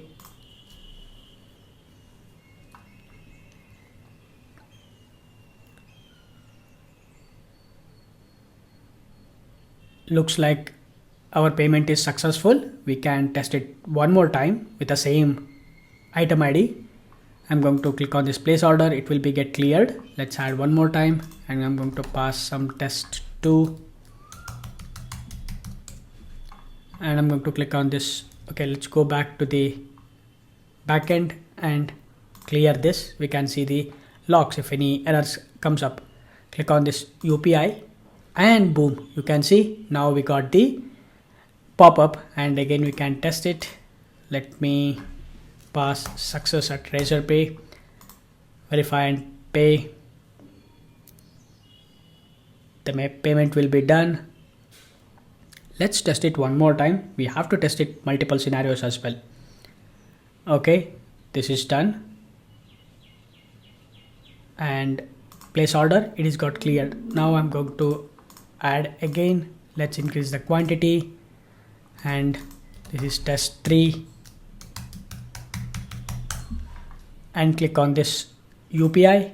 Boom, again we got the Razorpay dialog box, and we are paying the UPI. Success at Razorpay, and verify and pay.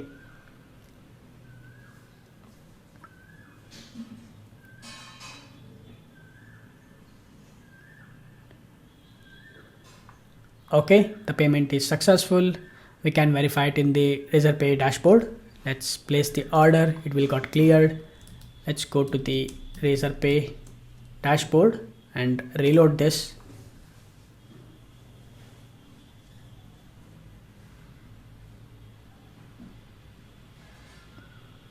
All right, you can see we have captured all of these data, right?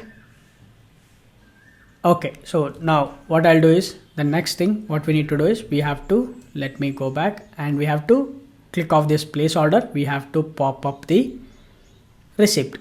That we're going to do it. Okay, now what we need to do is, we need to unclick off this place order. We have to show the pop-up to show the receipt.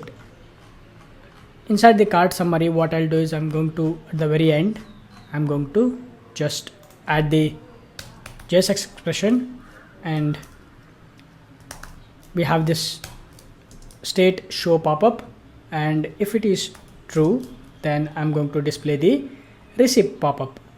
So let me render the receipt pop-up. Inside this, we can design this complete pop-up. So what I'll do is, let me expand this, and inside this, first of all, let's open the receipt.css file. We are going to add a few styling to this. at the top, I am going to make use of the receipt pop-up overlay. This is the class we are going to add. Let's add the position, which is fixed. Next we have this top 0, left 0, width 100%, height 100%, background color 0, 0, 0, 0.5, and display flex. Justify content center, align item center, z index 1000 I'm going to add. Next, receipt pop-up. This is actually the container. Add the background color, which is white, padding 20 pixel, border radius 8 pixel, width 400 pixel, maximum width 90%, box shadow 0, 4 pixel, 8 pixel RGBA 0, 0, 0, 0.2, and you don't need this. Next, we need to add the maximum height, not the margin, maximum height, 90 viewport, overflow Y, auto I'm going to add. Next, I'm also going to add one more class, which is cart items scrollable, because if more items we added, we need to add this scroll bar.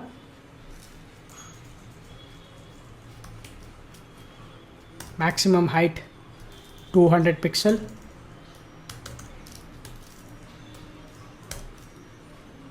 overflow Y, auto, margin bottom 16 pixel,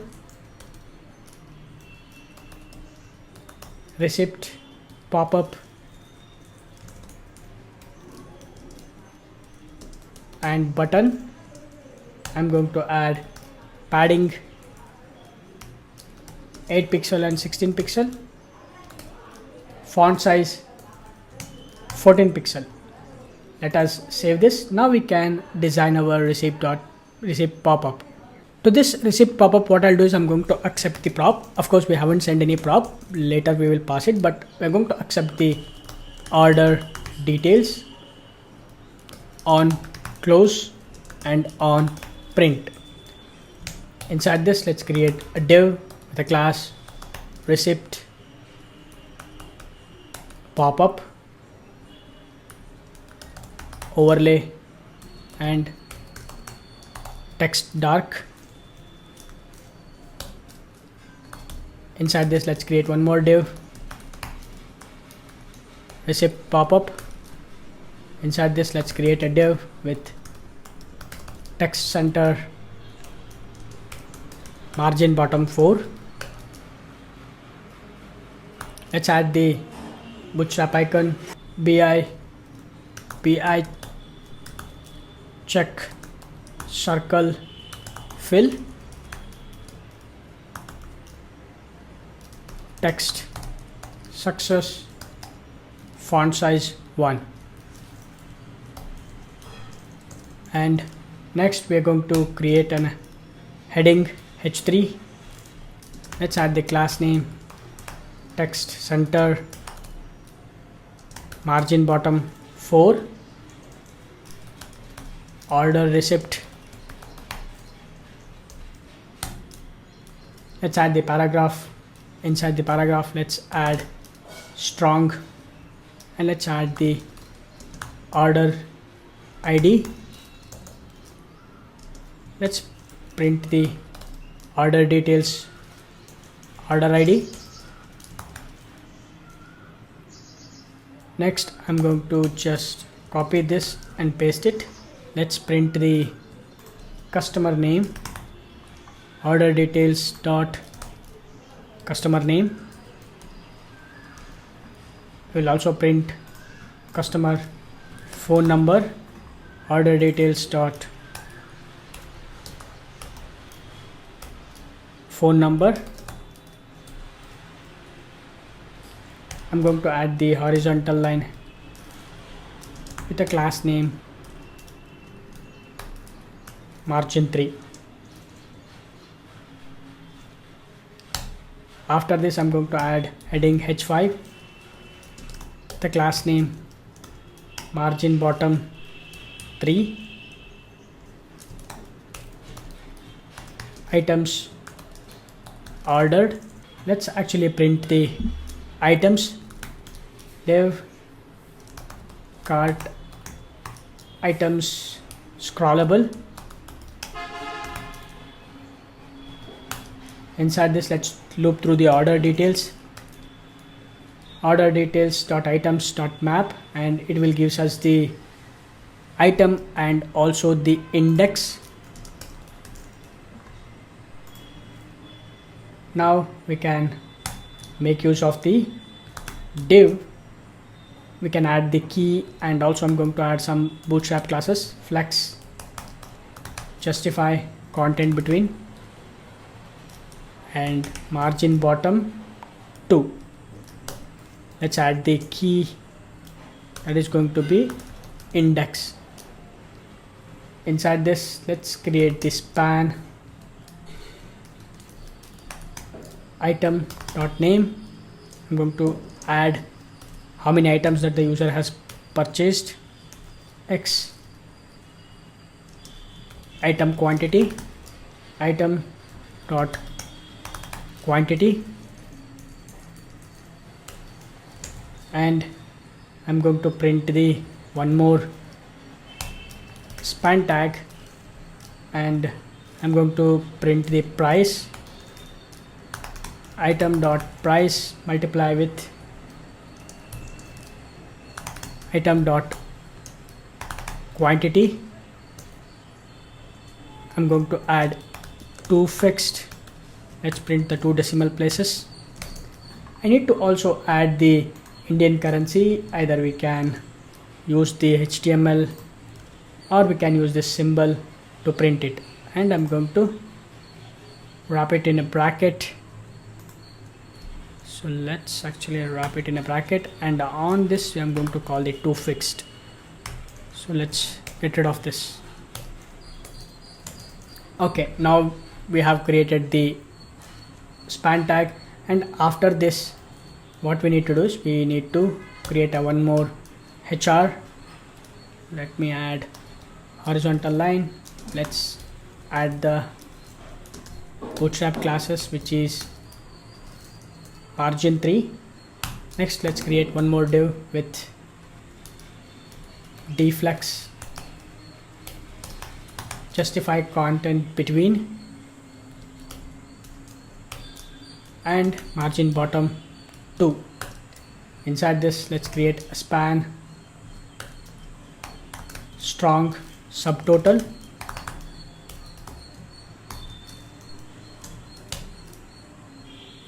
let's add this span, and we need to print the Indian currency, and we will make use of the order details dot subtotal dot to fixed.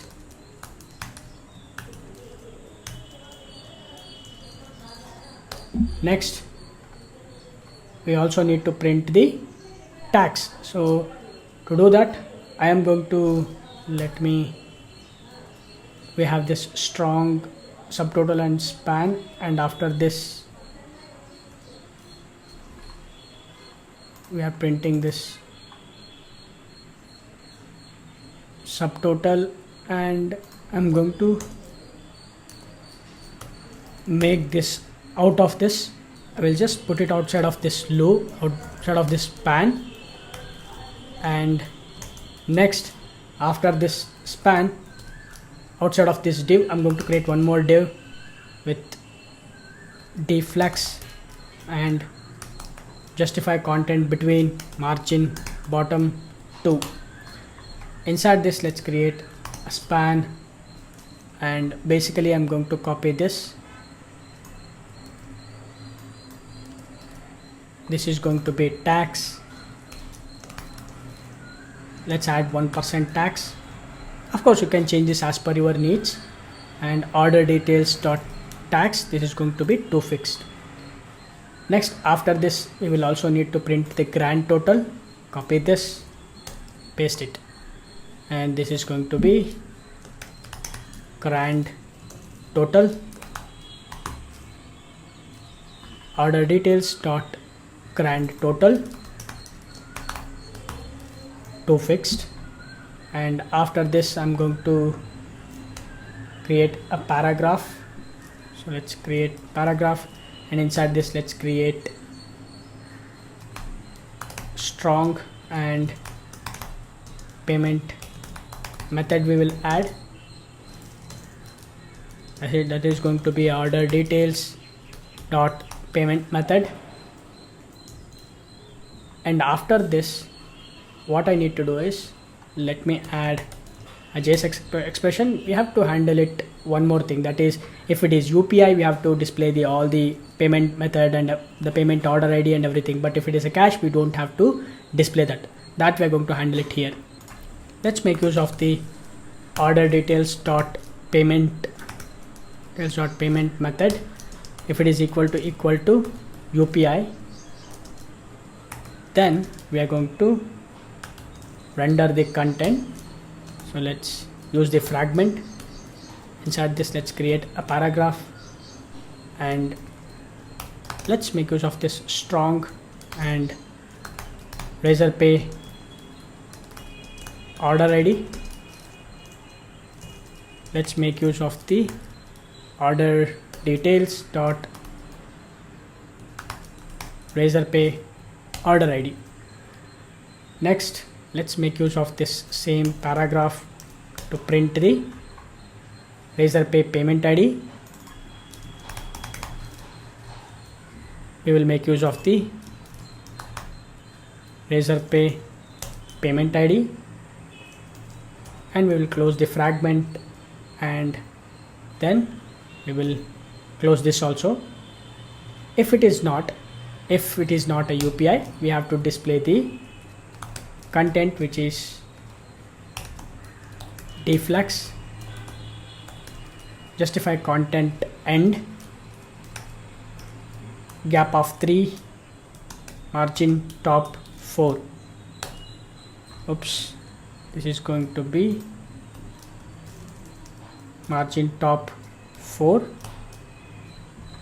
Inside this, let's create a button. We're going to create 2 buttons.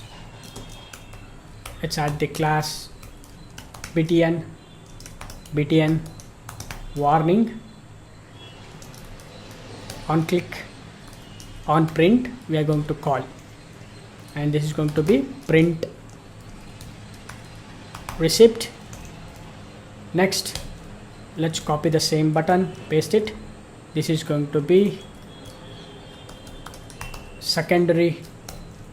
On click on close, we are going to make on close, or instead of the secondary, we can use danger close. The text, it is going to be close. Okay, now we have completed this receipt pop-up. Also, we are actually adding the CSS as well. And now what we need to do is, we need to pass these props to the receipt pop-up. Let's go to the receipt pop-up, the card summary. Inside the card summary, we need to pass the props, that is going to be order details. And inside the order details, let me actually pass an object, that is dot order details, and Razorpay order ID, that is going to be order details dot Razorpay details dot Razorpay order ID. Similarly, Razorpay payment ID, order details dot payment. This is going to be payment details. Let's make use of the payment details. If the payment details is present, then Razorpay payment ID we are going to fetch, and on close we need to pass, that is going to be an inline arrow function. Set show popup, we are going to set it to false. On print handle print receipt, handle print receipt. This is what we are going to handle. So let's save this. Now we have to test all of our scenario. Alright, let's test one more time. I'm going to add few items. Let me make it 4 and 4, 3223. I'm going to click on this UPI. So let's add the customer name, test9, and mobile number. Let's add, and on click of this UPI, a dialog box will open. Let us complete the payment. Success at Razorpay. Click verify and pay.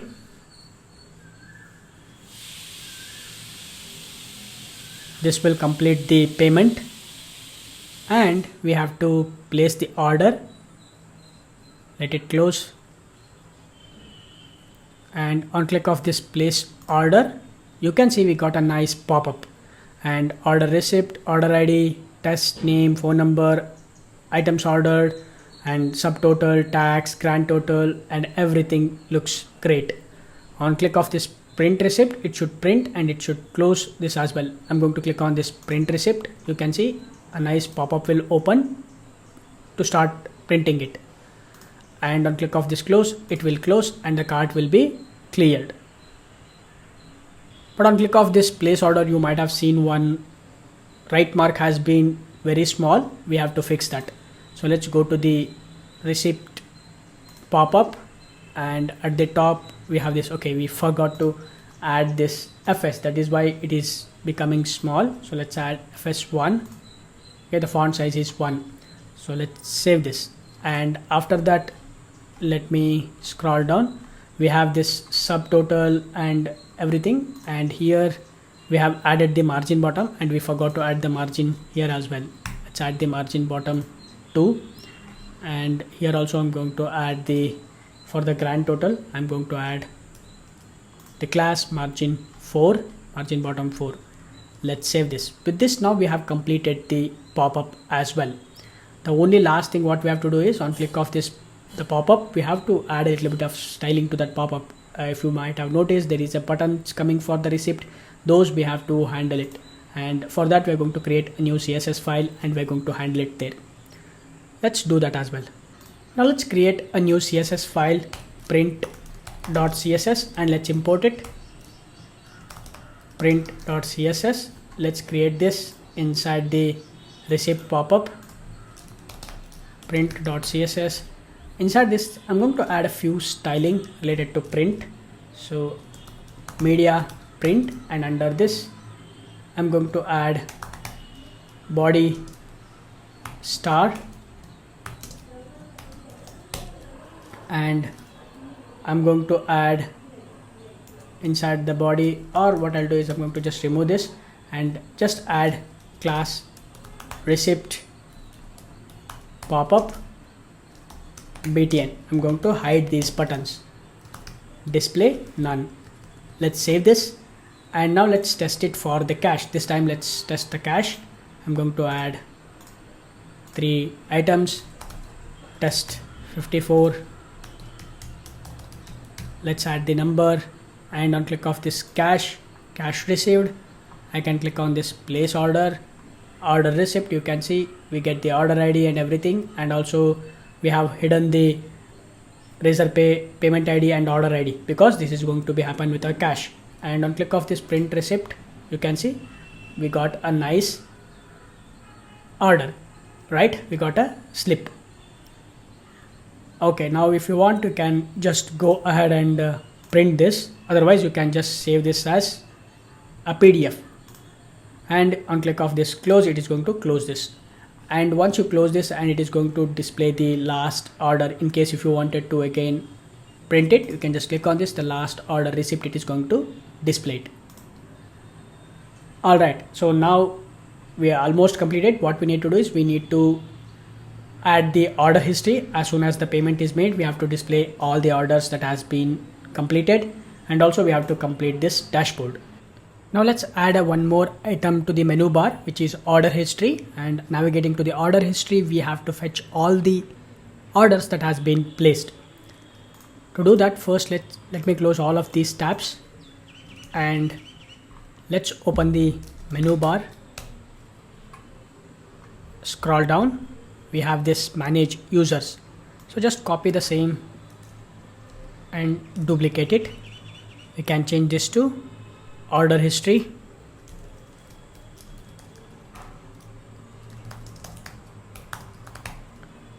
We can change the path to orders. Save this. Next we need to create the component. Inside the pages, create a new directory, which is going to be order history. Let's create the JSX file and CSS file.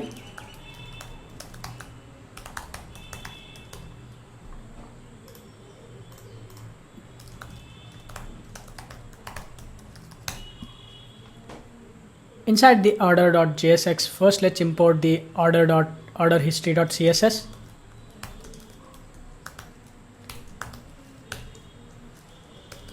Let's create the component.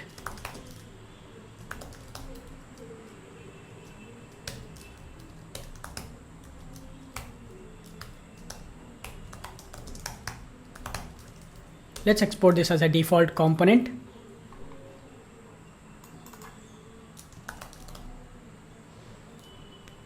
Let me remove this import. We don't want to accept any props, so let's remove this. Save this. Now let's open the app.jsx.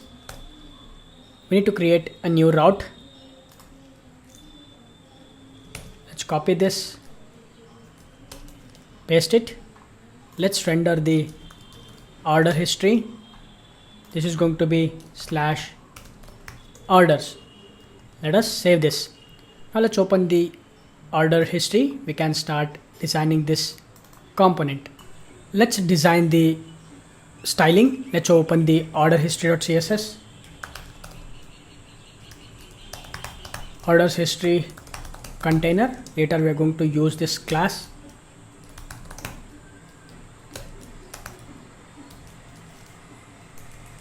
The height I'm going to calculate it using the calc method. 100 viewport 5 rem.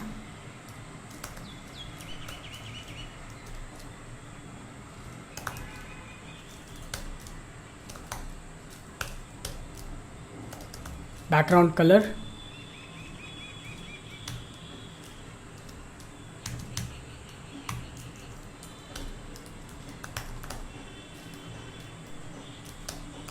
Let's add the styling for h2 tag.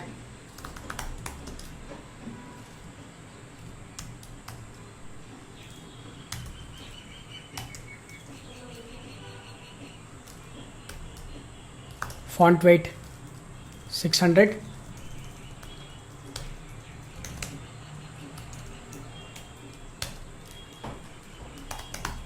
Margin top 20 pixel.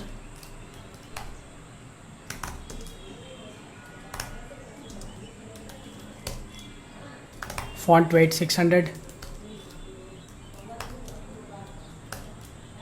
Vertical align middle.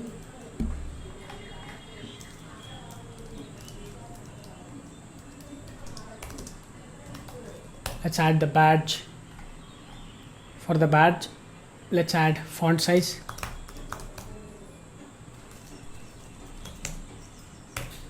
.85 em.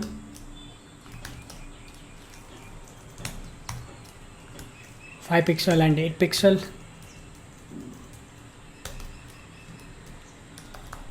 going to add media, maximum width 768 pixel,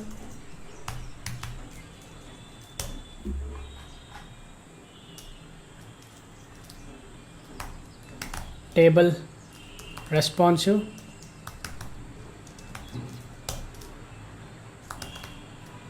overflow X auto, table TD, table TH, white space, no wrap. Let's save this. Now we have added the CSS styling. Now we can add the content to the order history. Inside this order history component at the top, I am going to create few states. One is to store the orders, set orders. This is going to be an empty array. Loading, set loading. Initially this will be false, and I'm also going to create an error, but that's fine. We can ignore this as of now. Later we can handle that. And next we need to use the use effect hook. To this we need to pass the dependency array. It's going to be an empty array. Inside this I'm going to create a function, fetch orders. This is going to be an asynchronous function, and I'm going to call this fetch orders function. Inside this, let's use the try catch block. Inside the try block, let's use await and await. We already have the method latest orders. This will give us the response. We can store that response. We need to update the state, response.data. We are updating the state, and if something goes wrong we have to log the error. And also I'm going to add the finally block. We're going to set the loader as false, and initially when it will be true initially, and we're going to set it as false as soon as the use effect hook is called, and we're going to fetch the orders. Okay, next what we need to do is we need to create a one more function that is going to be format the items.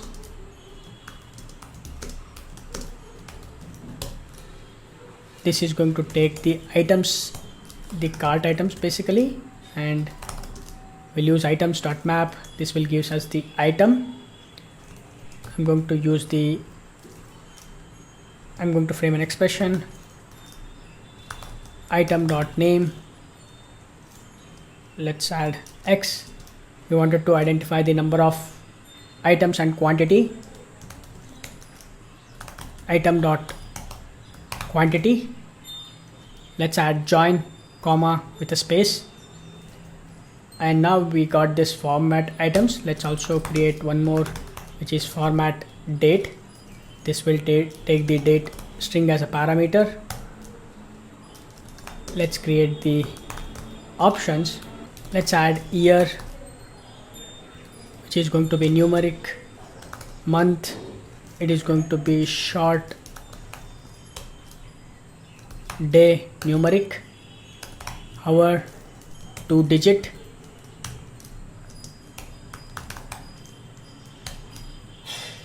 Minute, 2-digit. And finally I'm going to return this, return new date object. To this we're going to pass the date string to locale date string, and we're going to use the US time, and we're going to pass the options that we have set the options at the top, which we have created. And next I'm going to write one more condition. If it is loading, then I'm going to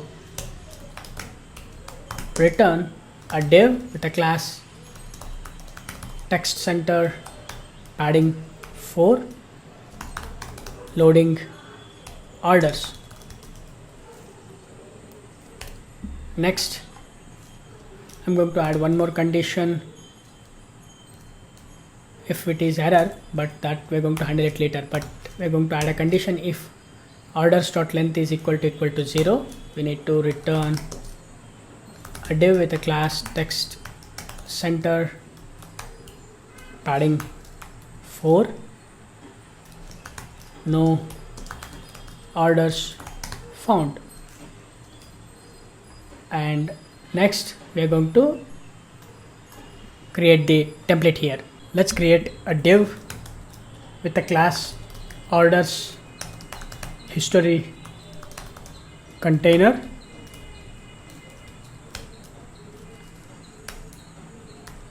heading 2, margin bottom 2, text light, recent orders. Let's create a div, table responsive, table thead, tr,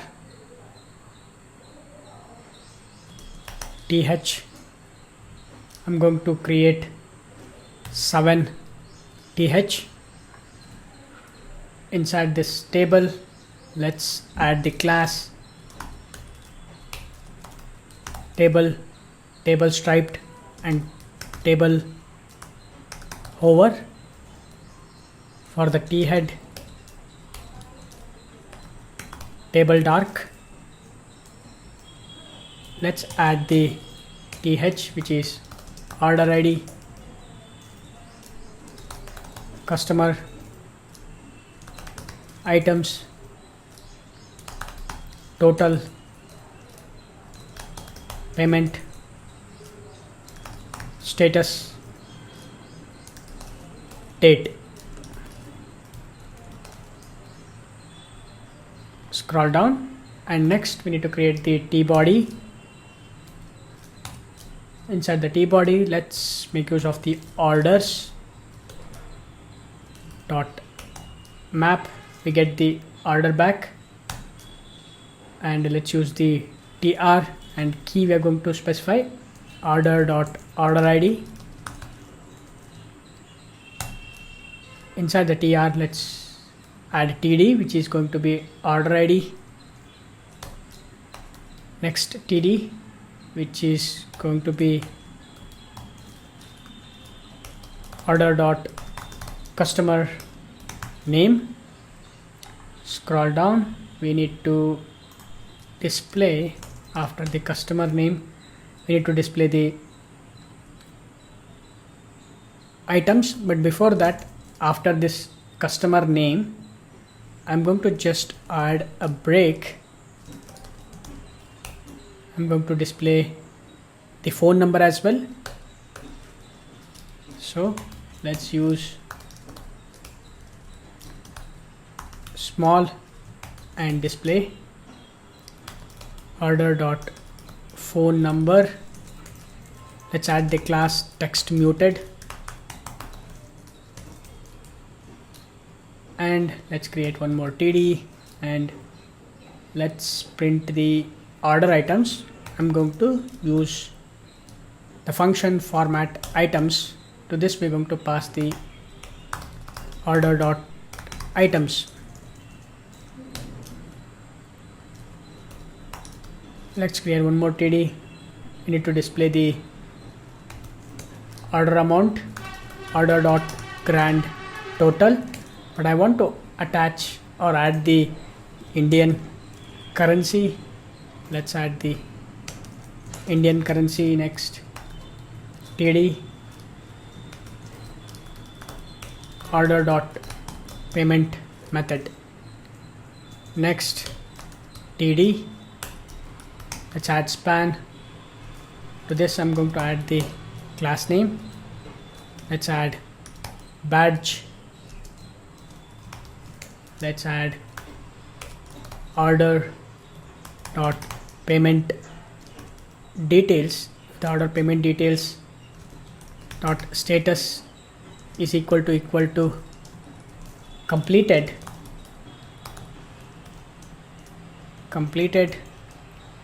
then we need to display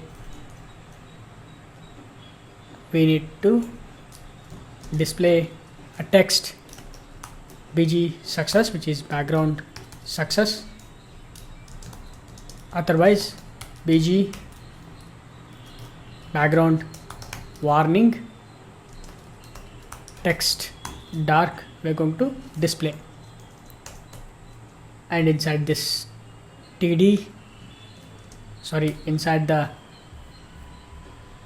span we are going to display order dot payment details status, otherwise it is going to be pending. And we're going to create one more td. Let's use the format date function to this. Let's pass order dot created at, and that's it. Now let's save this, and if you go back to the order history, boom, you can see the nice recent orders history is displaying here. Cash, UPI, all are completed, and the date when we have made the payment, and the items that they have bought, and the customer name and their phone number and the order ID. Awesome, this looks so beautiful. Instead of recent orders, let's make it as all orders. Let's change it as order, or all orders is fine. Let's save this. Okay, now we have completed this order history.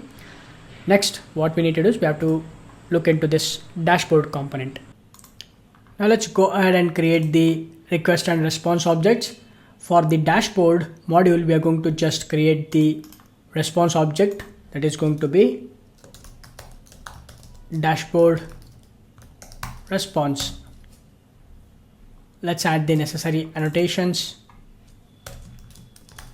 data annotation, builder annotation, args constructor and no args constructor, private double,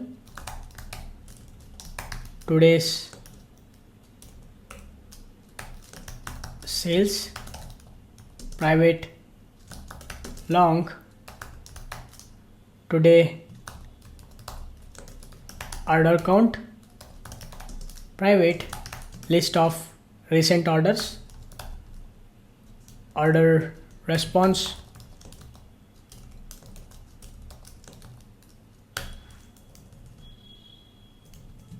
let's import the list, and this is going to be recent orders.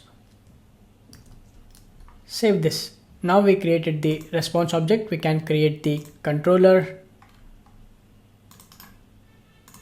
dashboard controller,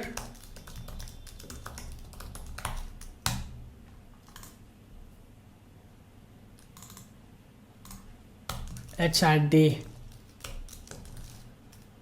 REST controller notation, request mapping we need to add.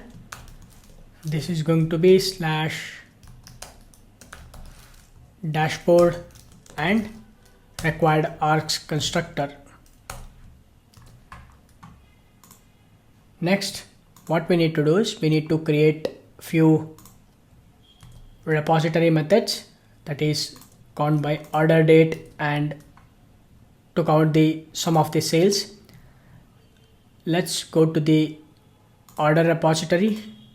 If you open the order entity repository, inside this let's define the methods.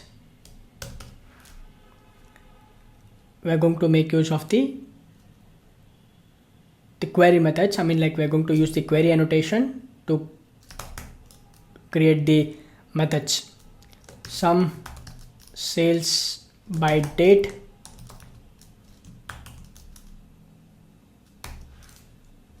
this is going to return double, and I'm going to add the query annotation.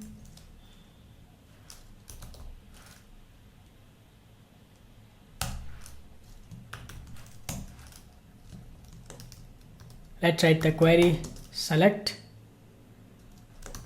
sum, we're going to add all the amount for that particular day, grand total,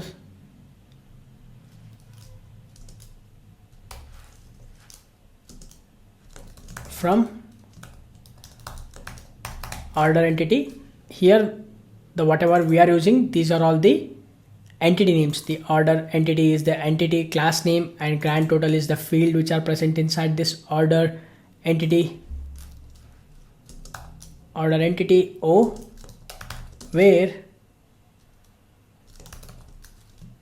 date is created at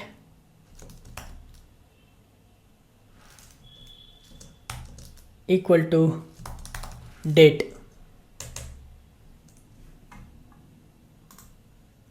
If you go to the order entity, let me go to the order entity. You can see the created at, this is the field that we are using it inside the query, created at, and this state is the parameter that we are passing. Now let's use the annotation at param annotation.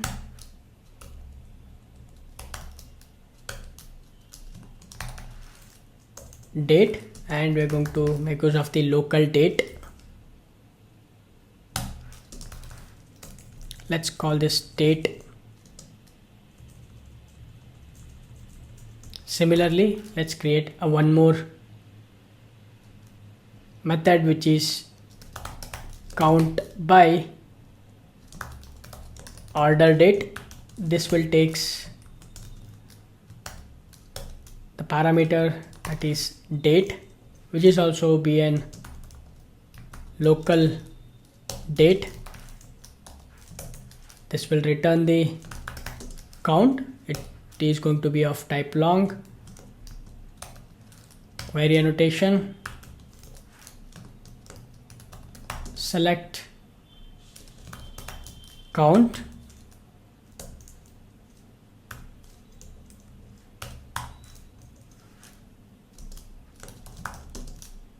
order, from order entity we wanted to check how many records are present. Order entity,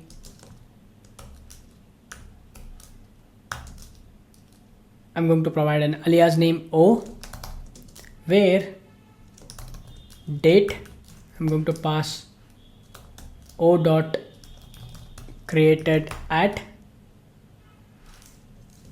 is equal to colon date.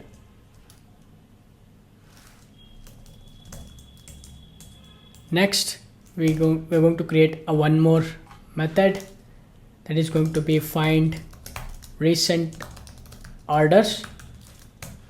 This is going to take a pageable object.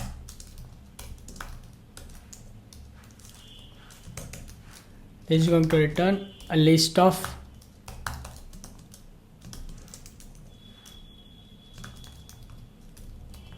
order entity.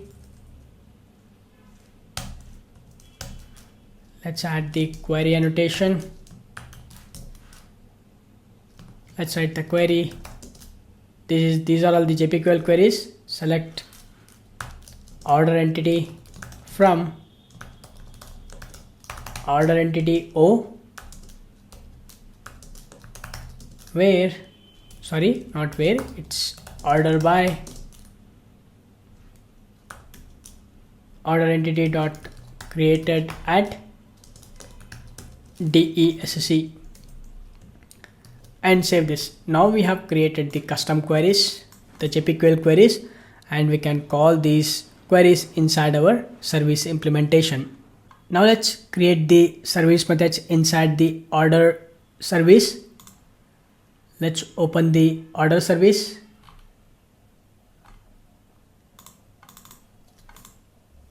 Inside this, let's define the methods.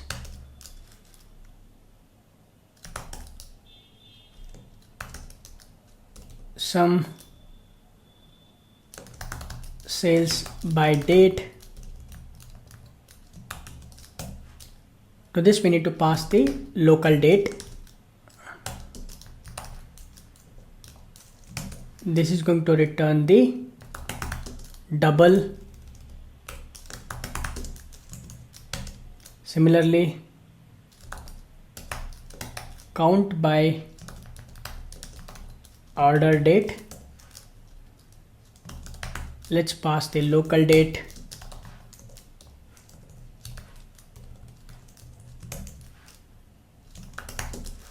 Is going to be returned along. And finally, let's define one more method, which is find by or find recent orders. We need to pass the pageable object. This is going to return list of order response, and save this. Now we need to provide the implementation.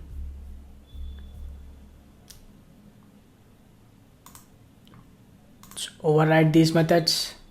Now we can add an implementation one by one.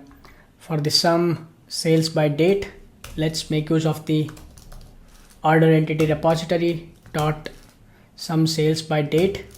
To this we need to pass the date,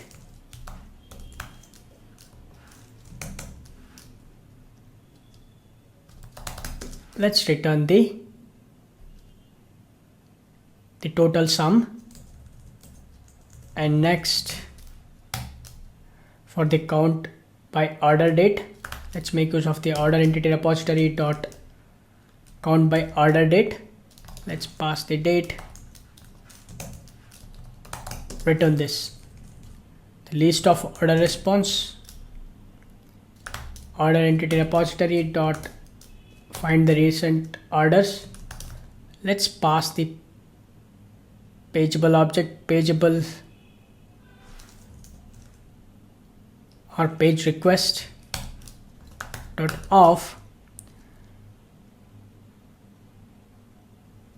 We are going to make use of the page number, the 0th index to 5, because we wanted to fetch the 5 recent orders.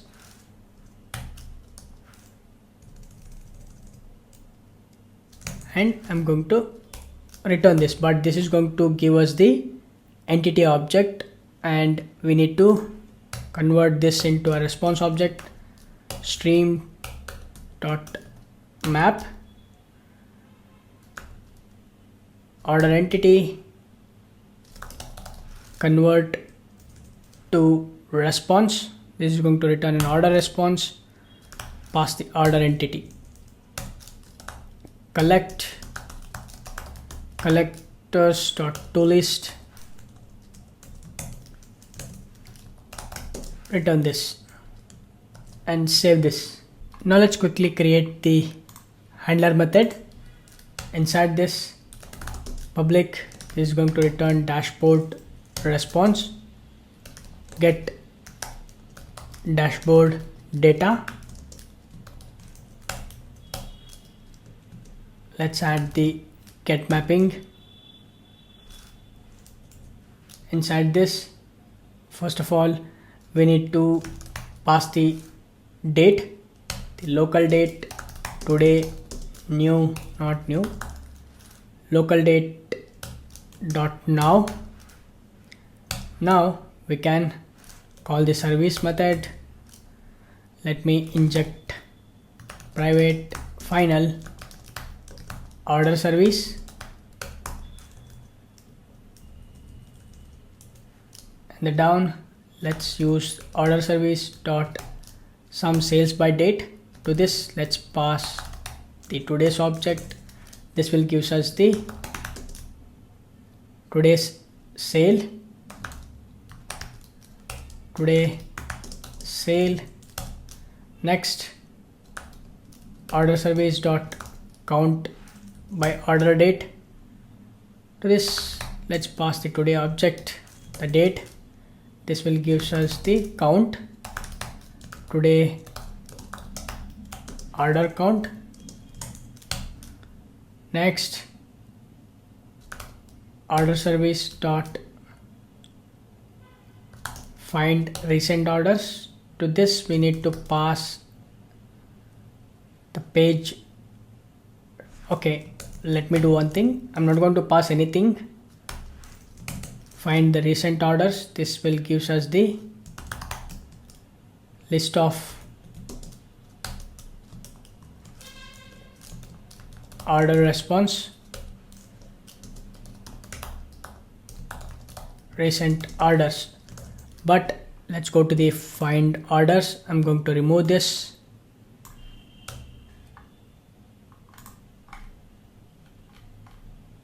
And let's remove this here directly. I'm going to hardcode it inside our service implementation.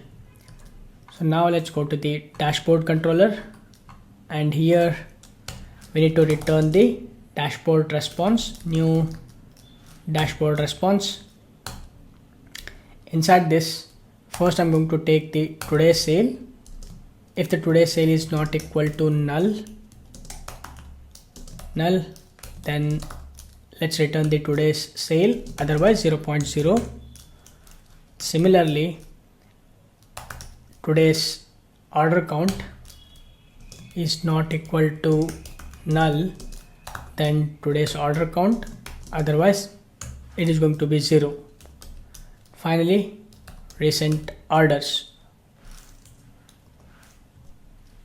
and save this. Okay, now we have created the endpoint / dashboard. Let's go to the security config.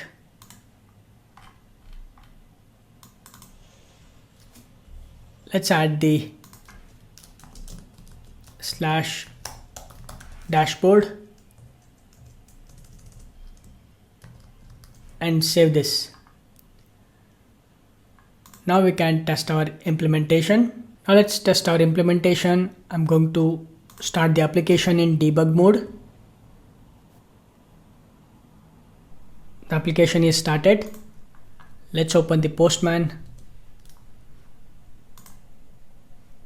Let's go to the, I'm going to create a request. Let's duplicate this read categories, and this is going to be get or dashboard data. This is going to be a get, and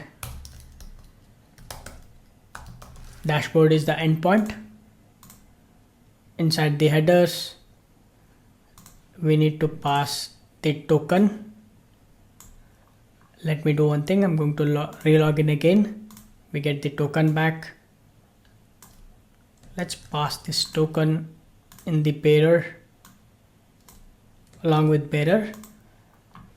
And now I'm going to click send. We should get the dashboard data. The today's sale is 0, order count is 0, and the recent 5 orders. Right now we have only 1 order, but the problem is this order has been created on 4/4, but today is 5. So that's why we are not able to see the today's sale and today's order count. But if you would have created a one more order, then we can see the today's sale and today's count. Right now our API endpoint, the dashboard data is working as expected. So we can go ahead and integrate this with our React application. To display the dashboard data, let's create a new service file. Under the service, create a new file, dashboard.js. Inside this, let me expand this file. Let's import the Axios and create a function and export it. Export const dashboard fetch dashboard data. This is going to be an, let me inside this, this is going to make a get request. Let's add the URL, copy this URL,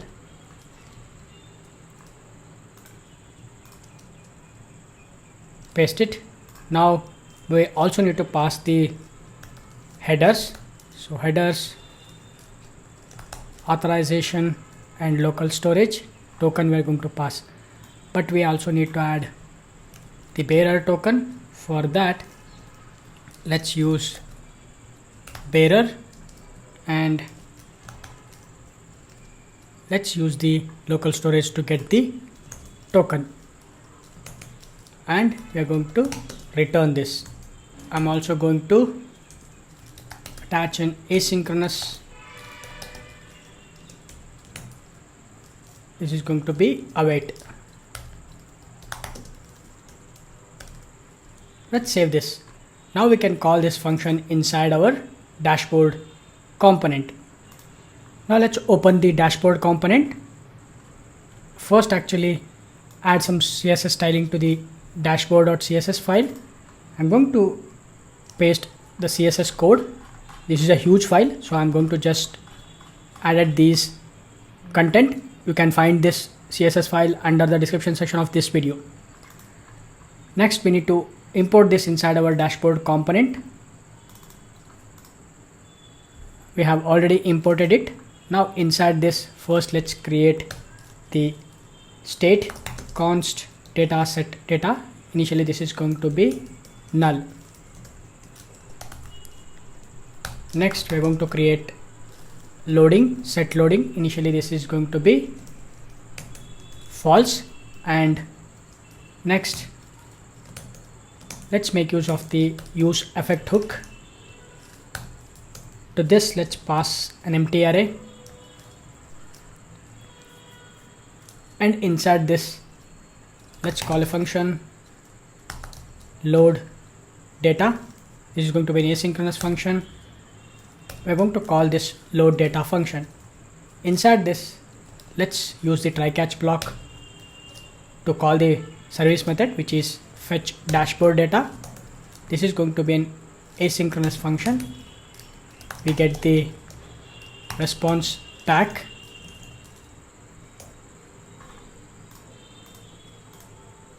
Async fetch, sorry, this is going to be await. Await. Let me type it correctly. Okay. Next, once we get the response, we can update the state response.data. If something goes wrong, we are going to handle the exception using catch block, and I am going to add the finally block. Let's toast an error message. Something went wrong.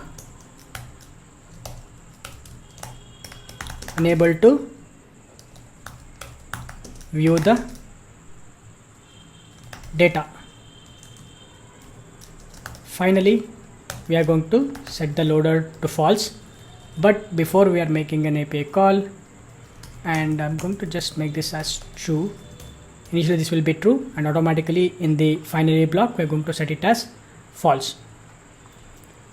Okay, so next what we need to do, inside this we are going to write one more condition. So let me write a condition. If it is loading, then we are going to return a template with a class name loading, and I'm going to display the message loading dashboard. If the data is not present, we're going to return a div with a class. Let me add the class name, which is error, failure to load the dashboard data. Can print this message.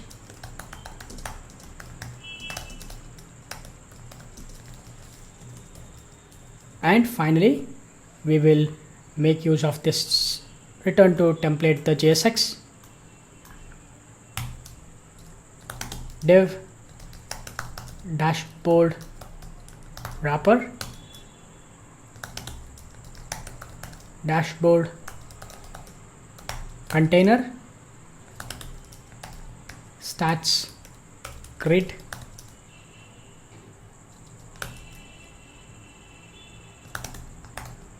stat card.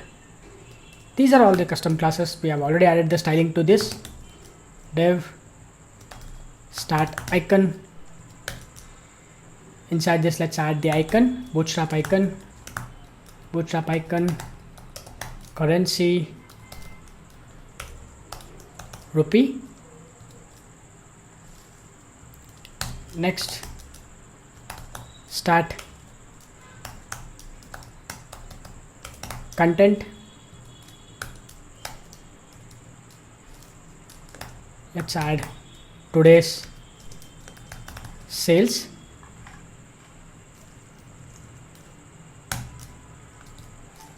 Let's add the data dot today's sales dot to fixed. We're going to display 2 decimal points. Also, we need to add the Indian currency. So let's add the Indian currency. This is today's sales, data dot today's sales. And next, what we need to do, we need to add one more div with stat card, stat icon. Let's add the icon cart check. This is going to be cart check. Next let's add the stat content inside this h3 today's orders, data dot today order count. And after this, we need to create one more div that is going to be recent orders card, h3 dot recent orders title, bootstrap icon, bootstrap check, the clock history.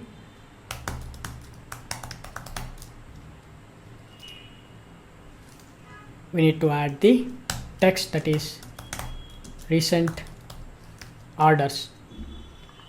After this h3, we are going to create one more div with orders table container. Let's add table. Inside the table we have t head. Inside the t head we have tr. Inside the tr we have th. We are going to add 6 th.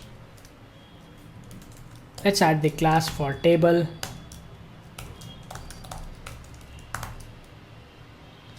Orders table, t head, tr and th, order id and customer, amount, payment, status and time. Now inside our t body, so let's create t body. Under this, let's make use of the data to loop through the orders, data dot recent orders dot map. We get the order back, and we are going to make use of the tr, and let me add tr. Okay, this is going to be tr and key, that is going to be order dot order id. Inside the tr, let's create td, that's going to be order dot order id substring. We're going to display only the few characters, so 0 to 8. I'm going to add dot dot dot. Next, we're going to display the customer name, order dot customer name. Next, order dot grand total,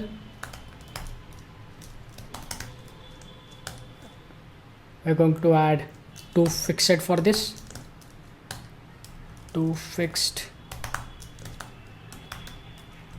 I'm going to display only the two decimal places, and also I'm going to add the Indian currency. So let's add the Indian currency, create one more TD. Inside the TD, let's display its span, and let me create a span, and inside this let's add the class name. We're going to add the class name conditionally, that is going to be payment method and order dot payment method to lowercase,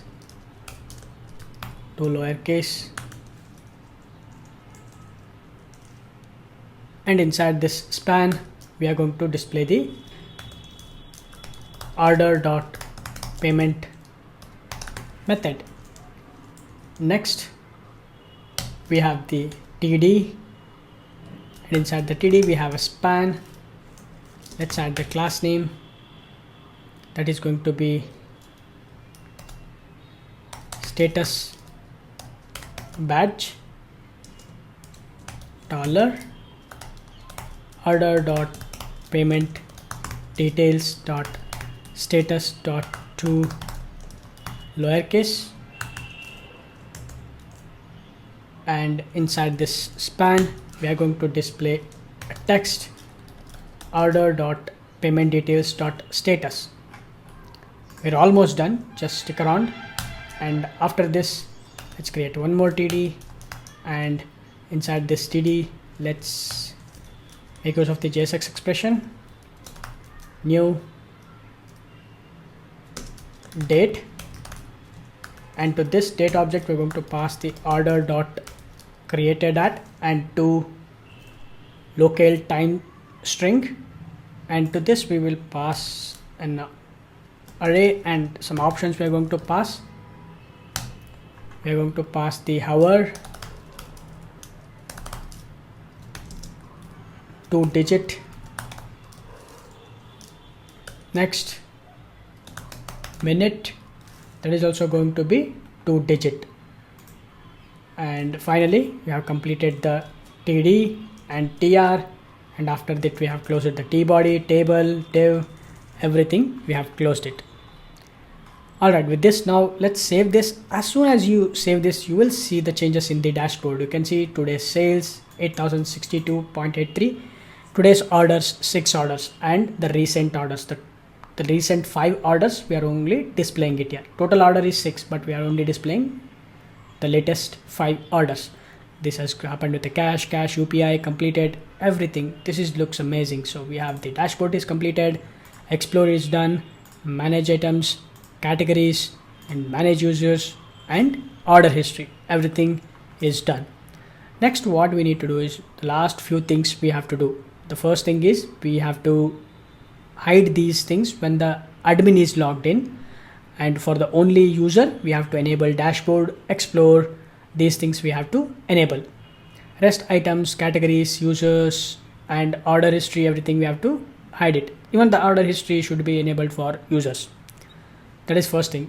Next thing what we need to do is we have to make it few protected routes, that we are going to handle it. And after that we are going to wrap up our video. Now let's fix one more thing, that is when the user is navigate to dashboard, we have to make these items to be highlighted. If user is in dashboard, then we have to highlight this dashboard. If the user is in explore, we have to make this as explore. If the user is in manage items, then we have to highlight this one. To do that, what I'll do is let's open the menu bar component, and at the top I'm going to make use of the use location hook. Use location, this will give us the location. Now under this I'm going to create a function const is active. To this we're going to pass the path, the URL path, and I'm going to return by comparing location.pathname is equal to path. Now we can make use of this is active class to add the classes dynamically. Now scroll down, we have this items, the menu items. Now what I'll do is I'm going to first of all wrap this in an JSX expression, and I'm going to add the template string. And here what I'll do is I'm going to make use of the expression to call the function is active, and to this we are going to pass the path which is dashboard, right? Dashboard I'm going to pass, and if this is true, then we are going to add a class dynamically, that is font weight bold and text warning. Otherwise we are going to add no classes, right? The same thing we are going to make it for everything. So let's copy this. For all the items we are going to make the same thing. Just replace this, and we can change this to, let me have explore. So let's add explore. Similarly we have this slash items, so let's add slash items. Let's add slash category slash users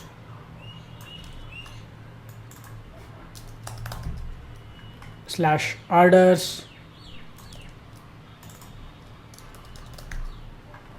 That's it. Now let's save this, and if you look at this, as soon as we save this, right now we are in the items page, and you can see manage items.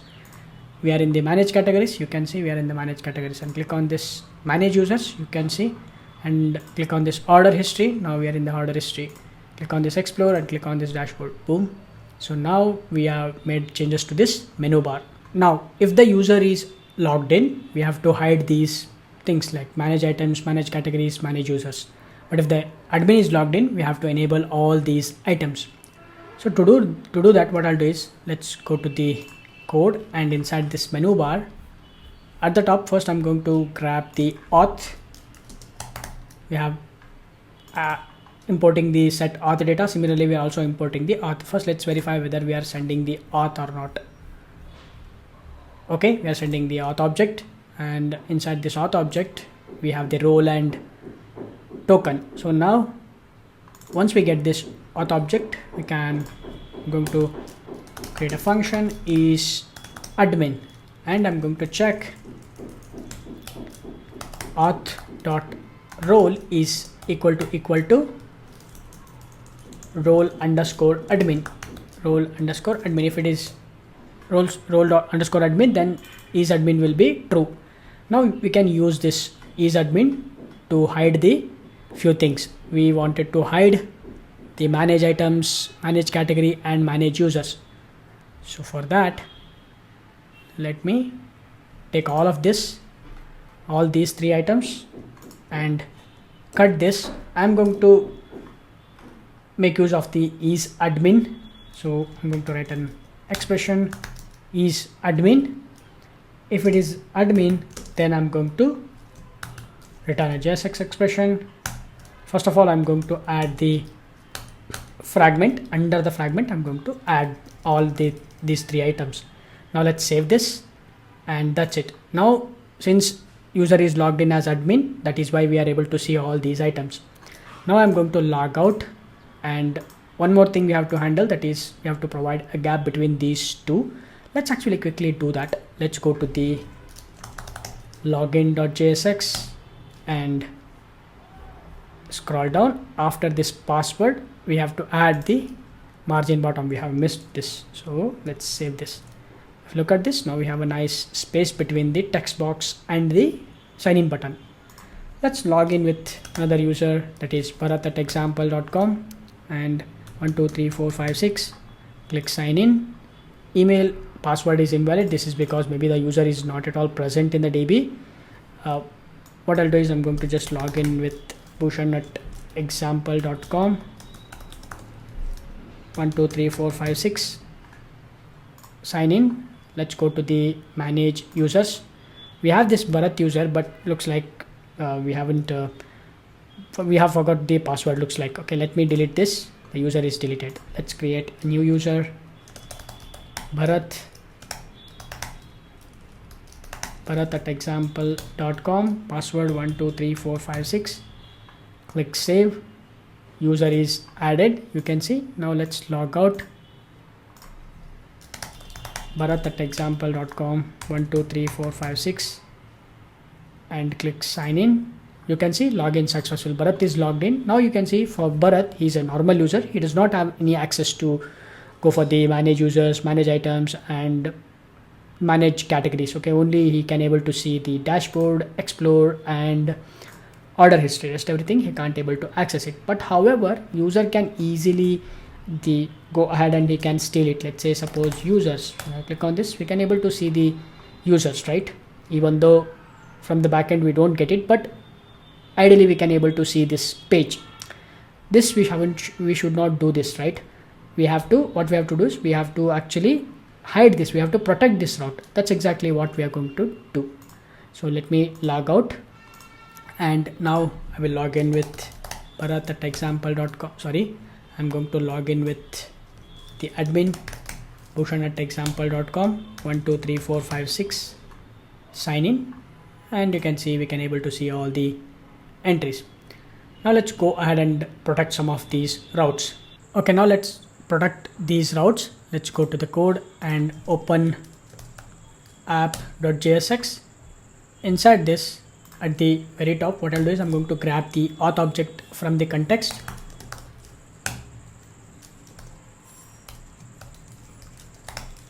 And we are going to pass the app context. Now once we get the auth object, I'm going to create a function which is login route.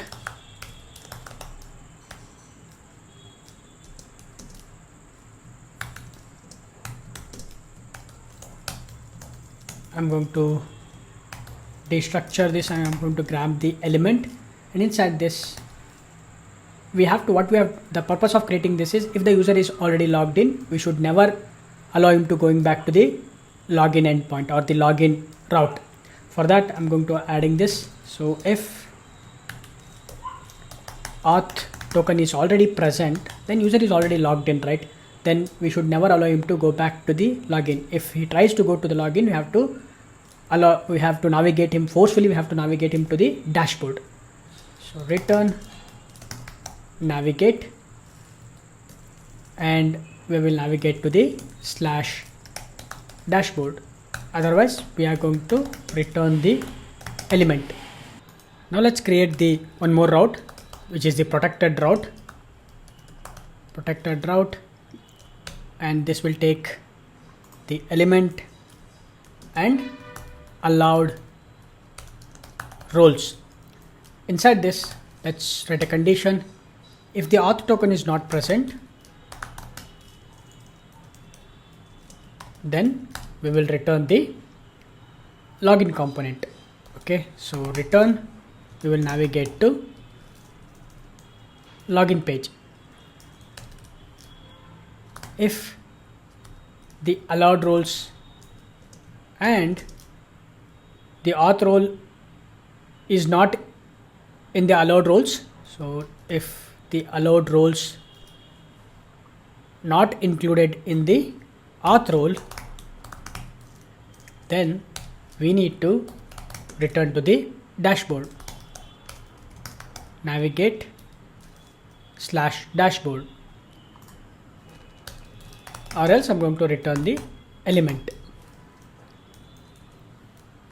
Okay, now we have to make use of this protected route and the login route. Now what I'll do is I'm going to make a few arrangements at the routes. First of all, I'm going to keep the dashboard and explore together. So let's move this together. And next, we need to, for the category users and items, we have to make the admin only routes. Okay, so I'm going to add a comments.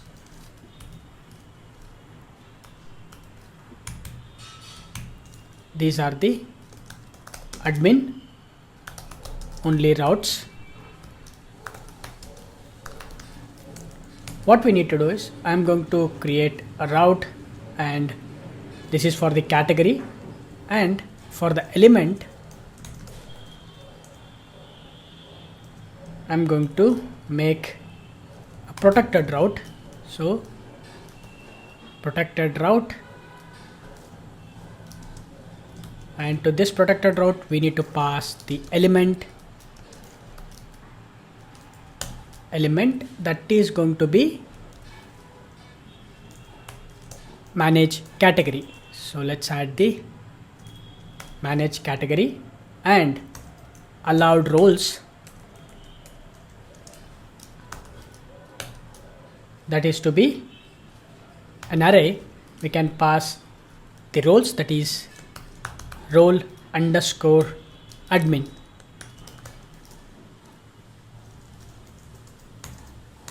That's it. This is how we are going to handle it. Similarly, we are going to make the same thing for the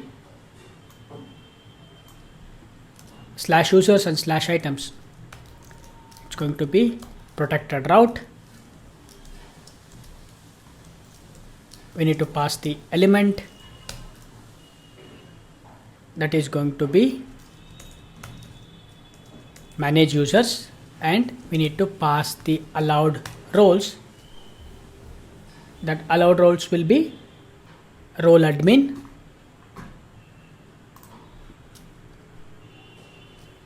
inside the array.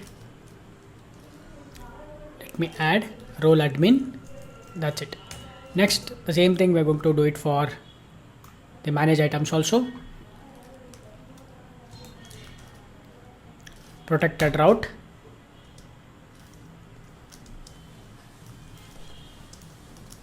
element manage items, allowed roles, role admin. Okay, next what do we have? We have the login orders, right? So for this we are going to make it as login route. Let's cut this. Let's use the login route, and for this login route we will pass the element that is going to be login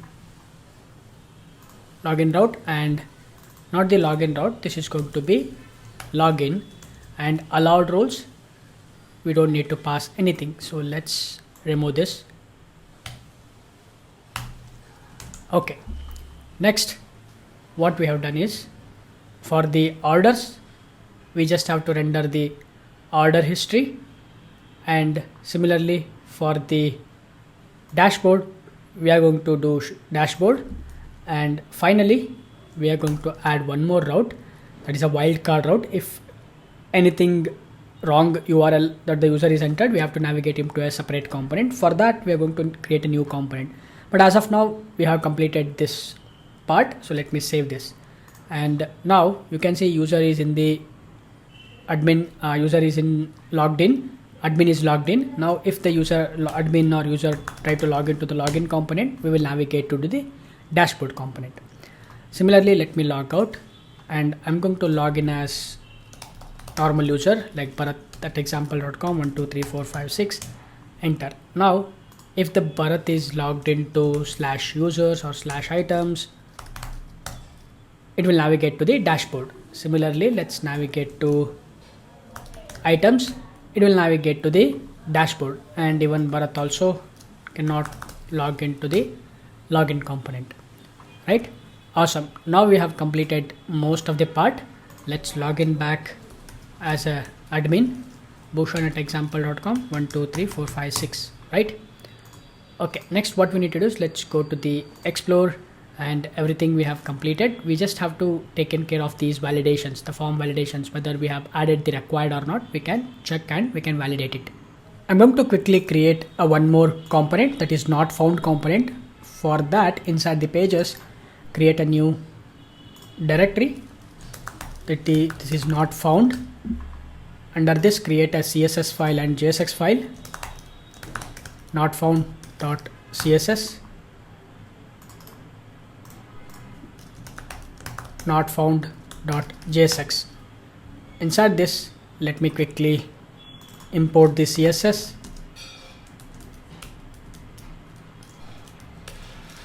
create a functional component.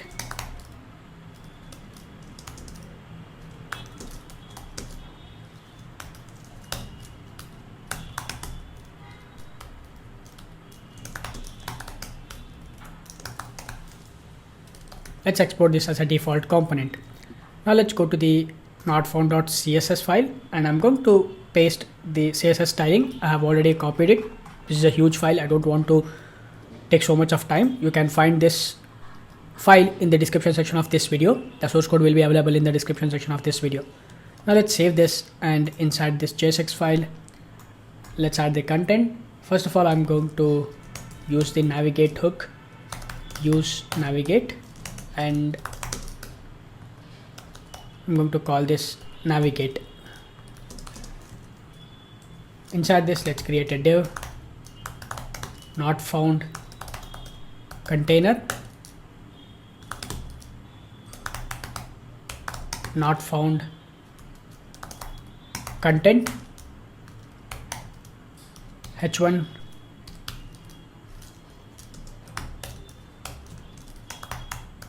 not found title, 404 h2 with a class not found subtitle. Let's add oops page not found.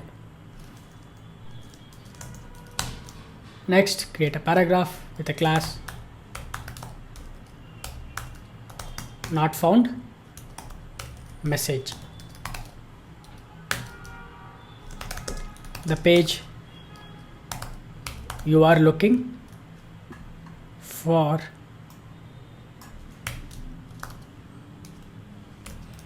doesn't exist or has been moved. Create a button, btn, or not the btn, I'm going to add a custom class not found button. Go to home page. To this I'm going to attach onClick event,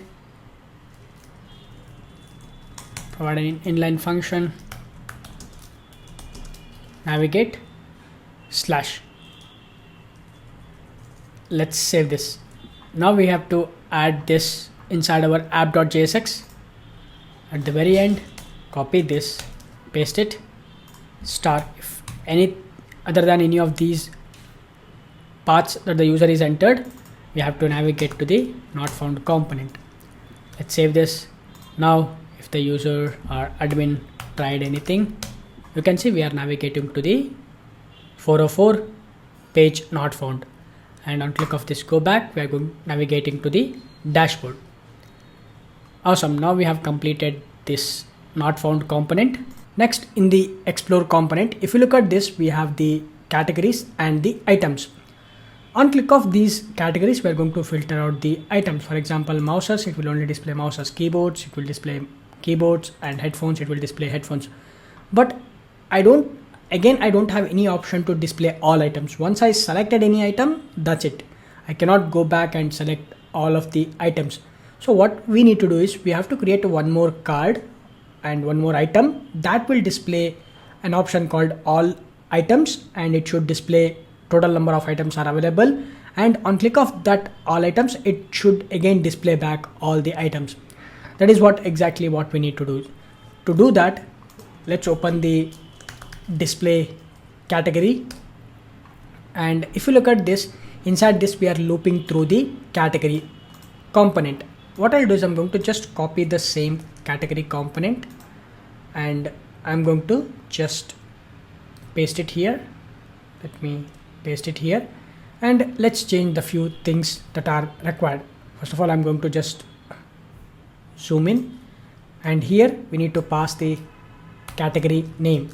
Let's pass all items. Next, I'm going to pass the URL, the image URL. I have already added an image in the assets folder. So let's add assets.device. This is the image that I'm going to add. The number of items, I'm going to make use of the reduce categories dot reduce method, and I will get the accumulator and a single item. I'm going to call this category, and I will make use of the accumulator plus category dot price, and I'm going to start incrementing it by 0. Next we have this background color. For the background color, let's pass the color code, that is #6C7 and 57D. This is like a gray color, and is selected. I'm going to select category, which is going to be an empty string, and is such selected category an empty string. And what also I'm going to do is I'm going to just wrap this inside a div. So let's copy this, and I'm going to paste it here, and I'm going to add the div.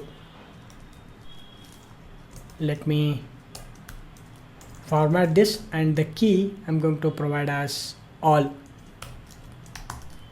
Now let's save this.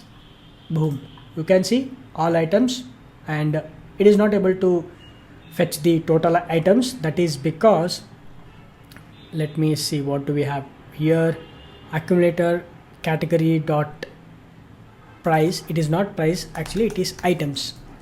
Let's save this. Now you can see we have total items 3, and now on click of this all items, we can able to see all the items, and mouses, keyboards, headphones, and this all items will be at the very first, and rest everything will be remains as it is. Alright, before we wrap up this, we have few more things to do. That is, we have to just go ahead and validate whether all of these forms, whether we have added the required attribute or not. Now let's open the item form. Let me open the item form, and let me zoom in and scroll down. Let's see whether we have added the required attribute. Okay, we have not added. Let's add the required, and similarly let me add required. Scroll down, we have this select drop down. For this select drop down also, let's add required, and scroll down. Next we have this price. To this price also, let's add required, and next scroll down, we have this description. Description is completely optional, we can ignore this. Next, let me save this. Now let's go to the category form.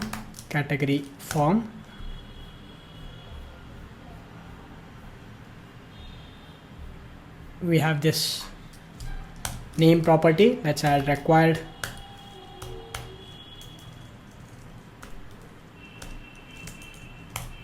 scroll down, we have this text area, that is description. That is also completely optional, not a mandatory field. And background color, this is going to be required.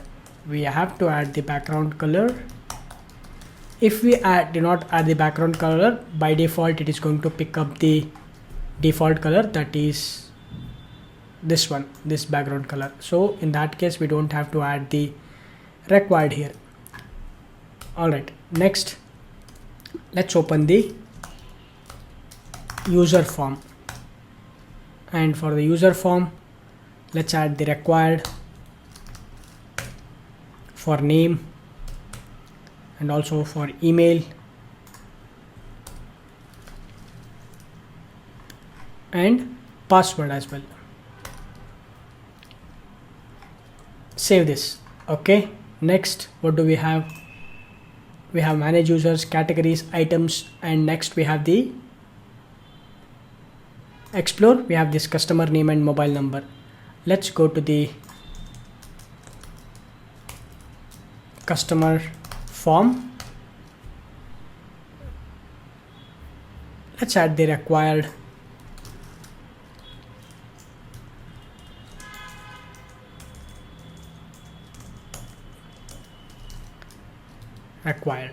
let's save this.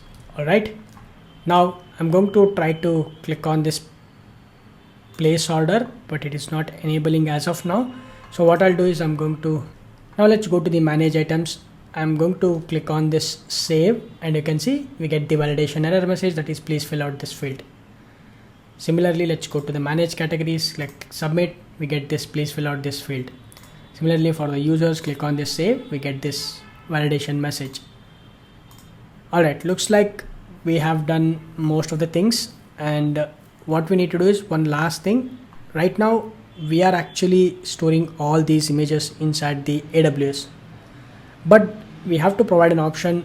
Instead of using the AWS, we have to make it to store it in the local system inside our project. Inside this project, we have to store the application, not in the front end application, but in our backend application where the application is running the server side. We have this resources folder. Let me show you. Inside this resources folder, we have this static folder. Inside the static folder, we should able to store the images. That's exactly what we're going to implement next. Okay, now we can start adding the images into the project folder instead of uploading it into the AWS.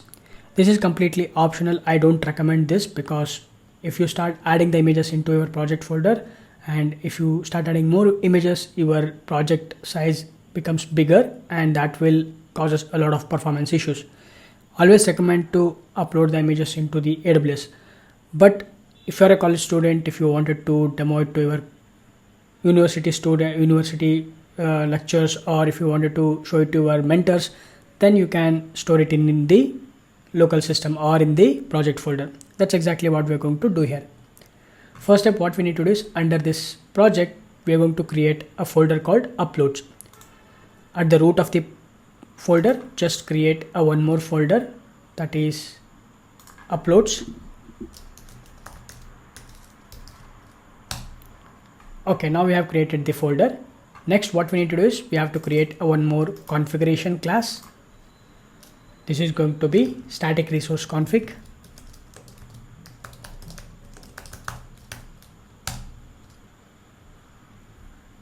Let's add the annotation, configuration annotation. Inside this, let's override the method, add resource. Okay, first of all, I am going to implement this with web MVC configurer. Now I'm going to override the method, add resource handlers. Inside this, let's make use of the paths .get. Let's provide the folder name, which is uploads. We're going to get the absolute path, and I'm going to convert it into a toString. I'm going to call this upload directory. Next, let's make use of the registry dot add resource handler. Let's provide the path, which is uploads /*. Add resource locations. Let's provide file, and I'm going to add the upload directory.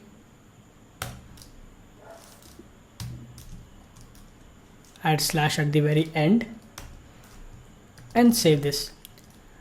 Now we have created the configuration class. Next, let's open the Spring Security config. Here we have to permit all. What we have to do is, we have to provide the uploads folder /uploads/*. Make sure to provide this, otherwise it is not going to work. And save this. So now we have configured everything to upload the images into the uploads directory instead of the AWS. Next, what we need to do is, we need to add our category images and item images into the direct save folder. We have to make slight changes inside our service implementations. Let's open the category service implementation. Let me expand this. At the top, we have this add method. Here we are generating the image and we're adding it to the new category. So now I'm going to comment this. We're not going to upload it into the AWS. Instead, what we will do is first we are going to create a file name. So let's use uuid.randomuid.toString, and I'm going to add a period dot. Let's make use of this string utils to call the get file name extension. Let's use file dot get original file name. We are going to store that in a variable called string file name. And once we get the file name, we need to make use of the paths to get the uploads directory, uploads dot to get the absolute path, and I'm going to normalize this. I'm going to store it in a variable upload path. Next, we need to create a directory if the directories does not exist. Files dot create directories. Let's pass the upload path. Next, we are going to create a path that is target location, upload path dot resolve. To this we are going to pass the file name. Then we are going to copy the files dot copy file dot get input stream target location standard copy option dot replace existing. And finally we're going to construct the image URL string image URL http localhost 8080/ABI/version 1.0 uploads / I'm going to concatenate the file name. That's it. Now this image URL, we are storing it in our database, and also we are rendering it in the React application. That's all. Now we have to test our implementation. Okay, now let's start the application. Application is started. Let's delete console, clear the console. Now let's go to the browser. I'm going to log into my account, bhushan@example.com. 1 2 3 4 5 6, and let's go to the manage categories, and let me reload this, and we can able to see all of the items and categories. Now what I'll do is I'm going to add a new category. These images are actually stored it in the AWS. From now onwards, whatever we are going to store it, that will be stored it in the uploads directory in our project itself. So let's go ahead and add a new category. For now I'm going to add keyboard, but this is going to be a wireless keyboard, wireless keyboards, and some content I'm going to write, and I'm going to select the color which is brown, and when I click on this submit, you can see category added, and we should be able to see the category as well. And now let's go to the project explorer, and if you open the uploads directory, you can see the image has been stored it in the uploads directory. I'm going to open this. So let me see whether I can open this or not. Open in a finder. Okay, you can see the keyboard has been uploaded. Let's go to the database and verify it in the database. So we have this. Let me zoom in, and we have this billing app. Select star from TBL categories. Let me see whether it is category or categories. Okay, it's category. So let's execute, and boom, you can see in the image URL it is storing it as, let me copy it here and paste it. This is how it is storing it in the DB. localhost 8080/API/version 1.0/uploads and the UUID, which is nothing but the image. And now let's test one more time. Let's go to the browser. I'm going to click on this image icon. Let's add headphones. This is going to be a wireless headphones. Wireless headphones. Let's add some description and we can add this green color. Click on this submit. Boom, you can see wireless headphones and it is 0. Okay, now we are adding the images into the uploads directory within our project. Now on delete of these images, we have to delete the image from the directory, from our project directory. Let's implement that as well. Let's go to the delete method, scroll down. We have this delete method. I'm going to comment this because we don't want to delete it from the AWS. Now what I'll do is I'm going to first get the image URL, existing category dot get image URL. This will give us the image URL. Once we get the image URL, we need to get the file name, image URL dot substring. We will make use of the image URL and last index of slash. We're going to add +1. This will give us the file name.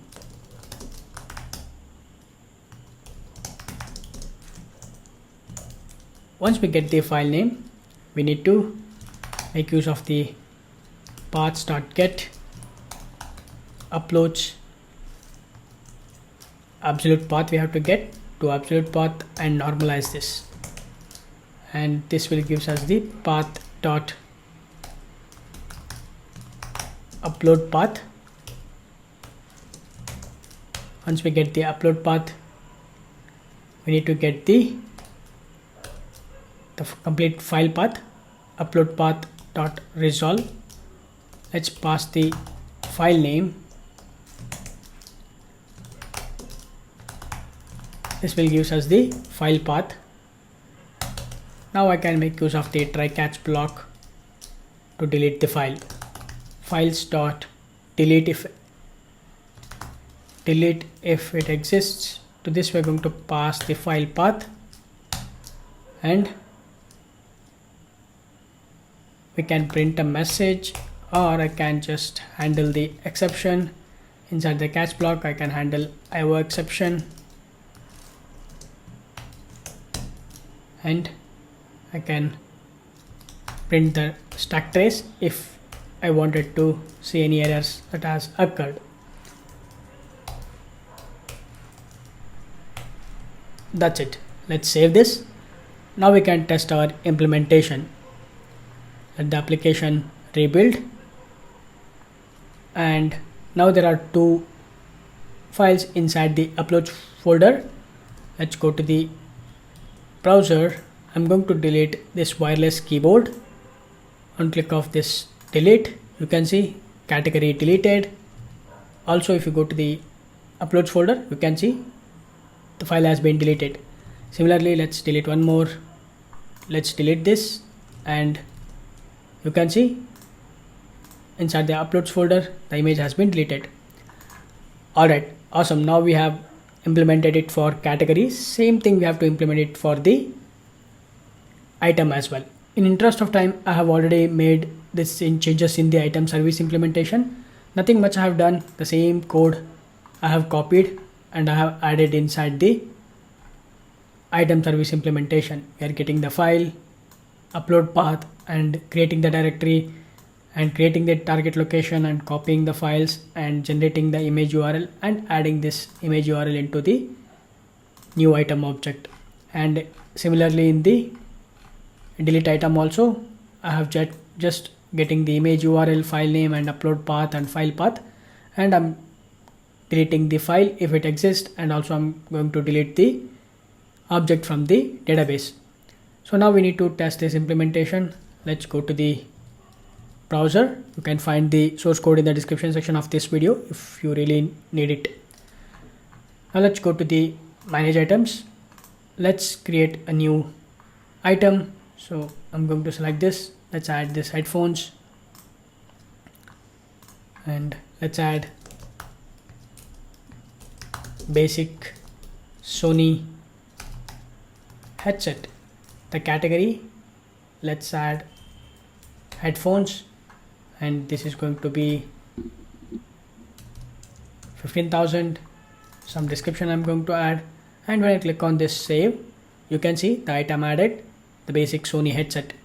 If you go to the project explorer and inside the uploads directory, you will see this. Now let's go ahead and delete this. It should also delete from the uploads directory as well. I'm going to click on this delete, item deleted, boom, you can see it is deleted from the uploads directory. Awesome. Now we have implemented uploading the image into the project directory itself instead of uploading it into the AWS. Alright, this is all about this project. I hope you guys enjoyed this. Next, what we need to do is we are going to test our application one last time and we can wrap up the complete project. Okay, let's test our application one last time. I'm going to log in with the admin credential.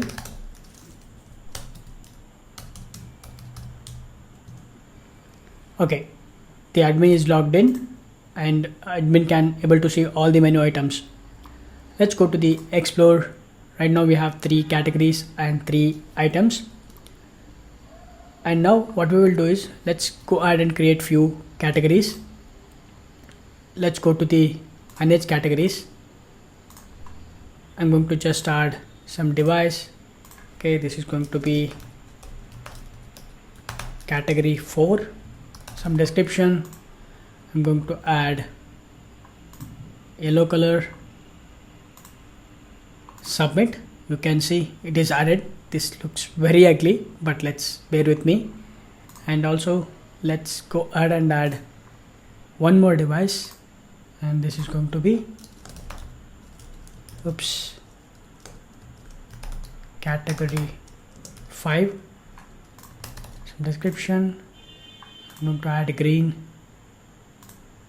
Click submit, and also let's add category 6.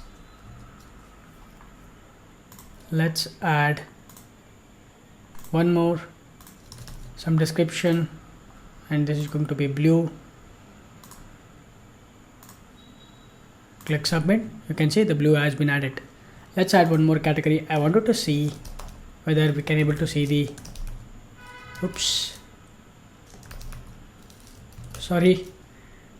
let me add the category 7 and some description. Orange I'm going to add. Click submit. Select. Okay, let's select the image. Nice, we have an validation. Click submit. Boom, and you can see the nice scroll bar. Let's actually add one more. This is going to be 8. Some description. Let's add purple. Okay, click submit. Okay, every time I'll miss the image, so let's submit, and boom, you can see now we have a nice scroll bar, right? We can search the category as well. Let's say suppose DS. You can see keyboards. Similarly we have RY, so we can see all the categories, category 4, 5, 6, 7, 8. Awesome. Let's go to the items and let's add few items. I'm going to add item 1. Let's select the category 4,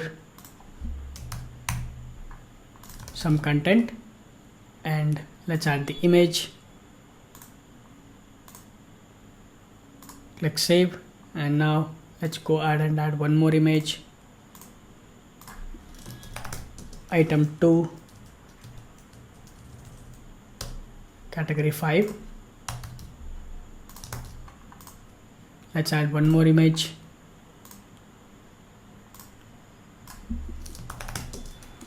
item 3, category 7,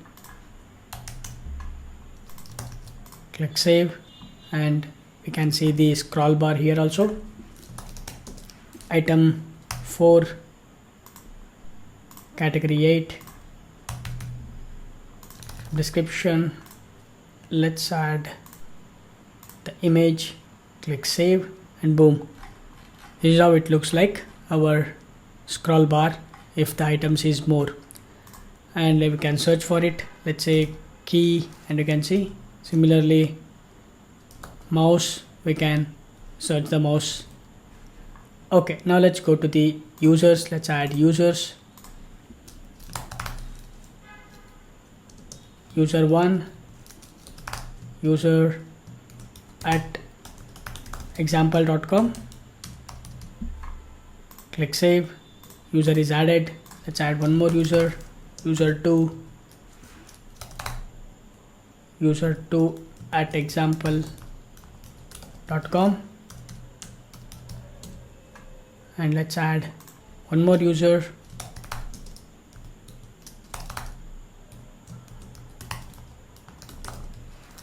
one, two, three, four, five, six, click save. Okay, let's add one more user, user 4 at example.com, 1, 2, 3, 4, 5, 6, and let's add one more user, user 5 at example.com, and let's add one more user. I wanted to see the scroll bar, whether we can able to see the scroll bar or not. User 6, and this is how our scroll bar looks like, and we can also search the users.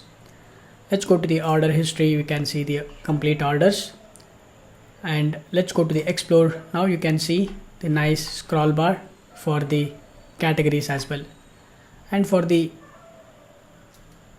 items also we can able to see the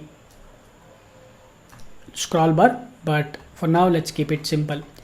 Now let's click on this category 8, you can see there is a 1, we can easily filter it out. Category 5, there is one item. Category 6, there are no items. Category 7, one item. Similarly for the category 8, one item. And if you go to the all items, we can see all the items. We can also filter the items here, and let's add few items, and let's provide the customer name. And if the user is try to click on this UPI, and it will show the validation message, please enter the customer details. Let's enter the customer details. Customer 1, mobile number, and now I'm going to make it as cash received. I can click on this place order, and you can see we got this nice order receipt, and on click of this print receipt, we can print the receipt, and I can close this. Alright, next let's add few more items, and now user can enter the customer details. Customer 2, mobile number, and I'm going to click on this UPI processing. You can see we can see the Razorpay dialog box, and here select the UPI success at Razorpay, click on this verify and pay.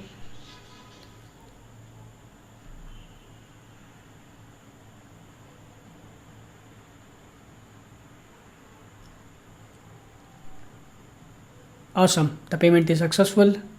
We got the payment ID, the payment is successful, and I can click on this place order to clear the cart, and you can see we got the nice order receipt. We have the payment mode, Razorpay order ID, Razorpay payment ID, everything. I can print this, and I can close this. Alright, finally we have completed everything. All the functionalities we have completed. The order history, and if you go to the dashboard, we can see the total orders that we made today, and the today's sales, everything we can see it in the dashboard. This is for the admin.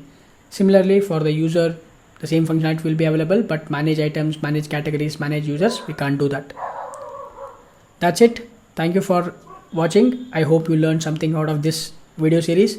In case if you are looking for the source code, link will be given in the description section of this video.